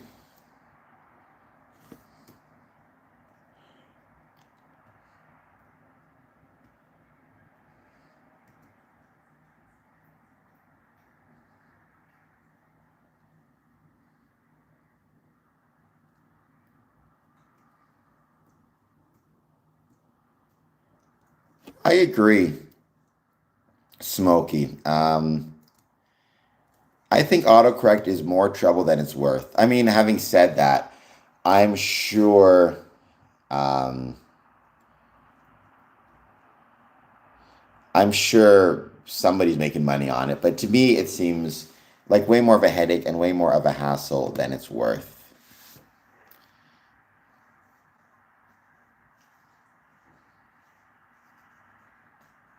All right, I think what I'm going to do is do the. Actually, will I right now? Yeah, let me share with you guys the view from the window. To give me a second, take a little bit of a break. Let me see.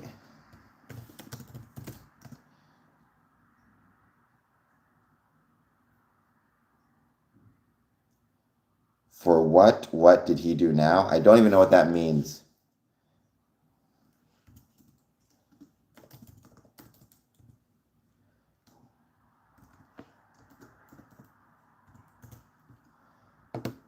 All right, let's see if people want to check out. Oh, I have no idea. He was trending, but I don't know why. All right, I'm going to share with you guys this. You don't have to stick around. This is kind of like a screensaver while I take care of a few things. But, and this is not the best view of me. I know that as well. Here, by the way, is my cat, Bandit. Say hello, Bandit. Say hello to the people. That's Bandit saying hi. And this is the... I'm allowed to cheat, although thank you for the $5. I think cheating is okay. It's the old expression, if you're not cheating, you're not trying. I could give you to my cat to hang out with, but I don't know how interesting Bandit would be.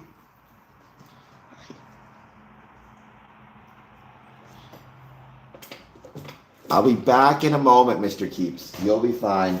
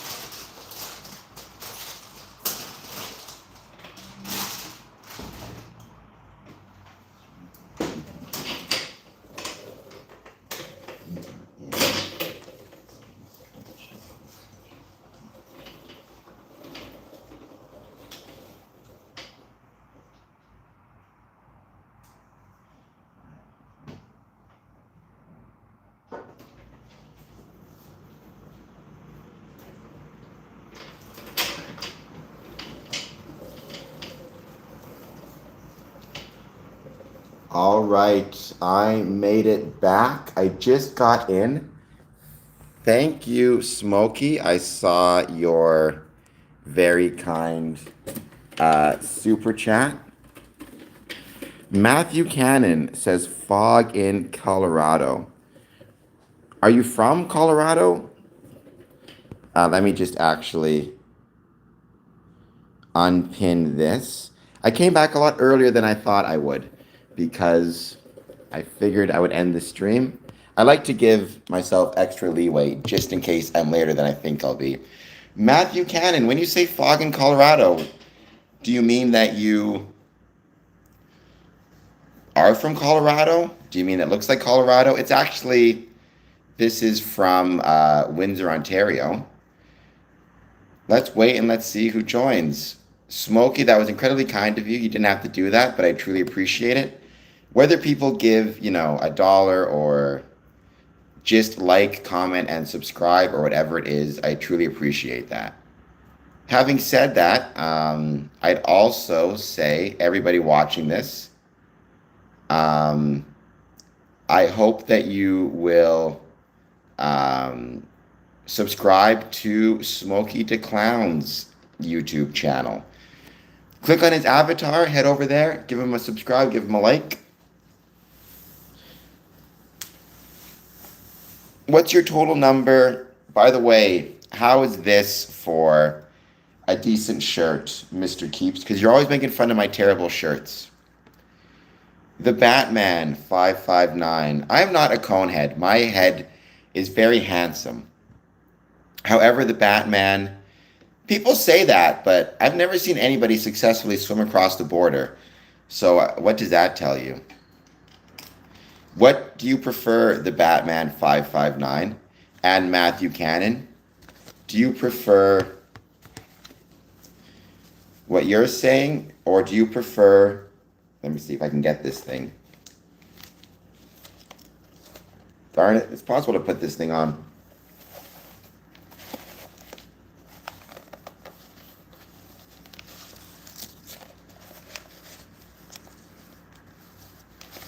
There we go.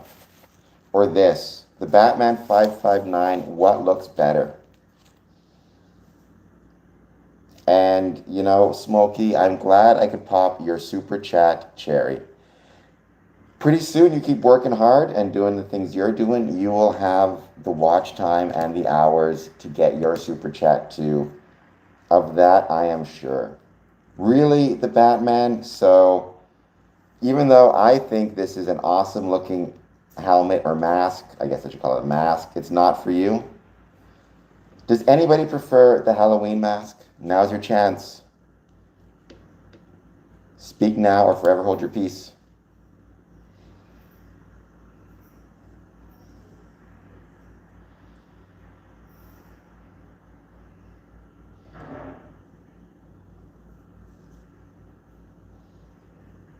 We got one for the mask anyways. Dad, you can be the tiebreaker if you'd like. What do you prefer, mask or conehead, or my wonderful conehead face? I will say though, when you have it lit up, it gets really warm in here. I'm going to turn that off for a second.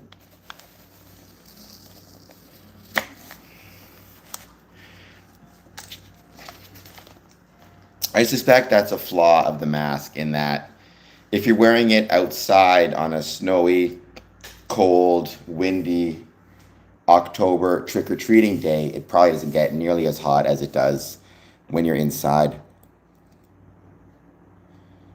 We got two. The wife is on my side. I'll take it. So the Batman 559, what is new? What is going on? You've been on the stream before, right? If I recall correctly. Let me know if you have any thoughts. We're just here hanging out, talking about Freemasonry. So really, any thoughts you have, we're at that part of the stream where it's just us chatting and hanging out. So let me know what your thoughts are. Or anything else you want to talk about. You do start to sweat in that mask, believe me. Especially when you have the lit up. That's when you get all the crazy heat.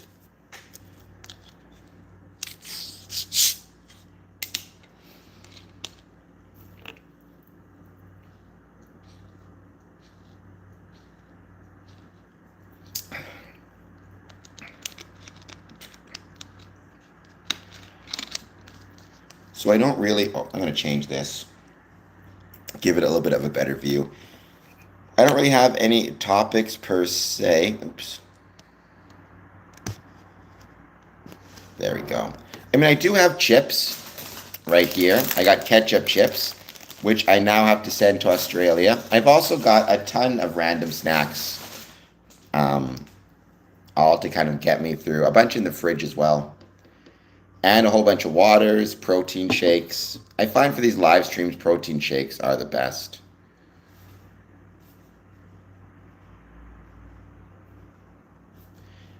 I'm surprised. I mean, I'm sure that'll be happening a lot in the coming days and weeks and months. Or days and weeks, I should say. Because there's a few different scare houses in Windsor. I'm sure there's some in your neck of the woods too. And that's a pretty common thing that they do in these scare houses.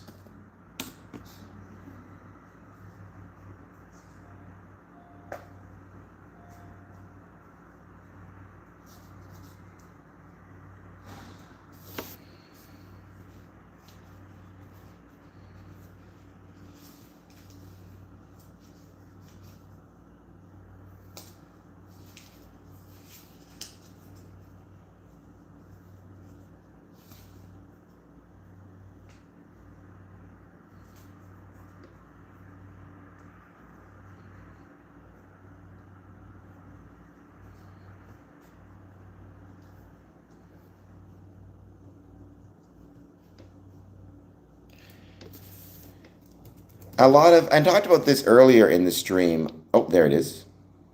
Yes. Sorry, Mr. Keeps. I missed your chats. They weren't loading. Go to a hell house. They scare you straight into becoming a Christian. So what's the plans for today? You heading to the mall? Am I supposed to go to the mall? Is something happening at Devonshire Mall? Do you know something I don't know? What is happening at the mall today?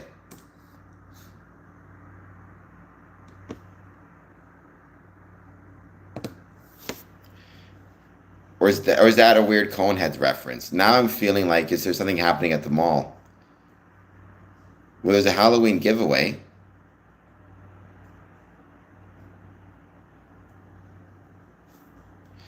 I wish you the best of luck in your searches, Smokey. We will all keep our fingers crossed for you. And we'll send some hearts. If I can find them. I'll send some hearts your way. Well, the Batman 559, if you give me some super chats of $1, maybe I will get some new shirts. Although, for heaven's sakes, if you're not happy with this shirt, I don't know what's left. Like, this is as nice a shirt as I can possibly wear. You know, back me up on this, Mr. Keeps, because you're always, giving me grief for my t-shirts. So maybe you can confirm that this is actually quite a nice t-shirt.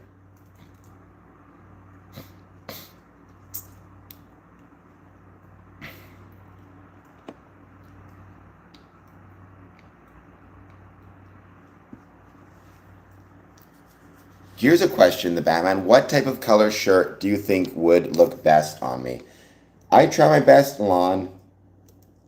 The problem is right now I'm dealing with the Batman and his negative views on my t-shirts.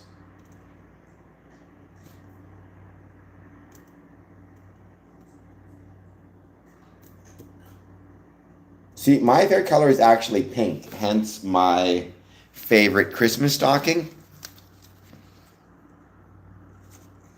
Pink and black in honor of Bret the Hitman Hart.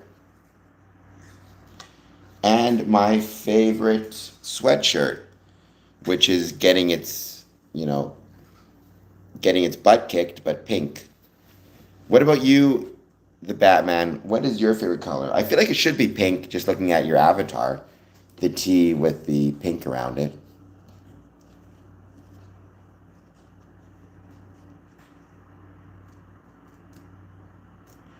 Green's a pretty decent color.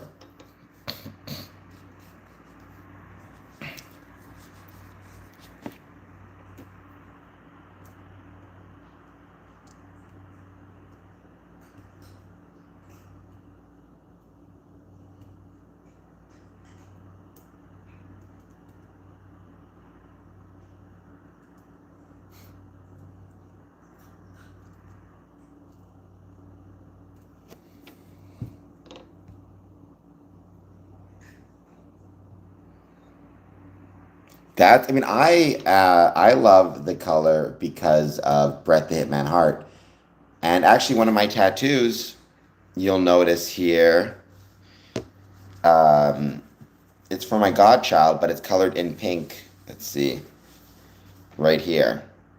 I'm actually thinking of getting it touched up and getting it like a darker shade of pink because it's starting to fade. But yeah, pink is also the color for Breast Cancer Awareness Month, which is worth celebrating. So, or I guess breast cancer is obviously not worth celebrating. However, work and efforts being made to find a cure for breast cancer are absolutely worth celebrating. So,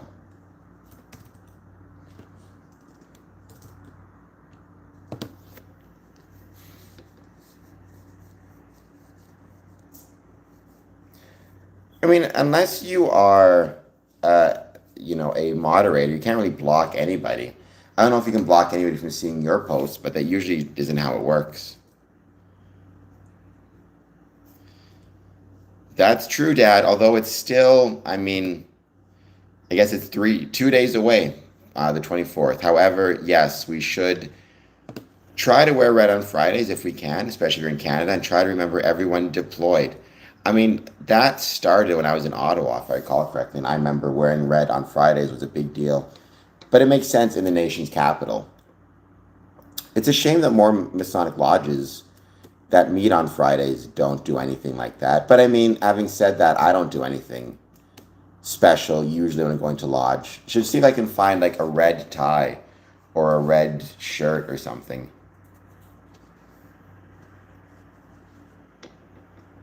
Clothes. All right, the Batman. I mean, if it will keep you happy, it will keep you happy.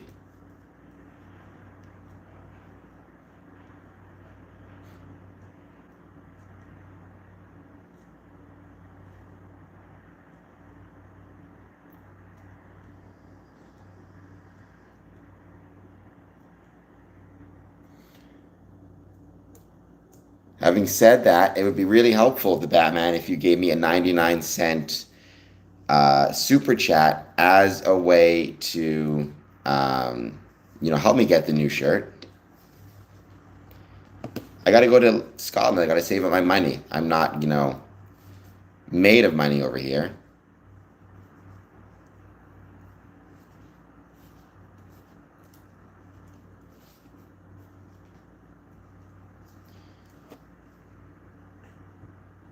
So, Lon, any plans for the day? Anything you're excited about?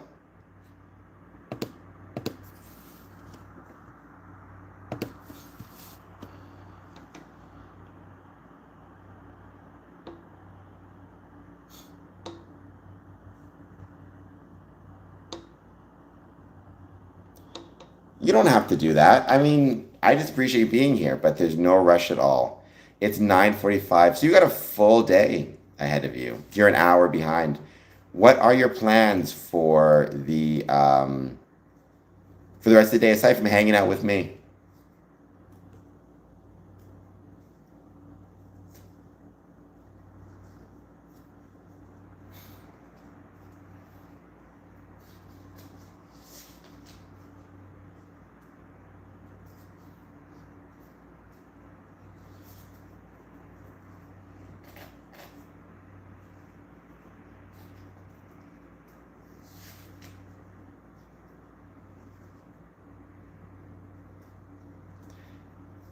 Ziff Ion, go sleep, Grandpa. I am not that old.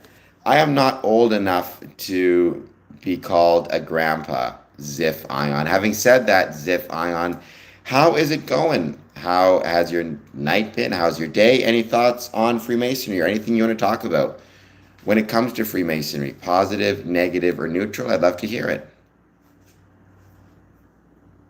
What is that job like?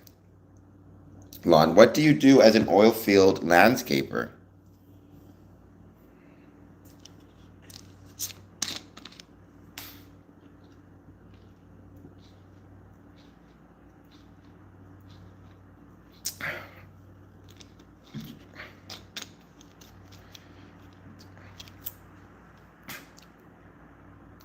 That's good, Ziff Ion. So, I'm guessing that if you don't do that, the pump jacks and the tank batteries all get messed up. Like, what happens if weeds grow around them?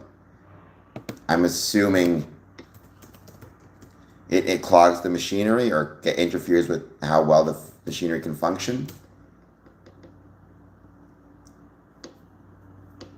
Okay, so do you get contracted out by different oil companies?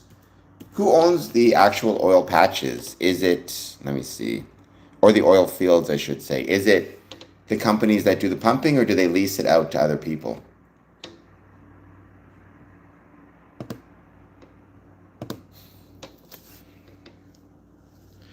I never even thought of that, but that makes a ton of sense. Yeah, that I never even considered, but obviously you're dealing with flammable liquids. You add that to more flammable stuff. It's funny the things you don't think about. So is it just tumbleweeds you're dealing with, or do you find that there's lots of native plants that actually grow as well?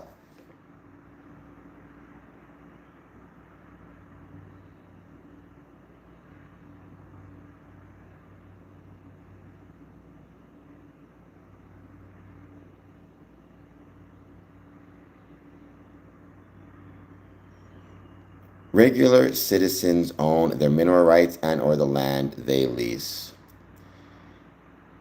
There's a show starring Billy Bob Thornton. I can't think of the name of it now, where he plays like an oil company tycoon. Is that like a decent? Because I've seen some clips of it.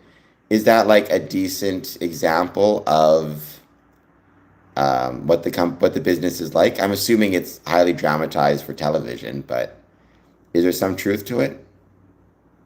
So investors, I'm guessing, buy the land out from the people who own it, or lease it out for the purposes of drilling for oil.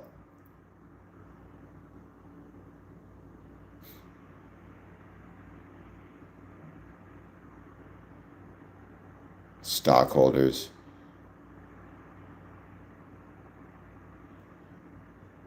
I'm guessing it's pretty lucrative for everybody. Everybody has a piece, but I'm also guessing there's a ton of, again, I'm guessing it's not just you, but I'm guessing there's a ton of different fields that have to be, or a ton of different areas that have to be considered.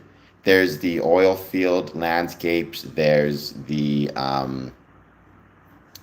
what are some other things, right? Like there's the landscaping, there's the drilling, there's the mineral rights, there's the equipment. I'm assuming it's not just, it's a bunch of multiple different companies. Each one has some element to fit into. Are they all contractors or do they all trash? Never thought of that. Are they all contractors or do they all work with a specific like company, or do the company hire people full time?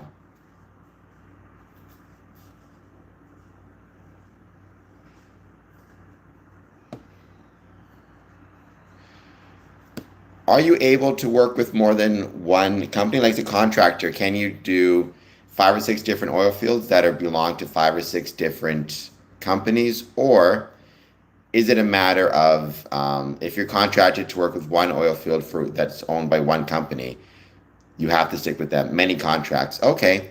Well, it makes sense, right? As an independent contractor. I mean, it'd probably be illegal for them to try to tell you you couldn't work for other companies. Though don't bring that up with the independent contractors in entertainment, who often end up kind of, they're treated like independent contractors, and yet they're stuck basically on a slave labor contract with one company very often.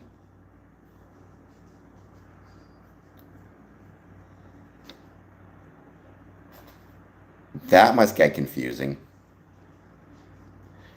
I can only imagine watching some of those leases.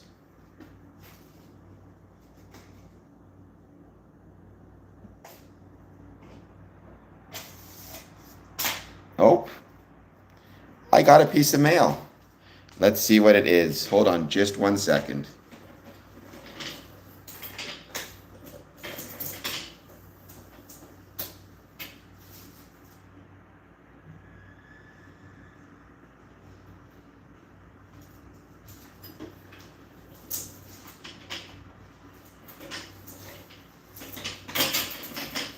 And that piece of mail is not for me. Looks like wrong address. I have to give it a return to sender. Or it's right address, but wrong name. I'm guessing it was somebody who lived here before me, even though I've been here for 20 years.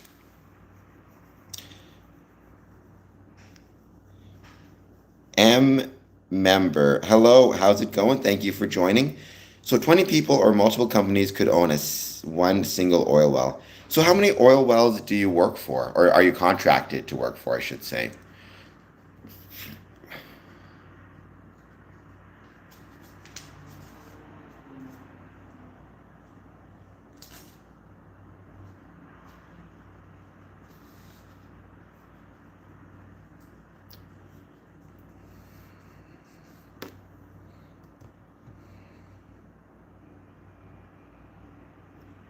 Hundreds.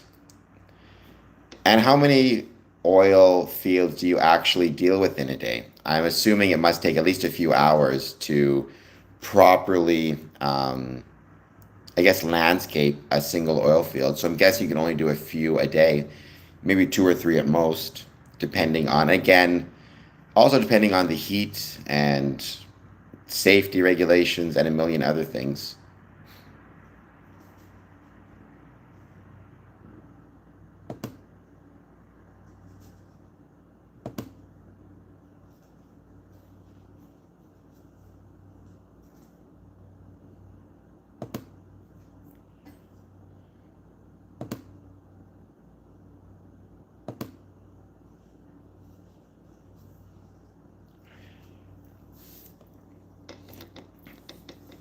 Just waiting to see. I really like that's one thing I enjoy about not just these streams, but chatting with people is yes, I get to share Freemasonry and share how much I love Freemasonry, but also it's really, really fun because I get the chance to learn about how others work and what their lives are like. And that's something I do enjoy. It's why I've always felt I'm lucky and I'm really good when it comes to interviewing. I do enjoy learning about people. Um,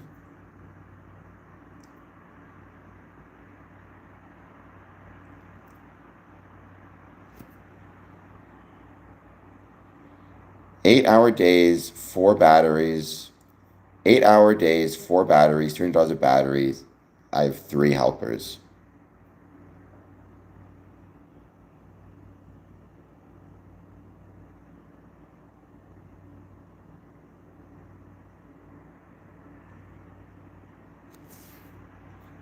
All right, rabbit feet.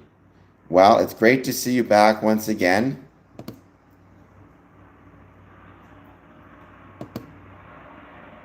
Think it's time to put you, however, back in the timeout. The rabbit feet, you could at the very least hit the subscribe button and maybe give me a dollar super chat.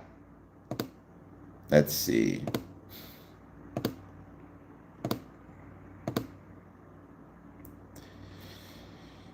So 8 hour, let's see, going back, 8 hour days, 4 batteries. So basically it's $1,200 a battery. And in an 8 hour day, how many fields are you able to get to? When you say 4 batteries, is it 1 battery per field?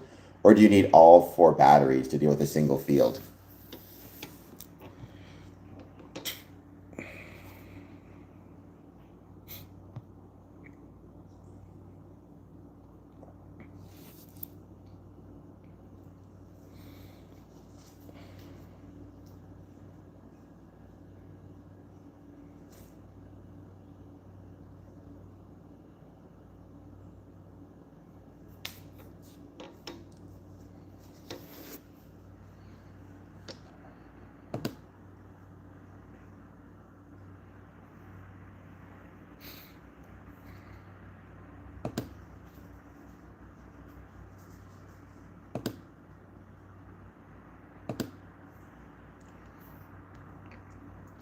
By the way, while I'm chatting with Rabbit about, or sorry, Lon about his work, which is awesome, because I'm very impressed. Again, it seems like it'd be crazy challenging work. I can't imagine trying to do landscaping on an oil field, especially when people's lives, as Lon said, could be depending on him and his work, right?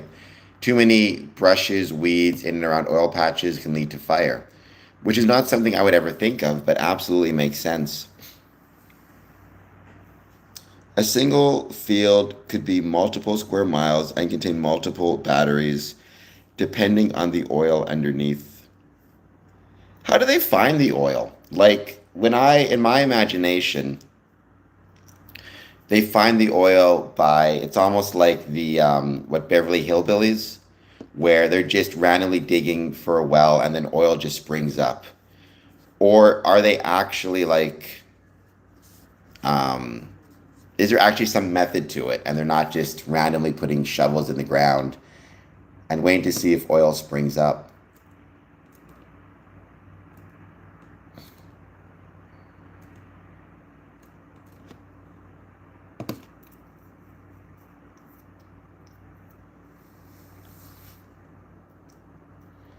Catalyst Vault lasers. Welcome, Catalyst Vault. I hope you're doing well. I hope you take a moment to hit the like and subscribe button if you're new. Let me know if you have any thoughts on Freemasonry, positive, negative, or neutral. I'd love to hear them.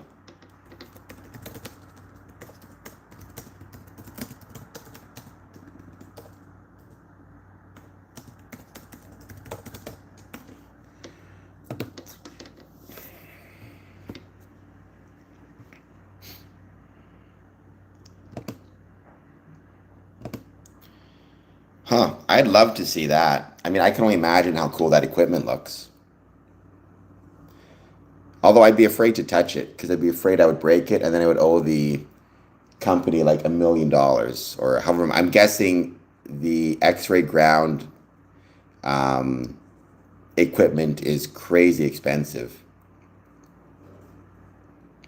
I used to work on a drilling platform. I know everything about oil fields. I used to be a pumper as well. Okay.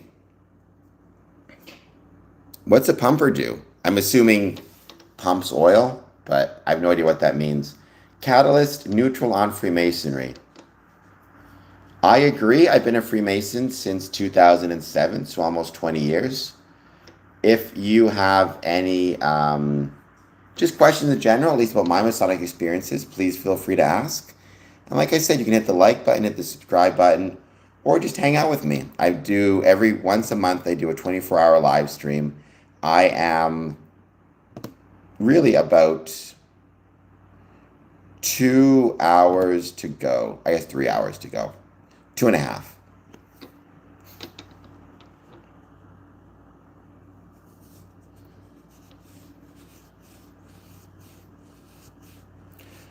Yes, pumper makes oil fields stay flowing to the batteries, then we sell it. So I think I read somewhere, I could be mistaken, that the majority of oil that's produced in America comes from either Texas or Alaska, or I think Oklahoma. Am I correct on that? Or where does the majority of oil come from in America, if you would know that? Obviously, here in Canada, it's Alberta and it's the oil sands.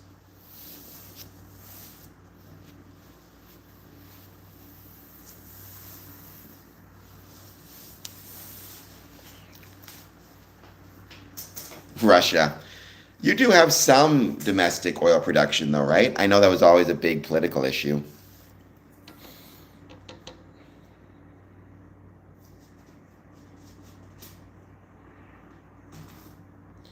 So, where do you send your domestically produced oil? Do you sell that or do you use that too? Is it a combination of needing, just because you use so much oil, you need both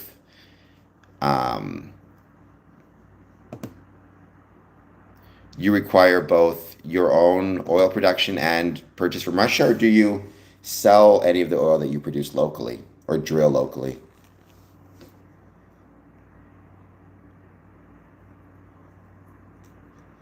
I mean, look, I'm not an economist. I'm not the smartest person in the room. I'm just saying that does not seem like the most logical business plan, but I'm sure there's some explanation for it. If they explained it to me, that would make sense.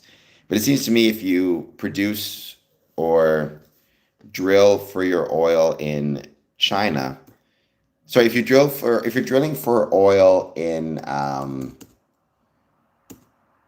the United States, probably that oil should stay there, and the oil that's made in Russia can go to China.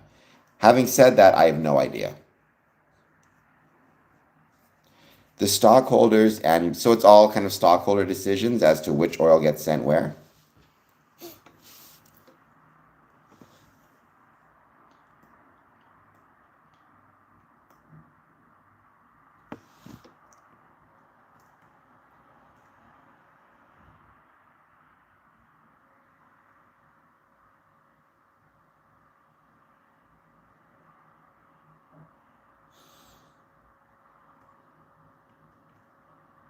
Um,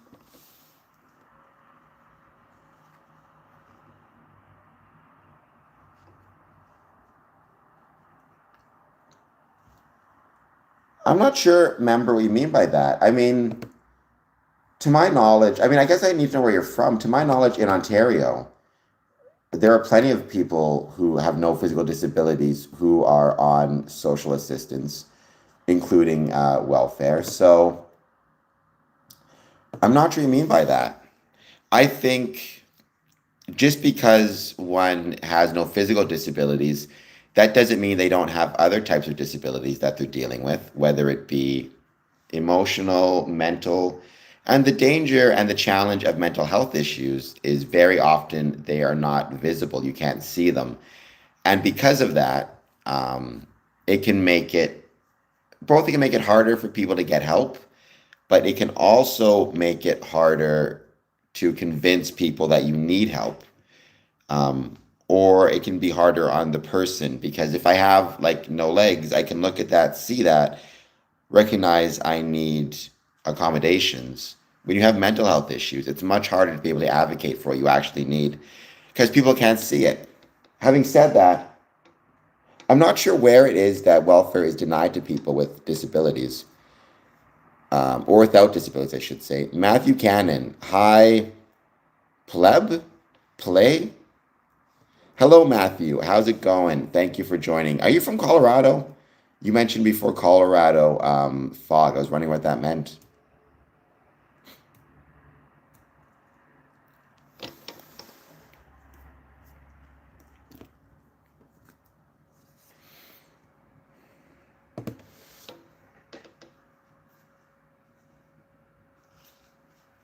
You need a mirror? You want a mirror? You're saying help. Are you saying I need to look in a mirror? I do not know what you mean, Matthew Cannon, but it's still wonderful to have you join.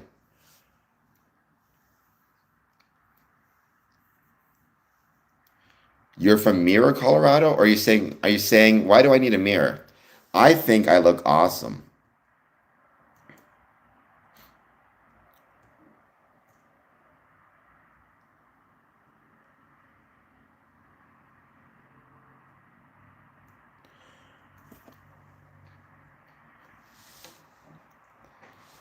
Matthew, we need more than one word because I have no idea to what you're referring.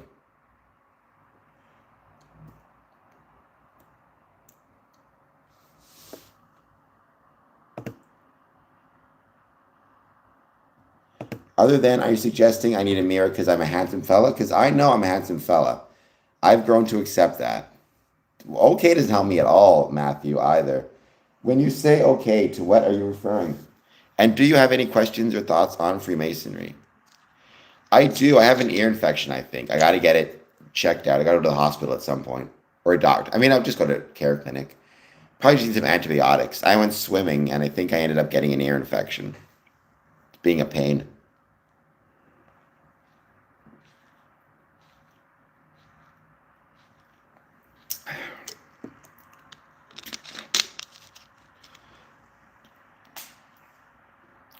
But that's okay. Sometimes you just have to deal with annoying situations.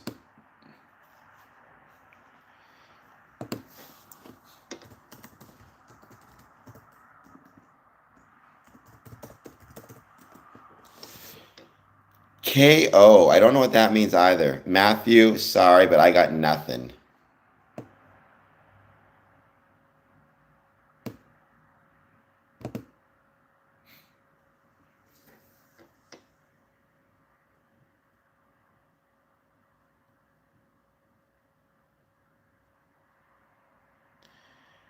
Yeah, probably. I mean, there's a walk-in clinic that I go to when I have like an emergency. I haven't been there for a long time, to be honest, because luckily, thankfully, I haven't needed to go to any in a while. However, I'll probably go to one that I usually go to.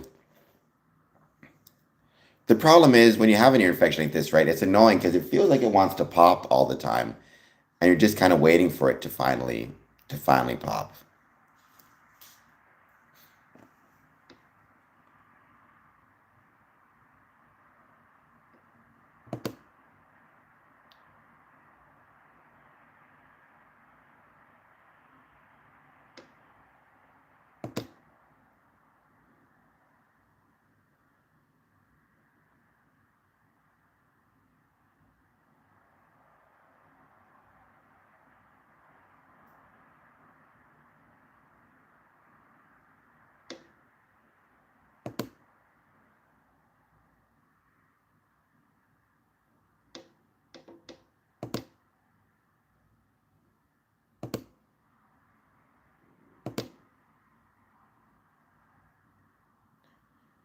Welcome, everybody joining us. We're just hanging out, waiting to see who wants to jump in the chat and say hello. Again, any thoughts you have on Freemasonry, positive, negative, or neutral, I'd love to hear them. And really, we're at the stage of the chat, like the last 7/8, where it's mostly just hanging out. Wait to see who joins and any topics or anything they want to discuss. Earlier today, I was talking about Freemasonry and ghosts and goblins and supernatural, basically paranormal and Masonic ghost stories, which I really enjoy talking about. And also, we talked about the ways I think that those ghost stories can be leveraged into greater amounts of visibility and potentially greater economic viability for our Masonic buildings. Also, talked about the current increase you're seeing in delinquencies as it relates to car payments and why it is the case that that increase or those increases in delinquencies could spell trouble, not just for broader economic impact, but also for Freemasonry. And then we hung out, we chatted, we've talked about a few different things. So we're just going to wait and see who else jumps in. By the way, no one has to stick around because this part is the very boring part of the stream, where it's basically just us chatting and waiting to see who wants to jump on. Also learned about oil field landscaping, which is something I knew nothing about, and I greatly appreciate learning more about it.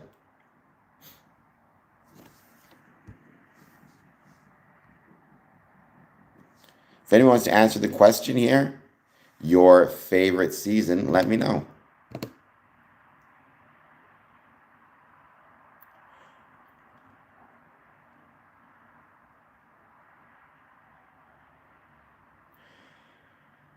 Oh my gosh, how many ghost stories and haunted seasons? That's a question. I have no idea. Like total numbers. I mean, the ones I talked about off the top of my head were located in Idaho, Florida, Windsor, Hamilton, Michigan. Actually, two in Michigan, one in Detroit, one in Lansing, Missoula.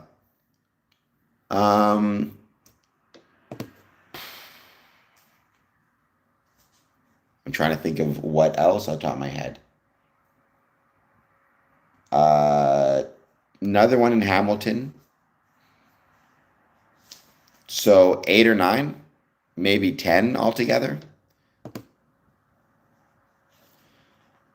Bay City, Johnstown. I'd say I talked about 10, and honestly, that was a very small. Winnipeg was mentioned, so 11, but that's a very small number. The truth is, there are way more numbers, way more that I didn't even get to. Summer for money, but winter for comfortability. I never thought of that, but that's a really good point. Do you find that does your work completely stop in the winter seasons or does it just slow down, Lon? I'm guessing you still have a fair bit of work to do even in winter.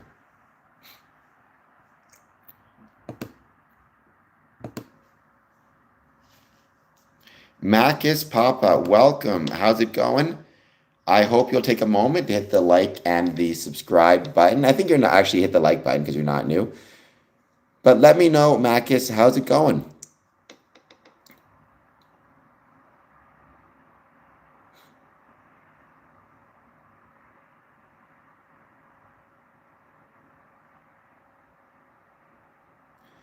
And everybody jumping on the chat, jumping on the stream, I should say, jump in the chat, say hello. Let me know how you're doing and if there's anything you want to talk about. Your favorite season is spring? Too rainy. For me, my favorite season is fall.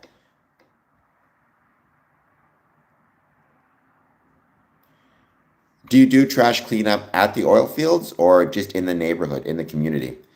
Because I would imagine the oil fields probably produce a ton of trash, especially trash from like the workers, used equipment, rotating staff, rotating shifts.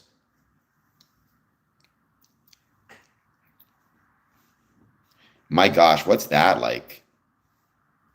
I can only imagine the number of the amount of trash you need to clean up. Even the type of trash. I mean, how much of the trash you have to clean up is industrial, right? Because I would imagine a significant portion of it is maybe lodges that, or not lodges, geez, equipment that no longer works, that needs to be replaced. I suspect trash cleanup in a Texas oil field is probably a bit of a logistical challenge, to say the least. I'm doing well, Makis. I hope you'll consider maybe doing a super chat. You can even do one for 99 cents. And thank you, everybody, for joining us. Out of curiosity, does your work ever take you past any Masonic buildings? Are there any Masonic lodges or Masonic buildings out in the oil field areas? Because it must be more rural. I can never say that word. Rural, right? As opposed to more city or urban. It's funny saying that word. It's kind of always reminds me of that joke in 30 Rock where, oh my gosh, what's her name? The blonde girl, Jenna.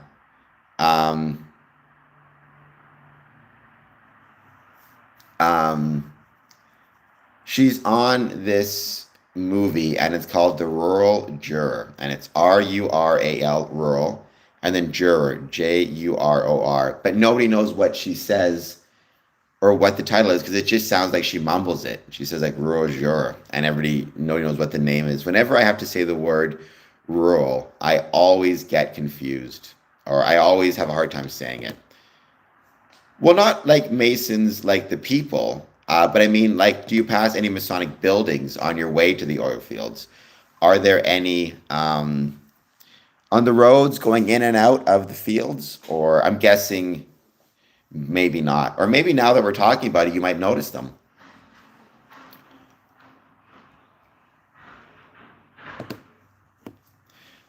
Oh my gosh, that's awesome, Lon. I don't know if you can, if it's possible, but if you could send me, take some pictures of them and send them to me. Ghost Town Masonic Lodges are the best. Let me see. Hold on just one second. Do you follow me on Facebook? Sorry, not on Facebook. Do you follow me on Instagram?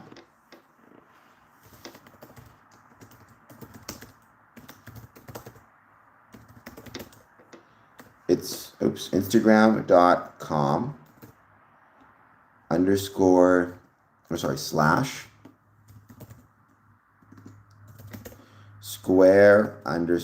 and, well, that's smart, Lon, but he'll give you my email address. info@squareandcompass.ca. And what you can do is maybe shoot me off an email with the pictures. Do you know the names of the ghost towns that you pass? I could maybe look them up online and just see what they'll look like. Perfect.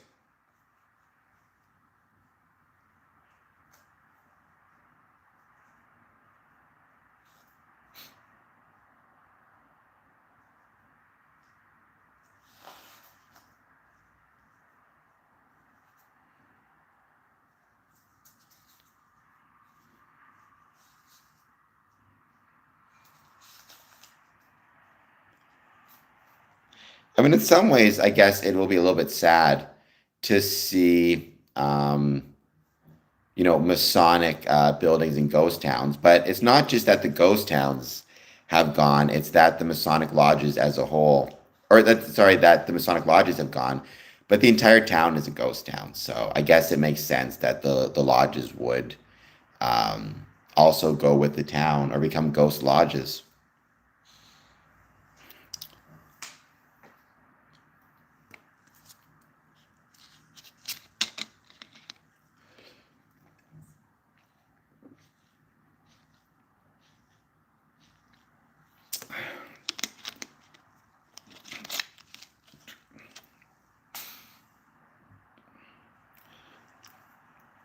How densely populated or otherwise like sparsely populated is your area? I'm guessing oil fields is probably not a sufficient, or there's probably not a particularly densely populated area. I'm assuming it's pretty sparse. A lot of people spread out.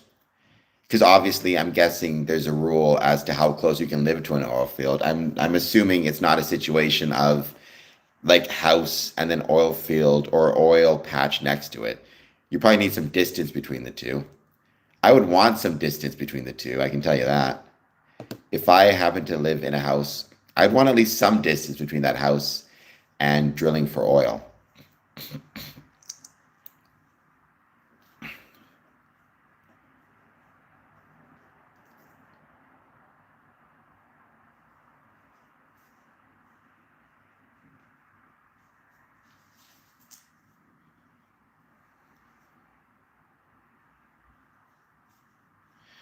But yeah, shoot me out. I mean, I'll definitely share those on Instagram and, my different social media accounts.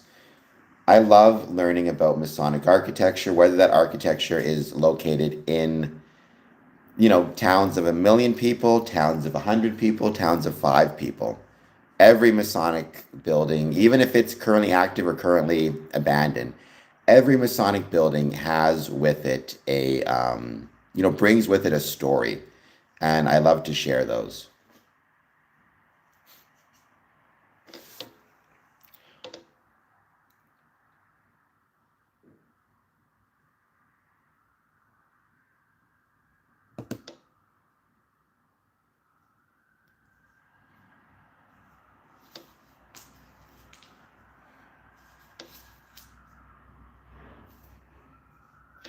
Welcome. If you're just joining us, jump in the chat, say hello, hit that like and subscribe button. I'm doing a 24-hour stream. I'm just hanging out, basically taking questions from the chat at this point. If there is any questions you have or anything you want to talk about, please let me know. Otherwise, we can just hang out and chill out.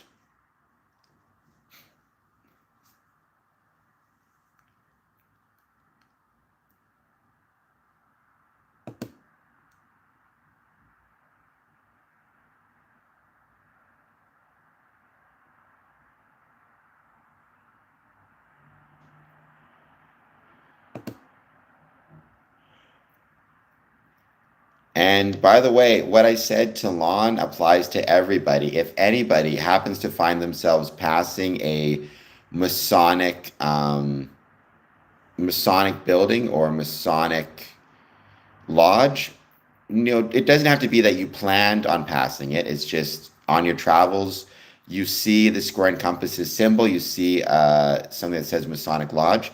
If you stopped and took a picture of it and sent it to me at info@squareandcompass.ca, all one word, info@squareandcompass.ca, and if you included the location or where you were when you took the picture, I would greatly appreciate it. And I'd love to share those. I have Instagram channels dedicated to Masonic architecture, both the interiors and the exteriors. And so I'd love possibly to check both out. Or, I mean, if you can't get in the building, certainly don't, I'm not telling anybody to break in. If the building's open to the public and you can take a picture of the interior, all the better. But if you can't, just focus on the exterior. That's perfectly fine.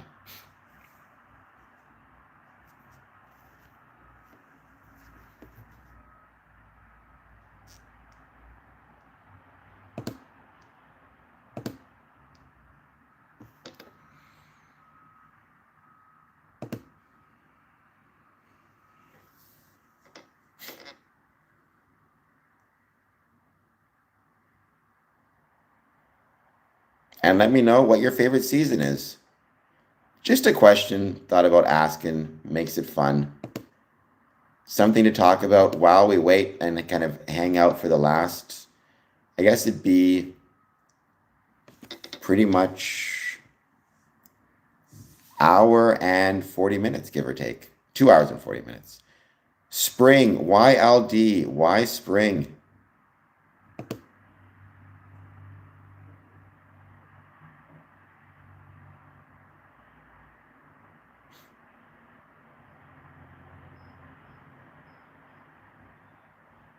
And by the way, YLD, are you new to the channel? If you have any thoughts on Freemasonry, please let me know. Also, please take a moment to hit that like and subscribe button. Just can't remember if you've been on before.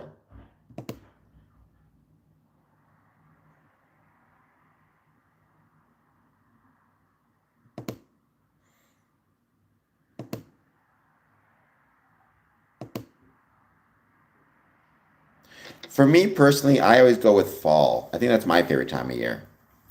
Halloween, spooky season, October.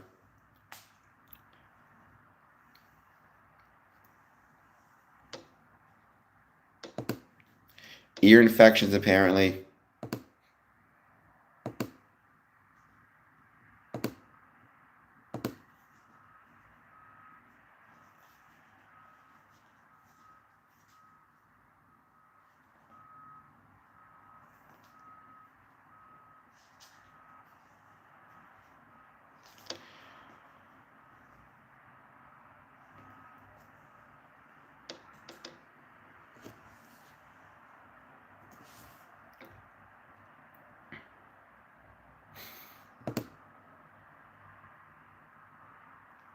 And this was a pretty decent stream in terms of the,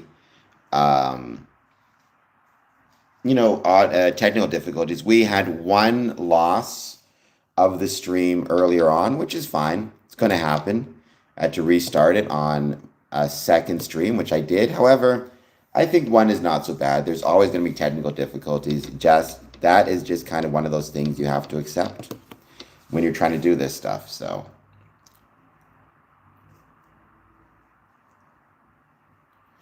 How old is very old? Macus, because there's no upper age limit to being a Freemason. There's, lower age limits. You have to be at least over 18 in the States, 21 in Canada. What do they mean by very old? Unless they think you're not going to get as much out of it because you'll have less time in the craft, but that to me is no reason to not let somebody join.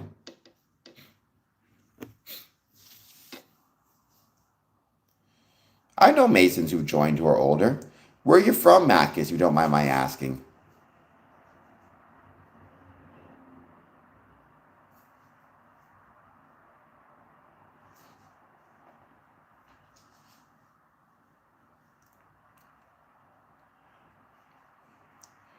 I mean, I can't speak for maybe Greece has some kind of considerations about upper age limits, but I don't know. To me, there's no reason why you at the age of 49 could not join Freemasonry.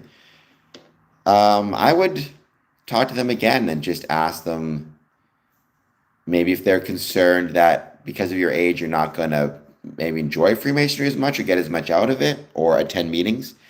I'd talk to them, ask them some more questions.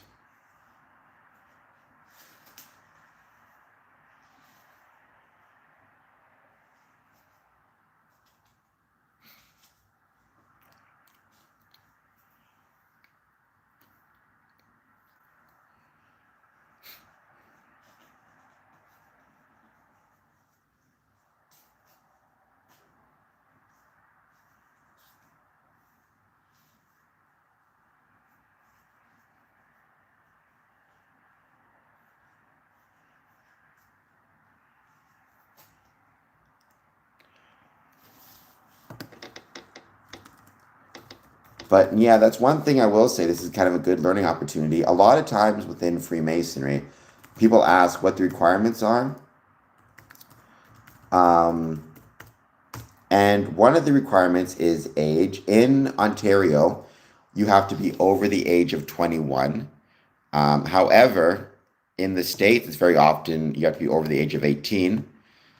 In your case, there's usually not a maximum age. So I've known, like the oldest Mason I knew joined, or the oldest Mason to join, like the oldest age of somebody joining Freemasonry was probably, I think he was 70 something or other. So yeah, I don't know why 49 would be too much. Again, the only thing I can think of is they are concerned that potentially it will be just too old for you to get everything out of it. But, assuming, let's say, I don't want to, place bets on life expectancy, but assuming, let's say, you live for another 49, assuming life expectancy of 75 years of age, I mean, that's more than enough time to get a ton of stuff out of Freemasonry. So I'm not sure why it is that you couldn't join.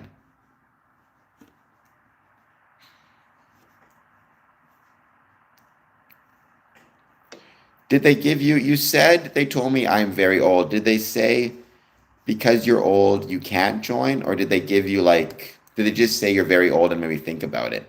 Mac, if you're still there, can you let me know what their thinking was or the reasons were as to why they said you're too old?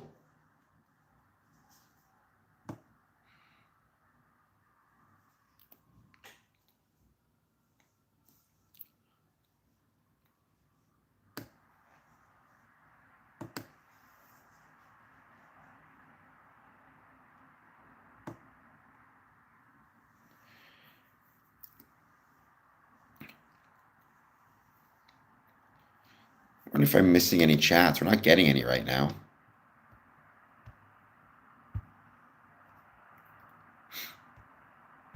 But yeah, my personal opinion, you are never too old to join Freemasonry. You are never too old to get something out of Freemasonry. Um, that is kind of in some ways, the best part of Freemasonry is all the things you can get from it and learn from it, even at the age of 49. Which, believe me, I'm 42. So if you are old, that means I am old, and that makes me very unhappy.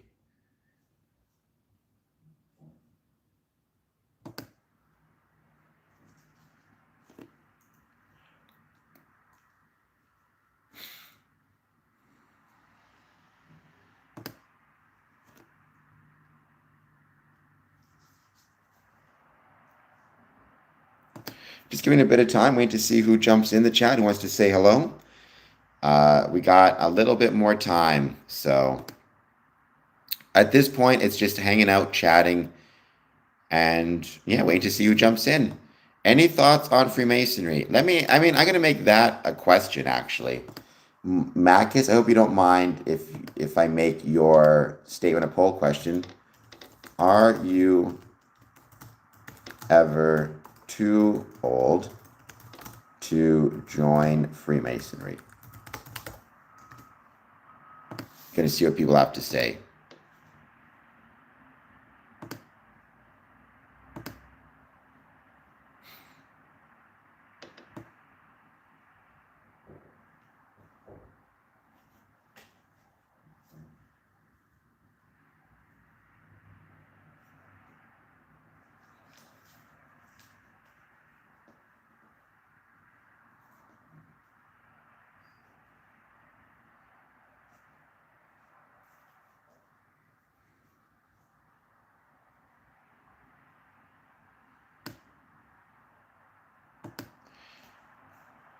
We got one vote, and let's see.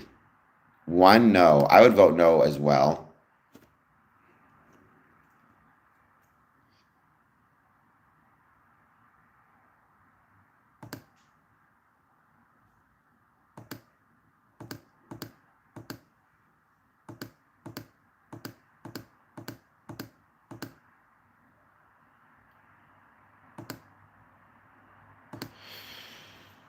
Let's see if anybody else votes, and let's see what anybody else has to say about not just Freemasonry, but just anything you guys want to chat about. I know I got some super chats coming, maybe. In the meantime, hit that like button, hit that subscribe button, and let me know how you guys are doing.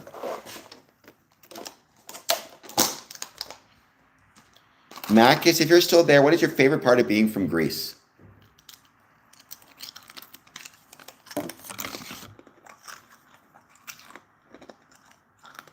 And what part of Greece are you from? Maybe I could search, do a Google search and see the Masonic Lodge is closest to you.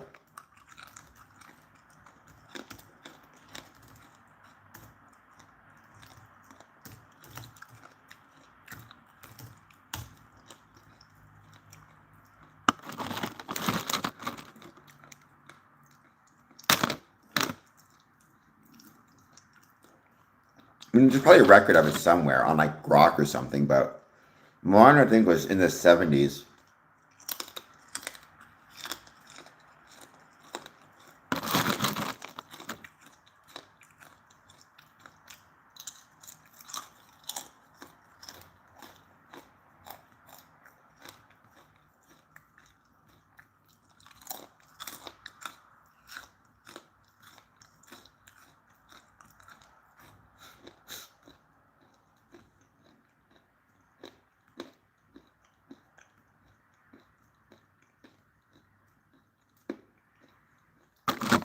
Actually, that'd be a good question to ask on Twitter. What is the oldest Mason you ever saw be initiated? I'm going to ask that on the Twitter and see what people say.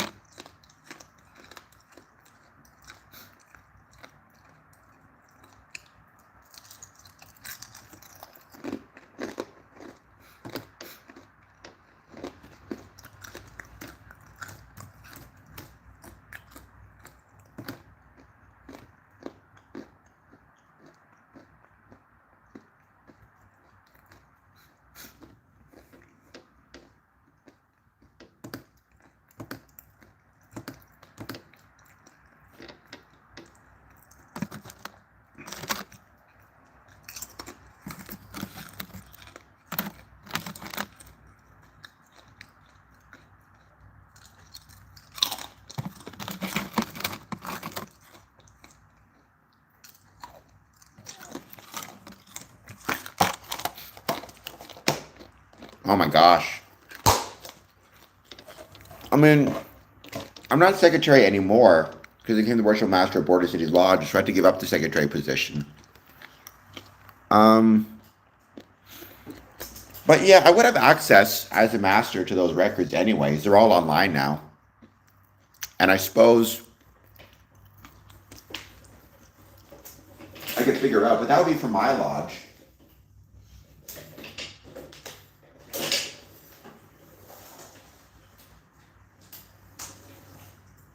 I mean, the real question is there a record outside of like or outside of a specific Masonic lodge? Did anybody record in like some type of public database the oldest person to ever become a Freemason? Oldest person to ever become a Freemason.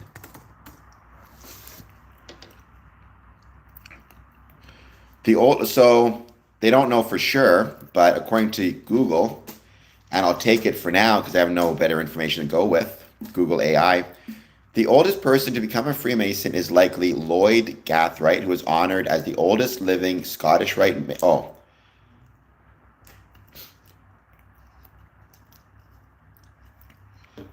Oldest person ever to be initiated into Freemasonry.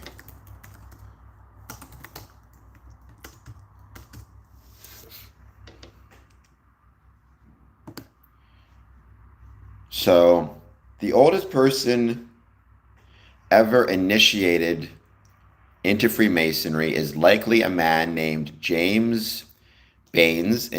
James Jim Baines initiated into the United Kingdom in 2016 at the age of 96.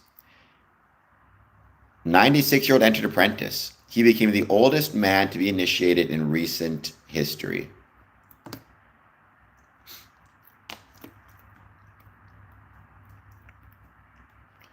So, I mean, the Mason I was thinking of who was initiated into Freemasonry in his 70s, 96 beats that.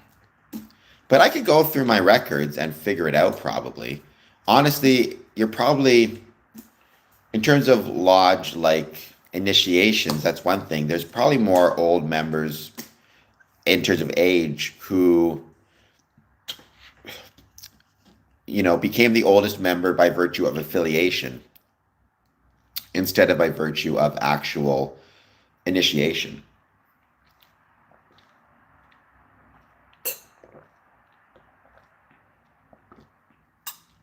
The first recorded Freemason initiated to English Freemasonry was Elias Ashmole, initiated in 1646. Here's an interesting point to bring up while we're just chatting. There's still a great deal of debate, and I've heard both things, so I don't know what's true. The term Freemason, right? And to what does the free in Freemason refer? I had always been told that the term Freemason had to do with the idea of being free to travel from jurisdiction to jurisdiction, from work site to work site, without needing a master present. You were free to travel basically anywhere in the world, but practically Europe, but free to travel anywhere in the world and ply your trade of being a stonemason and collect wages owed to you. You were not fastened to either a single job site or a single master who was training you. However, a lot of people now say, actually, Freemasonry refers to a type of stone, a free limestone, which is a stone that kind of, you could remove it by hand. You didn't need to chip it out. It just kind of came loose by hand. It was considered free, so it was called a free stone. And Freemasons were people who had the skills and abilities to work on that particular stone, which was far more brittle than your typical stone, and they were more skilled. So I've heard both. I tend to stick with the former.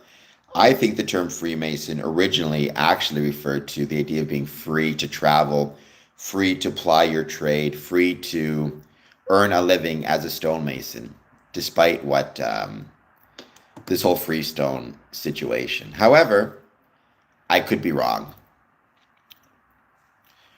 4 votes, all 4 saying no. I'm happy to hear it. I agree with that, and I think the same thing. I think you are never too old for Freemasonry.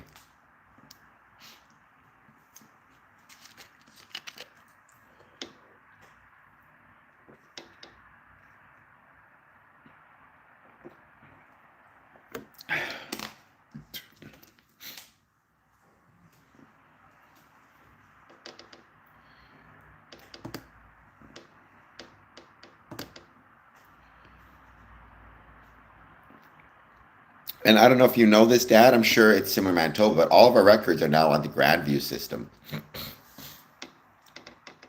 which is a challenge. I'm still getting used to it, but it's interesting.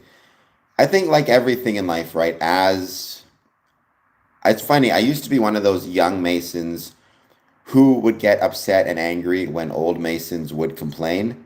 And now I'm an old Mason getting mad and complaining when things change. So I guess everything goes full circle. But yeah, I thought it was, it's a brand new system. All of our records are stored online now, which is probably far more secure. It's no longer at the whim of, hold on just one second. Let me show you.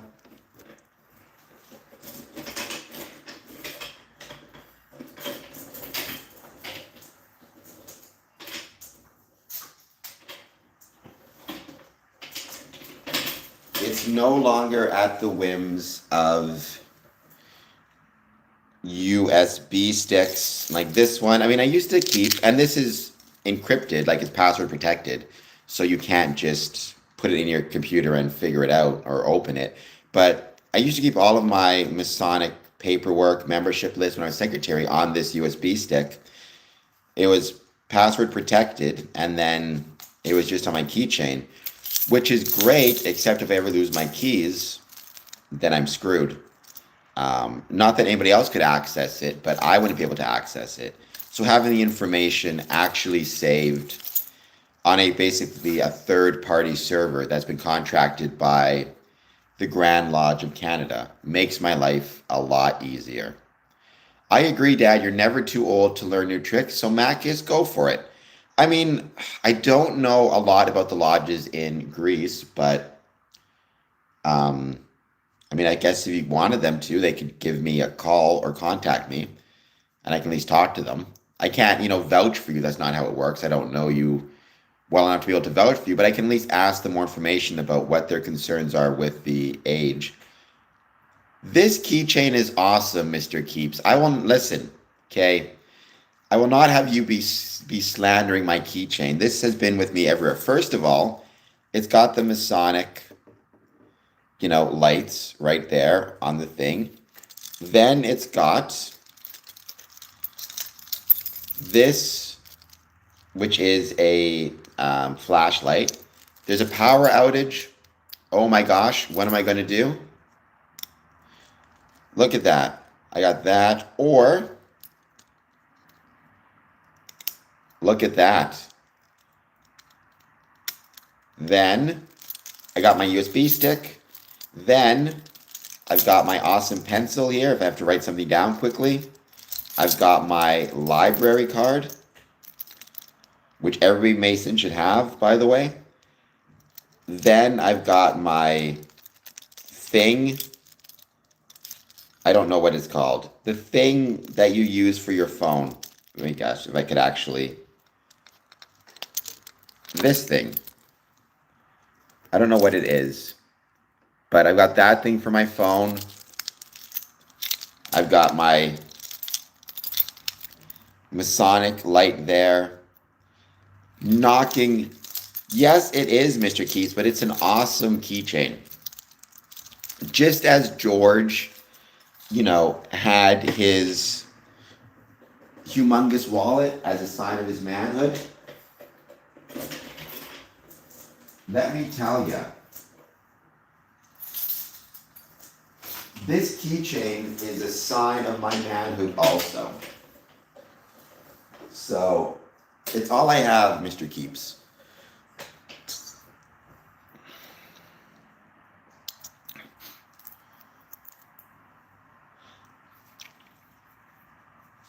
Oh my God, Mr. Keeps. I couldn't live like that. This is my wallet. For heaven's sakes, man. Look at this. This is my wallet.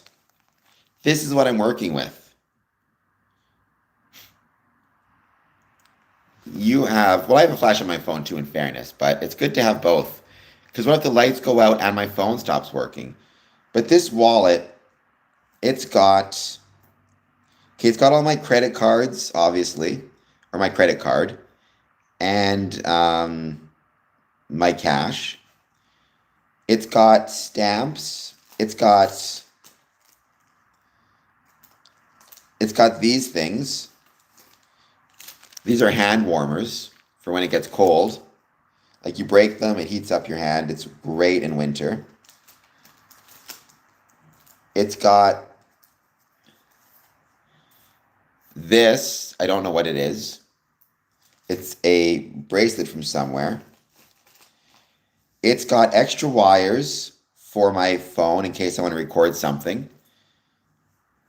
It's got all of my Masonic dues cards. Look at this. I got Israel. I got them all in here. And I got Border Cities, Harmony, Tranquility. Which one are these? Windsor Lodge and Border Cities. And it's got my first aid certification.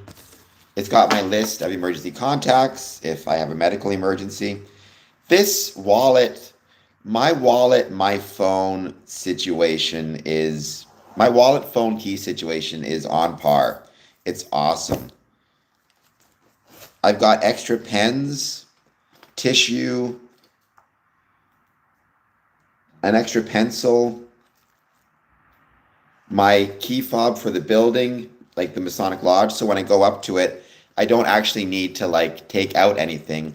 I can just wave my pouch in front of the unlock door, in front of the door unlock thing, and it just unlocks.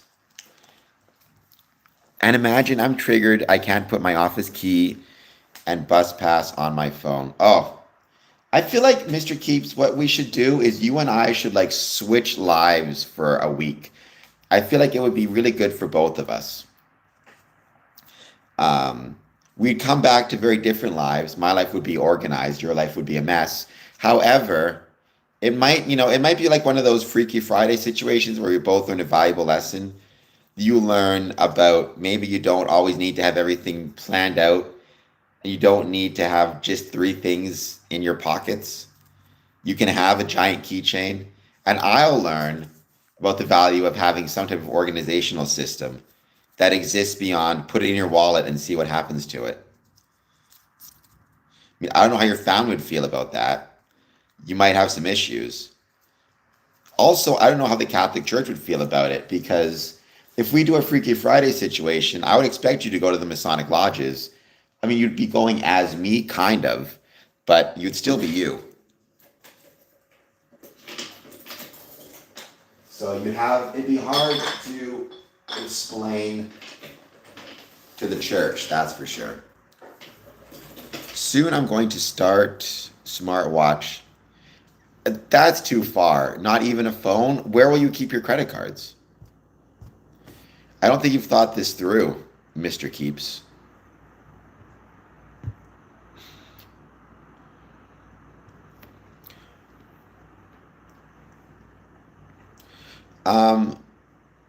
How do you keep your credit cards on a watch? They're too big. Like you can put your credit cards on the back of like your wallet, your phone. I've seen people do that. What the heck is a Google Wallet? Is that where you like keep your credit card numbers? I have never heard of. Actually, wait, no, I do have a Google Wallet now because I have AdSense. Okay. No, I don't have a Google Wallet account. I have an AdSense account, which is how, I will get access to all of your super chats. Well, it's recorded as revenue. However, I can't, to download it, I need an AdSense. It's a whole thing. The point is, I know what an AdSense account is. I have no idea what a Google virtual wallet is. So is that like when I go to purchase something on my computer, like a plane ticket, it says enter credit card information. And when I click on it, the credit card information already pops up in place. I just need to add the security number on the back. Is that like a Google Wallet? I can pay with NFC with the watch by tapping. That seems... Well, I mean, I think that's awesome because I can do super chats with it. So thank you, Google Watch. Having said that, I have no idea how that works. That sounds insane to me. Like, I can understand I know how to tap my credit card. That's as far as it goes.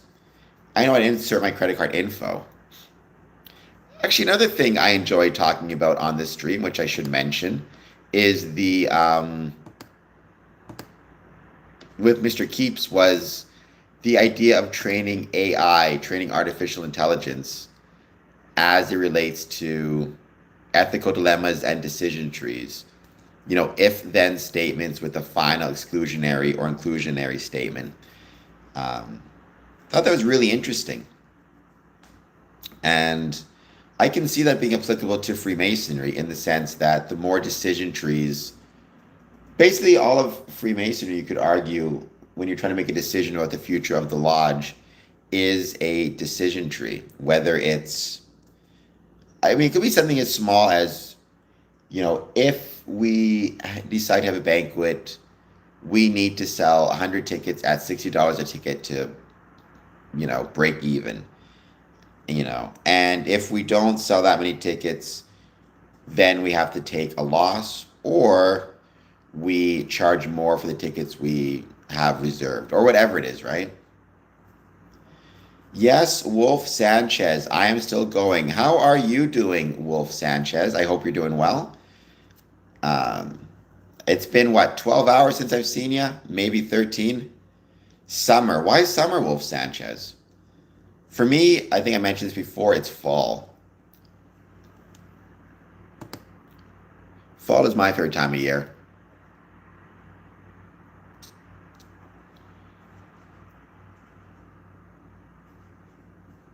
It's Sean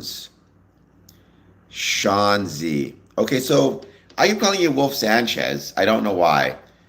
So is it Wolf Sean's or Wolf Sean Z? I'm gonna go for now with Wolf Sean's.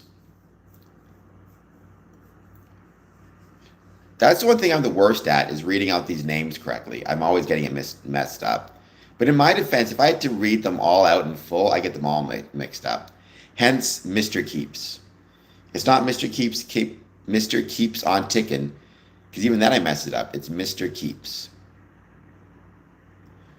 Summer, because I'm a naturalist and don't have to wear clothes. You do you, Wolf Sanchez. I mean, I may follow your lead, Wolf Shanzi. I'm gonna say it correctly. Wolf Shanzi. And I'm gonna say I'm gonna go out, on the street naked in summer. And I'm gonna say I'm a naturalist. I'm concerned that our police force may not treat it so well. But that's what I'm gonna call Mr. Keeps to bail me out.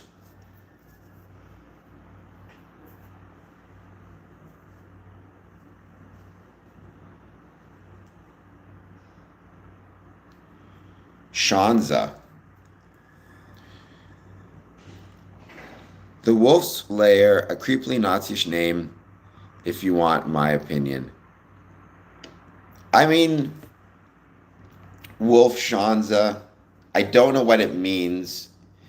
What I'd say, though, don't forget Mr. Keeps. There was that fella on a little while ago who had whatever it is, 88 in the end of his name. And it turns out he just said that was his birth year. I didn't believe him because he never brought up anything particularly, never brought anything up, that was Nazi-ish in any way. So benefit of the doubt. And Wolf Shanza has always been really cool on the stream and on the chat. So thank you for being here at Wolf Shanza. I appreciate it.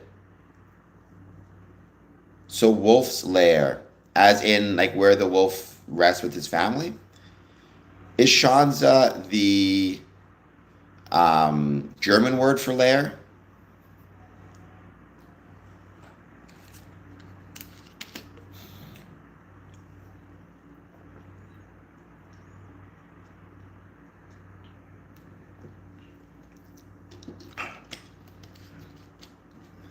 Yeah, well, I'm not sure what that is. Or wait, is that? Hold on just one second.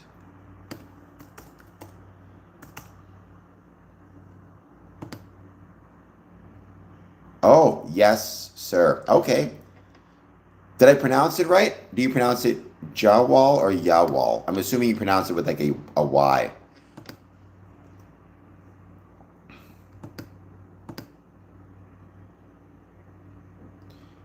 And if I recall correctly, you are a Freemason in Germany, correct?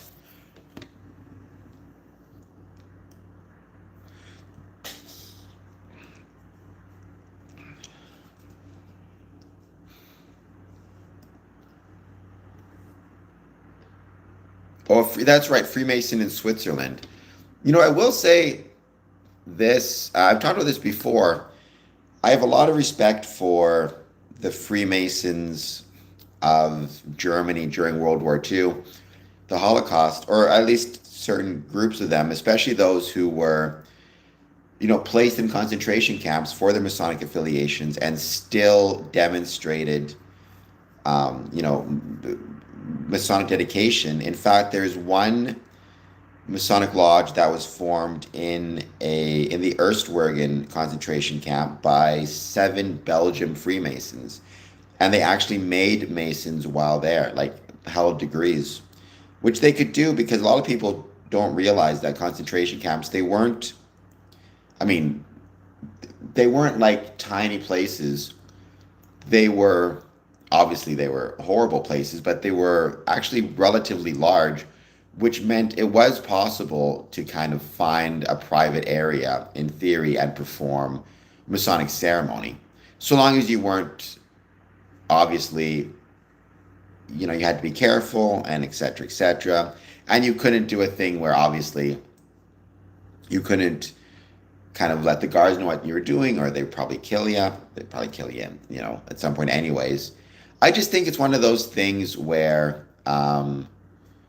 when people in 2025 talk about, especially when Masons in 2025 talk about how challenging it is to dedicate themselves to Freemasonry with work and family, there were Masons who were dedicating themselves to Freemasonry while in a concentration camp. So maybe we don't have it quite as bad as we think.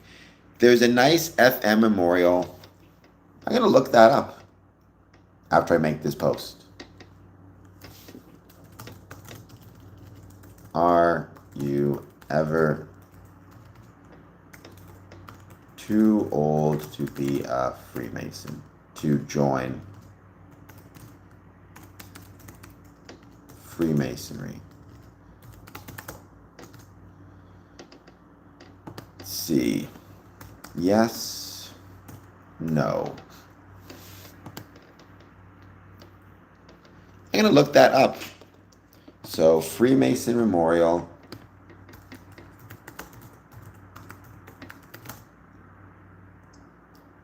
STRU.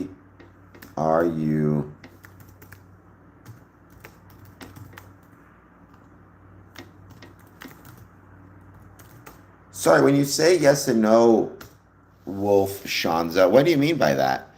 I'm curious, like, what is the yes, what is the no? What did I get right? What did I get wrong?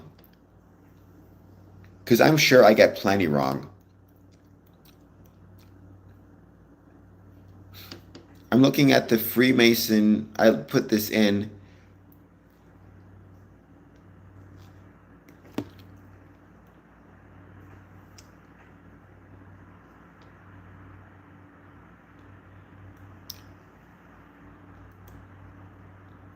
Welcome back, Derek. Once again, though, you could traffic me 99 cents as a super chat. That'd be better. Oh, is it the 7 people holding hands? The 7 brothers were to assume?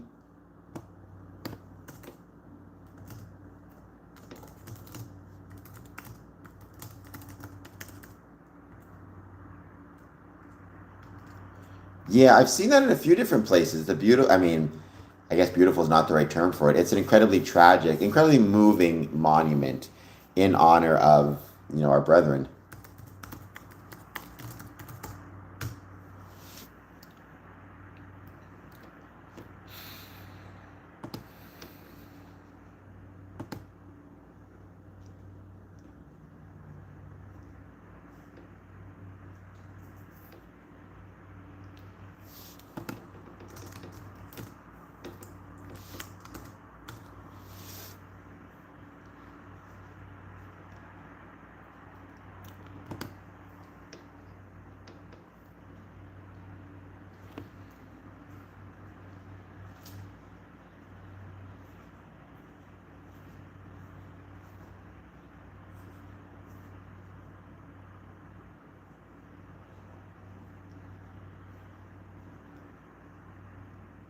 I've been to many concentration camps, always educational.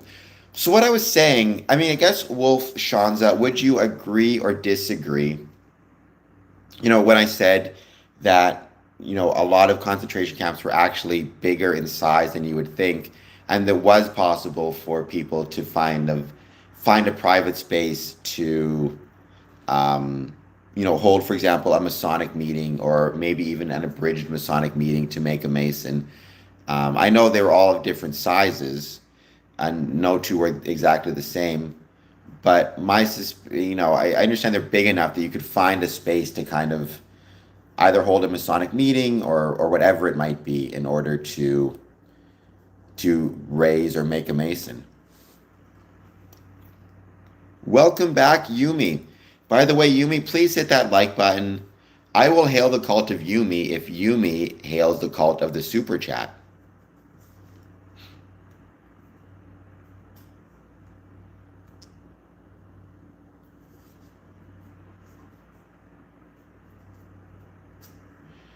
Struhoff, Treblinka, Small, Auschwitz, Bergen-Belsen. Oh, Struthoff, Treblinka, Small, Auschwitz. Yeah, so and that's true. But I think Erstwergen, well, it must have been, right? Because we know that there was a Masonic Lodge meeting there, Cherish Liberty. We know it must have been big enough to at least have some type of private area where they could have, I don't know if they had a full meeting or some type of abridged meeting. I really want to, like one of my goals in the coming months or year even, I really want to make my way to I'm in Chicago all the time. Right now, the Holocaust Museum in Skokie, Illinois, which is very close to a place I stay, is currently closed for renovations, but they have a pop-up in Chicago proper, and I really want to visit the pop-up in Chicago because I really want to see if they have in their records any pictures or information about Freemasons finding themselves in concentration camps. Maybe records of Freemasons who were there, pictures, documents, whatever it might be. Thank you, Yumi. That's very kind. I really appreciate you being here. I'm also really appreciative of the responses to my poll question. Interesting. One person said yes. Everybody else says no. To the one person who said yes, let me know what your thinking is. I'd be curious. Is your concern that, if they are too old, they may just not enjoy it as much or not, if they get to a point where they're not cognizant of what's going on?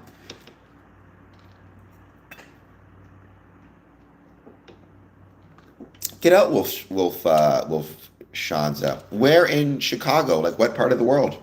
What part of Chicago, I should say? North, south?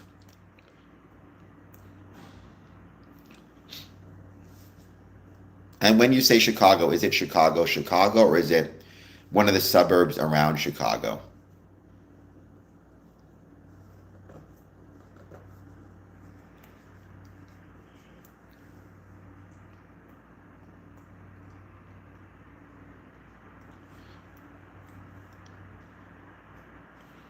Rolling Meadows, Northwest. I don't think I've ever been there. Hold on just one sec, though.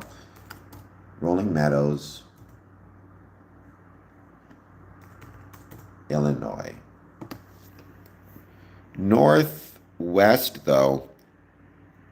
I'm often traveling to the Northwest because I go to Glenview all the time. Okay, Rolling Meadows is really close to Glenview. It's actually really close to the Grove, where I often stay. I don't stay in the Grove. I stay in the Motel 6 next to the Grove. Let me see. Oops. Motel 6.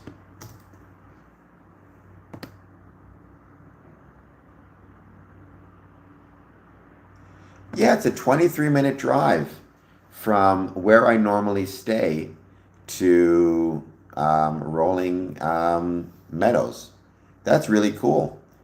Yes, because any man can join, but no, because... So that's true. And I can understand why there might be some hesitation, especially, let's say somebody is joining at 80 years of age and they want to join because they want to become the worshipful master. It might take them 15 years potentially to get there. At which point, will they be ready? Will they be able to join? Not join. Will they be able to do the worshipful master's job? Or will they feel like they've kind of not got what they wanted? I can see that, Wolf Sanchez. Yeah, you basically go right up Euclid Avenue. Let me just see this here.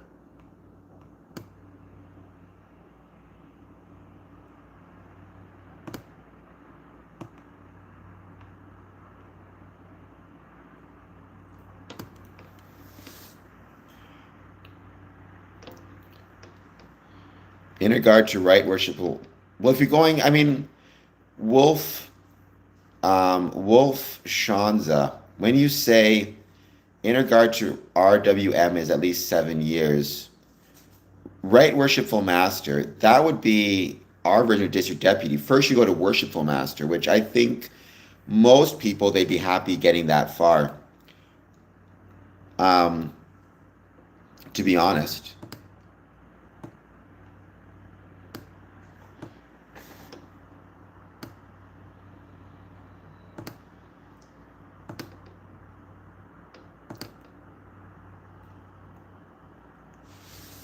Oh yeah, I know Euclid Avenue quite well. Also, the fact that it's called Euclid Avenue and we're Freemasons, that should be a really big deal. That's a nice little moment. However, I mean, I've passed this area. I mean, West Lake Avenue and Milwaukee, I've passed that dozens of times. I mean, probably at this point, close to 100. The Wendy's. You basically take West Lake Avenue.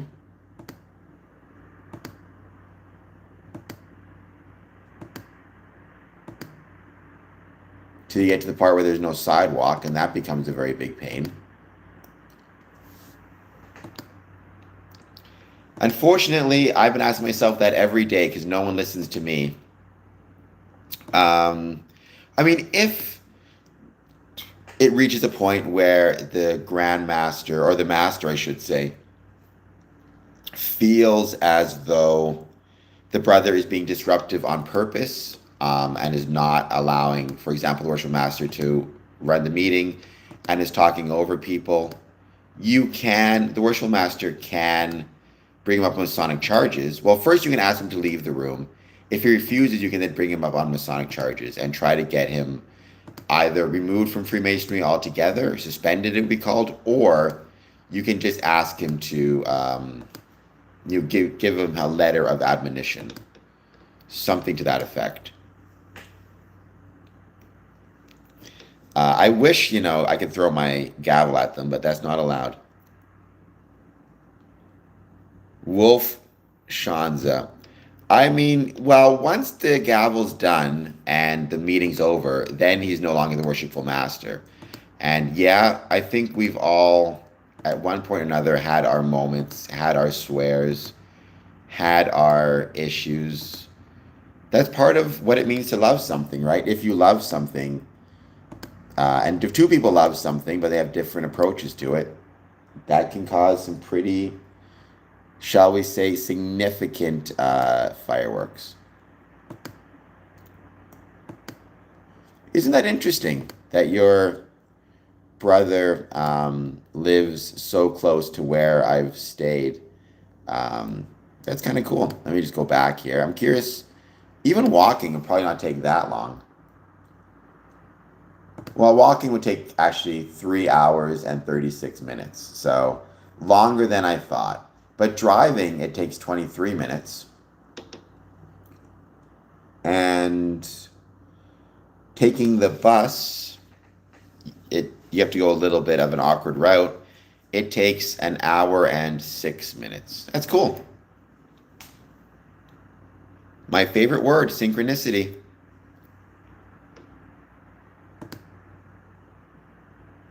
My rules let's not light anybody on fire. Christopher, I understand that can seem tempting. However, I feel like, and this is just me speaking personally, I feel like it's going to cause way more trouble than it's worth.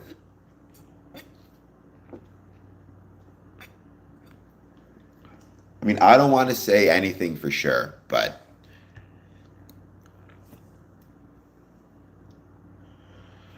You know what? I have really not. One of my kind of, I don't know, regrets is I really, even though I'll always talk about how much I love Chicago, and I have been there dozens of times, I haven't really explored it as much as I'd like because normally I'm in Chicago for kind of a few hours in the morning, grab breakfast, then, or actually not even that, grab a coffee at Dunkin'. Then I'm immediately taking the Metra, the Milwaukee uh, District North Metro train to Glenview, which is where I stay, and I've got all my friends, in northern Chicago suburb. Normally, I'll grab a breakfast at Ellie's Pancake House. I'll hit up Core Power Yoga. So I've been to, in Chicago, in the city proper. When I'm there, I'm usually at the Jefferson Park Masonic Temple, which is just off the Blue Line and is the Jefferson Park Blue Line stop and is an incredible Masonic building. Or I'm in the downtown loop, kind of grabbing coffee and admiring the buildings before I head to Union Station. Um, a few years ago, I actually made it a point. I purchased one of those city passes. I may still have it actually. Hold on just one second. And I made it a point to visit um, where is it? I made it a point to visit the Adler Planetarium, which I've been to a bunch of times, and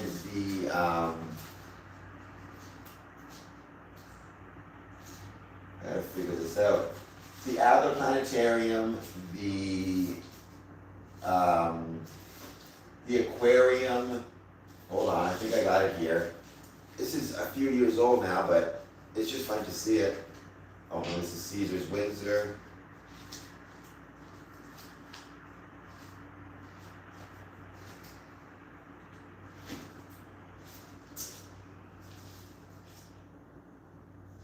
No, I don't think I got it anymore. Shoot, I should have kept it. Oh, well.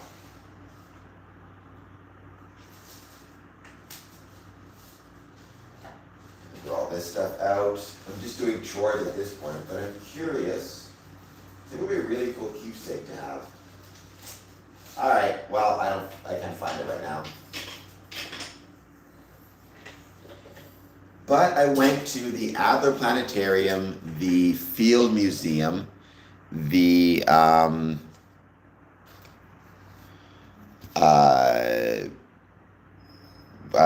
what else?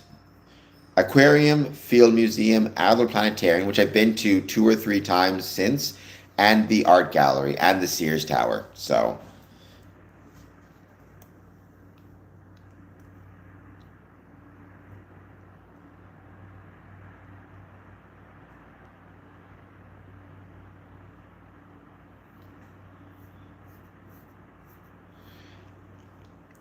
wait, where in the Museum of Tech in downtown Chicago?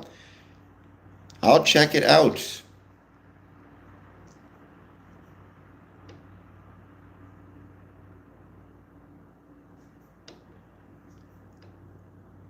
All right, everybody can calm down. I'm taking Christopher as not being serious. I don't think he wants to burn anything down. If he does, um, then please do not. And everybody just relax. Everything's going to be fine.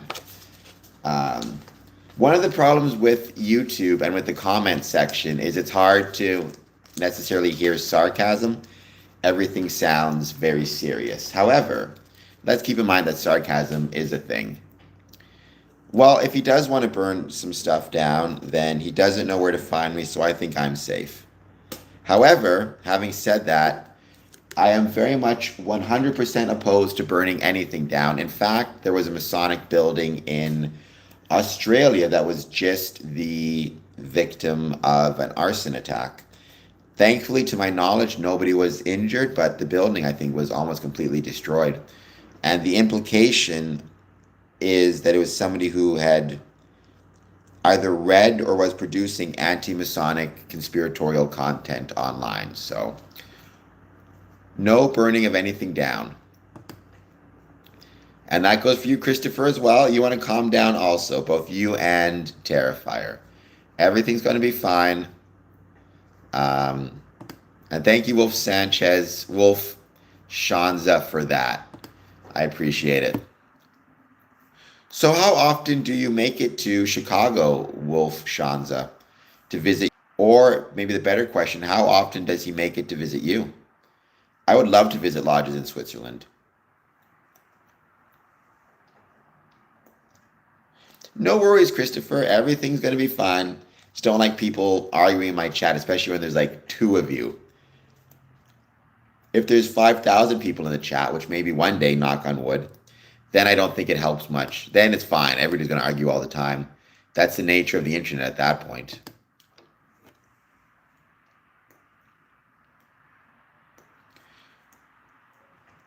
There's even this article in CNN. Let me see. I need more water. Talking all this time making me thirsty.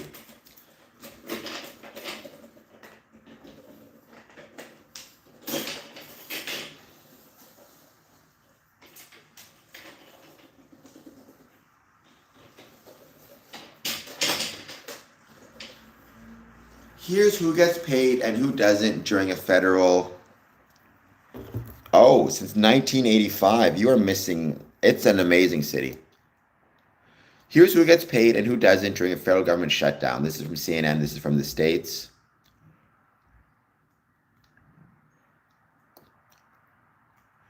In addition to lawmakers, Supreme Court justices and federal judges will still receive their paychecks thanks to the Constitution. So will political appointees who are confirmed by the Senate, along with other appointees. Also, roughly 830,000 federal workers are continuing to be paid during the impasse, according to a bipartisan policy center review of shutdown contingency plans filed by agencies. That's because their compensation doesn't rely on annual appropriation from Congress, etc., etc.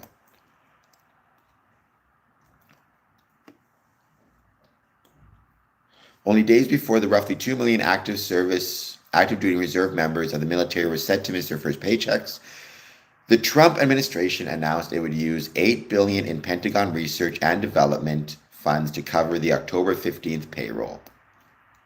But there isn't enough money for the next distribution at the end of the month.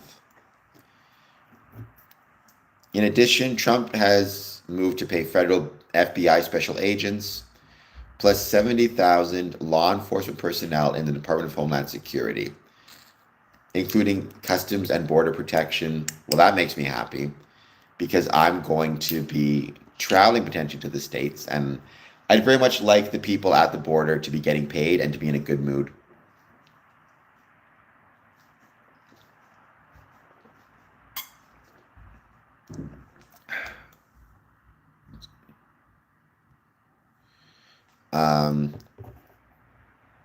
Roughly 730,000 federal employees are working without pay, whilst another roughly 670,000 have been furloughed.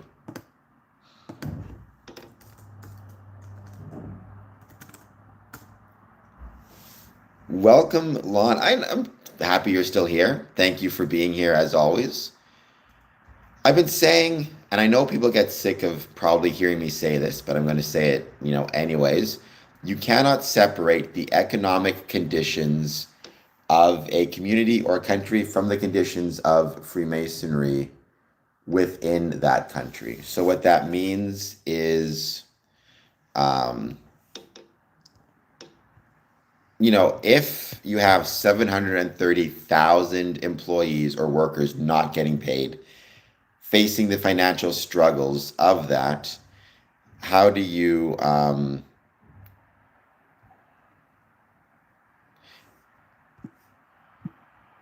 make sure,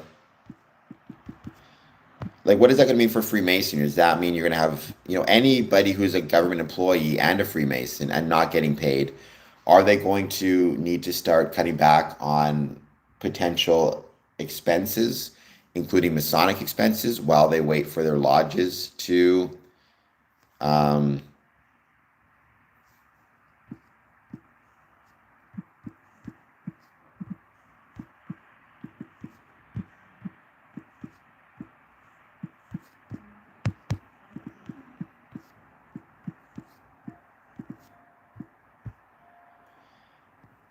are they going to be making sure that, like, are they going to be going to their lodges for benevolence requests to help pay for food, pay for rent, try to get them over the hump? Are they going to start going on their credit cards? Are they going to look for other jobs? Are they going to quit their jobs and move?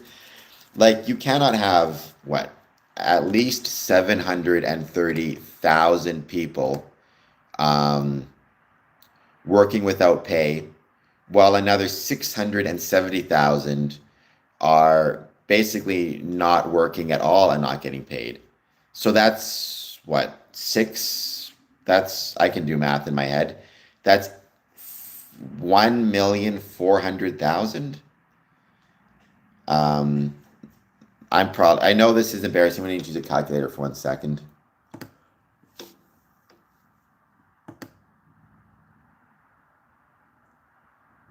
Don't we all? All right. 730,123 plus 670,123. Yeah, that's 1,400,000 people are currently not getting paid. Half are still working and not getting paid, which would really suck. And another half are just not showing up to work and not getting paid.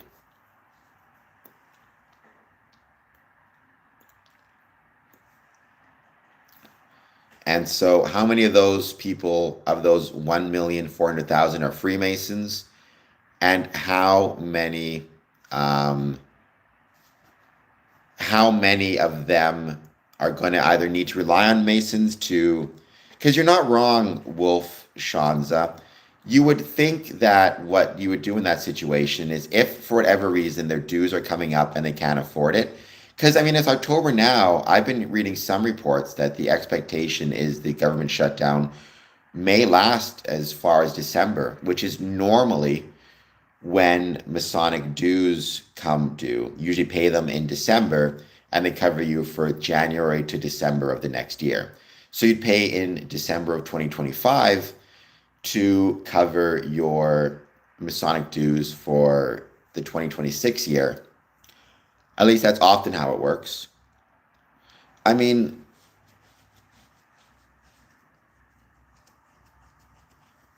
if you I think I mentioned this before.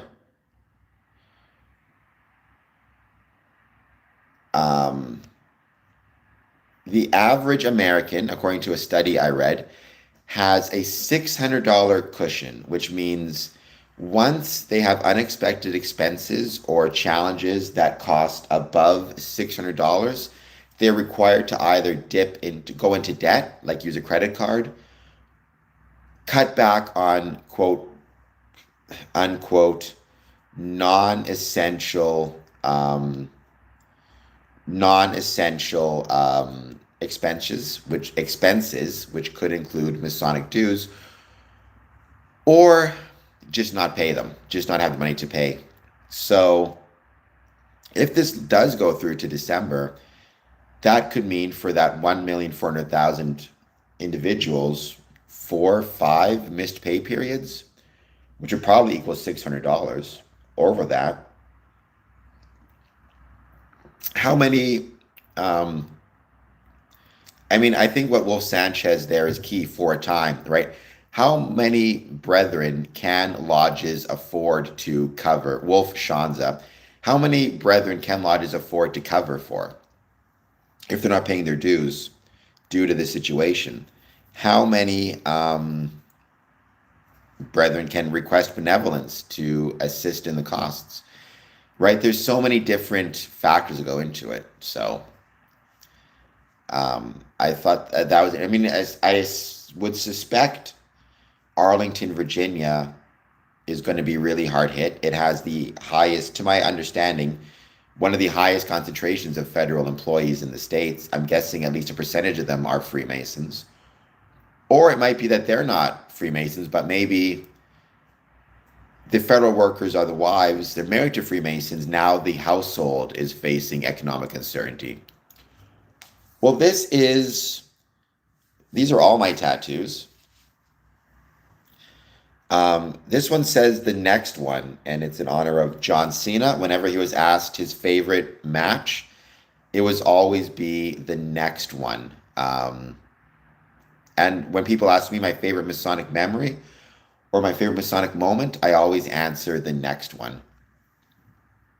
Yeah, 3 to 5 for your mother lodge. And again, if you're in a Masonic lodge which is not near any vicinity of, a government employee hub, or is not, in a town where, let's say, the majority of workers are government employees, then that's fine. But let's say, maybe 10, 20% of your lodge membership are government employees. And of that, let's say 50% of them are no longer getting paid, which would be about average. That might be more than 3 to 5.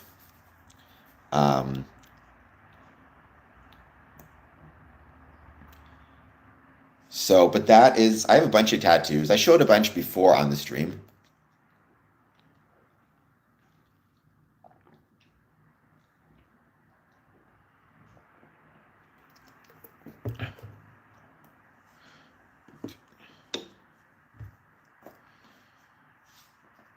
Interesting.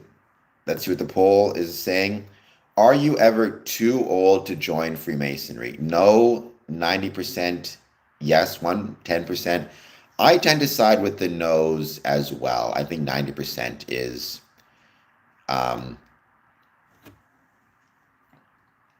It's funny, most places in Canada and the United States would actually argue that our dues are too low and need to be higher. So I think it kind of depends on what the lodge can do and how it operates and what its expenses are, right? The one thing is if you have really high dues, but you're not putting away a percentage of it for events such as this, that becomes an issue. And your dues were like $1,200. So if you've missed 5 or 6 payments and you've gone into credit card debt, that $1,200 is legit.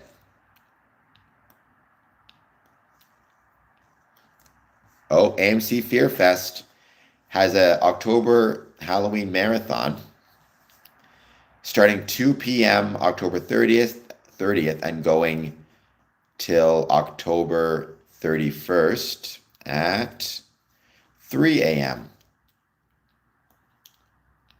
I mean, it's tough, Wolf Shanza, trying to sometimes convince your fellow lodges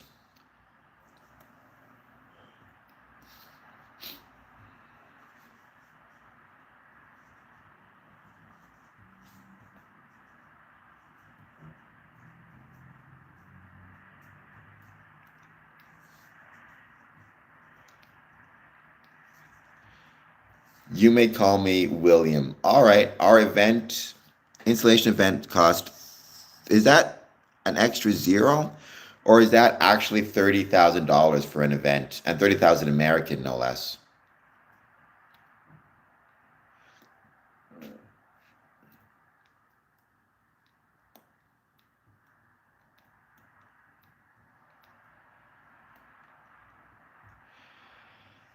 Yeah, that's going to necessitate some pretty high dues. But I mean, I think in Switzerland you're a little bit safer from some of the political turmoil and tumult that we're seeing in America. Certainly, I don't think you're going to have, I mean, I don't know, I could be wrong. It seems unlikely to me you're going to see, for example, the government shutdowns you're seeing in the States and Switzerland.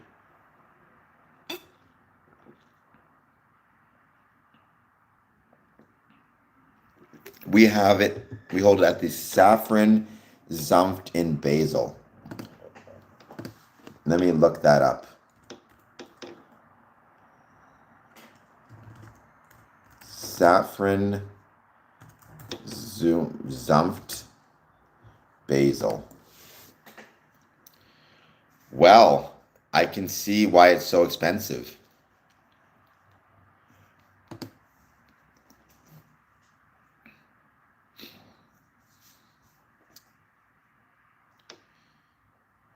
I'm looking at the catering menu right now.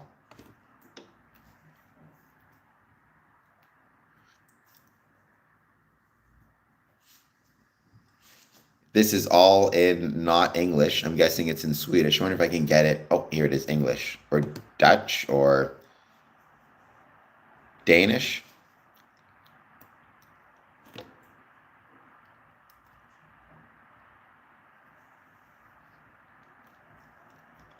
Welcome back, the Batman 559. How is it going for you?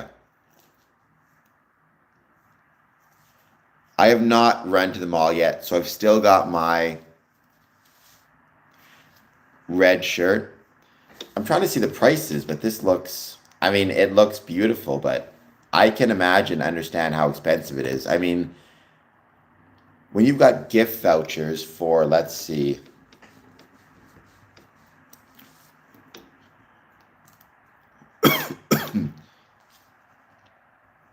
it doesn't actually say how much you can get gift vouchers for. Well, remind me one day to find my way to make it to Switzerland and see about visiting your lodge on their installation night. Because there's no way I could afford to pay for a meal that decadent, but I'm sure I could perhaps see you guys.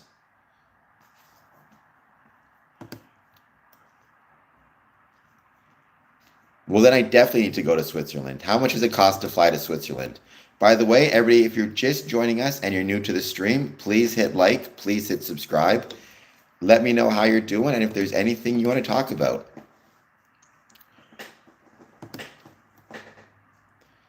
We are basically just counting down to the end of the stream, which should be relatively soon.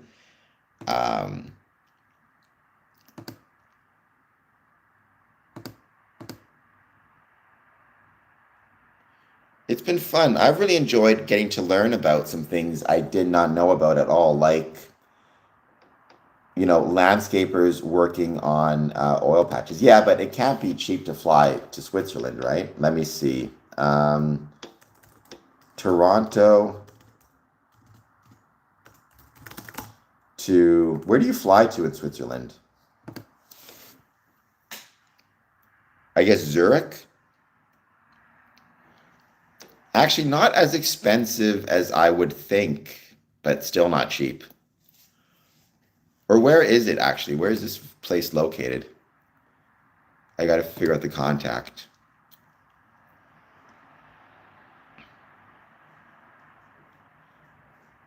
Basel. Okay, so, or Basel. No worries, Wolf Shanza / William. Thank you for being here. I appreciate it. Yeah, it's very expensive, but still, I appreciate the offer. 11 votes. Are you ever too old to join Freemasonry? 82% no, yes, 18%.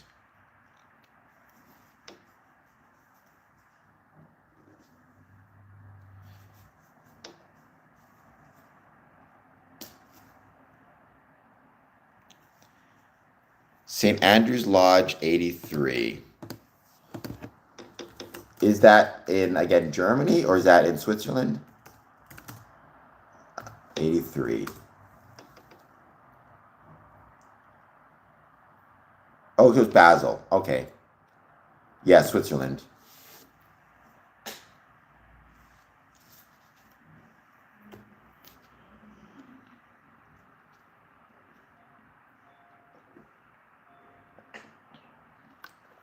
I mean, I would love to visit, like I said, Switzerland. I think it'd be incredible.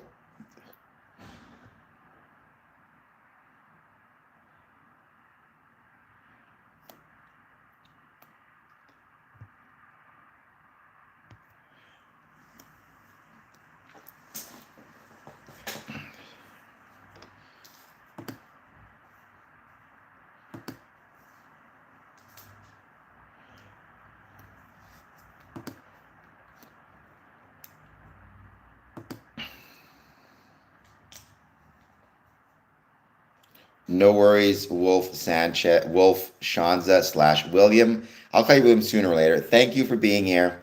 And thank you for sharing information about your lodge and your history and your installation stuff with Freemasonry. I think it's fascinating. So I truly, truly appreciate it. I'm going to need to set up one last time my charging system, which is a Cheez-Its box, but believe me, it works well. Necessity is truly the mother of invention.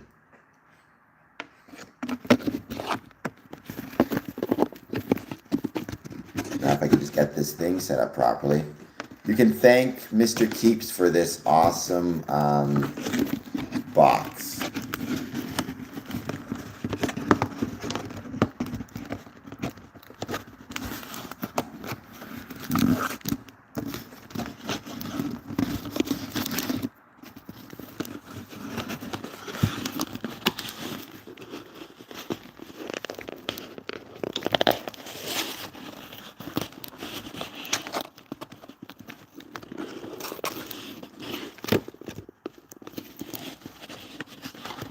If I could get this thing, there we go. Took me a second or two or 10, but I got it almost. Oh my God, it's really sticking. Yes, it's proving a challenge. There we go. Oh, I thought you were talking about me with the with this charger. By the way, Mr. Keeps, you'll be happy to know that I repurposed your Cheez-It box in order to act as a standing charger for my phone. And it works great. Look at it go. So your gift, your care package came in very handy in more than one way. So what is going on, Mr. Keeps? How is your day treating you so far?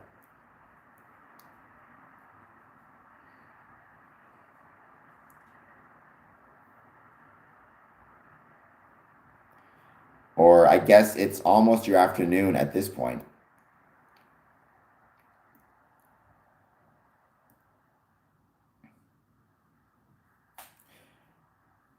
And I don't know if you heard what I was saying, but I don't know if you have any thoughts about some of what I brought up, especially, again, this idea of potentially about 1.5 million federal workers going without pay and how that may affect Masonic lodges, especially Masonic lodges where you have a higher concentration of government workers who are either members or a family who are members or some combination thereof.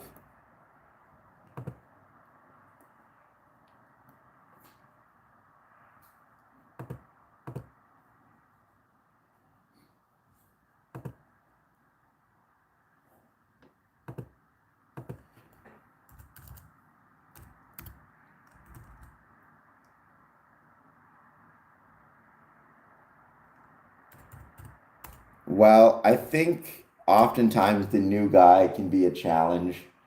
Maybe he's nervous. It can't be easy to be the new guy. Somebody once said, being the new guy in in a job is like joining a show third season in, and I think that makes a lot of sense. Although slow rainy day is not so bad.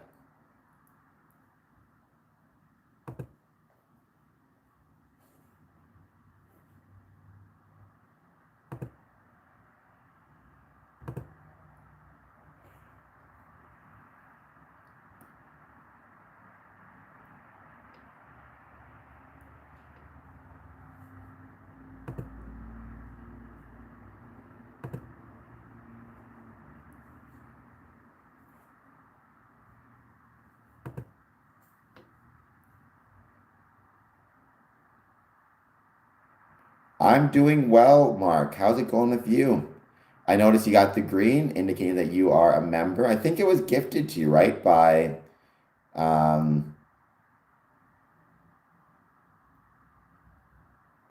it was gifted to you by, if I recall correctly, Lon. So, how's it going for you? I hope you're doing well. Did you answer the poll question? And if you did, what did you answer? Yes or no? That's right. I thought so. What are your thoughts? Are you ever too old to join Freemasonry? Yes or no?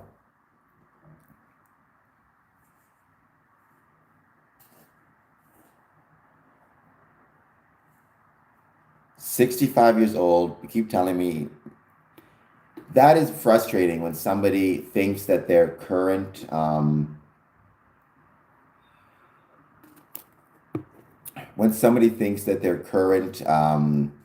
knowledge is greater than, like, if it hasn't kept up with things, it hasn't kept up with things.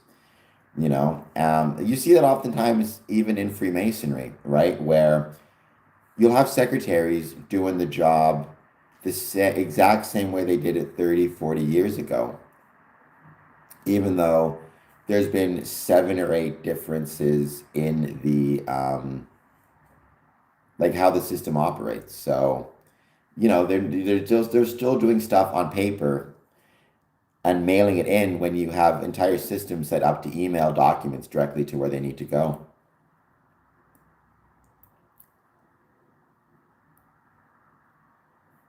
Okay, I mean, UAE Freemasonry obviously doesn't exist there, but if you are, ever stable somewhere, I think it'd be awesome to see you join. I wish you the best of luck. Obviously, though, at this point, don't start with a desire to join. Just become interested with Freemasonry in the sense that you want to learn more about it. That's the best way to start. Because you don't want to rush the process. You don't want to try to get Masons to rush the process either.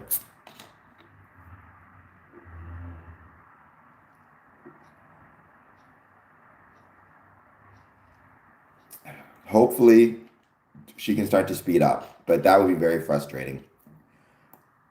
I've been through the very similar things in Freemasonry, believe it or not, where you, I'm going to visit a Masonic lodge and there's a brother there and he has no idea how to operate the new system or how it works or how it runs. And basically, you have to go back and correct all of his mistakes, which causes all sorts of other problems because either he gets mad because he feels like you're stepping on his toes, so you do nothing, or then Grand Lodge gets upset and you were just a visitor, but somebody comes up to you and says, hey, can you deal with this? And now the guy's still pissed off at you, but he's also pissed off at, whoever put him in charge of doing it. So, or ever put me in charge or somebody else in charge of dealing with the situation. So it's one of those things if you can't win for losing.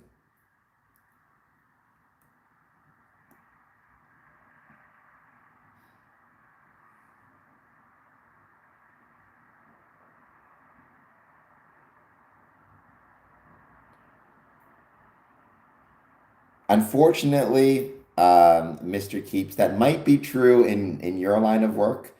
I don't know. I can tell you in Freemasonry, there is a ton of stepping on toes that gets people. I mean, unfortunately, within Freemasonry, there is a lot of issues with ego. I have those issues sometimes. I can have an ego. You don't want to have it, but it's hard not to sometimes. But I think that's also, it's happening in your work. It happens everywhere. I think I told you this story. It happens in churches all the time. I think I told you this story about there's this historical church here in Windsor. It's down in the West End. It's a really cool church. It's an incredible building, but they don't have a lot of people coming to their services. And every time they get a new pastor to come in, he lasts, 2 to 3 weeks or something like that. And then he leaves. And then they get a new pastor and the new pastor leaves. And I was talking to my friend who is kind of one of the people who, I forget what the title is, but she's one of the people on like the church's board of directors or whatever you might call it, kind of committees. And she was saying, we keep on bringing these pastors and I keep telling them what to do. And then a couple weeks they keep leaving. And my point was, well, if they're coming in because they want to be the pastor and, run the ministry, and you keep telling them what to do, at a certain point, why would they want to stick around, right? Because you keep staying and they keep going. So what is the issue? Having said that, I've been guilty of stuff like that in the past as well. So it's tough. But you're right. It is even more difficult, Mr. Keeps, when they're in a paid position, because in that case, it starts to feel like, it's one thing if you're a church elder, you're not getting paid either. Um, if you're getting paid and you're making it harder to get things done and putting everybody's work behind, that adds another level of, I don't know what the term is, stress, of frustration. Past master syndrome is real. It's 100% real. So, but it's not unique to Freemasonry. That's the one thing I always had to try to remind myself of when I started to get frustrated with Freemasonry, which can happen, believe it or not. This is not a thing that's unique to Freemasonry, any of the problems we're facing. These are legion and they're universal. They're popping up in churches, they're popping up in odd fellows, they're popping up in community clubs, social functions, block parties, libraries. You're seeing everywhere a reduction in people wanting to volunteer their time and every other issue that comes with it. So, past master syndrome, even in volunteer positions, you have that one volunteer who's been there 30 years and decides he's going to run it his way. And you have a new volunteer coordinator comes in and wants to change things. It's like, good luck. And if you're in a situation where the previous, volunteer, like metaphorically knows where all the bodies are buried, in the sense that he knows kind of all the different things he can do to sabotage the situation and make it harder for everybody, without getting caught, but by putting it on the new person in charge, they'll do it.